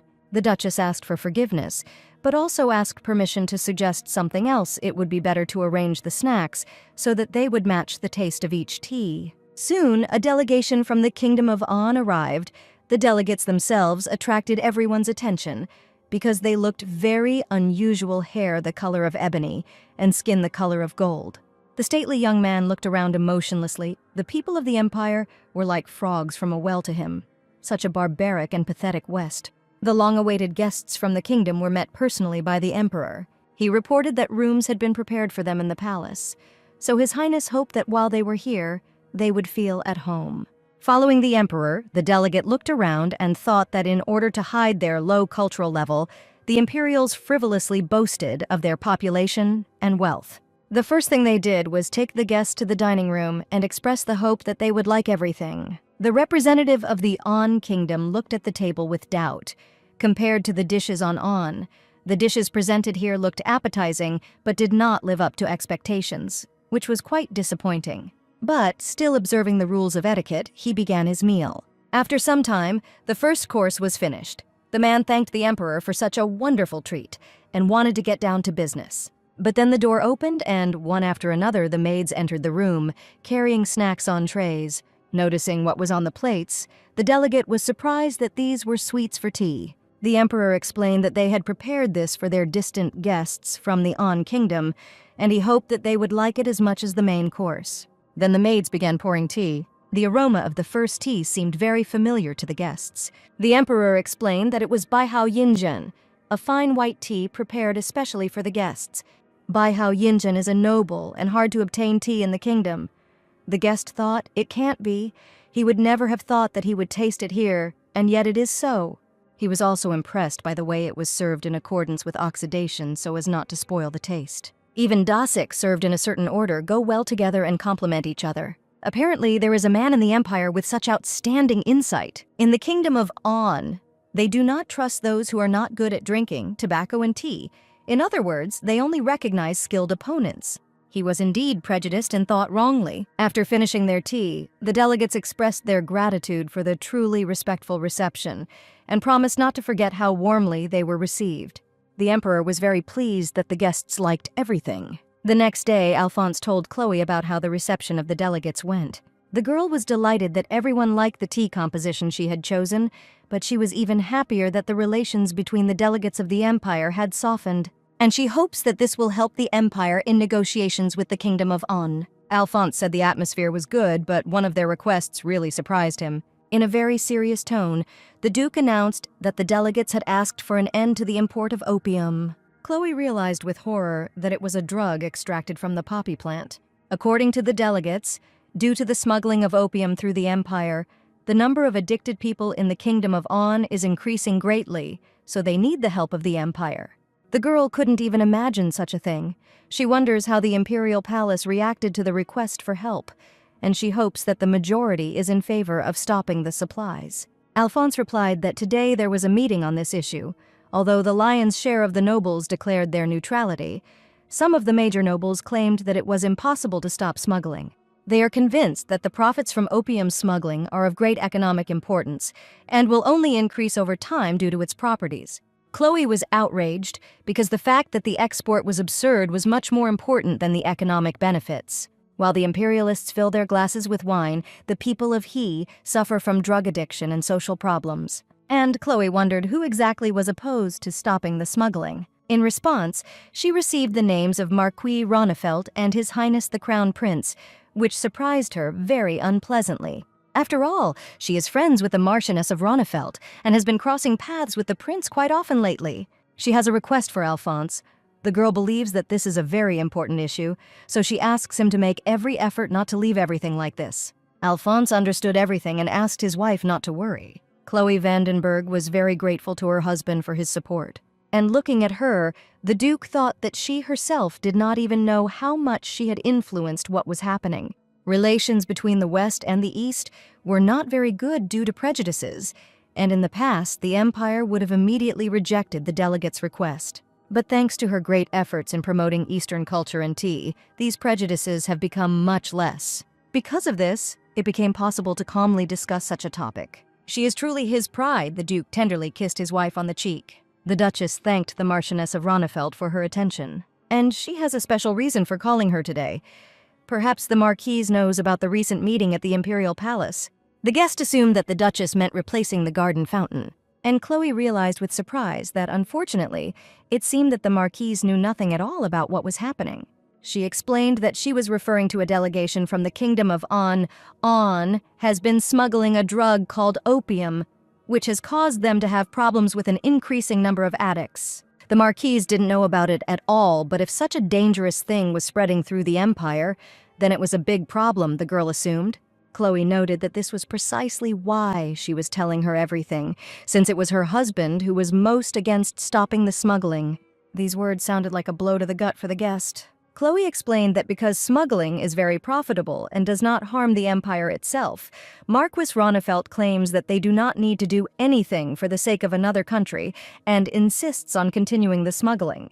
But Chloe herself believes that people are much more important than any economic gain, so she has a special request for the Marquise. She asks the Marchioness of Ronnefeld to convince her husband of this matter. But does a woman have the right to interfere in politics? The girl wondered. But looking at the Duchess of Vandenberg, she thought that she could. Smiling slightly, the guest agreed and asked him not to worry, as she would do everything possible to convince him otherwise. The request for Miss Ronnefeld was not over yet. To shape public opinion, Chloe held a tea party and told her close friends about this situation. Therefore, soon the conversations in the Imperial Palace were completely different. Gentlemen noted that it was unethical to export drugs to the Kingdom of On, and that opium smuggling was a shameful matter, unworthy of the empire. Prince Arthur and Marquis Ronnefeld, who accidentally overheard these conversations, were quite embarrassed. At a second meeting on the issue, the majority voted to put an end to opium smuggling, but the emperor also took into account other opinions and would demand from Ona equal diplomatic benefits. And after some time, the empire began a large-scale investigation with the aim of finding all the opium dealers. During the investigation, carried out with the support and command of Alphonse, it was possible to successfully arrest a number of smugglers. Even the law enforcement officers were surprised at how quickly the criminals were arrested and discussed how it was all thanks to the Duke of Vandenberg.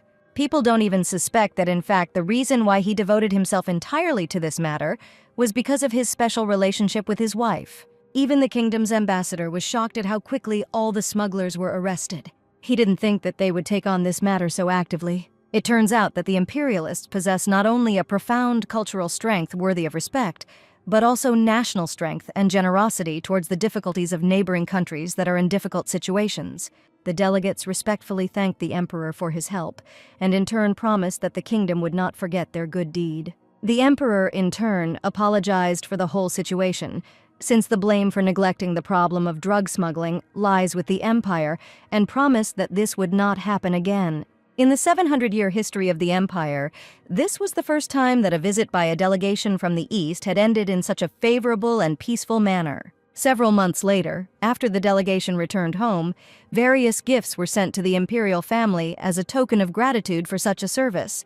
And due to the improved relations between the empire and the Kingdom of On, trade between the two countries increased. It also had a direct impact on Chloe herself. The purchase price of tea has dropped significantly. In this regard, Yojin asked if they would keep prices unchanged to significantly increase profits, but Chloe replied that she also wanted to lower the prices so that even more people could enjoy tea. The assistant liked this answer very much. Who lowers prices when the cost of food falls, but for the Duchess, the popularization of tea is more important than her own benefit. Is there a person who loves more often? The girl wondered. Chloe's decision was very good news for the common people who were interested in the aristocrats who had recently shown great interest in tea. As a result, all the inexpensive tea available in triple sweetness was bought up by the lion's share of middle-class people, resulting in a significant increase in the number of customers. At the same time, the construction of the tea house was completed, a place where women could freely mingle and enjoy excellent tea prepared with exquisite skill. The visitors were looking forward to. One of the first to congratulate the Duchess on the opening of the tea house was Mrs. Fortham. Chloe would like Alphonse to be here too, but he's been very busy lately. The girl was distracted from her thoughts by noise at the other end of the store. Looking in that direction, Chloe was stunned with amazement. Alphonse was standing in the store in all his glory. The girl was glad to see her husband, but he said he wouldn't come. Alphonse replied that he just wanted to surprise the girl. This unusual behavior, completely uncharacteristic of the Duke of Vandenberg, surprised Chloe, as it was unusual that a man with practically no sense of humor would come here secretly to congratulate her on the opening. And the girl was incredibly happy. Despite his cold character, this act shows how dear she is to him. From the overwhelming feelings, Chloe even shed tears. She was very happy. "How beautiful you are," said the Duke and kissed Chloe. The Duchess of Vandenberg was pleased by such attention and tender attitude of her husband, but then she flushed with embarrassment. After all, they were at the opening of the tea house, and several dozen pairs of eyes of the first visitors were looking at them attentively. The Duchess's friends, including Lady Fortham, were touched by the couple, wondering how they could be so sweet, since some of their husbands were embarrassed to even take their hand in front of others. No one imagined that they would become such a wonderful couple. Still blushing with embarrassment, Chloe noticed that it seemed like it was time to open up. Taking the pocket watch in her hands, Yo-jin began the countdown. The Duchess of Vandenberg took up the scissors. The first visitors held their breath in anticipation of the grand opening. Taking the red ribbon in one hand and scissors in the other, Chloe ceremoniously cut the ribbon. The two parts of the tape slowly fell to the floor, and the opening of the tea house actually took place. Taking small cups of tea in their hands instead of glasses of champagne, visitors loudly congratulated the Duchess on the opening. Elizabeth Fortham was the first to rush to Chloe with congratulatory hugs. The Duchess's assistant Yo-jin applauded respectfully from the side. Chloe was truly grateful to everyone for their congratulations. Before the girl had time to say everything she wanted, someone's hand fell on her shoulder, and turning the girl towards him, Alphonse kissed her. "Congratulations, wife," said the Duke, smiling slightly. At that moment, Prince Arthur entered the store to apologize for being late, but his speech was cut off mid-sentence when he noticed what was happening. Chloe was hiding her face, red from embarrassment, on Alphonse's chest, and the surrounding ladies were quietly giggling. This is how the opening of Chloe Vandenberg's tea shop went. Everyone who visited the tea house admired its interior. It was spacious and cozy here. There was a menu of drinks and snacks hanging on the wall, and while studying it, the visitors noted that everything looked appetizing and were at a loss, not knowing what to order first. And very soon Chloe's tea house became a favorite place of rest for young aristocrats. One cold winter morning, unexpected news awaited the Duchess of Vandenberg. A letter arrived from Grey County. After reading it carefully, Chloe realized that her parents were coming here. They hadn't contacted her in any way for 2 years, since she got married. So why did they suddenly decide to come? Besides, these are the old Chloe's parents, not hers, and yet there is no reason to refuse to accept them. But if they realize that she is not the same Chloe, then there will be trouble. The Duchess remembered her dream in which the old Chloe demanded that she return her life, and her heart began to beat wildly with fear, but the girl decided to ask Alphonse first. Duke Vandenberg was surprised that Chloe's parents contacted her. But on the other hand, the last time she spoke with them was more than 2 years ago. Of course, she wants to see her family, and if so, Alphonse agreed to their arrival, and while they are in the capital, it is better for them to stay in the duchy. With a forced smile, the girl said that she would write to them, and so the Count and Countess Grey arrived at the Vandenberg mansion. They immediately swarmed around Chloe, vying with each other to assure her that they had missed their daughter very much. Alphonse also respectfully greeted his father and mother, noting that they had not seen each other for a long time. Count Grey thanked Alphonse for giving them the opportunity to finally meet his daughter. In turn, Duke Vandenberg asked not to speak to him so formally because they are also part of his family. Chloe noticed that Alphonse was worried and was very surprised by this. Alphonse invited the guests to feel at home and said that he would ask someone to invite them to dinner when it was ready. The Count and Countess bowed formally, to which the Duke again asked to leave the formalities, and only after this were Chloe's parents able to communicate normally with their son-in-law. Cale volunteered to escort the guests to their rooms, and Chloe looked in surprise after her departing parents. Had they always been so caring, the girl wondered. At the dinner table, the Duke asked whether this was the parents' first visit to the capital since their wedding. This was indeed the case. Immediately after the wedding, they returned to their county and did not go anywhere. "So news always reaches them late," the Countess said with a laugh.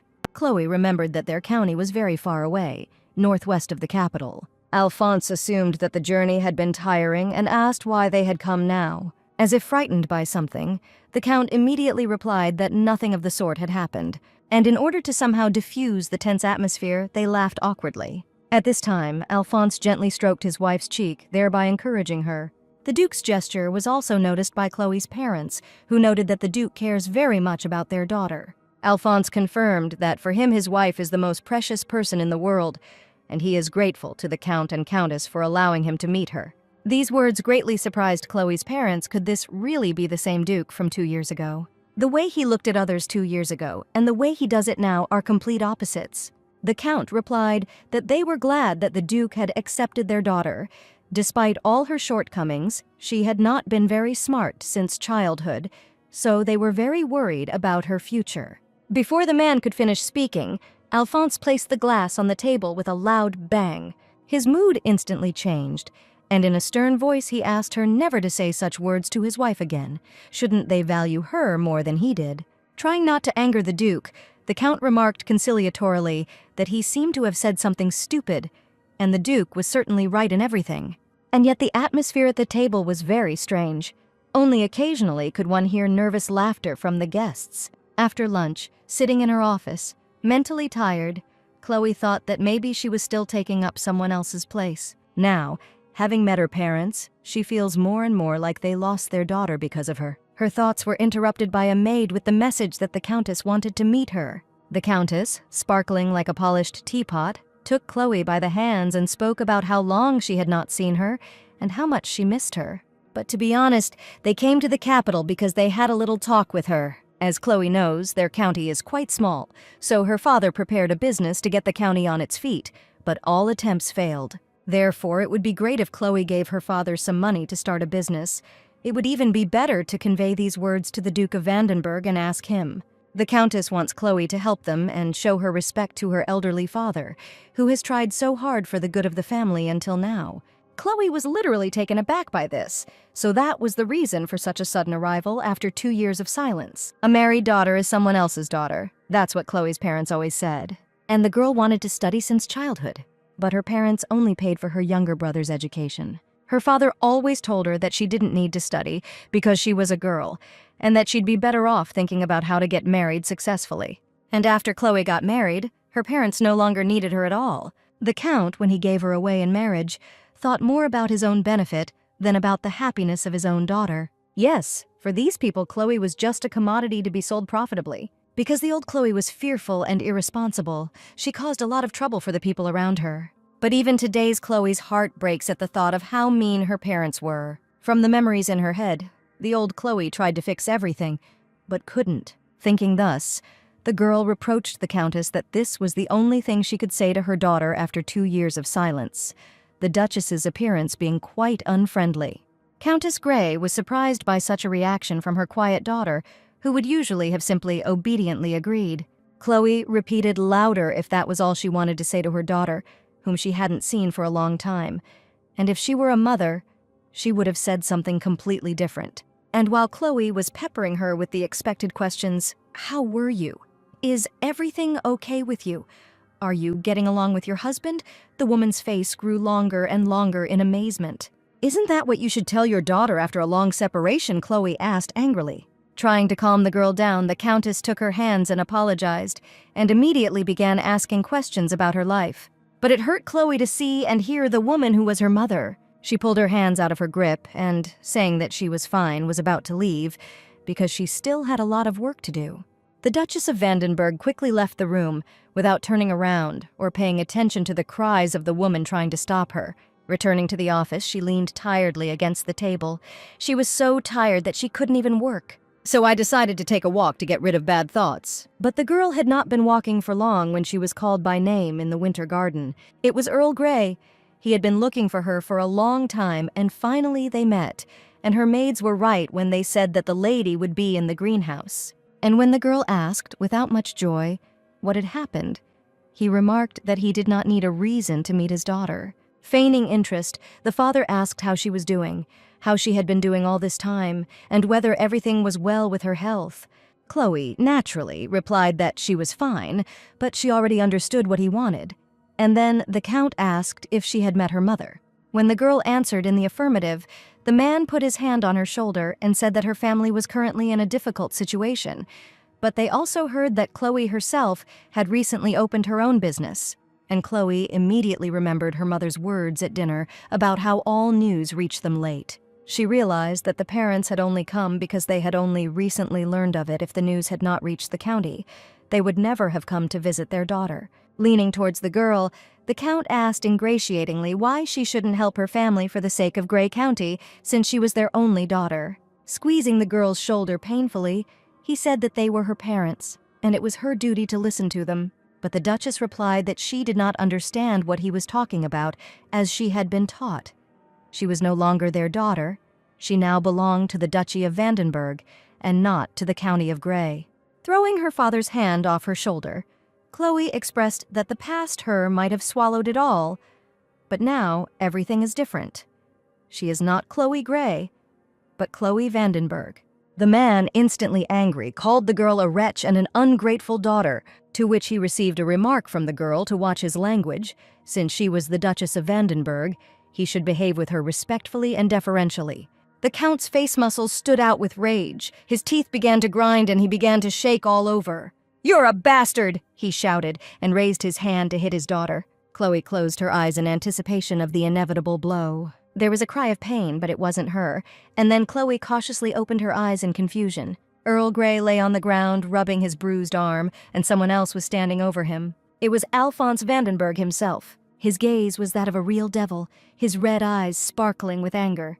Grabbing the Count by the collar and lifting him up, the Duke said that he seemed to have misunderstood him. He thought the man in front of him was his wife's father, but it turned out he was just trash worthy of death. And what was he now going to do with his dear wife? Alphonse asked the Count.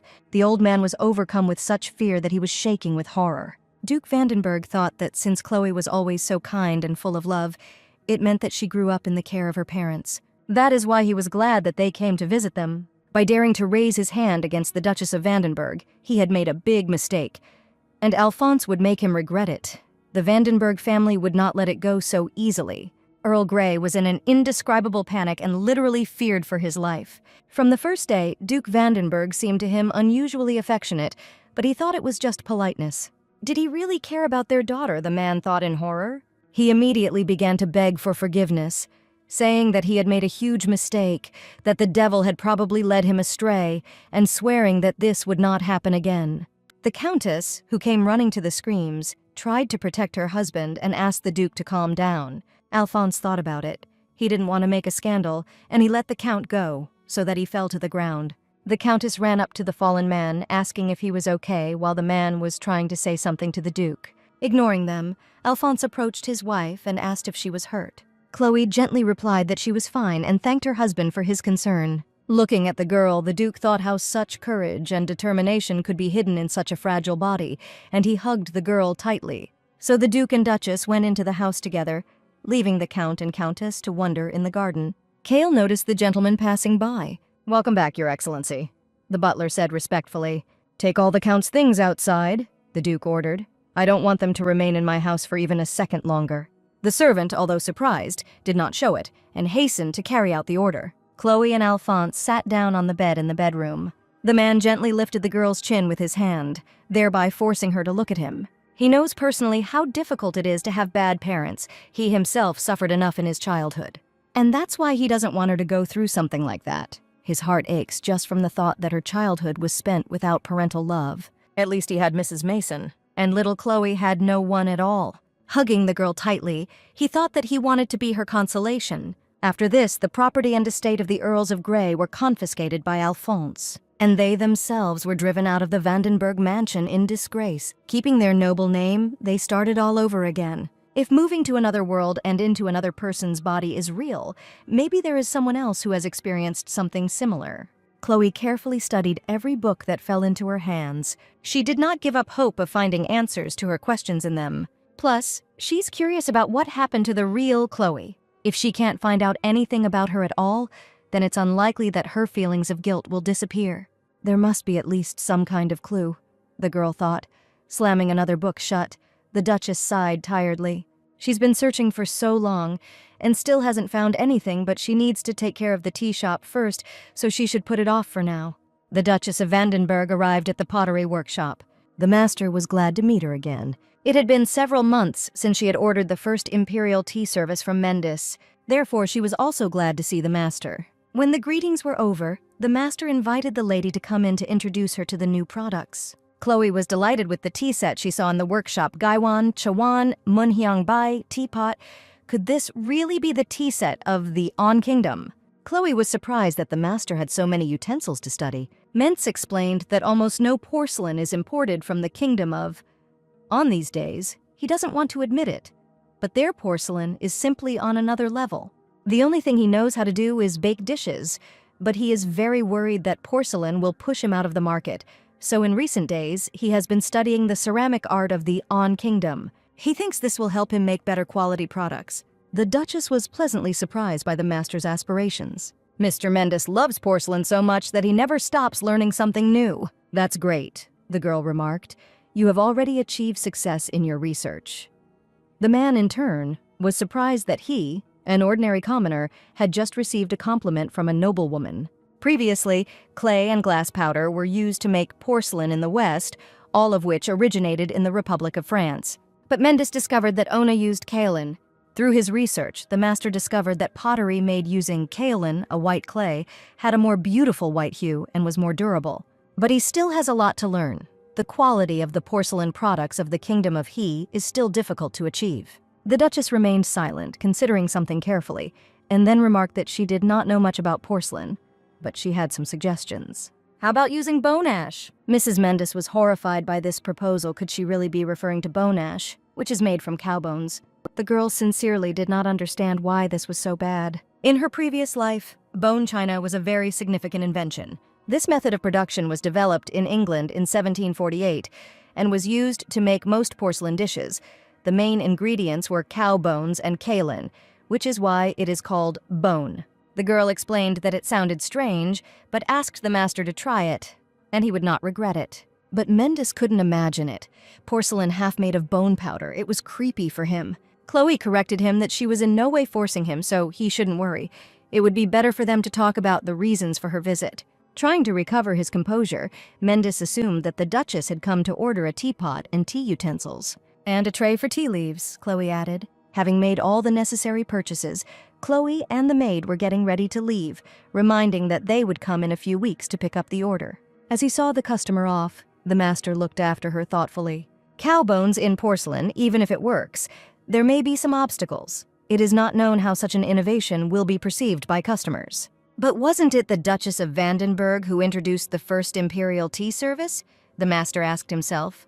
Besides, he could just try it, it occurred to the man, despite the strangeness of such an ingredient, and he was quite determined, because in any case, he had nothing to lose. Several weeks passed and the time came for the meeting. Duchess Vandenberg stepped out of the carriage with anticipation. Last time she told the master about bone ash, I wonder if he tried to do something with it. If he didn't try or it didn't work out, it's no big deal, because Mr. Mendes's porcelain is already excellent. He is such a good guy that he wants to improve himself. And Chloe also decided to try like Mr. Mendes to make the taste of her tea even better. However, when they entered the store, the girls found no one behind the counter, which was very surprising. Ellie tugged at the utility room door and found it unlocked. The maid informed the Duchess of this and then carefully opened the door, asking if there was anyone there. There was indeed a person in the utility room, and Chloe and Ellie were incredibly surprised to see who it was. It was Mr. Mendes, but he looked very tired. The man looked up at the girls with a lost expression and said that he had completely lost track of time. Chloe was worried that he looked so exhausted, and wondered if it was because he was using bone ash to create porcelain. The master, trying to smile, asked the customer to look at his work, considering it the best in his life. He asked if the Duchess was pleased, but the man's voice broke, and eventually he was pulled to the side, and the man fell, unconscious from fatigue. Chloe and Ellie were very scared. They tried to call him, to bring him to consciousness, but the man did not react in any way. After some time, Mendes opened his eyes, not understanding what was happening. A female voice next to him asked how he was feeling, and the master suddenly recoiled, simultaneously asking what had happened to his ceramics. The Duchess reassured him that everything was in order with the dishes. Something fell, which is why there was such a loud sound, but fortunately, nothing broke. Chloe apologized regretfully for causing him so much trouble and putting so many problems on him. Mendes was surprised by the lady's attentiveness towards him. Yes, for people like the Duchess of Vandenberg, he is ready to work as much as necessary. Having finally come to his senses, Mendes asked if the lady liked the ceramics, but Chloe replied that everything happened so quickly that she had not yet had time to examine it. Mendes said with incredible pride that this was literally the work of his entire life. There was a tea set of extraordinary beauty on the table. Taking one of the cups in her hands, the girl examined it carefully, noting that they were much thinner than ordinary ceramics, and also lighter, which made them much more practical. Master Mendes also said that although they are thinner and lighter than regular ceramics, they are much stronger and unlike the usual grayish color. This one is quite vibrant, all thanks to the Duchess. If it weren't for her, he would never have done it. Therefore, Mendes would like to dedicate this bone powder pottery in honor of the Duchess. The girl was very surprised by the master's words. Having bowed, the man expressed the hope that when word spread about this remarkable product, he would also become famous for this permission. Chloe was pleased with such attention from Master Mendes, and she smiled gratefully. And by the way, the master noted, they can't call this thing cowbone ceramics, so could the lady come up with another name? The Duchess immediately remembered the name of the tea that she had come up with herself. It confused everyone around her. It seemed she was not very good at it. But looking at the dishes in her hands, she thought of something. What about the name Chinese porcelain? The Duchess asked. In her past life, they always used this name for similar dishes. The master thought that there seemed to be a lot put into this name, since the Duchess herself had given it, and he happily agreed. Only Chloe missed one thing. In her past life, there was a country called China, so such a name was natural there, but in this world, there was no such country. The porcelain created by the Master Mendes caused a real sensation in the empire. As expected, people had some prejudices about bone pottery. But having seen the personal product, they abandoned their fears. Everyone around was surprised how ceramics could be so bright and white. All the ceramics they had seen before had a gray tint. The girls commented that they would be very happy to use these dishes for snacks, and they really liked the look of them. Chloe thought that because of its beautiful color, these dishes would look great on the table. They are bright and white, so the food would look more appetizing. Speaking of food, the Duchess was considering whether to create a menu that would focus not only on tea, but also on tea snacks. You can call this an evening tea set. Even in her past life, there were people who didn't like tea who went to tea shops just for them. Excellent, the girl decided. Then she would immediately order a 3-tiered plate from Mendes. Soon a new menu was displayed in front of Triple Sweetness. It immediately attracted the interest of the ladies passing by. The Duchess explained that this set includes snacks. They can enjoy tea such as sandwiches, cakes, and others. It is perfect for those who are hungry and want to try something new, and immediately the visitors ordered 2 tea sets. Soon the girls were brought their orders, and Chloe immediately explained that the savory dishes were at the very bottom, and the higher they went, the sweeter they became, so they could be eaten in order from bottom to top. The evening tea set, pleasing both to the taste and to the eye, was to the taste of the fair sex, and they were no doubt impressed by the overall appearance of the appetizers. The set proved extremely popular, and the trial period ended after about a month. It's become even more popular than Chloe thought. It would be nice to include it in the main menu. But if so, it would be worth introducing a reservation system for it. Some noted that the waiting time for orders was too long because there were so many dishes to prepare. The girl's thoughts were interrupted by her assistant. She reported that a lot of letters had come in asking when evening tea sets would reappear in the tea house. And with visible effort, she put the huge box of letters on the floor, noticing that apparently everyone was waiting for him.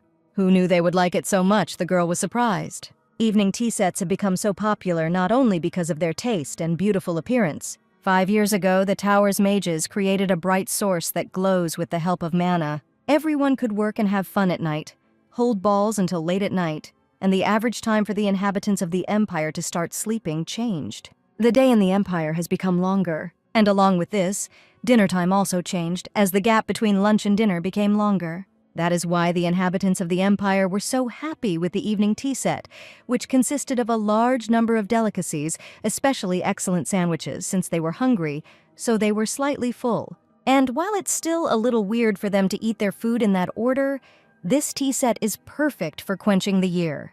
The girls would also like to try something similar at home. When the appetizers were finished, the visitors said goodbye to the Duchess and hurried out into the street. But even on the street, they couldn't stop discussing the wonderful evening tea set and agreed to meet again to try it again. One of the girls suggested booking for next week, and the other agreed because she felt like she could eat it every day and it wouldn't be enough. Ariana Bannett became an unwitting witness to the conversation between satisfied visitors of the triple sweetness. Evening tea parties, I don't know who came up with such an amazing tradition, but it was definitely someone great, the girl said. Isn't that so? Duchess Lady Ronefelt asked, half-jokingly, offering her guest a pecan tart, the pride of their chef. One by one, the Marquise offered Chloe eclair and also to try scones. While trying all the dishes offered, Chloe was surprised to notice one strange thing. Why is she the only one eating all this time? And she asked Mrs. Ronefelt directly why she was not eating anything, to which the hostess replied that her corset was too tight. Chloe never expected such a reason. But then she remembered the recent situation at the imperial reception after all. This was not the first time she had encountered something like this. The corset is a must-have piece of underwear for every aristocrat of the empire, giving the waist a beautiful silhouette. But because the waist and stomach are too tight, it makes eating very difficult, so much so that it sometimes becomes difficult to breathe, and sometimes girls faint at balls. But despite all the inconveniences, it is an obligatory part of imperial etiquette and must always be worn when leaving the house. Of course, one had to follow the rules of imperial culture, Chloe thought, but corsets were not only uncomfortable, they were also dangerous to one's health. And she directly suggested that the Marquise loosen her corset a little. What brought the hostess into quiet horror was how to loosen the corset. This was the reaction Chloe expected. If you ask someone to take off their underwear, they will definitely be surprised. She would be surprised too. But instead of starving in a corset, it is better to loosen it a little and enjoy food. And she said out loud that there were only the two of them here, and if Lady Ronefelt was embarrassed to do this alone, then she could also dissolve it. The girl thought that she had felt this before, but the Duchess really had an interesting way of thinking, as if she was not even from their empire, but that was what was charming about her. Chloe continued that they were women and close to each other, so wouldn't that be acceptable? Lady Ronefelt gave in to persuasion, but asked the Duchess of Vandenberg to do the same because she felt awkward alone. First of all, Chloe helped Lady Ronefelt with her corset. For the first time in 10 years, the girl thought, someone other than her husband would see her corset. And she still didn't understand if it was right. But she can trust the Duchess. The Duchess asked if she was ready, and the Marchioness answered in the affirmative. One by one, Chloe untied the ties and loosened the corset, and the owner immediately felt an unprecedented relief. It really is that convenient, she noted. Despite her shame, she is glad she was brave enough to do it. Now it was Chloe's turn, and Lady Ronefelt reached up to untie her corset. Everything was done quite quickly. But one thing surprised Lady Ronefelt very much. Even though she had untied her corset, Chloe's waist was still very small, so she felt a little cheated. "Well, Miss Ronefelt, are you ready to eat now?" Chloe asked. Her answer was a bright smile. "It seems like she can now even eat 2 servings. Who knew that it could be so comfortable with a loose corset? Everything really does look more appetizing and tastes much better." The girlfriends' tea party continued without any constraint. After this, when Chloe hosted evening tea parties, she always suggested that the noblewomen loosen their corsets. If they eat with a loose corset, not only will the taste of the food improve, but the feeling of constraint will also disappear, because they are all women here, so there is nothing to be embarrassed about. Of course, all the noblewomen, like Miss Ronefelt, were surprised at first by such a proposal, but thanks to Chloe and the aroma that came from black tea and desserts, each of them ended up loosening their corsets. Each girl noted that they had no idea that it would be so convenient, and in general they should have done this a long time ago. Chloe was incredibly happy that everyone was happy, and now they could all enjoy all the goodies together. This is how, little by little, the culture of loosening the corset during evening tea began to spread throughout society. And there were even many girls who did not wear corsets at all for evening tea. After some time, the noblewomen even began to discuss whether it was worth wearing such an uncomfortable thing as a corset. More and more women appeared who did not want to wear it not only during evening tea parties, but also in everyday life, and gradually stopped wearing it altogether. "Ariana, drink some milk tea before it gets cold," the girl suggested to her friend. A friend noticed that Ariana has been feeling down lately, and this is her favorite cup, which always improves her mood. A little angry, Ariana asked again if she was now offering her something to drink from the cup that woman was selling. Lady Shore was outraged that Ariana had called the Duchess so disrespectfully, and noted that she was the only one who now refused to buy anything from her shop. Lady Bennet snorted skeptically and noted that they had been together against her before. And is there really no pride in the world at all? Why should they drink a drink that is only drunk in barbarian countries? Is she really now on the side of the Duchess? Miriam swallowed nervously, noticing that Ariana was acting like a child. She hates tea only because she is hostile to the Duchess herself. Because of her jealousy of the Duke who fell in love with the Duchess, Ariana had to give up her dream of making him her own. What nonsense, the girl was outraged. The Duke would never love someone like her, a pathetic woman who could only be mocked. Miriam, no longer hiding her irritation, asked how much longer she would remember the Duchess's past. Now everything had changed, and everyone liked her. She noticed that the Duke loved the Duchess very much, and it was time for Ariana to accept this. But Lady Bennet seemed to explode, and knocked Lady Shore's favorite cup off the table. She screamed that she had only called her to talk such nonsense, and although everyone thought that Chloe had changed, she was sure that she had not. Chloe may be pretending to be nice now, but soon this girl will show her true colors, and then Ariana will see her fail firsthand. The figure of the mistress of the house was reflected in the tea spilled on the floor among the shards of her favorite porcelain. Lady Shore didn't like all this emotional outburst of Ariana's, and she gritted her teeth and apologized. But it seemed that they could no longer be friends. Miriam no longer wanted to be around Ariana until she changed her mind, and asked the guest to leave as she needed to clean the living room. Lady Ariana Bennet raced home in her carriage in a state of shock. In the blink of an eye, she lost her friends. And it wasn't just Miriam, everyone left her alone. And even Duke Vandenberg now completely ignores her.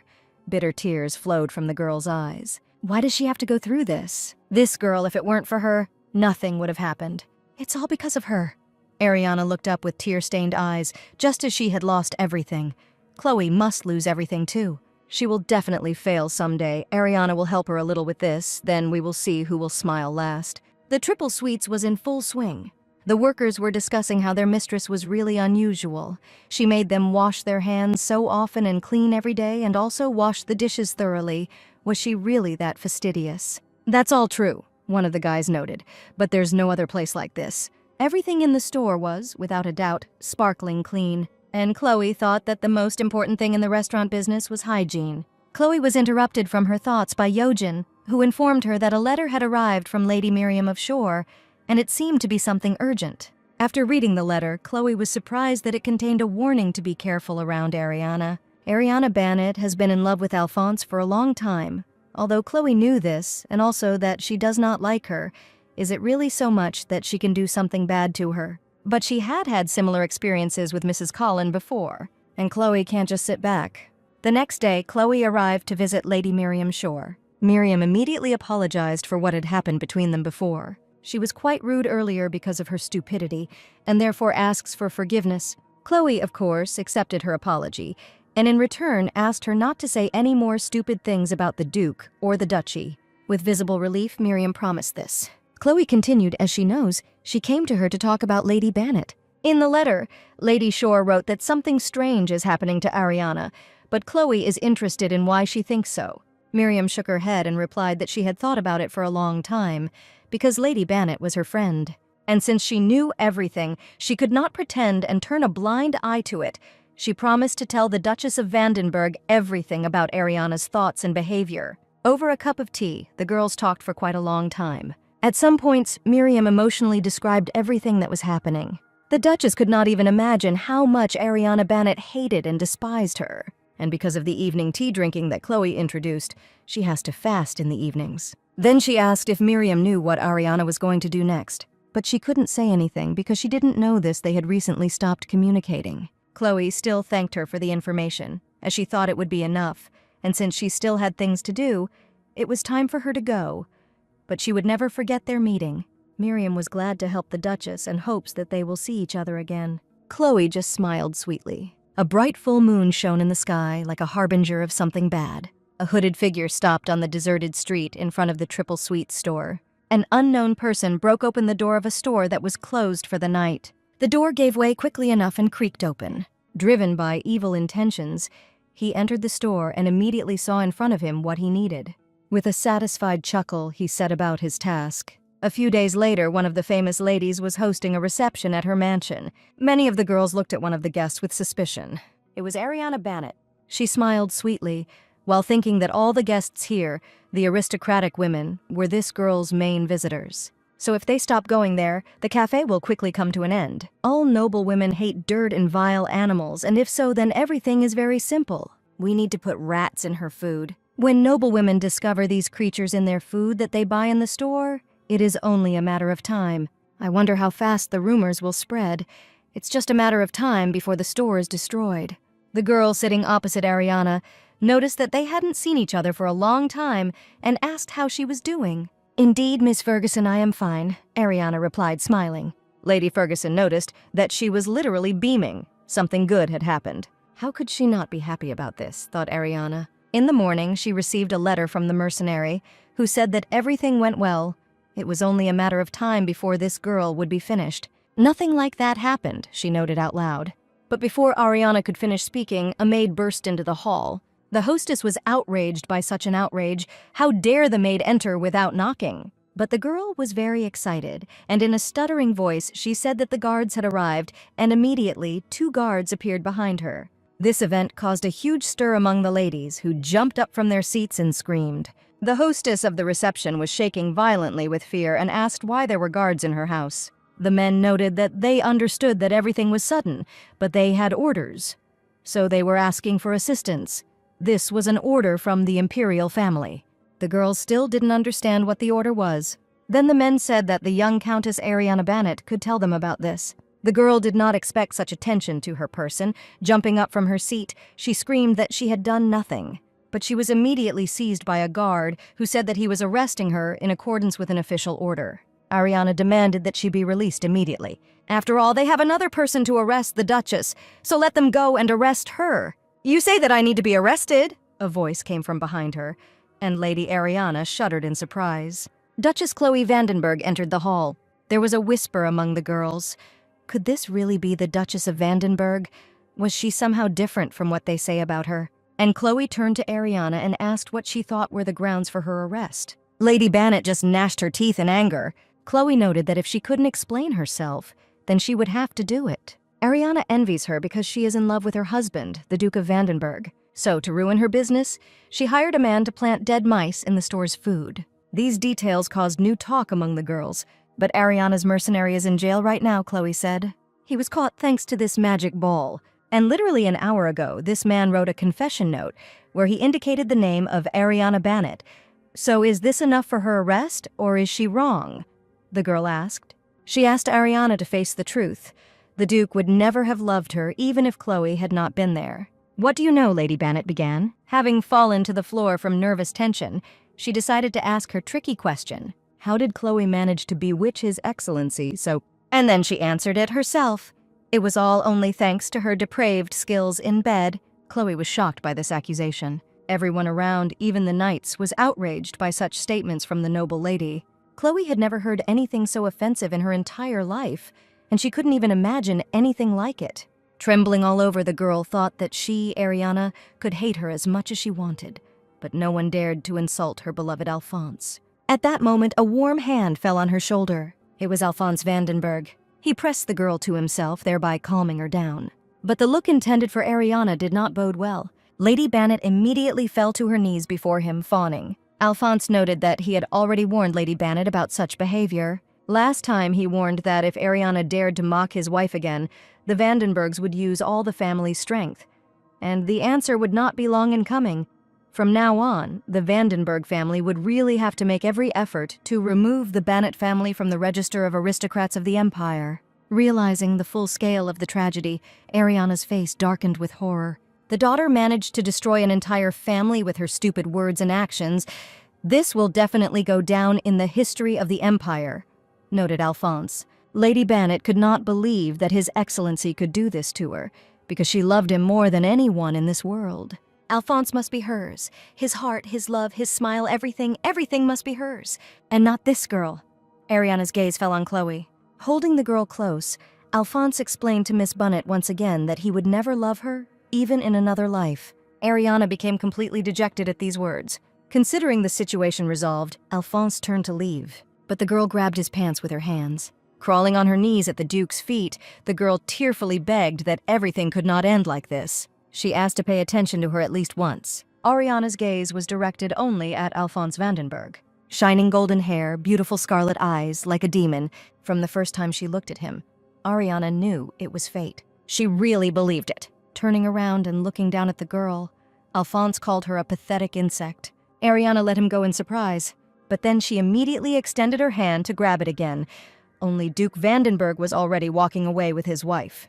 The carriage rumbled along the cobbled road, the Duke and Duchess riding in silence as Chloe warmly thanked her husband for his help. She couldn't do anything at that moment because she was so confused. Alphonse was at a loss. He did not expect such a reaction from the girl to everything that happened. Why was she talking like that now, the man wondered. Why didn't she blame him for coming so late? And the way Ariana accused his wife of such unflattering actions. After these words, Alphonse himself did not remember anything, except how he immediately ran into the hall and took his wife away from there. How did it all turn out like this? He was sure that he always acts only rationally, but as soon as something concerns her, he is always overwhelmed with emotions. When Alphonse fell in love with her, his life immediately acquired feelings and meaning. And for the first time in his life, he felt an all-consuming fear. His dear wife, his only weak spot, which he will protect until the end of his days. Thinking like this, the man lightly pressed his forehead against the girl's forehead and apologized. Chloe was very surprised at what he was apologizing for.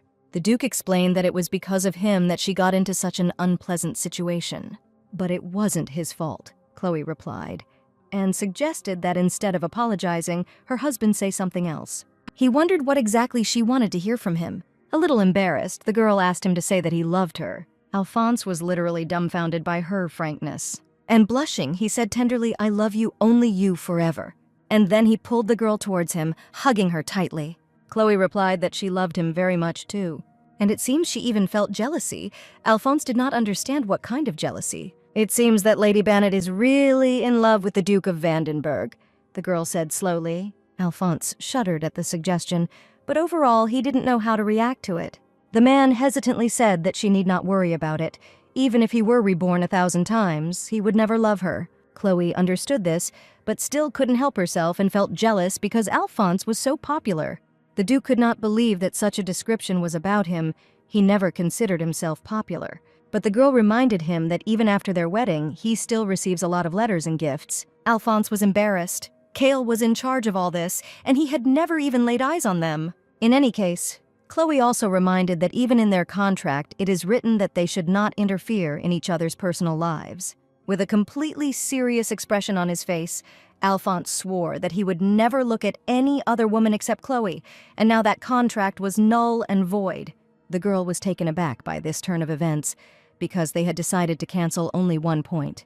And in general, why didn't he ask her opinion on this matter? The Duke thought that if he ever saw her with another man, he would not be able to bear it. The man was so deep in thought that he didn't even hear his wife calling him in vain. When they get back, the first thing he'll do is burn that damn contract. After some time, the Duchess of Vandenberg was invited to the imperial palace. The emperor greeted Chloe warmly, and the girl bowed back, also greeting His Majesty. And also Prince Arthur, the Crown Prince responded, as always, in his informal manner. He noted that he and Chloe had not seen each other for a long time, apparently since the opening of her tea shop. The emperor, hearing his son talking to the Duchess, was outraged by such familiarity on the part of his offspring. They immediately corrected themselves, and the prince gallantly extended his hand to the Duchess. He did have manners after all, Chloe thought. He just hid them very well. At this time, Arthur kissed the outstretched hand as a sign of greeting. "So what tea did you bring today?" Arthur asked. And Chloe thought that the prince had returned to his usual state. But it was better this way than his sudden politeness. The emperor at this time was shaking his head in amazement, no longer even surprised by his son's behavior. Today, Duchess Vandenberg brought something very special and unique pu-errate tea, which is produced in the southern region of the Kingdom of An. It was the first time Arthur had heard the name, and Chloe explained that it was a tea made through a process of fermentation using microorganisms and oxidation, which is what gave the tea its distinctive aroma. But it was also known to be great for weight loss, detoxification, and anti-aging. Having finished the explanations, they finally began the tasting, and the emperor was surprised that the Duchess brought 2 types of tea. Apparently, he suggested pu'er also has varieties like Darjeeling. Arthur noticed the tea set the teapot in it looked very unusual. Chloe confirmed that the teapot looked very strange and said that it was made of yixing clay, also known as purple sand. They have one interesting feature, which she will tell you about later. At this time, the prince noticed something else that looked like a lump of earth. And when the girl explained that these were pure leaves, he became indignant. Should they really drink this? The prince asked with disgust. Pure leaves are traditionally obtained through strong pressing. After fermentation, the color and shape of the tea leaves change and they become similar to earth. Typically, when brewing this tea from Ona, the first brew is poured out and the second brew is drunk, a process called cleansing the tea leaves, Chloe said as she brewed the tea. It involves removing any dirt or byproducts that have accumulated in the leaves to produce a more pronounced flavor. Pu'er can be divided into shu pu'er and sheng pu'er. Simply put, they differ in the production process. Chloe has previously said that fermentation requires microorganisms, a process that takes place naturally and is very long. It takes about 30 years to fully mature. This information stunned Arthur. Chloe explained that pu'er that is slowly fermented in a natural environment is called sheng pu'er. And the first tea to try is exactly this one. It is artificially fermented faster by pouring water over the tea leaves and increasing the temperature. Arthur looked closely at the offered tea and was doubtful. It looked like some kind of bitter medicine, but he still took the first sip. There was no second one as the prince froze in shock. Pouring the tea back into the cup and spitting furiously, the prince was indignant that it really tasted like earth and was impossible to drink, while the emperor noted that it was an interesting experience and was surprised why Arthur was so rude. Chloe was also stunned. If the emperor said so, then it was unlikely that they would want to try it again. She could understand them because of the microorganisms. The tea smells strongly of mold and dirt. This specific mold smell is called ripe. Because of it, people who are not familiar with pu'er tea find it quite unusual to drink it. And she suggested moving on to the next tea straight away. It was shu pu'er, which takes 6 years to produce. Even though this tea looked nicer, Arthur was still afraid to drink it. But there was no turning back, and the man took a sip, which surprised him greatly. The rich, magnificent aroma and taste of honey mixed with flowers and fruits is like a kind of aftertaste, as if the dish was lightly sprinkled with spice to better reveal the taste. Why didn't he smell that wonderful scent then? The prince wondered. The emperor also noted the special and pleasant taste which made Chloe incredibly happy, and she suggested that they hold the tea in their mouths so that they could taste its sweetness. Arthur did so and was shocked again. He had tried many types of tea with a sweet aroma, but with a sweet taste. For the first time, the Duchess explained that the special feature of pu'er is its sweetness. This light, sweet taste gives it a special charm. Freshly brewed pu'er has a taste, aroma, and appearance similar to green tea. But as it is produced over the years, it acquires a deep aroma and flavor, and after 30 years, it is fully matured. It is the unripe pu'er tea that is called shu pu'er, Chloe concluded. Then if you leave this tea and do not drink it, it will also ripen, Arthur asked. True, Chloe noted. Some people even invest in pu'er tea as it becomes more valuable with age. The price of the same pu'er with different aging, 1 year or 10 years, varies greatly. This news greatly impressed the prince, but he was even more impressed by the happy look on Chloe's face. How she could be like that just talking about tea. Her happy face makes him happy too, the man thought, enjoying his drink. And His Majesty remembered that the Duchess never told them about the unusual teapot. Remembering this, Chloe immediately began to tell that teapots made from yixing clay are special. Arthur skeptically twirled the teapot in his hand, not understanding what could be special about such an ordinary thing. Due to such careless attitude, the kettle slipped in the man's hand and began to fall. The events then unfolded as if in slow motion. Here the teapot was in his hand. The next moment it was already falling. And to Arthur's credit, the teapot did not have time to touch the floor and was intercepted by the prince's deft hand.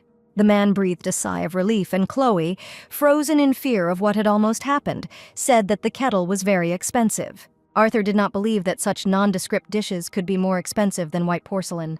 Then Chloe leaned over and whispered right into His Majesty's ear the cost of the teapot he had just almost broken. After the girl's words, Arthur exaggeratedly carefully put such a valuable teapot back in place. The emperor was again dissatisfied with his son's childish behavior and asked him to calm down. Having recovered a little from the shock, Arthur stared with wide eyes at the teapot, which looked like a child's toy and had no idea that it was so expensive. "This teapot may not be the most beautiful, but it is versatile," the girl explained. "As you can see, it is not coated with ceramic glaze, so it is breathable and absorbs odors well, and it also retains heat well. There is another interesting feature if you brew tea in it over and over again. The teapot will become saturated with its aroma. There is even a legend that if you use it for a long time, then by simply pouring clean water into it, you can brew tea. But this feature also has a negative side. If you brew different teas in it, the aromas will mix." His Majesty was impressed by what Chloe had to say and thanked the girl for always telling them interesting things, and also asked her to deliver the same Yixing clay teapot and pu'ersh tea to the palace. Then the emperor, who had his entire schedule for the day scheduled, left. Chloe was about to leave too, but the prince stopped her. He wanted to ask if anyone really liked Shangpuer, and I was very surprised when Chloe answered that there were quite a lot of such people. Besides, she knows a great way to reveal his taste. Perhaps then the prince too will be able to appreciate all his charm. Having called the girl self-confident, Arthur proposed a bet the loser would have to fulfill the winner's wish. He would drink the tea that she brewed, and if he liked it, then she won. But if not, he would win. Chloe thought about the prince's proposal, and she accepted the bet. Arthur thought that the girl had fallen for his trick. After all, no matter how she pretended to be smart, she was still just as naive, and in her place he would not get involved in such an unprofitable argument. Even if it was delicious, he could simply say that it was not so. When the girl brought the prepared drink, Arthur noticed that this time it was prepared in Western style.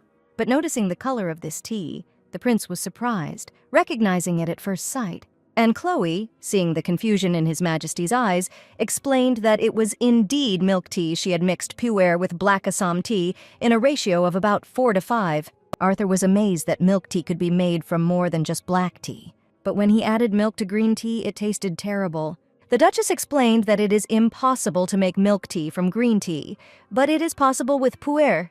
And you can also add milk to oolongs, for example, da hong pao or shui xian. The prince was pleased that thanks to Chloe, he was always trying something new, and he began tasting it with enthusiasm. Despite the surprise, everything depends on his reaction, which means he will not lose. And Prince Arthur took his first confident sip. The special thing about milk tea is its soft, enveloping taste. It seems familiar, but still different from other milk teas. It doesn't even have that horrible earthy taste. No, it is still present, but not as strong since it is covered by sugar and milk. On the contrary, Arthur felt a new taste, and it surprised him. Was it really the taste of chocolate? It's not a chocolate mixture or chocolate-flavored tea, but then why does he feel it so strongly? The taste is much deeper compared to regular tea with milk, and it even has a richer aroma. How so? It is really delicious. When Chloe asked him how he liked his tea, the prince almost choked. He stammered that one sip was not enough for him and wanted to try a little more. Who knew that it would be so delicious? Maybe he didn't taste everything exactly because of the atmosphere around him. So he should try again, the prince decided. Arthur took a second sip. Damn, why does it taste so good? The prince couldn't believe his own feelings. His plan to get Chloe to call him something else failed. Then the man agreed that it was indeed delicious, and Chloe won. She really doesn't know how to lose. And since they had a deal, she can make her wish. So what does she want? Actually, that wasn't a bad option either, he thought, since there was a small chance to get closer. I wonder what Chloe wants. It's so strange, he always found it annoying to do someone else's bidding. But now he is looking forward to it. He would like their relationship to become more friendly. For example, they can go somewhere together, spend time together somewhere. While Arthur was in the clouds, the girl replied that she did not need anything. Still in her thoughts, the prince automatically replied that since she wanted it so much, he would fulfill her wish. But then the meaning of her words dawned on him. Shocked by the girl's answer, His Highness asked in horror if she really didn't need anything from him, and the girl confirmed this. The dumbfounded prince jumped up from his seat. How is that possible? This is such a chance for her. She can make a wish to the crown prince of this greatest empire. She knows how influential he is, and every woman in the world would like that. The girl, completely uninterested in his proposal, simply offered to convey her desire to another woman. There is so much to wish for and ask for. But Chloe had no expectations or interest in Arthur, which is why she doesn't need anything from him. Considering that her job was done, Chloe said goodbye to the prince and wished him good health. The shocked prince sank into a chair, watching the departing Duchess of Vandenberg. Thanks to Chloe's efforts to show Arthur the charm of Shungpuer, soon both types, Shupuer and Shungpuer, were delivered to the royal castle. Poor milk tea received good reviews, the girl thought. Should she sell it in its pure form in the store? But perhaps it would be better to start with pure with milk tea, so that people get used to it a little. And soon such tea appeared in the tea house. Visitors noted that the taste of this tea was deeper than that of ordinary milk tea. They especially liked the milk pure with the addition of ice. It's probably because the weather is getting hotter. Come to think of it, it's already the beginning of summer. It's been a year since she's been here. She remembers the first time she came here. She adjusted quickly and had the memories of the real Chloe. But despite this, there was a time when all the people in the estate made fun of her, and such a life was very difficult. When Chloe thinks back to those times, she especially feels the value of happiness. How wonderful it is to be able to drink tea and laugh with wonderful people. By the way, when she first came here, she didn't like Alphonse at first sight. He seemed very cold and prickly. It was very uncomfortable to be with him. How did it all happen, the girl wondered. True, she was very glad to be here, and a smile lit up her beautiful face. After all, she was able to meet Alphonse and fall in love with him so much. Someone's warm hand fell on her waist, tearing her out of her pleasant memories. Turning around, Chloe was delighted to see Alphonse next to her, and the girl was glad that her husband finished his business early today. But the man only supported her assumption, but did not confirm it. Chloe didn't understand because he came to her earlier than usual, because it wasn't even 2 o'clock yet. As if in the clouds, Alphonse replied that he didn't know. And then he hugged the girl and buried his face in her shoulder, thereby pressing her to himself. It seemed to him that he had not seen her for a very long time, an eternity. Chloe was embarrassed by such unexpected tenderness, because they had just recently had breakfast together. So how could he say such a thing? Looking into his wife's eyes, the Duke asked if she missed him. Of course she missed him. She never imagined that she would ever be able to love someone so much. And is it possible to convey feelings in words? Chloe smiled. She thought it was impossible, but she would still try. I missed you very much, Alphonse. As if glowing with happiness, the girl said, and her warmth was transmitted to Alphonse. His face turned slightly red, and his heart began to beat faster. He pulled the girl to himself and kissed her tenderly. After a long search, Chloe finally found what she was looking for, a person who was able to move to another world. Just like her. This book is the diary of a man who came here from another world. One day he opened his eyes and realized that his soul had moved into the body of a resident of the Empire. Judging by the huge amount of dust on this book from the Imperial Library, not many believed him. Not only is his situation similar to Chloe's, but the world he comes from is also very similar to Park Ha-jung's world. This man had definitely gone through the same thing she had, the girl thought. Finally, she found at least some clue. Now Chloe is so happy that she even wants to thank God. But on the other hand, should she dig deeper? Or is it better to continue living in ignorance? Although she is ashamed that she took someone else's place, she really wants to be with Alphonse in the future. Suddenly, as a result of studying this phenomenon, the real Chloe will return and take back her place. And she will have to go to her world. Will she be able to give up her place next to Alphonse to the real Chloe without regrets? But she wants to know why and how she ended up here, and what exactly happened to the real Chloe. Only then will she be able to think about the future. And she won't have to hide anything from Alphonse anymore. Thinking like this, the girl confidently began to write a letter that should help clarify her current situation. Soon she received a response to her letter. Thank God that man agreed to meet and give her advice. Chloe decided that she needed to go to him right away, but first she needed to do something. You mean to say that you are going to the provinces? The Duke was taken aback after his wife's message. Alphonse could not understand what kind of sudden business trip this was, and for 10 days at that, he understood that opening a branch was very important, but he considered it dangerous to go there alone. And how would she endure such a difficult journey? The Duchess promised to take her maids and knights with her. It's a long way, but Milton Keynes is a large and quiet town, so Alphonse needn't worry so much. I'll go with you, said the Duke, but Chloe said no. He also has a lot of important work, the girl reminded him, and she could go alone. She repeated again that he should not worry and warned him not to dare to follow her, which made the Duke shudder as if she had read his thoughts. Alphonse loves her determination and stubbornness, but at such moments he wishes there were less of them. The man had nothing more to say in reply, and he resigned himself telling his wife that he would do as she wanted and wished his wife a good trip. Seeing that he was completely dejected, Chloe quickly got up from the table and walked up to him, hugging him tightly.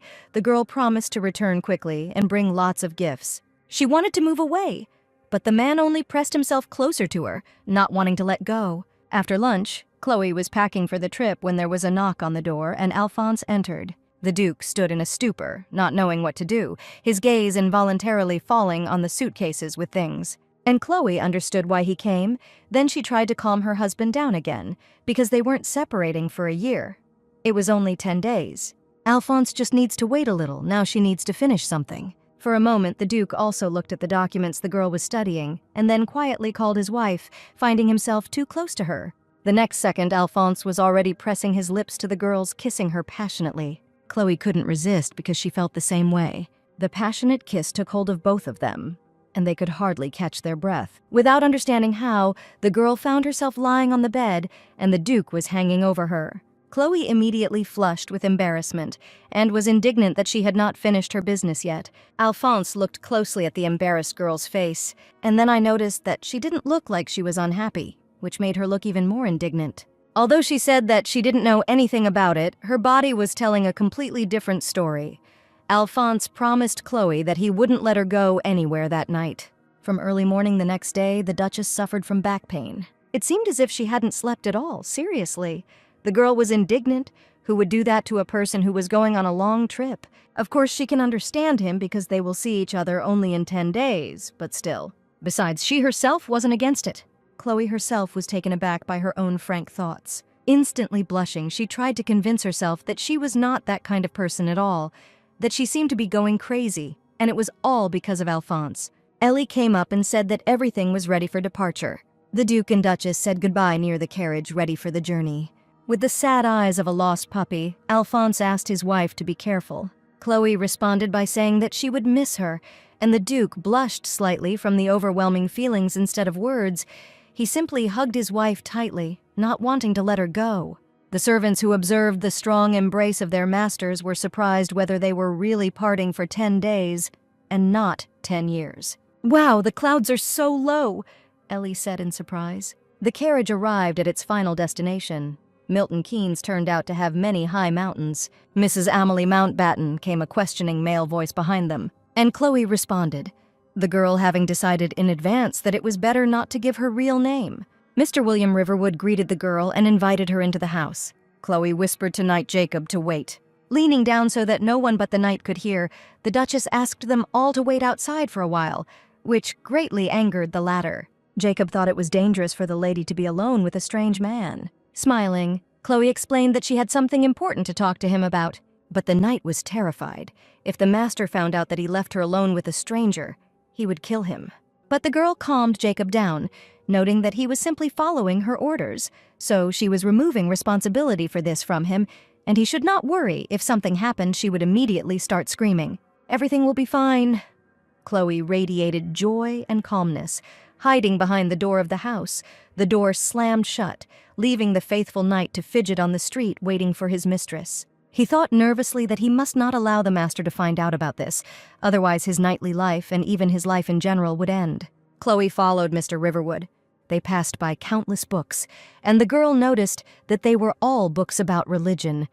Could he really have become a priest? The Duchess thought with amazement. Finally, inviting his guest to sit down, William Riverwood apologized for not being able to offer her anything, even though she had come from afar, and he also noticed that she looked determined, unlike the other visitors, and these last words struck Chloe. Is there really anyone else besides them who found themselves in the same situation? Having calmed down a little, Chloe asked Mr. Riverwood to tell her everything about this place, about this phenomenon, about the people who had to go through the same thing. Chloe tried to find out something herself, but nothing came of it, so she begs him to tell her everything. William nodded his head in agreement, as he had stated in the letter that he would help her, but he also wanted this to remain between them. First, he will tell you everything he knows about this phenomenon. In fact, he was a disciple of an imperial priest. Now he has retired and lives in his hometown. In the past world, he was very young, but one day he opened his eyes and realized that he had become an imperial boy. And then he, just like Chloe, tried to find out at least something about this phenomenon, and then one day he accidentally found out that the answers to all his questions were in the Vatican, so he became a priest. The mention of the Vatican puzzled the girl greatly, since it is the source of the imperial religion, the capital of the Holy Land where the Pope resides. Yes, William confirmed. They are well aware of the existence of other worlds besides this one, and that it is rare to meet people wandering between all worlds. But even that is known only to the Pope, the saint, and other high-ranking priests. In fact, there are a huge number of different worlds throughout the universe. And although people consist of a body and a soul, unlike the body, the soul is not attached to any of the specific worlds, since it has no physical form. Therefore, when we sleep or are in an unconscious state, that is, when the connection between the soul and the body weakens, our souls leave it and travel to other worlds. This is called sleep. Then, when it is time to wake up, the souls return to their original body. But in rare cases, it happens that the soul cannot return and remains in the wandering world. Chloe was shocked and confused at the same time, and William concluded that the phenomenon where the soul cannot return to its original body and enters the body of another person in the outside world is exactly what both he and she suffered from. Other worlds, souls, what does it all mean? Chloe thought in bewilderment. And the fact that souls travel around the world during sleep, because that was the last thing she remembered from her world. It's hard to believe, but this is the truth that both she and Mr. Riverwood had to go through. She sincerely thanked the man for his explanation, but Chloe had one more question she wanted to ask. The girl hesitated before asking the question. She was both waiting and afraid of the answer. Was there anyone like them who managed to return to their former world? She finally asked. It seemed that William understood what she was interested in, and the guest was stunned by his answer. No, that was impossible. To return to the world of the past, you need to go through this phenomenon again, and the probability of this is even less than being struck by lightning. That is, it is practically impossible. Should Chloe be happy about this, her heart sank unpleasantly. William noticed the effect his words had on the girl, but he could do nothing to console her. He is very sorry that she cannot get to the past world, but even though there is no way to get there is a way to contact him. Chloe even jumped up from the spot from such unexpected words. William said that, as is known, saints are the only ones who can contact God directly, and their God spans all the countless worlds. And if Chloe misses her family or wants to know what happened to her body, but William didn't finish. Shaking his head, the man noted that this was just a theory that would be difficult to implement. One day, he also wanted to contact his family from that world, so he asked the saint, but was refused.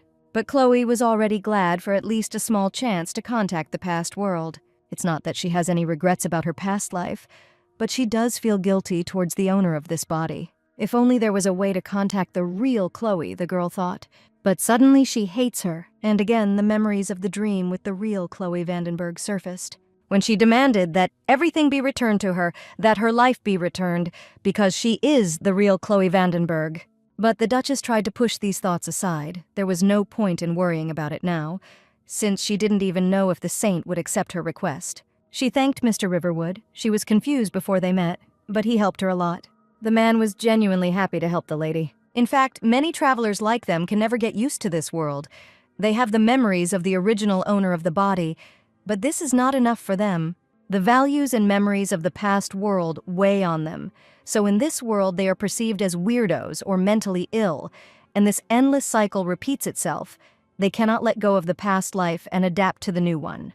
And as a result, many of them live in poverty, work hard, or turn to religion, like William. But it seemed that his guest had adapted very well to local life. He apologized for accidentally overhearing her conversation with that knight outside. Chloe became worried and tried to explain that they were just really worried about her and asked William not to take it personally.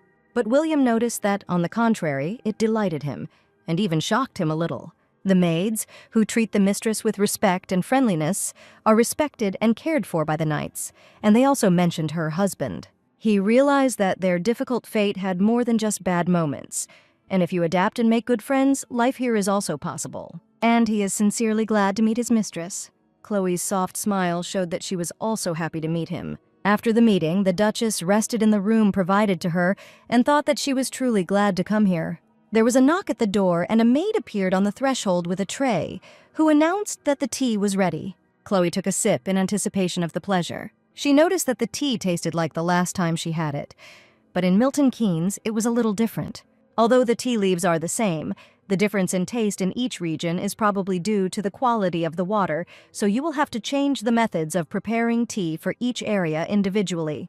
The Duchess is currently considering a special breakfast tea. This is a special tea that helps you wake up, with a rich, bitter, and strong taste. In her past life, it was often called English breakfast, referring to breakfast tea in England. Moreover, the recipe for this tea differs from region to region: Irish breakfast, French breakfast, English breakfast. Since she was planning to open a branch in Milton Keynes soon, Chloe wondered if she should try creating a Milton Keynes breakfast. Having decided, she decided to think about a way to prepare tea. This would be the first tea in the empire that would differ depending on the location. Since she is traveling, she has a few types of tea with her. But on the other hand, it will be even more interesting, the girl decided with enthusiasm. Besides, if she concentrated on her research, she would be able to distract herself from the desire to see Alphonse. And Chloe Vandenberg set about her plan. She tried brewing different tea leaves, and soon she liked the result. She managed even faster than she thought. The best breakfast tea in the empire was ready. The girl's happiness knew no bounds. Chloe brewed the resulting tea and poured it into a cup. Milton Keynes breakfast. Assam is the main ingredient and has a distinct sweet malty aroma and a very clean, attractive aftertaste. Moreover, this tea is best revealed due to the uniqueness of Milton Keynes water. There would be no opportunity to enjoy this taste in the capital, so she had to do it to her heart's content here, she decided, and took a sip with pleasure. The girl looked dreamily out the window, thinking about everything that was happening to her. Very soon she would open a branch of the store and tea house, and next time she would definitely come here with Alphonse. At this time, Duke Vandenberg was poring over papers in his office, but the work was not progressing.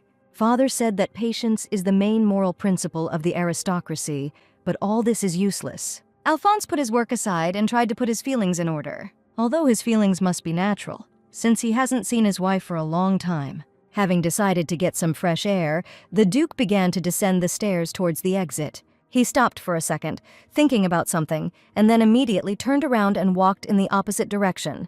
A few minutes later, Duke Vandenberg found himself at the door of his absent wife's room. Why did he miss her so much, the man wondered. In any case, they would meet in a couple of hours, but he still wanted to come here. Maybe if he opened the door, she would be there, he hoped. Alphonse knew he didn't look like himself, but he couldn't help himself. He still reached out to the door handle. The door creaked open and the man's gaze was full of hope, but the room was empty, as it had been for the past 10 days. Knowing that this was how it had to be, Alphonse could not understand what he had hoped for by doing such a stupid thing. And most of all, he cannot understand why he feels disappointment much more than the feeling of his own stupidity. Trying to pull himself together, he closed the door, deciding that enough was enough. He needed to go back and continue working, but when he turned around, he saw something that surprised him greatly. His long-awaited wife stood before him, smiling the way only Chloe could, and the Duke threw himself into her arms. Without letting go, as if afraid that she would disappear again, he kissed the girl. When their lips finally parted, Chloe said that she missed him very much. The Duke noted with affection that she had arrived early, and if she had sent the letter, he would have met her. But the girl replied that she just wanted to surprise him, and the man's heart skipped a beat and then filled with endless tenderness and love. Holding the girl in his arms, Alphonse understood that he was infinitely happy and that he could never live without her. Breaking their embrace, Chloe gently touched her husband's elbow and asked how much time there was until dinner. And upon receiving an affirmative answer, she blushed to the tips of her ears, and the Duke understood without words what the girl was hinting at. His usually shy wife asked him about it for the first time. The gigolo could not believe that she herself made the first move, and then the man picked up the girl in his arms, and he gently kissed his indignant wife on the tip of her nose, going lower and lower without ceasing to kiss her. The Duke opened the door to the room, carrying his wife into a world of tenderness and love. The Empire's most famous Casanova, Prince Arthur, has been suffering greatly lately. For some reason, he doesn't find it so fun to meet women anymore. The man was stunned by his own thoughts, how this wasn't so funny. The question involuntarily crept in. Maybe he is dying. They say that before death you do something you have never done before. The prince was pulled out of his deep thoughts by the call of the girl sitting next to him. It was Alina who apologized for her impudence and asked if he had any problems. Arthur did not understand at all what the girl was talking about. She explained that the prince had been constantly sad lately, and although she could not do anything, but if he was having trouble, she would try her best to help him. Arthur just waved it off. He had no problems and couldn't have any. But Alina noticed that in the last few weeks, they saw each other less and less often. And even at their meetings, His Highness is constantly thinking about something else. The man noted with displeasure that Alina was very intrusive today. And anyway, he will go because he is very tired today. Arthur, without looking back, left the room, leaving the girl feeling upset. Usually he said goodbye. See you later. But today he didn't do that. Realizing that this was the end of their relationship, Alina burst into tears. She's here today, Prince Arthur thought, smiling slightly. He kept his eyes on Chloe, who was talking to someone in her tea shop. The Duchess soon noticed this intense gaze. Turning around, she curtsied elegantly, greeting the Crown Prince. Arthur, in his usual cheerful manner, asked if she had anything new. Chloe had no idea what he meant, and asked him to give her an example of what he would like. The man's gaze fell on the vase of roses standing on the table, and a cunning thought was born in his head. It would be nice to try some rose-scented tea, he said, looking defiantly at the girl. Chloe thought deeply, and then asked the prince to wait a little. Soon Chloe appeared, accompanied by a maid with a tray. As she poured the tea, she expressed hope that the prince would like it. When the tea was ready, Arthur noted that its smell was reminiscent of Earl Grey. After tasting it, the prince thought that he expected the tea to have the same strong aroma of roses as perfume, but this subtle and rich aroma was much better. But what is this unfamiliar smell that is mixed with roses, reminiscent of some sweet fruit? Arthur couldn't figure out whether it was an apple or more like a banana. Finally, he told Chloe that the tea was good enough, but what kind of tea was it? It's black tea with rose and an oriental fruit called jackfruit, the girl replied. Arthur had never heard of such a fruit. The Duchess said it was a fairly large fruit, similar to durian, with a delicate and sweet flavor reminiscent of mango or banana. Arthur knew about durian, but this was the first time he had heard about jackfruit. And Chloe, it turns out, really does know everything about tea. And the girl blushed, but noted that she still had a lot to learn. By the way, he noticed that these flowers were very beautiful and asked where they were from. Chloe replied with a smile that her husband had given her these flowers. The prince's mood immediately worsened, and his heart seemed to stop beating. Alphonse this, Alphonse that, how he was tired of him. Having put the cup of unfinished tea on the table, the prince hurried away, citing his busy schedule, and thanked Chloe for the tea. The Duchess noticed that he hadn't even drunk half his tea and was already leaving, and this puzzled her. As he walked outside, Arthur himself wondered why he had done this. Does he really like Chloe? A sudden thought came to mind. He didn't even realize that he had any feelings for her, but all the actions and feelings that are incomprehensible to him are directed only at her. Chloe was tidying up the room after Arthur left when another visitor entered the room. Raising her head, the girl was shocked to discover who it was. Lady Alina Thornton stood right in front of her, and the girl's face was literally gone. Chloe immediately rushed to her, asking what happened to her and why she looked like that.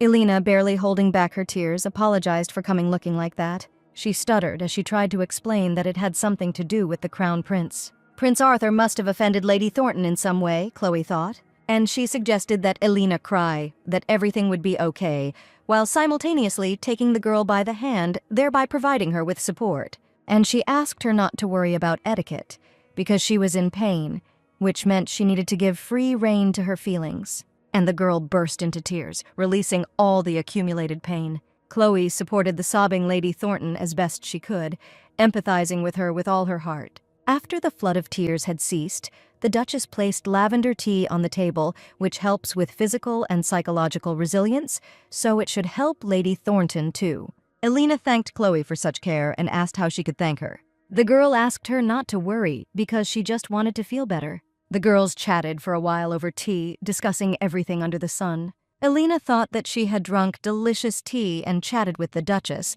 and now her mood really became much better. But she also remembered the reason for her emotional breakdown. Alina thought she could be content just by staying close to the prince. But in fact, she knew the truth. The prince doesn't love her. And most likely in the future, it will only hurt more. The girl clenched her teeth from the pain that gripped her heart. "Duchess, I am in love with the Crown Prince," Alina said out loud. "But it seems the time has come to leave my feelings behind. She won't love him anymore. Of course it won't be easy." The girl hesitated. Chloe promised to support Lady Thornton because she really wants her to find happiness and true love. Elena felt a little better from the girl's words, and she smiled happily. The imperial family's butler knocked on the door of the room where the prince was conversing with the ladies and said that a message had arrived from Lady Thornton. The prince was surprised because this was the first time the girl had asked him for a meeting. What was going on there? Arthur wanted to apologize for last time anyway, so it was worth meeting her. But what he learned from the girl when he met her really shocked him. Thinking that he had misheard something, the man asked Elena to repeat what she had said. "I would like you to reconsider our relationship, Your Highness," the girl repeated patiently. It's a great honor for her to be by his side. She doesn't think she'd want to continue them. Arthur was deeply surprised. He thought that the girl was in love with him. Of course, he was not sincere in their relationship.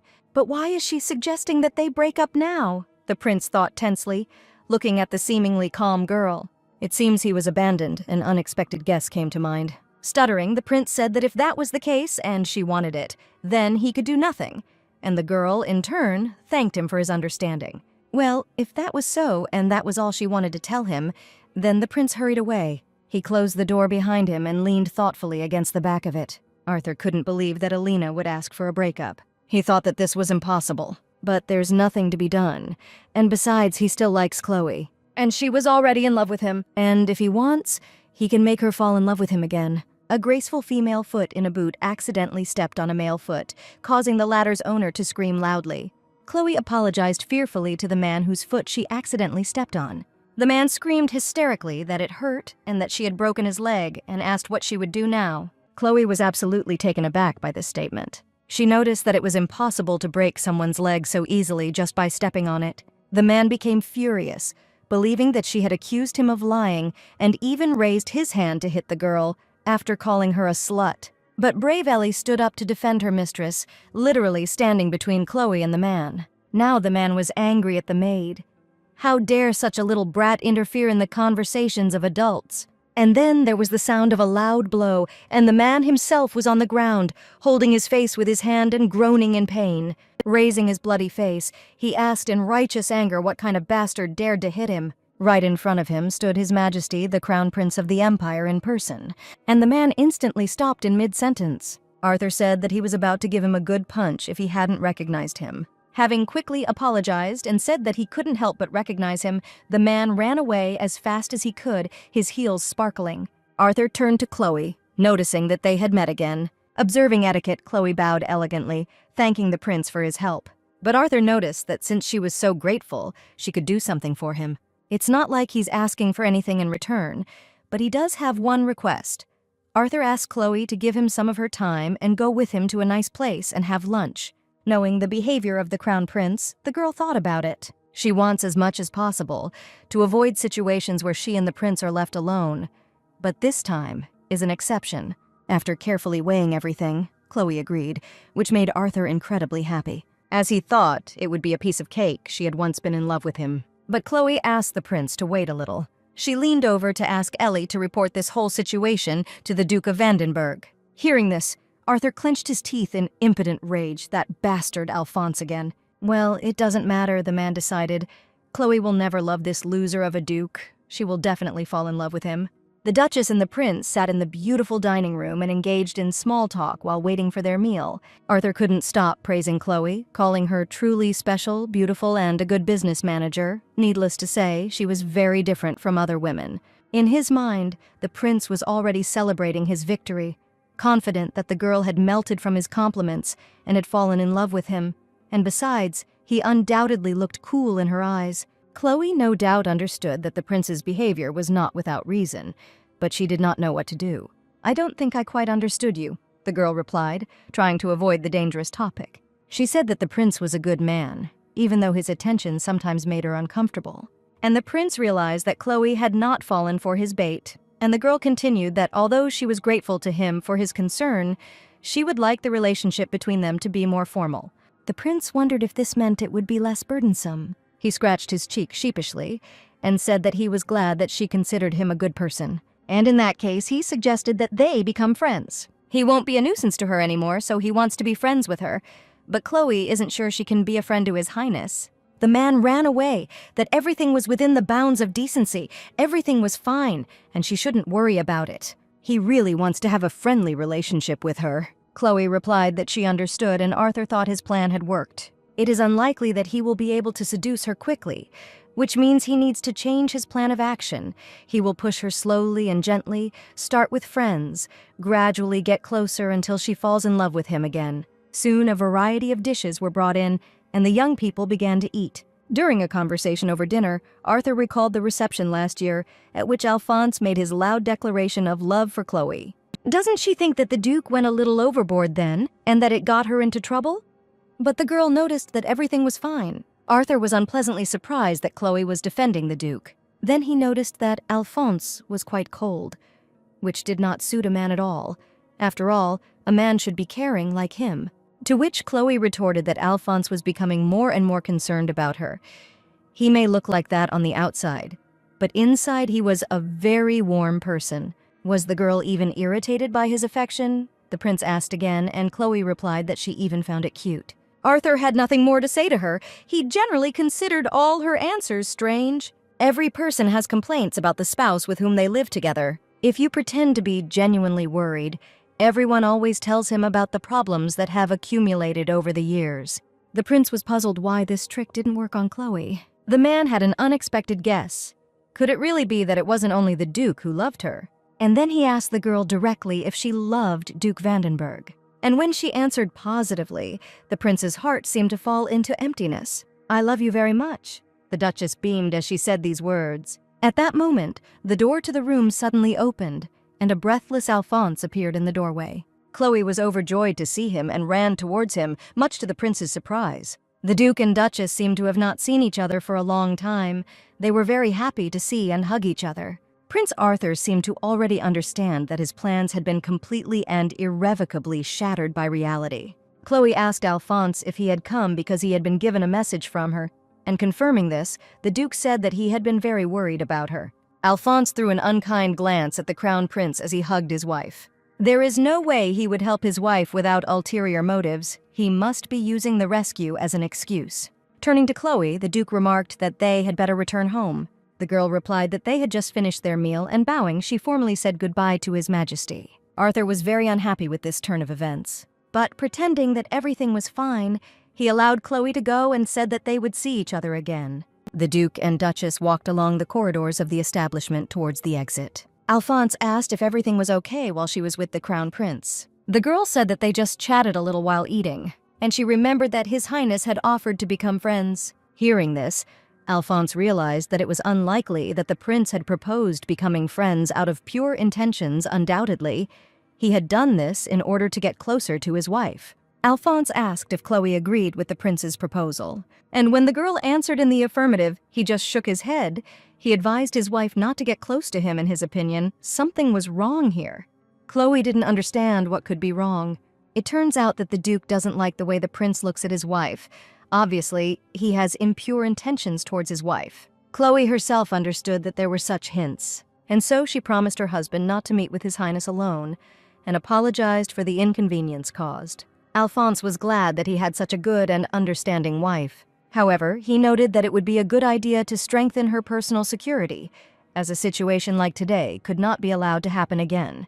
The heroine understood that he was right, but she was not used to resistance from the guards, so she neglected her safety this time, for which she apologizes profusely. Kissing his wife lightly, the Duke said that she had nothing to apologize for. Having embraced, the lovers went home. "Wife! Wife!" someone called Chloe insistently, and the girl with difficulty quietly opened her eyes. Alphonse stood above her in his pajamas, looking very worried about something. It seems she was having a nightmare, so Alphonse woke the girl up.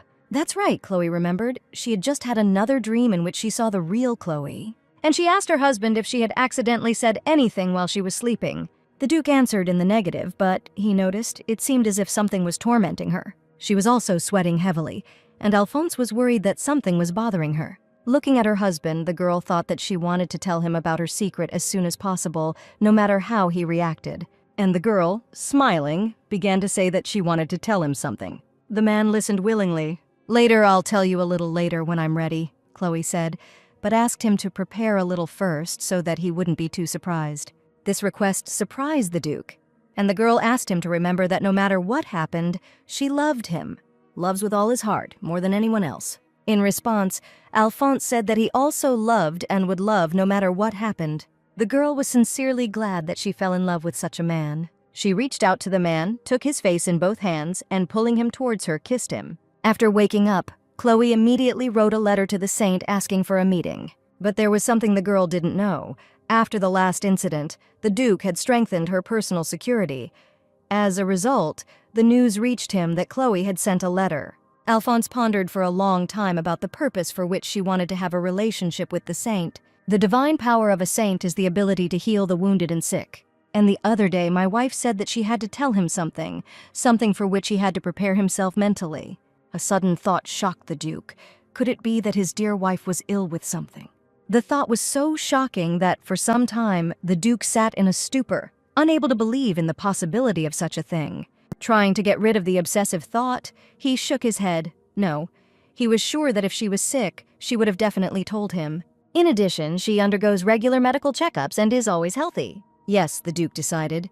She could turn to the saint for another reason, not related to illness. Alphonse was at a loss to understand why his dear wife had turned to the saint. Soon, Chloe organized another tea party. The girls thanked the Duchess for the invitation to an evening tea party, this time with Mrs. Fortham, Messrs. Ronefelt, and Messrs. Time as guests. The maid helped the pregnant Lady Ronefelt to sit down on the sofa. Elizabeth said with a smile that now she even had difficulty sitting down. Looking at her, Chloe thought that she used to envy Lady Fortham. But now I understand that with caring for a precious life comes numerous changes in the body, and side effects appear not always good. In addition, Elizabeth previously said that she was constantly tormented by swollen legs. So Chloe asked how Miss Fortham was feeling, to which the guest replied that everything was the same, and her doctor said that swollen legs during pregnancy are normal. So all you can do is be patient. But be that as it may, for today's tea party, the Duchess prepared herbal tea. Elizabeth clapped her hands happily, so curious about what kind of tea awaited them today. Chloe smiled mysteriously as the maid began pouring tea, and when the girls saw the tea, they were very surprised how the Duchess managed to make tea of such a color, reminiscent of the color of blood. Chloe explained that it was hibiscus tea, an herbal tea made from dried hibiscus flowers grown in southern countries. For flavor, aroma, and nutrition, she added a mixture of rose hips and berries. In addition, hibiscus is very useful for women in late pregnancy, as it relieves fatigue and swelling, and the Duchess made this tea especially for Mrs. Fortham, who suffers from this ailment. Elizabeth was touched by the Duchess's attentive attitude. But Chloe warned that it is better not to drink herbal tea too much. Its effect depends on the constitution of the body. So if Lady Fortham likes the taste, then it will be necessary to consult a doctor and adjust the intake of this tea.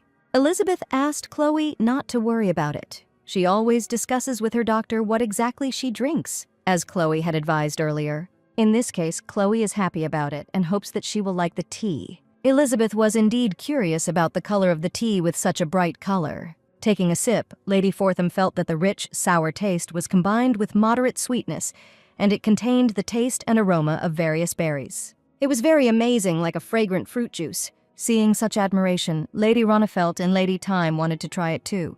Lady Ronefelt noted that she loved black tea, but that it also had its own special charm, and Lady Time had no idea that tea could have such a sweet and sour taste. Looking at the satisfied faces of the guests, the Duchess thought that although she had suffered a lot during the preparation of this tea, she could apparently now be proud of herself. Elizabeth noted with a slight smile that she had indeed been curious about the taste of this red tea, and it turned out to be sweet and sour. When tea was over, the girls quickly said goodbye to the Duchess of Vandenberg. But Marquise Ronefelt detained Chloe, and she asked to spare her a minute, as she wanted to ask for something. The Marquise needs someone to help her entertain her husband's business partner, and she would like Chloe to be the one to help her. After all, it was the Duchess of Vandenberg who recently took care of the tea ceremony for the delegation from Ona. Of course, it won't be as grand as the Imperial Palace, but she hopes to at least select an excellent tea for their guest. Chloe replied that she was all for it and happily agreed to help. "But who is Marquis Ronefelt receiving?" the girl asked. The Marchioness replied that it was the Queen of Flanders, and Chloe was very impressed. Rather, even the Duchess became a little afraid. Flanders is a small kingdom to the east of the Empire. Although its size is small enough to be compared to a principality, it has an excellent administrative power and a large number of mines where rubies and sapphires of the highest quality are mined. It is one of the most financially rich kingdoms. And the monarch of this kingdom is Katerina. As Chloe herself knows, Katerina is one of the Empire's most important trading partners in the gemstone business. She said that she would be coming to the Empire in a few weeks on personal business, so the Marchioness wanted to invite her to their estate and leave behind some special and pleasant memories, and perhaps the Duchess could help with that. Chloe thought the visitor she would have to treat was the Queen of Flanders. It wouldn't be easy, but it would definitely be a special experience. Besides, Lady Ronefelt is a very dear friend to her, and the Duchess asked to tell her about the Queen's preferences and tastes so that she could choose a tea that she would like. The Marquise immediately became happy and began to sincerely thank Chloe for her help. The Queen of Flanders has finally arrived in the Empire. It's still the same empire, the woman noted. I'm not ashamed to introduce my kingdom anywhere, but it's incomparable to the Empire. She is beautiful like a precious stone that you want to add to your collection. The Marquis, the Marchioness, and all the servants of the Ronefelt estate came out to greet the arriving guest. When the Queen was announced to have arrived, everyone bowed respectfully to greet her. First, a graceful female leg in a slipper sparkling with precious stones appeared from the carriage. The Marchioness of Ronefelt could not take her eyes off the dazzling sparkle of the jewels. Then the whole Queen of Flanders, Katharina, appeared, shining like 1,000 suns. Marquis Ronefelt, as the owner of the estate, was the first to directly greet the guest. The Queen also noted that she and the Marquis had not seen each other for a long time. Then she noticed the girl standing next to him, and assumed that this was the Marchioness Ronefelt, about whom she had heard a lot. The Marquise curtsied elegantly, greeting the high-ranking personage, and said that it was an honor for her. Then she suggested going into the mansion. Inside, everything was ready to receive the long-awaited guest. Katerina, known for her refined taste, looked around carefully. Noticing the very skeptical look of the guest, the Marquise hastened to explain that his wife had tried very hard to decorate the living room, and he was very worried whether the guest would like it here. The Queen was surprised that the Marchioness did everything herself, and she noticed that she liked the jewelry she had chosen, which made the Marquise very happy. But unfortunately no more, continued Katerina. Each decoration is beautiful, but together they are not harmonious. I do not feel the consistency and the general idea of what you intended to do. I use all this. The Queen found it difficult to judge this in a positive light by her standards, and every word she said made the Marquise more and more gloomy. The Marquise tried to smooth over the awkward impression by noting that the Queen had an excellent sense of aesthetics. Soon it was time for dinner, and the servants set the table. The Marchioness watched the Queen with caution, in case she didn't like the food either. She was, after all, a very important and irreplaceable trading partner in Marquis Ronefelt's business, and the girl was in a panic deciding what to do to make the Queen happy this time. All that remains is to hope for the Duchess of Vandenberg. The Marquis turned to the Queen. They had heard that in Flanders they were very fond of drinking black tea, so they had prepared a small tea party for her after the meal, and they hoped that she would like it.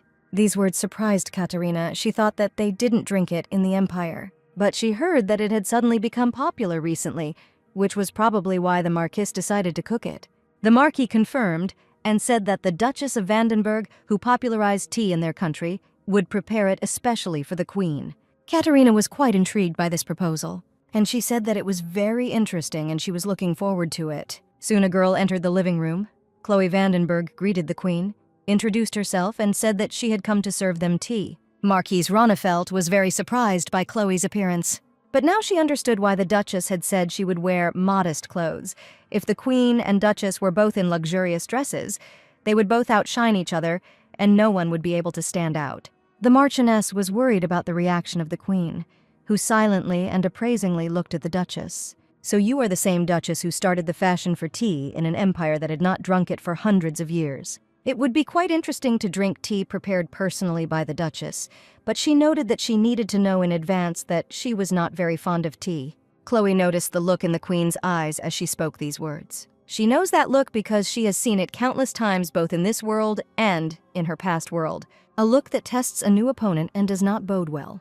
"Why doesn't the Queen like tea very much?" asked the Duchess. Katerina answered with feigned exaggeration, "Because he is ugly." She's the ruler of a kingdom that drinks black tea every day, so everyone thinks she likes it, and of course she drinks it every day too, but that's about it.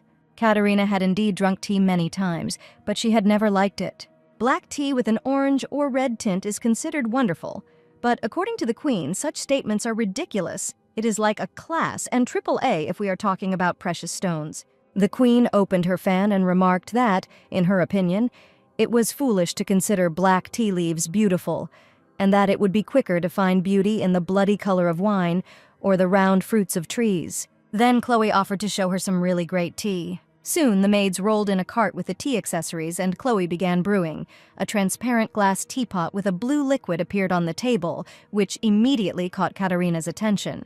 Chloe explained that it was a blue herbal tea mixed with mallow for color. Although mallow has its own beautiful and vibrant blue color, it has almost no taste or smell, so it is often consumed in combination with other teas. Katerina looked thoughtfully into the cup.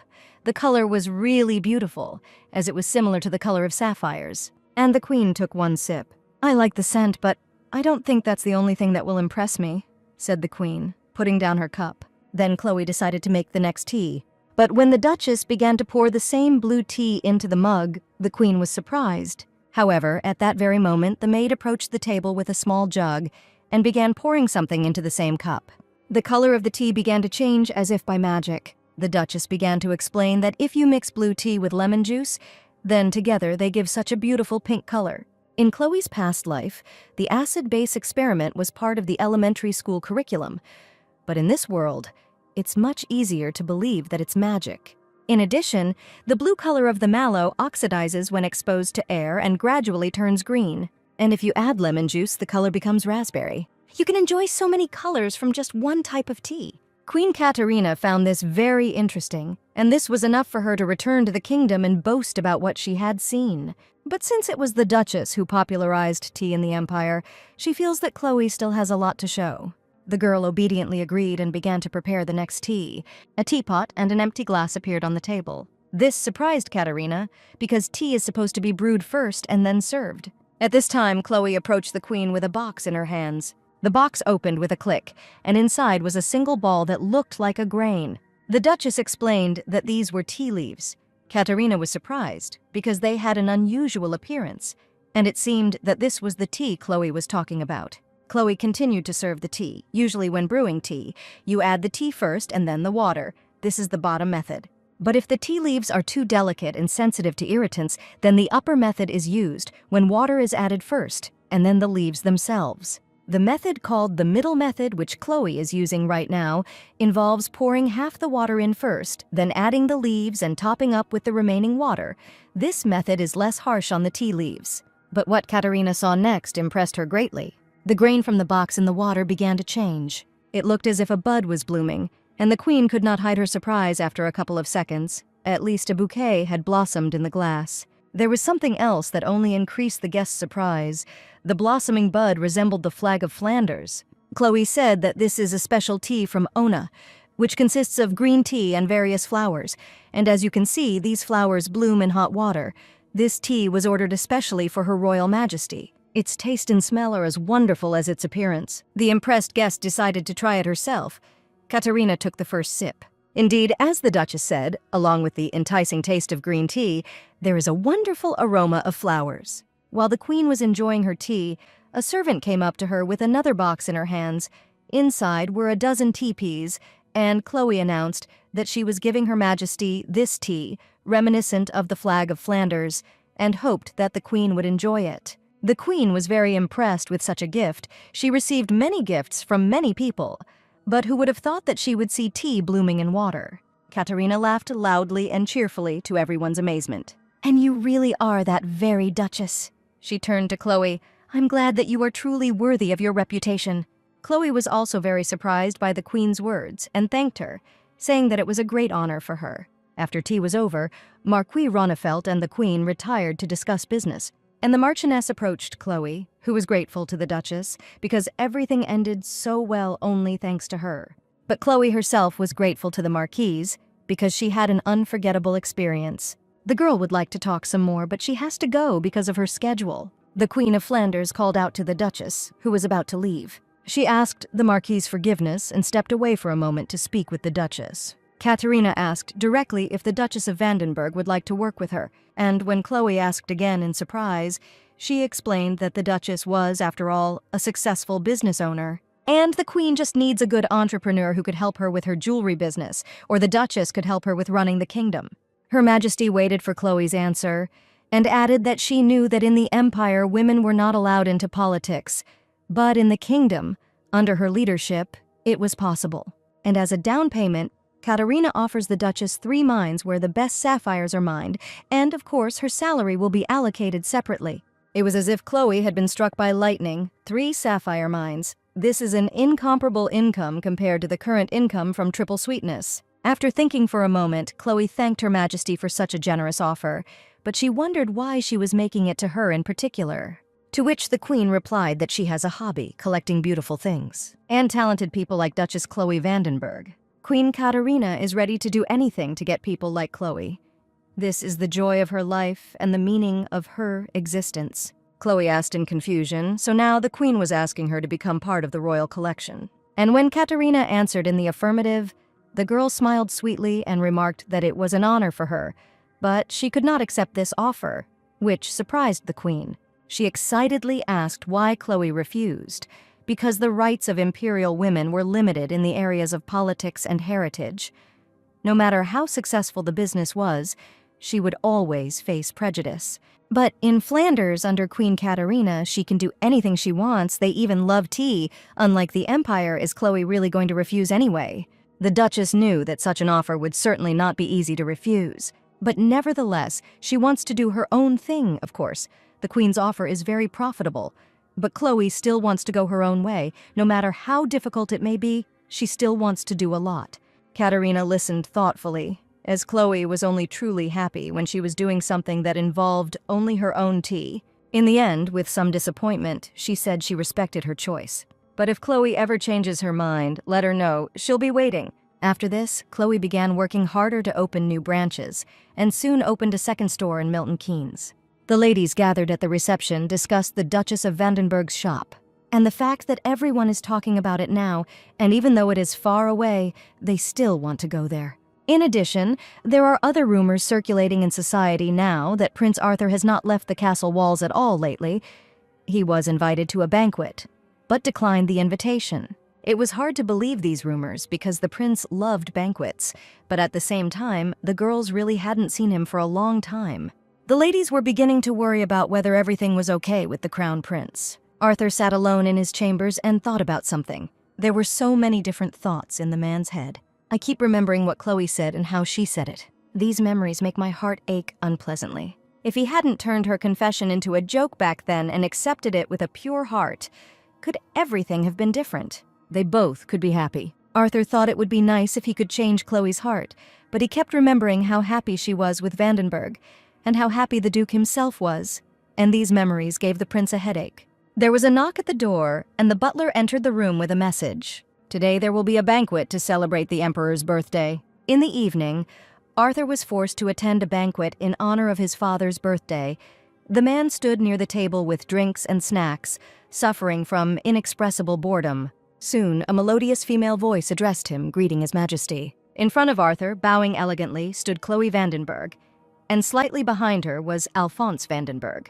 The prince looked suspiciously at the approaching couple. They looked so happy that they seemed to be glowing, but Arthur thought with irritation that he would rather not see this. After all his problems are because of that bastard Vandenberg. Alphonse Vandenberg, the prince declared loudly for all to hear. Duel echoed throughout the hall, and there was no one left who did not hear this challenge. Arthur excitedly continued to say that he was challenging Alphonse to a duel and demanding that he fight with honor, while asking if he was going to run away like a coward. Chloe was quite surprised by the sudden duel. She didn't understand what he was talking about.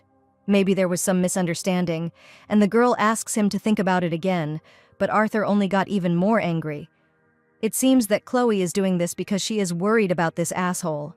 The Duke turned the girl towards him and asked her not to worry, although Chloe was actually afraid that her husband would get hurt. I won't shed a drop of blood, it will all be over in 3 shots.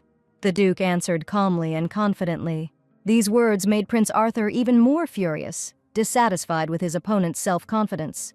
but the Duke was outwardly calm and balanced. "Don't regret it, Duke," the prince said mockingly, and he announced that the duel would take place right here and now. The guards present at the banquet tried to reason with His Majesty, persuading him that he could not hold a duel at a reception in honor of the birthday of His Majesty the Emperor. But Arthur became even more angry that the head of security had decided to order him around, and he demanded that he immediately step aside and not interfere. Arthur thought only about how he needed to defeat Alphonse at any cost, so that all these people could see the Duke's defeat with their own eyes. He offered Alphonse to take the weapon, and he himself reached for the knife lying on the table. Arthur mockingly thought that a knife would be enough to defeat his opponent.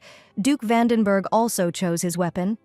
It turned out to be a small, two-pronged cocktail fork. This choice of weapons seemed like a mockery of His Majesty, who could barely contain himself from the fact that the Duke did not take him seriously. Calling Alphonse a scoundrel, Arthur rushed into the attack.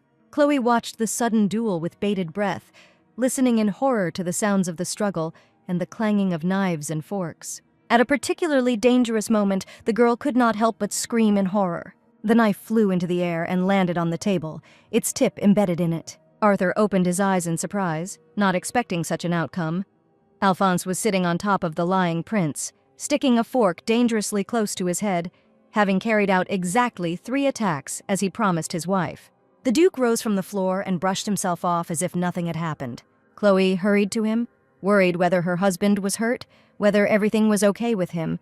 Smiling reassuringly, the man noted that everything was okay with him. The ladies and gentlemen who had become involuntary witnesses to the duel whispered to each other and discussed what had happened.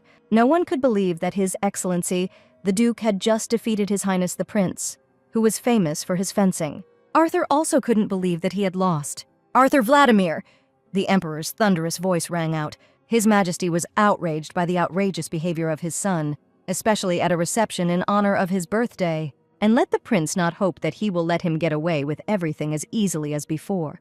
From now on, Arthur is under indefinite house arrest in his palace until the Emperor gives an order otherwise. The prince, already shocked, never expected this from his father. This decision was difficult for the father emperor, but his position obliged him to do so. Turning to the Duke and Duchess, he asked for forgiveness for the behavior of his son, who had acted very foolishly, showing great disrespect to them. The prince had no mother, so his father always treated him indulgently. Who knew that he would become like this? The emperor believes that it is his fault, and he is very ashamed in front of the Vandenbergs. Touched, Chloe asked His Majesty not to blame himself. Although the emperor believes that his son's mistakes reflect his own mistakes in raising him, neither Chloe nor Alphonse think so, and it is not the emperor's fault. If only the prince were half as wise as they were, His Majesty lamented. Then the emperor turned to the Duke and asked him to tell him what he could do to apologize for his son's deed. Let the Duke just say it, and he would do everything in his power. Alphonse silently looked at his wife, who at the same moment looked questioningly at her husband. Still, the Duke suggested thinking about it later. The emperor apologized again and left the banquet hall. The duel between Arthur and Alphonse became a hot topic in society, so sales at Triple Sweet suddenly increased again. At the same time, a reply letter arrived from the saint. Reading the letter, Chloe couldn't believe how this was possible. How is it possible that the saint agreed to the meeting? The girl was immensely happy. Now she would be able to feel confident in front of Alphonse. But Chloe's joy has faded a little. She will have to leave him again, and this time she goes abroad. Even when they were only 10 days apart, she missed him terribly. And now they would have to be separated for an even longer period. Maybe she should offer to go with him under the pretext of traveling, and then secretly leave to meet the saint. At first, the idea seemed sensible. But after thinking for a moment, Chloe threw it away. She didn't want to deceive him a second time. The girl firmly decided that she would go herself and tell him everything at dinner that night. Soon evening came. Looking at her husband, the Duchess said what she wanted. It seems she will have to go abroad. There are some problems with business. Alphonse looked at the girl silently, and to Chloe's great surprise, he simply agreed with her words. She even asked again if he really agreed. The Duke, smiling slightly, confirmed. The girl even became slightly nervous. Could it really be that simple? She rushed to her husband with hugs, thanking him for his understanding. He really is the best husband. Meeting him is the greatest luck in her entire life. Hugging the girl in return, Alphonse replied that she is the best wife and too good for him, but in return, offered to go together. Chloe thought she had misheard, But the Duke repeated that he would clear his schedule in a couple of days so they could go together. She tried to object because he was busy. But the man replied that everything was fine, and wouldn't it be dangerous for her to go alone? But if he's worried about her safety, would it be easier for you to send the knights with her? The girl still tried to object. It had happened before with Milton Keynes, Alphonse countered, and even then, he had not liked the idea of her going alone. So now the Duke was insisting on choosing a date and going together. The girl did not give up hope of going alone, and thanked her husband for the offer, but Alphonse suddenly asked if there was a reason why she wanted to go alone, and Chloe seemed to freeze from his words and harsh tone. She hastily tried to come up with an excuse, but nothing came to mind. There was only one possible outcome at this point, but the girl still couldn't bring herself to tell him the truth. Gathering all her strength into a fist, Chloe swallowed nervously and made up her mind. Alphonse had proven his devotion and love to her more than once. She needed to tell, at least for his sake. She couldn't lie anymore, and it wasn't necessary. She wasn't the same as before either. "Alphonse, I need to tell you something," the girl began, her gaze sliding towards the servants in the room. The Duke understood everything without words and ordered the servants to leave. When the door slammed behind them, Chloe had nowhere else to retreat. But first she asked her husband, no matter what he heard, to promise that he would believe her. This development in the conversation puzzled Alphonse, but he promised without delay. Chloe was grateful and asked to keep everything a secret. The girl began by asking him if he could believe in the existence of other worlds. The man was no less nervous than the girl and did not know what to answer to this question. Taking a deep breath, Chloe blurted out that she was, in fact, a lost person who had come from another world. Alphonse's shocked expression spoke for itself, but Chloe repeated that, although it was hard to believe, it was true. At first, everything seemed so unusual to her. The girl continued her story. But when she got used to this world, she met him and received a new life. All this time, Chloe felt guilty about taking someone else's place, and after searching on her own, she found a saint who could help her contact the real owner of this body. So she tried to leave and couldn't tell him about it. The Duke could not utter a word. It seemed he did not understand anything at all. But Chloe expected such a reaction. Most likely, he would not believe her. She herself would not believe herself. But it will be better this way, and now it's easier for her. At least she was able to show her true self. Alphonse gradually began to understand what was happening. The way Chloe promised to tell him everything and asked him to prepare a little for it. In fact, the man was glad that it wasn't something he was worried about. But he could not even imagine that she was a person from another world. However, she remains the one he loves, and he caught up with her and embraced her. Hugging his beloved, Alphonse asked why she had to suffer alone all this time. The girl did not expect to hear this, and her eyes filled with tears. She began to apologize for deceiving him all the time, but Alphonse interrupted, assuring her that it was not her fault and she had no need to apologize. "Alphonse, I love you more than anything in the world. Please believe me," she almost cried. But the Duke had no intention of denying it, for he himself loved and trusted her more than anyone else, and he swore that he would love her no matter what. Tears of happiness rolled down the girl's cheeks. She pressed her lips to her husband's, feeling relief and all-consuming love. For some time they kissed selflessly, learning new facets of love. "I see the Holy Lands," the coachman announced to the gentlemen about the end of their long journey, and the carriage rumbled towards the well-defended gates of the Holy Lands. Her path was blocked by holy knights who demanded that she introduce herself and state the purpose of her visit. "Alphonse and Chloe Vandenberg, the imperial ducal couple, have come to meet the saint," Chloe said, handing over the invitation letter as confirmation. "May God's blessing be with you," the knights bowed politely, letting the carriage pass. Chloe thought they arrived faster than planned, which was a good thing. Very soon she will meet the saint. There is very little time left. Noticing the quiet girl, the Duke called out to her and asked if she was okay, as she looked anxious. This was indeed the case. Chloe was very worried about the uncertainty of her own future, but she gathered all her strength and smiled sweetly at her husband, assuring him that everything was fine with her, once again convincing herself that she shouldn't worry too much. The next day, Chloe and Alphonse went to the Vatican to meet the saint. They were led into the living room where they awaited her arrival. The girl was nervously thinking about what to say, but her thoughts were interrupted. "May God's blessing be upon you." A figure in a white robe, whose face was hidden by a deep hood, greeted the guests. First of all, the Duchess of Vandenberg thanked her for accepting her sudden meeting request and introducing her husband. The saint noticed that they had come a long way and been through a lot. There must be a reason why the Lord brought them to her and asked them to tell her. Chloe was hesitant, not knowing where to start. Shaking nervously, the girl began to speak. In fact, she is lost and would like to tell about everything that happened to her.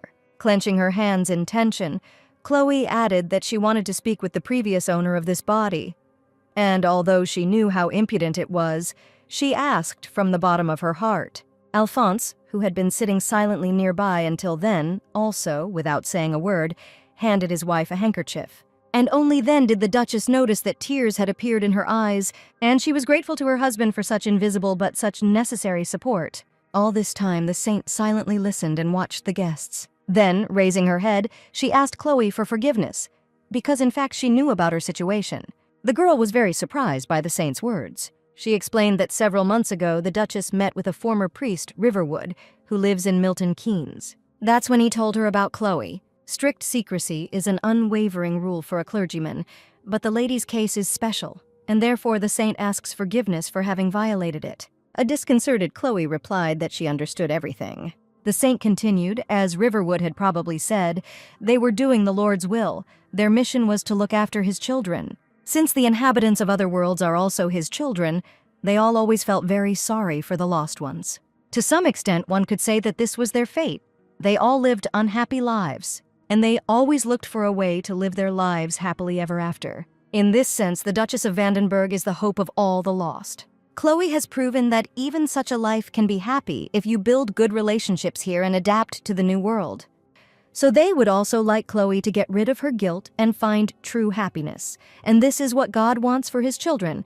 Now the saint asks Chloe to show all the lost of this world new possibilities.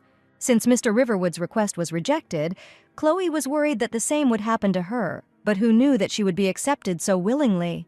Of course, the girl was very happy and began to thank the saint, promising that she would never forget her mercy.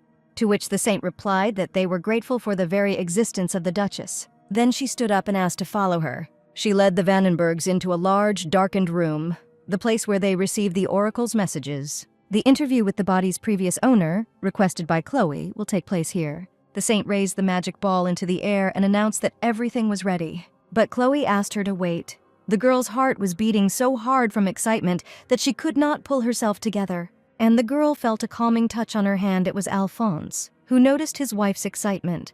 Chloe was surprised to notice that all her fears had disappeared, and she felt a great sense of calm just from his presence. That's right. She covered his hand with hers. No matter what happened, everything would be fine because Alphonse was with her. Having gained confidence, Chloe asked the saint to begin. Yielding to the saint's command, the magic ball began to glow from within, producing a hissing sound. Its light became brighter and brighter. It sparkled like a bright light bulb in the night. In this bright light, Chloe saw something. Like a TV screen, the magic ball showed a painfully familiar room. A girl in simple home clothes was sitting at a desk. Outwardly, it was Park Ha-jung, and Chloe immediately recognized herself. Once the connection was established, the saint allowed Chloe to speak. The girl hesitated. Chloe, she finally said quietly. The girl on the other side of the screen seemed to freeze in surprise. And then she turned her head to the side, not understanding who was calling her. The present Chloe repeated her call. Frightened, old Chloe asked in a trembling voice who was calling her, how they could even talk. "It's me, Park Ha-jung, the former owner of your body," the girl answered, trying to remain calm. The current Park Ha-jung seemed to have a surprised expression on her face. "You are the mistress of this body?" she asked again, and her face darkened. Now, as soon as I got used to it, I only liked living here. The more Chloe listened to the words coming from the magic ball, the more surprised she became. Visibly dejected, Park Ha-jung asked if she was going to ask for her body to be returned to her. And then it dawned on Chloe what was happening. She was sure that the girl would want to return to her life, but she liked Ha-jung's new life. And Chloe hastened to refute her words. She's not talking to her because of this. They have no way to go back at all. Ha-jung felt a slight sense of relief and asked why she was talking to her then, and how they were doing it anyway. The Duchess was stunned. This was not how she had imagined this conversation. She was prepared for the real owner of the body to blame her. But in reality, it turned out to be quite the opposite. "To be honest," Chloe began, "I became happier after I came to this world. Unlike that life, I have very dear people here." But remembering the real Chloe, It seemed to her that she brightened her life, and therefore she wanted to somehow contact her, so she found a way to contact her with the help of the saint. The more the current Ha-jung listened, the more astonishment appeared on her face. The Duchess, taking the magic ball in her hands, as if touching Ha-jung's hands in person, asked her for forgiveness for the fact that, albeit accidentally, she took everything from her place, her life, her family.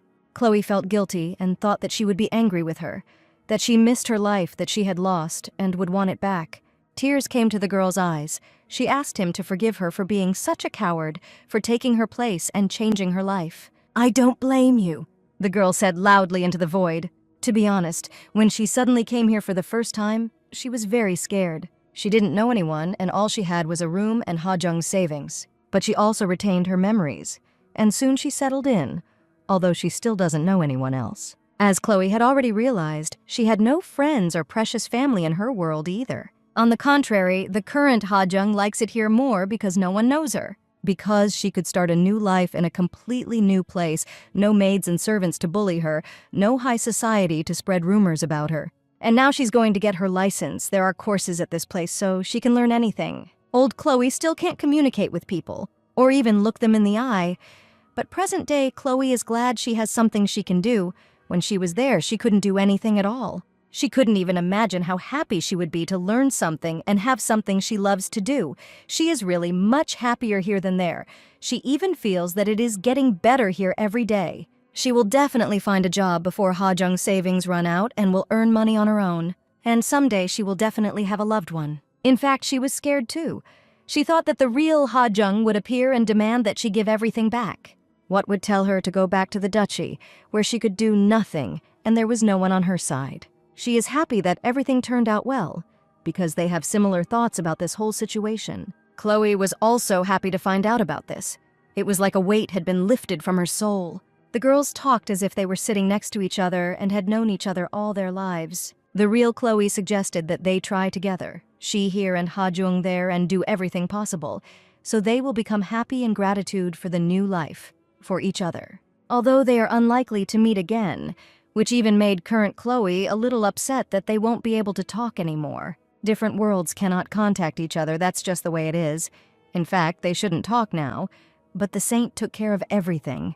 Chloe actually felt sorry. She tried to say something but couldn't find the words. "We're friends," Ha-jung said, and Chloe's heart skipped a beat. Even if they never meet again, they are friends. They know about each other's existence and will support each other in the future. She wants the other to be happy and believes that this will happen. The current Ha-jung was very touched by these words because this was her first time making a friend.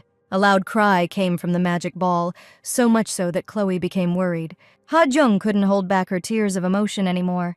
She also wanted Chloe to be happy. She is obliged to become the happier than everyone else in that world, and she herself will be happy in this one.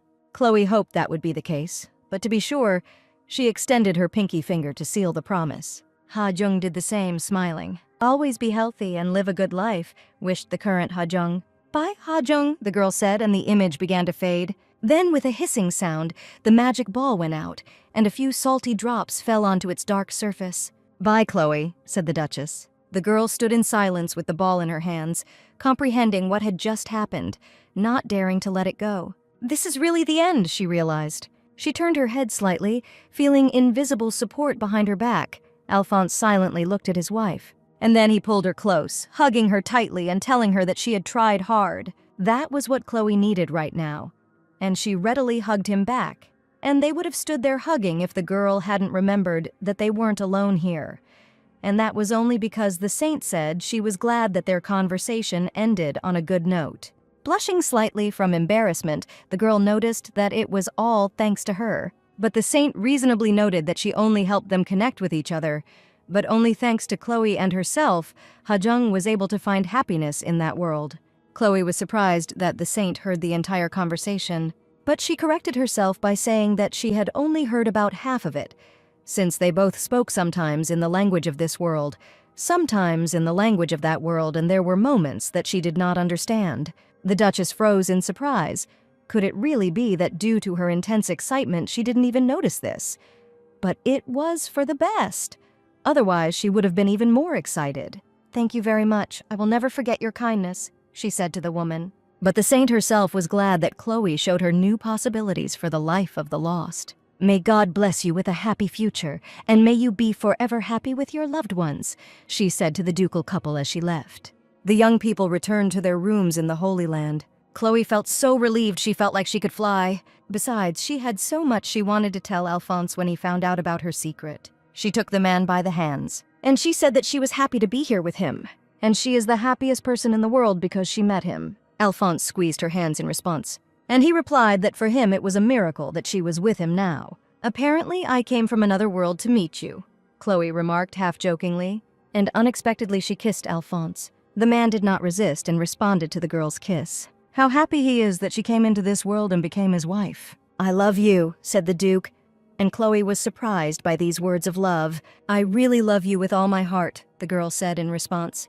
And the lovers merged in a tender kiss. At that moment, they were infinitely happy. After returning from the saint, Alphonsus and Chloe returned to their normal lives. Even though Chloe revealed her secret, the relationship between them remained the same. But there was something interesting in the news that Chloe's best friend had given birth to a baby. So the Duchess of Vandenberg arrived at Fortham Mansion to visit the new mother. The first thing she did was congratulate Elizabeth on such a wonderful event. Lady Fortham, though looking exhausted, was very glad that Chloe had come to her. The baby was in his mother's arms, and looking at him, Chloe could not hide her tenderness. The baby was so cute, with such little arms and legs, and looked like an angel. Seeing her friend's sincere emotions, Elizabeth noted that she, too, would sooner or later have a child, and it was impossible to imagine how cute he would be, taking half from his mother and father. "A child like me and Alphonse," Chloe thought. As she imagined him, she thought that he would really be very cute and charming. In order not to get her hopes up too early, the girl replied that even if not, everything would be fine. She still really liked her job. "What's most important is that whether she can give birth or not, everything will be fine, because Alphonse loves her." Chloe looked a little downcast, and Elizabeth noticed it, but Lady Fortham was sure that such a beautiful girl would be fine in any case. Breaking the awkward silence, the Duchess asked if Elizabeth would like to see the gift she had brought for her and the baby, and Lady Fortham happily agreed. For Mrs. Fortham, Chloe prepared black tea, a gift she chose because she knew Elizabeth loved it very much, but she had to restrain herself because of the baby during her pregnancy.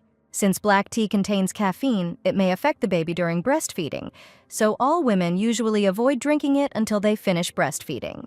But in the Empire, most aristocrats do not breastfeed themselves but hire nannies, so Chloe decided to prepare such a gift. She hopes Mrs. Fortham will like it. Elizabeth was shocked when she saw the number of gifts. She sorted through the jars of tea and enthusiastically voiced their types: Dimbula, UVA, even Nuara Elia. Chloe happily added that she brought them because she remembered that Elizabeth liked Sinhalese teas. Mrs. Fortham was completely touched by her friend's attentiveness and did not know how to thank her. Tears appeared in the girl's eyes. She threw herself into the arms of the Duchess of Vandenberg and hugged her tightly. Could there be a better friend in the world than Chloe?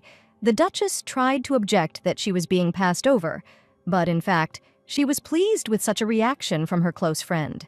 Elizabeth Fortham is one of the people dearest to her, and thanks to tea, she met so many people, and she is grateful for that. Once the thanks were over, Chloe suggested trying the Nuvara Elia together since it was this year's harvest and should be delicious. Elizabeth volunteered to take care of the tea herself. She had been lying in bed for so many days that she was a little tired of it and was ready to get down to business. But she was worried that her skills were a little rusty since she hadn't made tea in a long time, and Chloe volunteered to help her. Lady Fortham delightedly called it a secret tea party. She asked to wait until she handed the child over to the nanny and returned, anticipating the long-absent joy. The girls, laughing and talking, went to the kitchen. The seasons changed, and winter came again. Looking at the last leaves falling from the trees, the Duchess decided that it was time to start preparing for the cold weather. She already has experience from last year, so she is almost not worried. Great, then we need to start planning our preparations immediately. So Chloe set out to explore the estate to find out what materials and things needed to be purchased. And this time, despite the colorful speeches of the seller and the display of all sorts of new products, she calmly assessed and bought only what was necessary. And if she wanted to ask something, she didn't hesitate to ask for advice from Cale and Mrs. Lockwood. As a result, the preparation for winter this year was successful again. If anything was different from last year, it was only one thing the seller showed the Duchess, one thing brought from the Great Russian Principality. He colorfully described the colors and reliefs characteristic of the principality, describing how some use coal and wood, others mana, as it was created using the most modern technology of the magic tower. And Chloe couldn't resist. She had long dreamed of something like this. In her past life, she had neither the money nor the opportunity to buy it. But now everything is different, the girl thought with a smile. "Get it ready," said the Duchess to the shop assistant, determined to get the thing. It's getting colder much faster this time. By the way, the Duchess has not organized any public events for a long time. The girl wondered whether she should have tea with the things she had recently bought. The news that Chloe Vandenberg was hosting a tea party quickly spread among the aristocrats. Girls told each other about it, and those who did not receive an invitation were very upset. After all, this was the tea party of that very Duchess who conquered both the Duke of Vandenberg and His Highness the Crown Prince. She will certainly present something new this time, and those who did not receive an invitation decided to write to the Duchess themselves in the hope of still being invited to such an interesting event. Due to the great interest from the aristocrats, Chloe had to increase the scale of the tea party. On the appointed day, she warmly welcomed the arriving guests, noting that this winter was truly cold. The girls sat down at the table and eagerly awaited what kind of tea would surprise them this time. They were talking to each other, but they also noticed a large object on the table, covered with a sad cloth. It was some kind of furniture, they wondered. It looked big and important, probably something to do with tea. Soon, the tea party began, and Chloe solemnly greeted the guests and introduced herself. She tried very hard in preparation, so she asked the girl to rest and enjoy the tea party. The Duchess noticed the girl's interested glances directed at the object on the table, and with a smile she announced that today she would present them with new tea utensils. This thing was perfect for their weather and was imported from the Grand Duchy of Russia. The maid who came up carefully pulled the cloth off the object, revealing a shiny and sparkling silver samovar underneath. The Duchess told the girls, who gasped in admiration, that this tea heater was called a samovar, and that every house in the principality had one. In this world, the Grand Duchy of Russia is a principality that crosses the west and the east.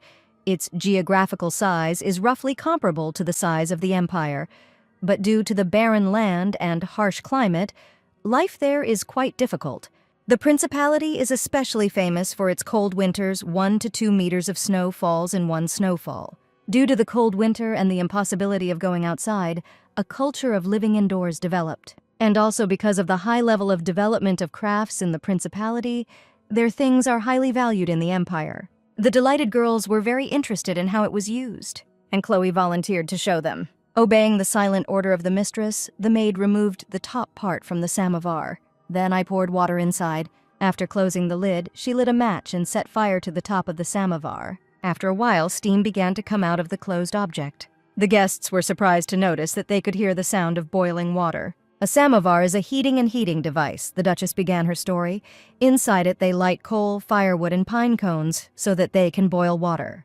And there is a kettle on top of it. The heat of the samovar constantly warms it up, and it does not cool down. Taking the teapot from the samovar in her hands, Chloe carefully poured the tea into the cup, but as she rightly noted, the tea in the teapot was very tart, as if undiluted, so it needed to be mixed with water to get the right concentration.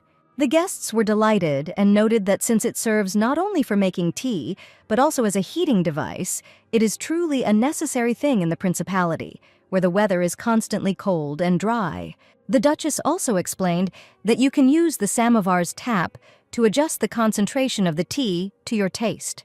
And then she demonstrated this by pouring water into a mug. One of the girls took a cup of the prepared tea with interest, wondering what it would taste like. But before she could put it to her lips, Chloe warned her against hasty action. Everyone knows that if you brew tea for a very long time, the tea leaves begin to release bitterness, she asked those present. Therefore, they definitely need to add water to adjust the concentration. That is why the people of the Russian principality prefer to drink tea with sweets. They even add sweets to the tea itself. And now, they will try the same.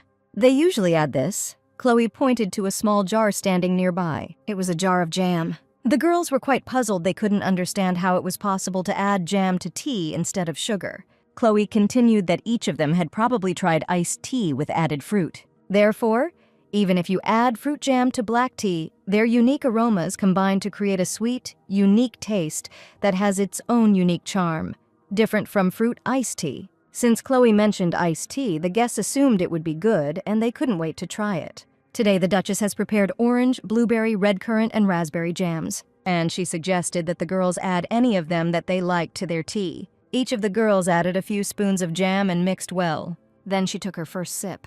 Immediately, you feel how the rich, full aroma of fruits mixes with warmth and fills your mouth, and the bitterness of black tea is harmoniously balanced with the remaining sweetness. Surprisingly, tea with jam is very tasty. The aroma of black tea and the taste of fruits combine perfectly. The tea is sweet and not bitter. They really feel like the body is filled with warmth. This is truly a perfectly suitable tea for the Russian principality. Chloe was genuinely glad that everyone liked it. She made enough so that everyone could enjoy the tea. After the successful end of the tea party, rumors spread about the tea traditions of the Russian principality, and the popularity of the jam grew. And there were even people who ordered samovars through the Duchy of Vandenberg. Preparations for winter ended warmly and sweetly. Think about your actions from now on. I'm not going to forgive you a second time, I understand, the Emperor scolded his punished son. Coming out of temporary confinement, Arthur wondered how he had gotten to this point, and in fact, Chloe wasn't that big of a problem. Was she worth all his actions, the prince wondered. Just a couple of years ago, she was one of the most stupid aristocrats. He doesn't give up, he just chooses the right path. As luck would have it, the image of Chloe happily next to Vandenberg came to mind. She avoids him because he is scared or because it is unacceptable. The man was angry. Well, good luck to both of them. Around this time, the problem of gin addiction began to spread more and more among ordinary people. Hey, you bastard, you can't even apologize properly. Drunken shouts and sounds of a fight could be heard on the street. The man who had just been pushed wasn't going to let it go that easily, and suggested that they check which of them would be sent to the next world today. The fight between the men took place right on the roadway, making it impossible for the carriage to pass. The gentleman whose carriage was forced to stop asked the coachman with displeasure what was going on, and received the answer that local drunks were fighting in the street.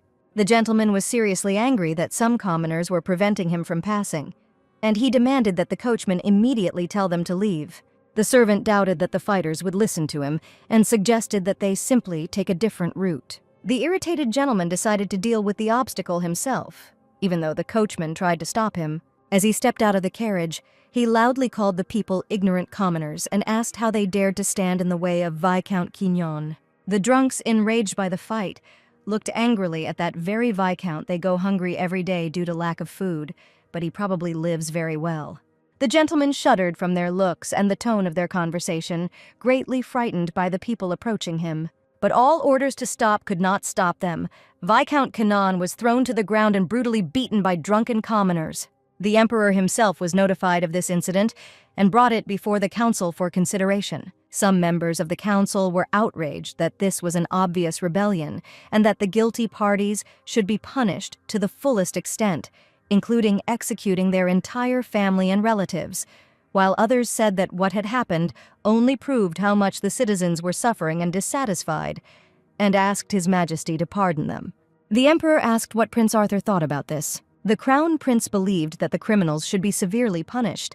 This was the first time in 80 years that such an unprecedented display of violence had occurred, and against the aristocracy at that. The emperor was also interested in the opinion of the Duke of Vandenberg on this issue.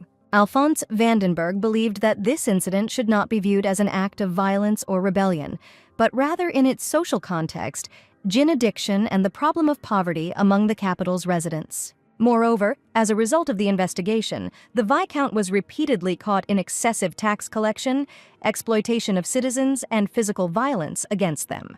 They must take these factors into account, the Duke concluded, and the Emperor agreed, noting that the Duke's judgment was very wise. Listening to his father listen to the Duke's arguments, Arthur felt as if he trusted Vandenberg much more than his own son.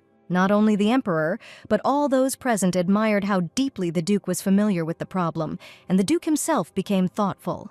He remembered the words of his wife, who said that in the place where she lived, there was no division between commoners and aristocrats, and although it was difficult for him to understand, she wanted all people to be happy.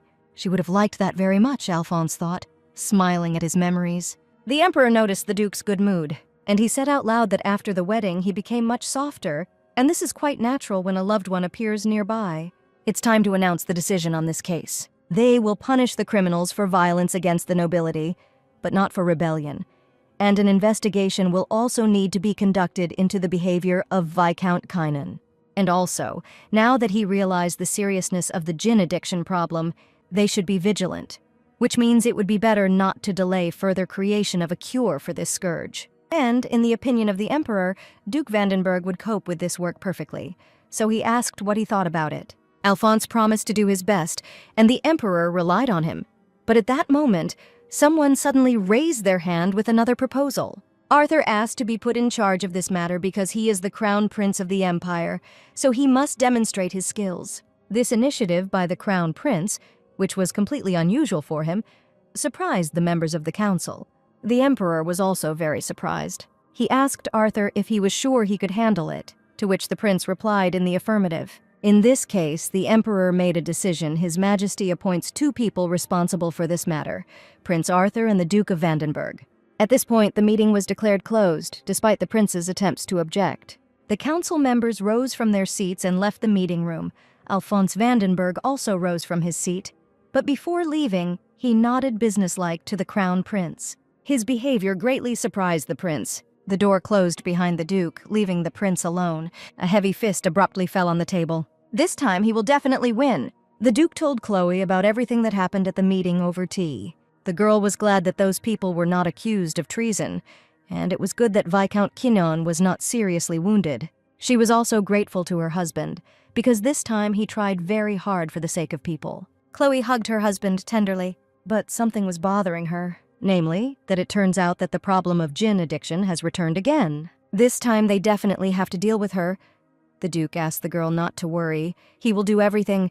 Chloe had no doubt about it. Alphonse was happy when his wife was happy too. "What tea shall we drink today?" the Duke asked the Duchess. Chloe replied that today they had Assam, but this time it was prepared in a completely new way.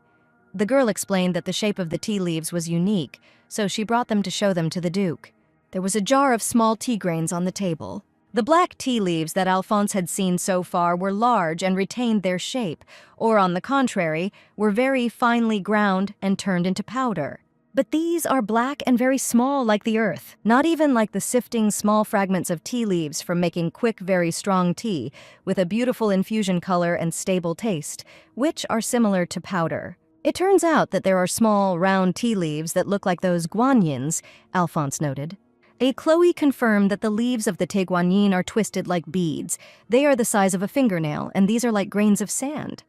Tea leaves in granular form are called CTC, short for crushing, tearing, and curling. Chloe offered to pour her husband some tea. Alphonse noticed that this tea looked very dark and rich. The girl said that, as you can see, the tea leaves are very small, and the surface where they meet the water is large.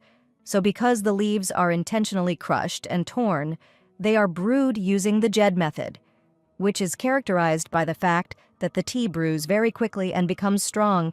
But as soon as the Duke raised the cup to his lips, the girl stopped him. Tea made from STS leaves is very strong, so it will be difficult to drink neat. It is better to make milk tea from STS leaves. With these words, she added milk to the tea. She knows that Alphonse doesn't like sweets, so she will only put 1 cube of sugar, and she invited him to try the resulting tea. Now Alphonse took a sip, and the tea seemed really strong to him. Besides, he doesn't like sweets, but the taste and smell of the teas that Chloe prepares for him are always very tasty. Is it really his love for his wife that makes him change his feelings?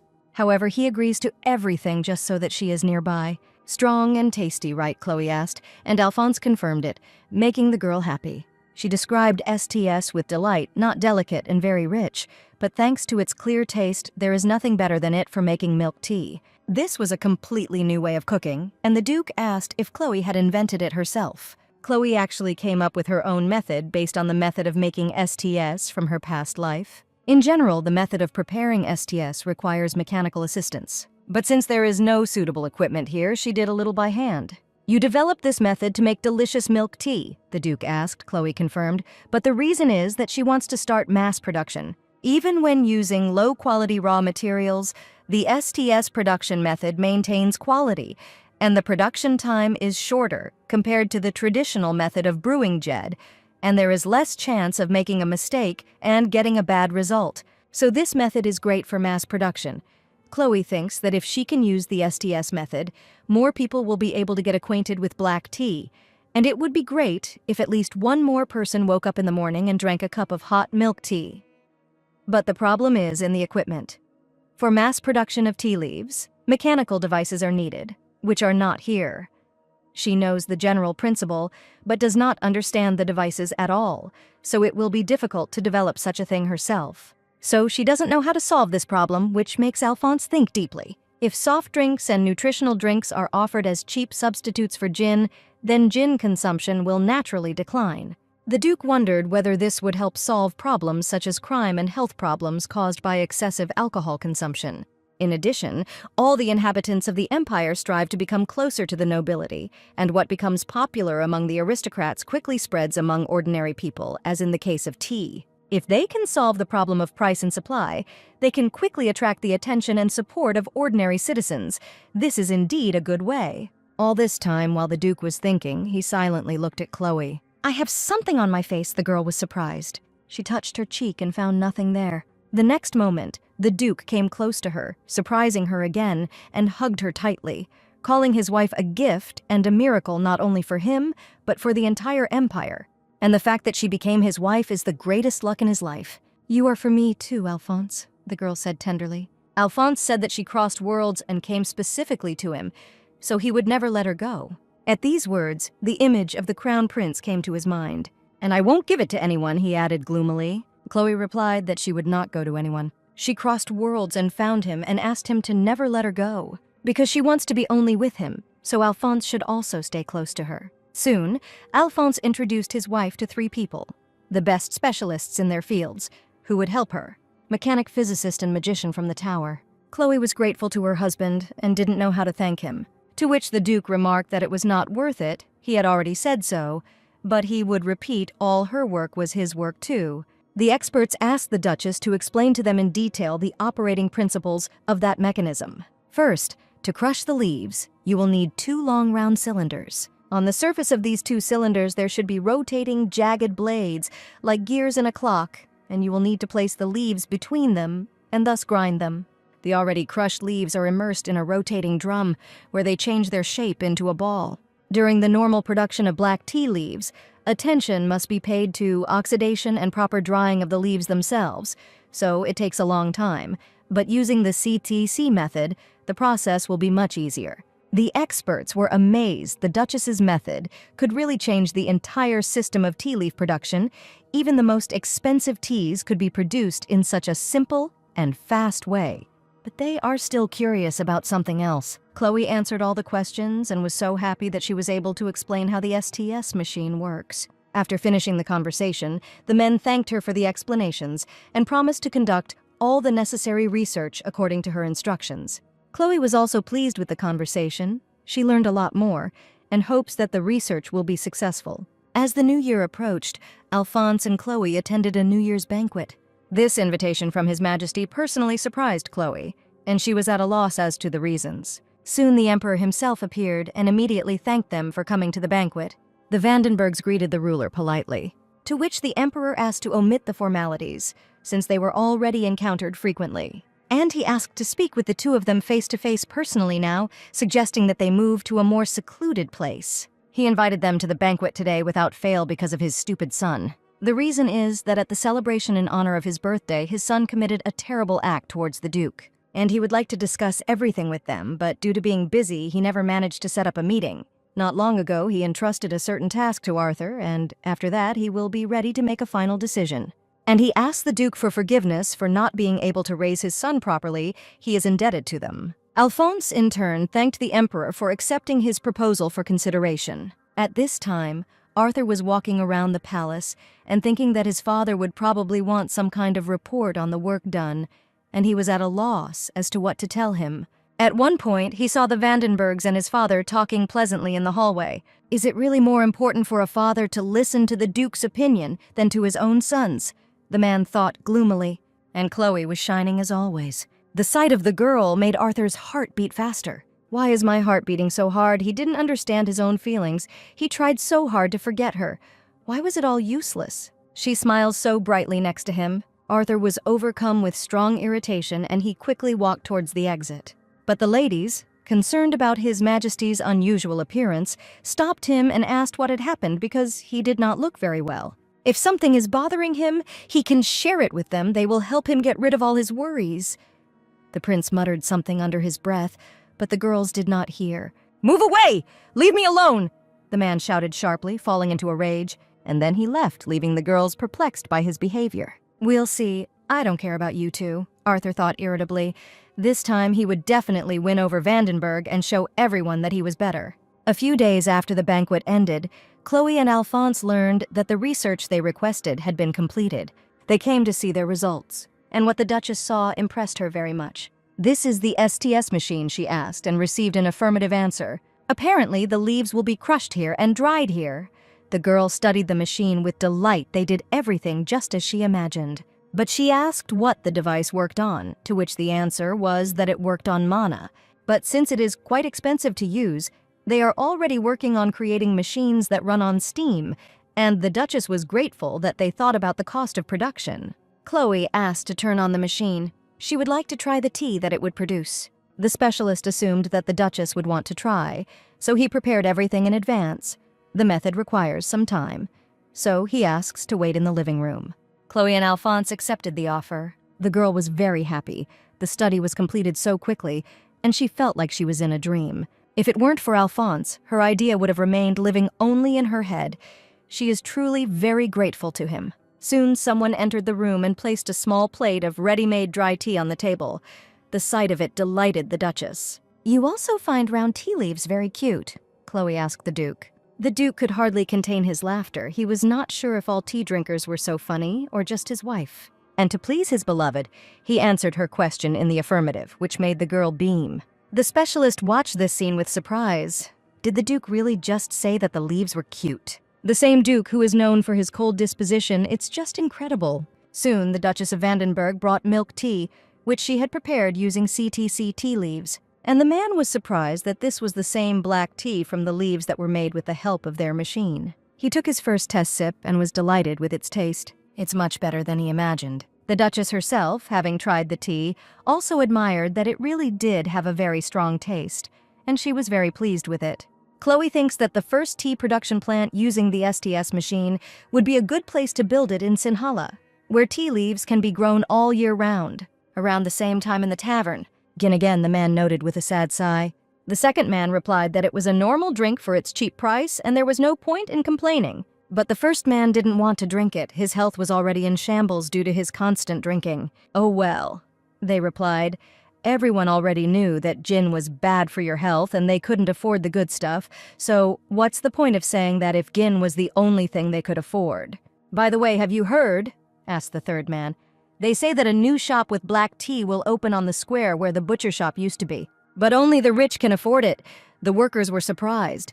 What's the point of opening in this area if no one here can afford it? But they are really curious about what it tastes like. Because all aristocrats without exception drink black tea, it is probably good for health. Right now, the price for it has dropped significantly. Maybe they will be able to afford it. But some of them thought it was crazy because tea is supplied from abroad. Where do they get the money for imported products? Then someone's hand fell on the first one's shoulder. It was the tavern worker who told me that the very same tea shop was opening today. They also have a promotion going on. The first 400 visitors get free tea. This news caused visitors to exclaim in surprise. The first worker jumped up sharply. He decided that there was no point in him staying here, asked him to quickly calculate, and quickly ran to the tea shop. The reaction of the common people was very positive. "It seems that the Duchess's wisdom did not fail her this time either," noted the girl, standing far from the crowd of people wanting to get into the store. Chloe watched everything that was happening with a light heart. A couple of weeks ago, Mrs. Ronefelt asked Chloe with surprise why she wanted to open a store in a commoner's area. The Duchess replied that it was still a secret and asked not to tell anyone. The girl was quite taken aback by this news, because the Vandenbergs are the second most noble family after His Majesty. What were they doing in such a place? And they are unlikely to make much profit, and fleas can also appear from visiting such places. Chloe thanked Ms. Ronefelt for her concern. But she thinks that every person, regardless of his status and position in society, has the right to drink something tasty and healthy. She really doesn't want tea to be seen as something pompous, but wants something else for everyone to be able to enjoy it. Chloe would really be happy if more people could start their day with milk tea in the morning. Mrs. Ronefelt was surprised by the Duchess's words, and after thinking for a bit, she decided that Chloe was right, and she herself hadn't thought about it at all. Chloe was just glad that her friend understood her point of view. The Marchioness was constantly surprised that she and the Duchess had such different ways of thinking, and that she still had a lot to learn from her. Besides, their tea parties now take place in a more comfortable atmosphere. And Ms. Ronefelt said Chloe really has a big heart. Despite her high status, she always thinks about others. And she said that she would support the Duchess's new business. She was sure that people's reaction would be positive, and everyone would think of the Duchess. Chloe sincerely thanked Ms. Ronefelt for her support. And now, looking at the excitement outside the store, Chloe is really happy that the response from customers was so great, although she didn't know how best to attract their attention. Marketing to the common people and the elite is very different. Unlike aristocrats who spend money to satisfy their vanity, ordinary people think much more about price than about quality. So the strategy of free sales and promotions worked perfectly. Plus, the light, sweet aroma, maybe floral or sweet potato, like the malt they add to whiskey, worked better than any advertising. Instead of explaining how delicious food can be, it's better to let people smell it once. One of the shop's visitors became interested in a drink that looked like milk, but was too dark in color. And the store worker said that it was milk tea made from black tea leaves and suggested that the girl try it. Which is what the visitor did immediately. She was indescribably delighted. It was the first time she had tried something so delicious. Other visitors, having heard such a review, wanted to try it themselves, also noting the delicate, tasty, and aromatic tea.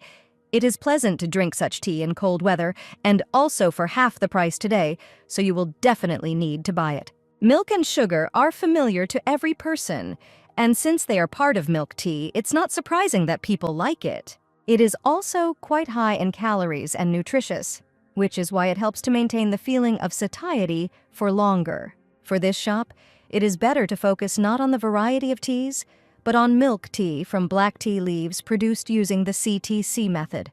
This strategy is different from the one Chloe used in Triple Sweetness. Since everything was going well, the Duchess decided it was time to leave and asked Yojin to look after everything. Yojin asked to leave everything to her and not to worry, but the maid accompanying the Duchess was very surprised. Doesn't the lady want to look around while the excitement is so great? But the Duchess feels that everyone will be worried if she goes inside, and people will be uncomfortable given the difference between them. Chloe just hopes that they will come to her shop as freely as any other in the market, so she just has to watch from afar. "How can I become a person with a big soul like you?" the girl asked, not hiding her admiration. "Will I ever be as mature?" Chloe smiled and remarked that of course she could become the person with the biggest heart in the whole world. The girl promised that she would try very hard for this, and Chloe said that he would really look forward to it. Sales of black tea using the CTC method grew more and more every day.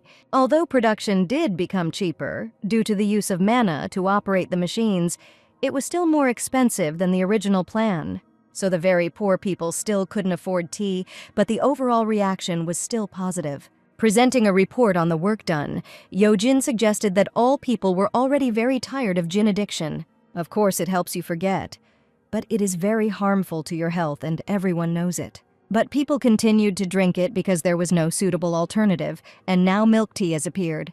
There is nothing better than a cup of freshly brewed tea at an inexpensive price with a pleasant taste and smell, which also improves health and gives a feeling of satiety. Chloe noticed that Yojin knew all the benefits of milk tea, but she said she didn't drink it, so she still liked it, the Duchess asked, which made Yojin even shudder. Embarrassed, the girl replied that it wasn't that she liked it. It was just that she didn't like milk in her tea. That combination wasn't for her. To be honest, Chloe sometimes saw milk jugs and sugar cubes and traces of milk tea in Yojin's office. She also sometimes tried milk tea before selling it and drank it all. Chloe is really glad that they have similar tastes, and she hopes that one day she will admit it to her, because Chloe will not make fun of her for it. Well, someday she will confess, the Duchess thought with a smile. Yes, perfect, the man thought, looking at the completed documents. A law that forces people to pay a huge tax for a license to sell gin. Now no one will be able to sell it just like that. If you don't sell gin, people won't be able to buy it, so there are no addictions. Arthur doesn't know what Vandenberg has planned, but he's going to win this time and he can't wait to see their faces. Walking along the corridors of the palace, the prince heard the gentlemen talking. They talked about how the shop in Shalat, a poor area, now also sells black tea. That is, black tea became available to common people. They were surprised. Thanks to the supply of cheap black tea, there was a boom for it among the common population, and the consumption of milk and sugar along with it increased. But how can you make black tea cheaper after all? It's imported. The men were surprised. And Arthur was shocked when he heard that a special new method of processing leaves had been developed to produce cheap black tea. The new method of making tea, that is. People now drink tea instead of gin. The whole meaning of everything that was happening reached the prince, which made him angry. Interrupting the men's conversation, he asked if what they were saying was true. Who started selling this black tea? Arthur asked, but the gentleman did not know. As one of them knows, the first store opened on Gyllenhaal Square. It is located in the commoners area. Apparently, the seller is also a commoner. Anyway, there is no point for aristocrats to open a business there. But they didn't think that this information would interest the prince, because it was an ordinary store like many others. Arthur felt a pang of discomfort as he realized that in their empire, there was only one person who could develop something new in tea. And this is Chloe Vandenberg. But Arthur cannot know what result selling cheap black tea will lead to. He thoughtfully repeated the location of the store and then hurried away, telling the gentleman to continue their conversation. Soon, Prince Arthur, dressed discreetly, arrived at Gyllenhaal Square. There was dust and a musty smell everywhere. Why did they open a store here? He wondered, covering his mouth with a handkerchief. But then his attention was drawn to the announcements on the wall. Discounts, promotions, these are for the complete poor. Could this really be Chloe's doing? Arthur was very shocked. No matter how ideological she is, she's a duchess. And immediately Arthur remembered something. Chloe Vandenberg once said something like this about discounts and promotions on tea. Even then she had such ideas, and her success in selling jasmine tea was incredible. Other aristocrats wouldn't think of such a thing, but she could actually do it to promote her product, and to be honest, that's what he likes about her. And the prince was unpleasantly surprised by his own thoughts. For a second, he forgot about his own promise to forget her. He managed to convince himself that there was nothing special about her. So why did he constantly think about her? A salesman in a tea shop was consulting a customer when a gentleman with a cap pulled down low over his eyes entered the shop. "Who is the director here?" The gentleman's tone did not bode well. Arthur demanded to call the director, the main one in the store. He needed to talk to him right now, and soon a second man came out of the back rooms. He immediately noticed that the gentleman, judging by the atmosphere, was an important person, and asked how he could help him. Arthur asked again if the man here was really the director, and he confirmed it. "So, this isn't Chloe's shop." The prince doubted his judgment, but I couldn't be mistaken. "Bring the documents," he demanded from the store director. Arthur demanded to see a business license, a real estate document, a supply contract, and an identity card. He will check if everything is okay with this store, so he demanded to bring everything. This could be called a fraud, because according to the laws of the empire, ordinary people could conduct business without licenses and permission in their place of residence, except in special cases. And the reason why the government is so loyal to the business of ordinary people is that everyone understands perfectly well how hard life is for them. In the constant worry of how to find money for food and living, it is completely impossible to find enough time to obtain licenses. Therefore, unless there were exceptional problems, as with gin addiction, no one usually paid attention to the illegal business among the common people. The customers who accidentally witnessed what was happening whispered in horror that now the store would close. Who knew that someone from the nobility would look in here? The store manager bowed and asked the gentleman to wait. Arthur was quite surprised. "Here are all the documents, certificates, and credentials that you asked for," said the director, bringing a stack of papers. He described all the documents he brought, but Arthur listened with half an ear. Even when he took the documents in his hands, he could not believe that this was possible. These are indeed seals from the Empire and Sinhala, but such documents are difficult for ordinary people to obtain. "Since you are the director, you came up with a way to make tea cheaper," the prince asked the man. And he replied that, of course, it was him. Arthur was interested in how exactly. The director began to tell that his father was a merchant, and at one time he and his family even lived in Sinhala, and it was this experience that came in handy for him. And he knew one mechanic, but then Arthur interrupted him, telling him not to continue, but still found it surprising that it was he who developed a method for mass production of tea. Just at the time when the Duchess was popularizing black tea in the Empire, he noted suspiciously. "Oh, you mean the Duchess of Vandenberg?" asked the director. "I've never met her, but I respect her very much." Arthur found this strange. He noted that all the teas here are from Sinhala only, the director confirmed, saying that for now this is so, but they plan to import other products and types. The prince then asked when the Assam from Sinhala would arrive, to which the director replied that it would be very soon. Having learned everything he wanted, Arthur hurried to say goodbye and leave, wishing him good luck in business and caution, which greatly surprised the store director. Stepping outside, Arthur could barely contain his rage. What kind of Assam from Sinhala is this? This is complete nonsense. The specialty of Assam is its strong yet sweet taste and delicate aroma. But Assam grows in the kingdom of Bharat and got its name because it grows in a region called Assam. How could he reduce the cost of production if he doesn't know such basic things? And he seemed to live in Sinhale. Arthur is sure that Chloe invented this STS method. She simply taught this method to ordinary people, and it was probably she who opened the store, too. He doesn't know why she's hiding, but he's not so easy to fool.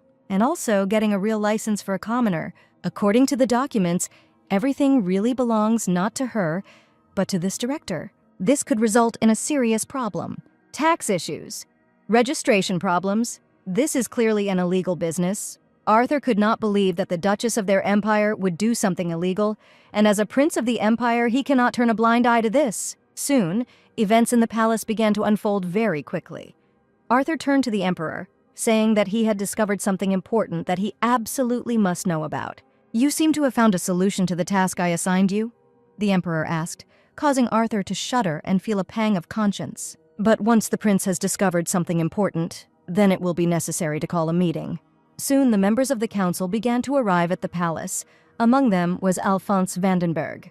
Arthur met him in the corridor and asked how his work on the Jinn situation was progressing. The Duke calmly replied that everything was fine. But Arthur was interested in what solution he found, because they were doing the same job. Alphonse replied that he would tell everything very soon. The prince was angered by the Duke's response. It turns out that he was simply ignoring him, the only prince of the empire and future ruler. But pretending not to care, he asked if Alphonse knew why this meeting was being held, since it was he who had called everyone together. And he hoped that the Duke would show interest in his report and was sure that he would like it. Then he frivolously said goodbye and left. Alphonse was slightly displeased that the prince had interrupted his time with his wife, but what should interest him so much in the prince's report? "Well, everyone is here," the emperor announced. He has gathered so many high-ranking people because of the report of the crown prince, who has found a way to rid the empire of its addiction to gin, and he hopes that they will pay attention and express their opinions. Arthur noted that he didn't want any misunderstanding, so he would correct it a little. He gathered everyone here under the pretext of solving the problem with the genie, but in fact it was not for that, and in order to expose the offense committed among high-ranking nobility. All the council members began to whisper in fear. Arthur confirmed their whispers and explained that he was talking about the Duchess of Vandenberg's misdeed. These words increased the talk among the gentlemen, who were interested in what the Duchess of Vandenberg could have done. "Silence," came the emperor's thunderous voice. "Do you even have any idea what you're talking about, Prince?" The ruler was indignant. "Will you be able to answer for what you said?" He reminded Arthur of his recent misdeed and the subsequent punishment for his outburst in front of the Duke. If he did something like that again, the emperor would not care that he was the prince of this empire. Arthur was getting more and more angry because his father was constantly protecting them. Was the Duke really that important to his father, even more than his own son? And he replied that he had proof and was ready to take responsibility. Otherwise, he is ready to step down as crown prince. The prince's last phrase caused even more confusion among those present. The Duke must be very angry now, Arthur thought. After all, he had, one might say, insulted his beloved Chloe at an important meeting. "Okay," the Duke answered calmly, and he offered to listen to what his wife had done. Alphonse's calmness angered the crown prince even more. The emperor asked the Duke to end the meeting and discuss everything later, because his son had once again committed a stupid act. And he takes full responsibility for his words today, so he asks to finish for today. "These are not empty words," Arthur cried sharply, "and I have evidence to prove the Duchess's guilt in what she did under the pretext of resolving the gin situation." The emperor tried to silence his son, but Duke Vandenberg really wanted to hear what the prince had to say. How can one ignore the words of the future ruler? the Duke noted. The Emperor was a little touched by Alphonse's attentiveness, and he suggested, in that case, to invite the Duchess here as well. It would be better for her to personally repel the accusations against herself. But Alphonse did not want to bother his wife about this, and he replied that it was not worth it. He himself was perfectly aware of everything his wife was doing, so he was quite enough to listen to this nonsense. The Duke's calling his information nonsense only angered Arthur even more. He said he hoped the Duke's confidence would not leave him by the end of the meeting, but if he had not already understood, he was going to expose both him and his wife, everything they had hidden under the pretext of saving the Empire from dependence. After all, Duke Vandenberg was also involved in this offense, of course. Love is wonderful, but he would also think about himself. "How dare you speak to the Duke like that? That's enough!" The Emperor flared up. Arthur began his speech recently. He heard that black tea had become very popular among the common people, the same black tea that the aristocrats loved so much. This news shocked most of those present, but some of them had heard something similar before. Arthur noted that it wasn't so bad. The only question was where they were getting it from. One of the gentlemen suggested that it was from grocery stores, of which there are now many. And the prince confirmed this, saying that, indeed, black tea is now sold in many stores. But they are not available to the common people, and let's not forget how expensive black tea is. So it is impossible for it to become popular with the poor. During the investigation, he found out who is the center of the whole situation. Arthur thinks everyone knows that Gyllenhaal Square is filled with shops for the common people, and he learned that the Duchess had opened one there, circumventing the law. It's better to see once than hear 100 times. With these words, the prince took a magic ball out of his bag, which immediately activated. The prince's memories of checking out the store flashed through it, one after another. Arthur continued his report, indignant at the terrible advertising leaflets, how a noble duchess, an example to follow, could do such a thing, thereby tarnishing the reputation of the entire aristocracy of the empire. But the gentleman had some questions. They still didn't understand why His Highness believed that this store belonged to the Duchess of Vandenberg. Thanks to the ball, they were able to see the documents. And on all of them, there was a signature and the name of a certain Smith. Arthur countered that going through the complex procedure of legalizing a business and collecting all the necessary documents was beyond the power of an ordinary commoner. Also, they should have listened more carefully when they talked about the STS method. This man mentioned the Assam from Sinhala. Don't they find it strange? And the prince turned to the Duke, because he knew why the Assam from Sinhala sounded suspicious. And Alphonse confirmed that Assam grows in the kingdom of Bharat, but not in Sinhala. The tea got its name because it grows in the Assam province of the kingdom of Bharat, so it is impossible for Assam to exist from Sinhala. Arthur became even more convinced that he was right. It was very strange, he noted, that the man who had invented a new way of making tea was not aware of such basic and obvious things. And here's what I'm getting at. He slapped the table. The STS method was not invented by this man Smith, but by Chloe Vandenberg, the Duchess who imports tea into the Empire, and she is the owner of Smith's black tea shop. Arthur finished his speech, and a ringing silence hung in the room. One of those present noted that he accepted the evidence that the Duchess may have invented the STS method, but there was insufficient evidence that she was also the owner of the shop. The prince couldn't understand why they were all defending Chloe when the evidence was right in front of them. "Duke, tell us," he said to Alphonse. He can't help but know he's Chloe's husband and life partner. He himself said that he understood her behavior and actions better than anyone else.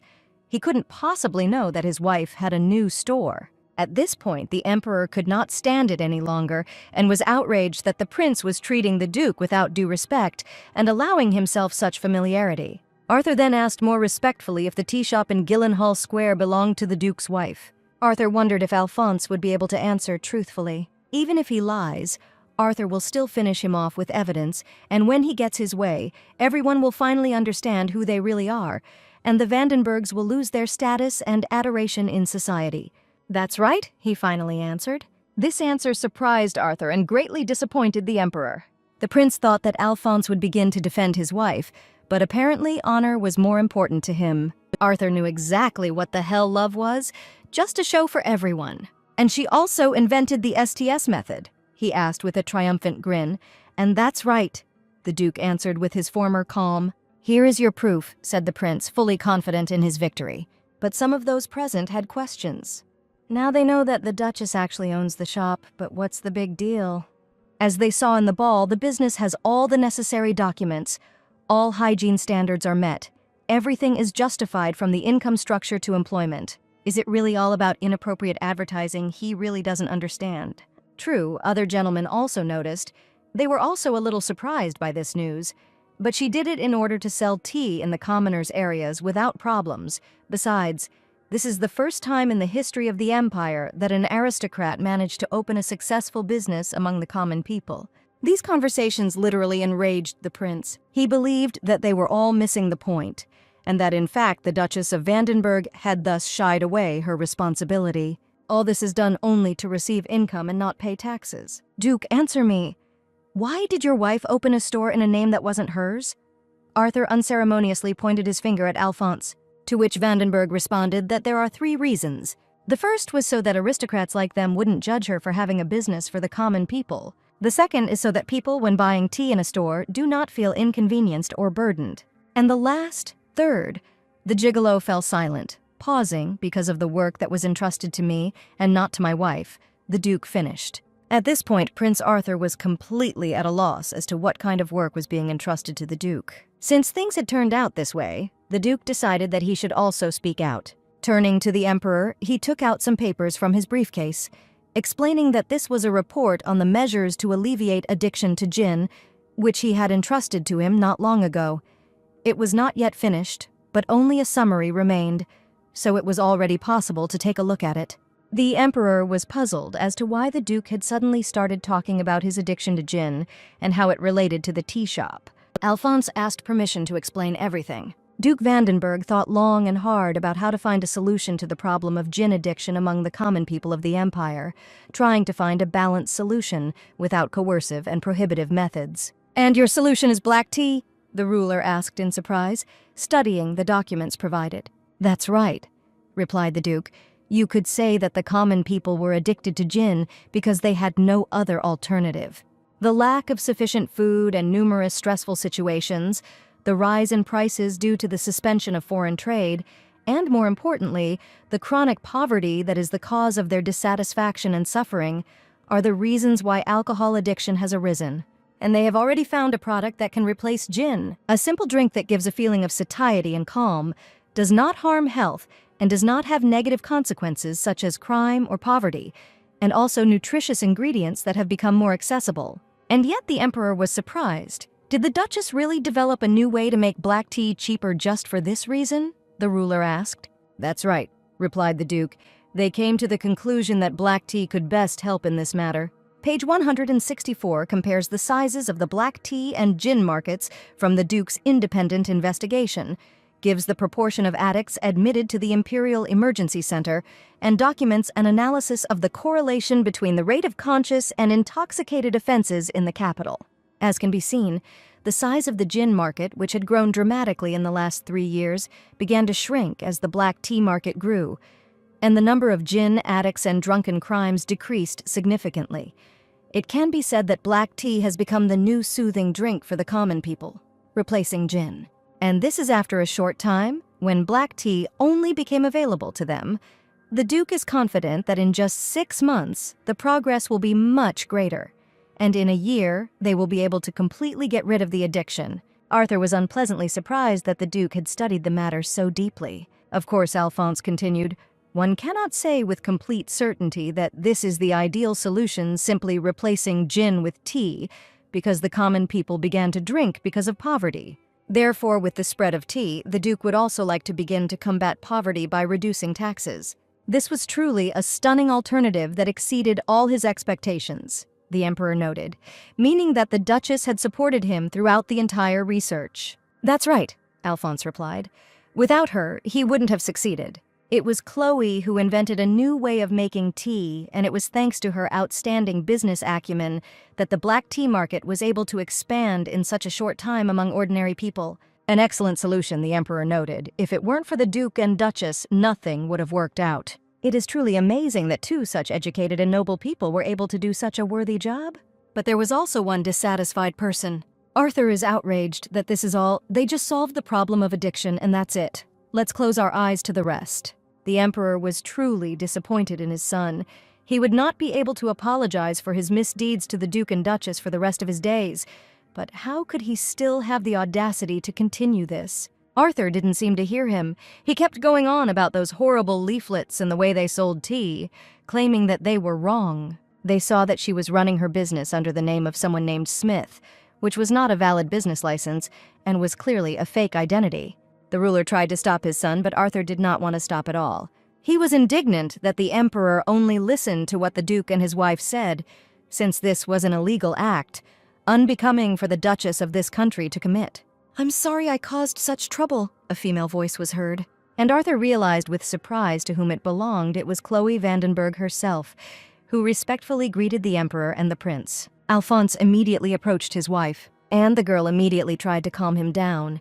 The Duke, although surprised, quickly pulled himself together. His wife was still the same. "What the hell did you do here, Chloe?" The prince was indignant. "This is actually a meeting of state importance. Don't you know that only those involved in the matter can be here?" The girl apologized for the intrusion, but explained that His Majesty had asked her to come here. The emperor confirmed that it was he who called the Duchess. Although the Duke said that his wife should not be disturbed, the matter had taken a serious turn, so the ruler still insisted on her presence. He apologized for going against it, but Chloe noted that she was always ready to come at his request. Observing all formalities, the girl politely curtsied, at the same time casting a cold glance at the prince. This fleeting glance affected Arthur like a cold shower. Why did she have such a cold look? The man wondered mentally. Chloe Vandenberg noted that she can answer for everything related to her business herself. As the Crown Prince noted, the business license for Smith's store was issued to her deputy. She does not hide the fact that she is the real owner of the establishment, but all this was invented so that ordinary people would feel more free in the store, and also so that they could discreetly carry out the necessary research. Chloe understands that this does not justify her actions, as well as the problems with the documents, so right now she is working on drawing up the documentation in her own name, but so that it does not become known to the public. The news that the Duchess wanted to license her name stunned the prince, but he would have known about it. He checked all the papers in the licensing department. There is no mention of the Duchess. Or does she want to say that they lied to him, in principle, the Empire? No one would have dried up his order. "You seem to have forgotten that you will only rule the Empire, and not that you already rule it." The emperor's voice rang out. It was he who authorized the issuance of a license for the black tea shop, and he knew about this situation. And the prince did not know this for only one reason, all because of his excessive confidence due to his status as a prince. It seemed that the absurdity of the situation had dawned on Arthur. That is, he lost to them again, it dawned on the prince. He is the prince of this empire, Arthur Canisar Vladimir. He could always get everything he wanted from the moment he was born. Since he had nothing to answer with, the emperor hoped that he had moderated his ardor. The Duke and Duchess worked hard together on the research and achieved excellent results. Despite some paperwork problems, their contribution was invaluable.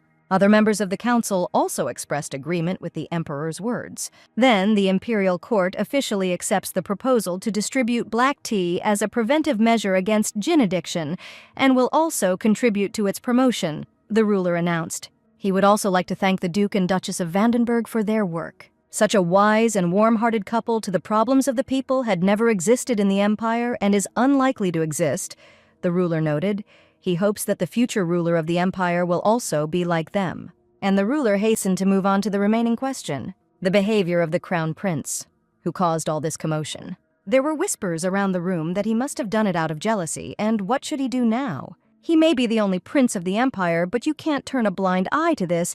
It's a big problem. Arthur literally felt that everyone was looking at him with pity, and in the confusion of his feelings, he closed his eyes, hoping that all this would pass. His Majesty the Emperor addressed the prince directly, saying that it was he who had decided to publicly accuse the Duchess, so there was no need to deny the offense in front of witnesses. Arthur didn't object. Then the Emperor asked if he had anything to say. The prince had nothing to say. The ruler was worried by his son's silence. But he had no one to blame for this. It was because of him that Arthur grew up like this. He lost his mother in infancy, and to fill this void his father tried to give him everything he wanted. But this good-hearted intention turned into a bad outcome. And then the emperor took the floor all this time he had been looking after his son, and he really gave him enough time to think about his behavior and change. But while he was taking responsibility for his actions, the prince went too far, and even caused irreparable harm to the Duke and Duchess of Vandenberg, one of the closest allies of the imperial family, and violated the rules of the palace. At a banquet in honor of his birthday, he showed disrespect by challenging the Duke to a formal duel. And now he thoughtlessly accused the Duchess. The Emperor Father can no longer defend the prince's actions and, as the ruler, has decided to directly intervene in this matter. For these crimes, the first prince of the empire, Arthur Canosar Vladimir, was sentenced to lifelong exile abroad. This decision caused protests among those present, and Chloe was very shocked. They remembered that at the previous banquet, His Majesty had already said something similar to them.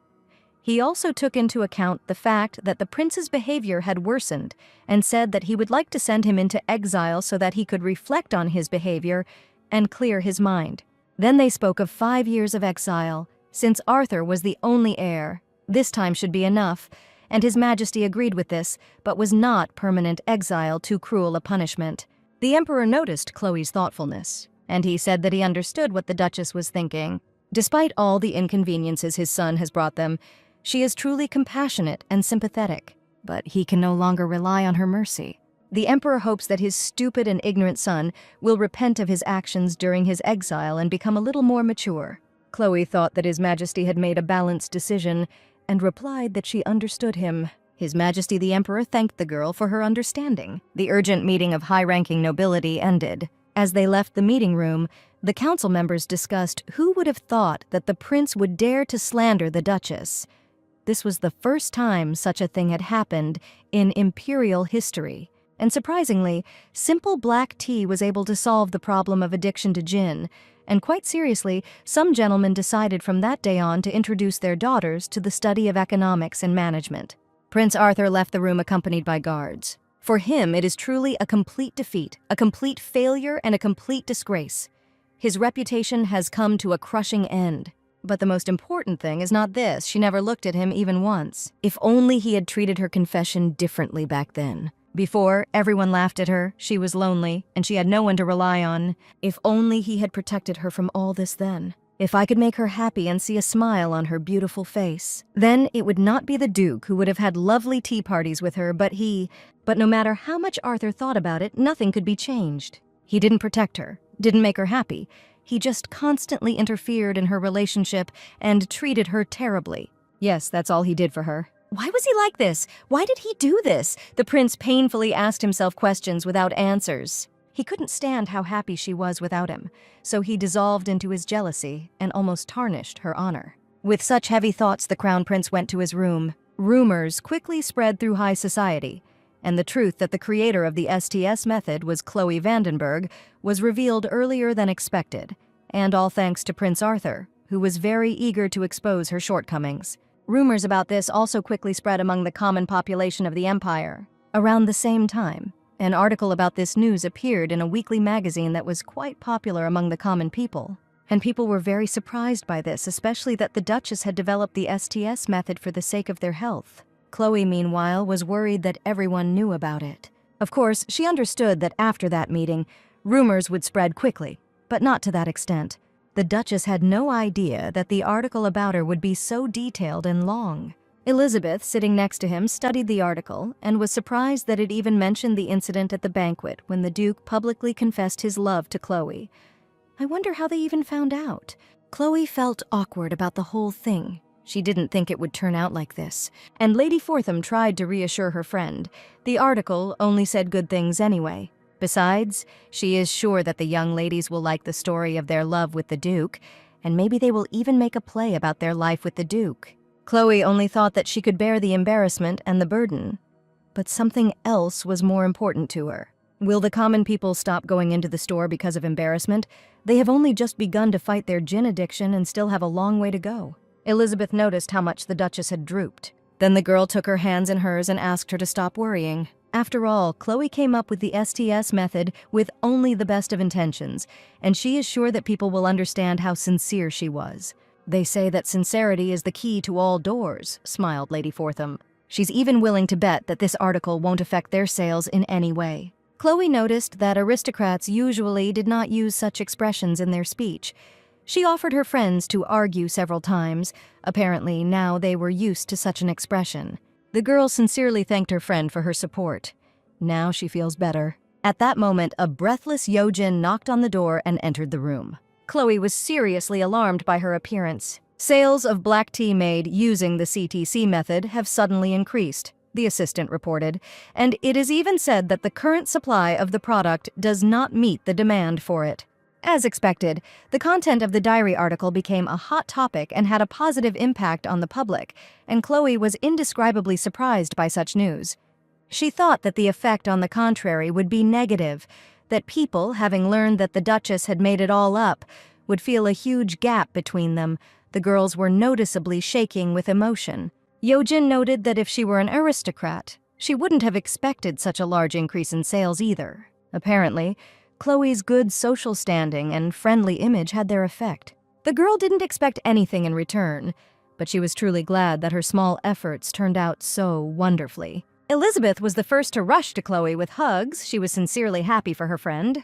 Now people will love black tea even more, not only because it tastes good, but also in gratitude for how much effort the Duchess put into developing it. Chloe hugged Elizabeth back, happy to have a friend who could genuinely be happy for her successes. After Yojin's report, sales of CTC tea continued to increase steadily, perhaps due to the desire to imitate the aristocrats, or perhaps due to admiration for the Duchess. Afterwards, Chloe also decided to sell teaware to make tea drinking even more enjoyable. Good teaware at a reasonable price also received a positive response. As production using the STS method expanded due to its popularity, research using the steam engine also continued successfully. Our wedding anniversary is coming soon, Chloe thought. Looking out the window, what should I give as a gift? The Vandenbergs celebrate their wedding anniversary every year, but before she became Chloe, Alphonse would unilaterally send expensive but heartless gifts. However, the year she became Chloe, they enjoyed dating, and then dinner in a cozy restaurant. And so the anniversary day arrived, the Vandenbergs' carriage was rapidly rolling down the road, Alphonse invited his wife on a date, and Chloe was at a loss to guess what kind of surprise he had prepared. She noticed that the road they were driving on did not lead to the center, but took them outside the capital. The girl is very curious about what a man like her husband has come up with. Soon the coachman announced that they had arrived at their destination. The Duke gallantly helped Chloe out of the carriage. Looking around, the girl noticed that they were at the Cathedral of St. Minos. This place has a history of more than 200 years. She heard that this historical building is protected by the guards of the imperial family due to its high cultural and artistic value. It's strange that Alphonse chose this particular place for their date. The cathedral should be packed with tourists, but why was it so quiet? Chloe wondered. Could this really be the work of Alphonse, since the ducal and imperial families have been closely connected for generations? Then renting this architectural masterpiece for just one day would not be a problem. The Duke and Duchess entered the cathedral. There they were already met, and it was none other than a fashion designer and makeup artist who are known throughout the capital. Chloe was completely confused about what they were doing in such a place, but when she asked her husband what was going on, he only replied with satisfaction that she would soon find out everything. The fashion designer invited the Duchess to come into the room. Behind the door, Chloe saw nothing more or less than an entire dressing room in the cathedral, and the girl had a strong feeling that everything had been carefully prepared here long ago. The girl suggested starting with makeup. The maids appeared and carefully worked with the Duchess's hair, and then they applied makeup that suited her type. Then a makeup artist approached Chloe with a box in her hands and asked which diamonds she would choose for the day. The box contained an elegant necklace that the Duke had taken out especially for this day. Moreover, this soft color suits the Duchess's fair skin very well. Chloe honestly didn't understand what for this day meant. Did it really mean the wedding anniversary? Soon the prepared dress was brought. Seeing him, the girl gasped in amazement. This is a wedding dress. The designer confirmed that the Duke said he wanted to hold a wedding ceremony with Chloe again. The Duchess was shocked that the Duke had prepared a repeat of their wedding ceremony. If you think about it, she never married him. She just got the memories of the previous Chloe, who did get married. But these are just other people's memories. After all, it wasn't she who married Alphonse, but the previous Chloe. Was Alphonse really that worried about her situation and wanted to create memories of her marrying him? Tears rolled down the girl's cheeks as she was moved. He was so caring. The fashion designer, in turn, thought that the Duchess was crying because she didn't like the dress, but Chloe reassured him that she was delighted with him. The dress was so beautiful, so graceful and refined that she was moved, and the designer was pleased to hear it. When the girl tried on the dress, she literally blinded everyone around her. How can a person be so graceful? Now Chloe will really marry Alphonse. When the girl was ready, the doors swung open in front of her, and behind them, Alphonse was waiting for her. He extended his hand to her, and she took it willingly. Holding hands, the couple walked to the altar, where the priest was already waiting for them. "Do you swear to love, respect, and protect each other under the protection of one God?" he asked. "I swear," Chloe and Alphonse replied. "God will look after them," the priest said. Then Alphonse put a ring with a huge diamond on the girl's finger. As Chloe looked at her hand, she thought that these were no longer someone else's memories, but her own. This is the best moment in her life, and now she wants to thank Alphonse with all her heart for these emotions. But the lump in her throat does not allow her to utter a word. But the man understood everything anyway, because he felt the same thing. He kissed his wife tenderly, and at the end of the ceremony, the couple sealed their marriage with a long kiss. While in the carriage on the way home, Chloe asked with delight how Alphonse came up with such an idea. She was very surprised, because she didn't think that he would prepare such a gift for her. And she liked it so much that she literally beamed with happiness. The Duke was genuinely glad that she liked it. But then Chloe became a little sad. Come to think of it, she also prepared an anniversary gift for him. But now it seems too simple to her. If she had known, she would have prepared something more sophisticated. The man came close to the girl and asked her not to say that. His gift would never compare to hers, because she was the only happiness in his life. The girl's heart sank at these words. Whatever gift she gives him, he will be happier than anyone else. Chloe thanked her husband tenderly. It was the best anniversary gift, and she will never forget it. Soon they arrived at the mansion, and the girl was surprised again. After all, Lady Fortham and Lady Ronefelt with their husbands, her close friends, were already waiting for them. The girls immediately rushed to congratulate the Duchess on her wedding. They admired their decision to have a second wedding ceremony, finding it so romantic they must love each other very much. Chloe Vandenberg was happy to spend a good time with her loved ones. This is the best anniversary she will never forget. Chloe soon returned to her duties at Triple Suite. Yojin approached her and greeted her, and the assistant immediately noticed that the lady did not look well, and she asked if the Duchess was tired, because her complexion was not good. Chloe replied with a smile that she was indeed a little tired. There had been too many issues to deal with lately, and she noticed that it was reducing her workload, so she didn't have to worry about it. But when they got to work, specifically tasting dessert options for future sale, Chloe felt even worse. The sights and smells of the offered sweets made the girl feel nauseous, and the next moment she couldn't hold back the urge to vomit. Yojin was seriously frightened by the lady's condition. This was good, long-awaited news. Later, already at home in the mansion, the servants happily congratulated their mistress. Elizabeth was also very happy for her friend, but most of all, Duke Vandenberg was pleased with his wife's unusual situation. Chloe herself was also incredibly happy. The pregnancy was going well, and Chloe enjoyed herbal teas occasionally. But this did not make the girl happy. Sure, the herbal tea was delicious, but it wasn't quite what she wanted. Herbal teas boast a wide variety of flavors and aromas, as their composition is not limited to tea leaves. There are even varieties that are very similar to black tea, from which you can make rooibos or milk tea. But while herbal teas have a unique charm, so do tea trees. There are so many delicious types of tea in the world. But she can't have them because of her pregnancy, the girl lamented. Besides, she has a more important goal. She plans to develop a decaffeinated tea so that pregnant and breastfeeding mothers can enjoy the taste of tea even in their difficult situation. In her past world, decaffeinated tea was sold under various brands and was very popular among people who could not drink caffeinated beverages. It wouldn't be easy, but Chloe was determined to do her best to create this drink before she gave birth. As Chloe's due date approached, more and more gifts arrived, and the mansion became more and more lively. Alphonse was also thinking about a gift for Chloe. If you buy something very expensive, it won't be enough to make her happy. The Duke will have to rack his brains over what kind of gift she might like. This proved to be a great problem.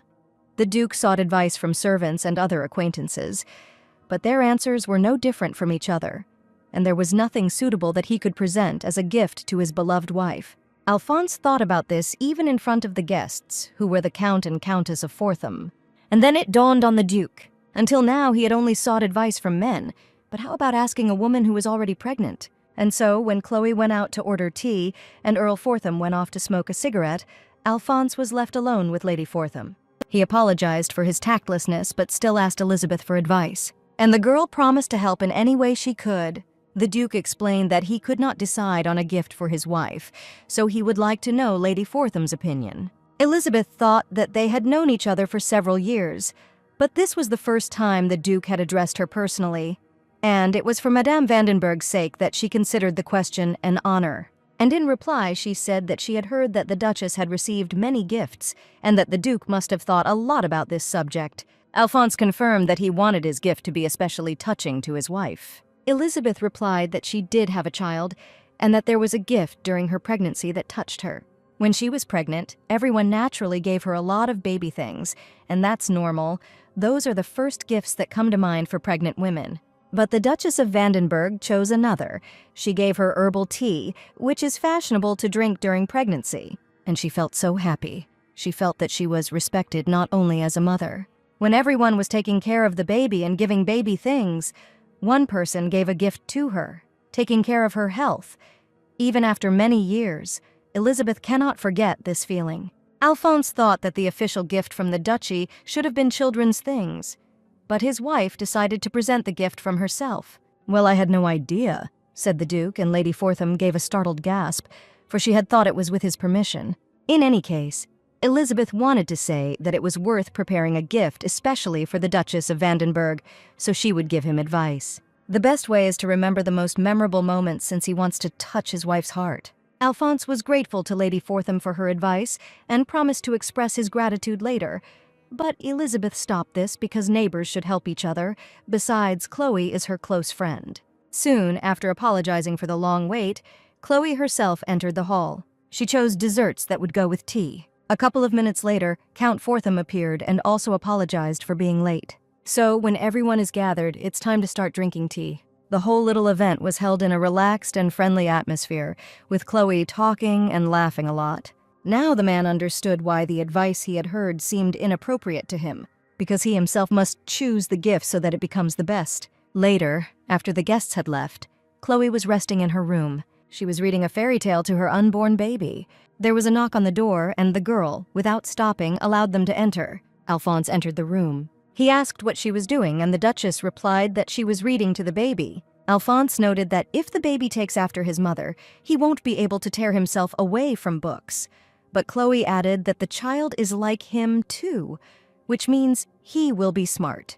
And since Alphonse was here, Chloe suggested they have some tea, but the man was worried whether his wife would be able to reach the room, and, in order not to take any risks, he suggested that the maid bring everything here. But the girl noticed that there was nothing complicated here, and they nevertheless moved to the tea room, where Chloe brewed new magnolia tea. Over a cup of tea, the Duke said he had come to talk to Chloe about a gift in honor of her pregnancy. The Duchess was surprised because this was not only her child, but also his. So why the gifts? This process was controlled by her body, the Duke explained, so he simply had to help her, for which Chloe was very grateful.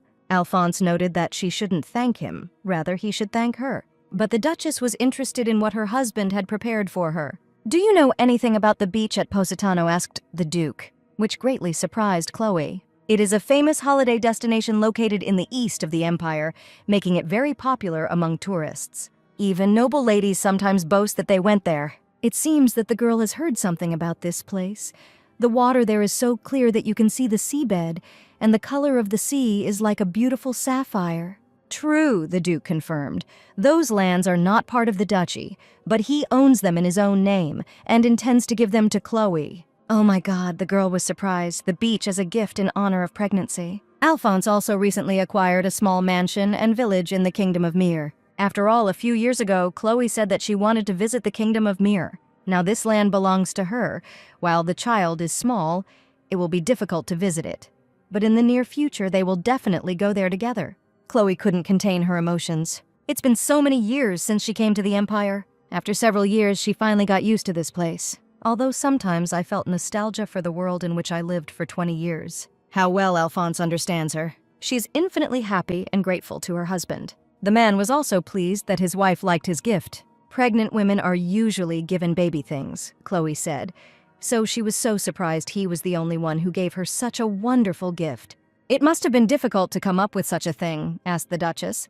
"It's all right," the man replied, "because he doesn't miss a single detail related to his wife." And Chloe admitted that he did a good job this time, to which Alphonse childishly asked that this be acknowledged in the future. Despite the doctor's fears that the birth would be difficult due to Chloe's fragile figure, she gave birth without any problems.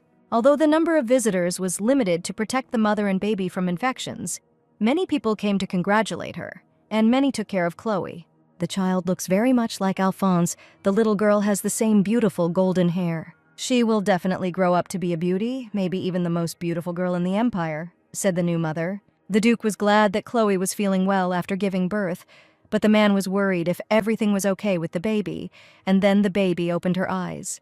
And the newly made father froze in admiration. How could she be so charming? The girl's eyes were very similar to his wife's eyes. She was truly charming. "Your daughter is beautiful," Chloe said, smiling. "No, our daughter is beautiful," the Duke remarked, embracing his wife and daughter. A few years later, the little lady, who was not even 6 years old, was already like an impeccable lady. Seeing her mother, the girl immediately rushed to meet her. Chloe asked her daughter if her classes were interesting, and the girl confirmed that she had studied world history today. Soon the girl saw another person approaching them. It was her father, Alphonse Vandenberg. As Chloe hugged her husband, she noticed that he was early today. Alphonse actually finished his business earlier than expected and decided to spend time with his family, so he dismissed his daughter's teacher, announcing that her lessons were over for the day. That evening, Chloe and her daughter, Evangeline, were slowly returning to the nursery. The girl was pleased that everyone admired her beautiful tea set and thanked her mother for it. Chloe was glad that her daughter liked it and asked what gift she would like for the next holiday. The girl, without thinking, answered that she really liked her mother's golden cup with a blue pattern, and she would like to have one like that for herself. Chloe promised to order a cup with the same design, but in a suitable size for her beloved daughter. From Alphonse, refined features and beautiful hair. From Chloe, intelligence, business acumen, and love of tea, Evangeline Vandenberg inherited all this. She later took over her mother's business and expanded Triple Sweets into a global company that still produces a wide range of beloved teas hundreds of years later, with mother and daughter leaving an indelible mark on the empire's tea-drinking culture.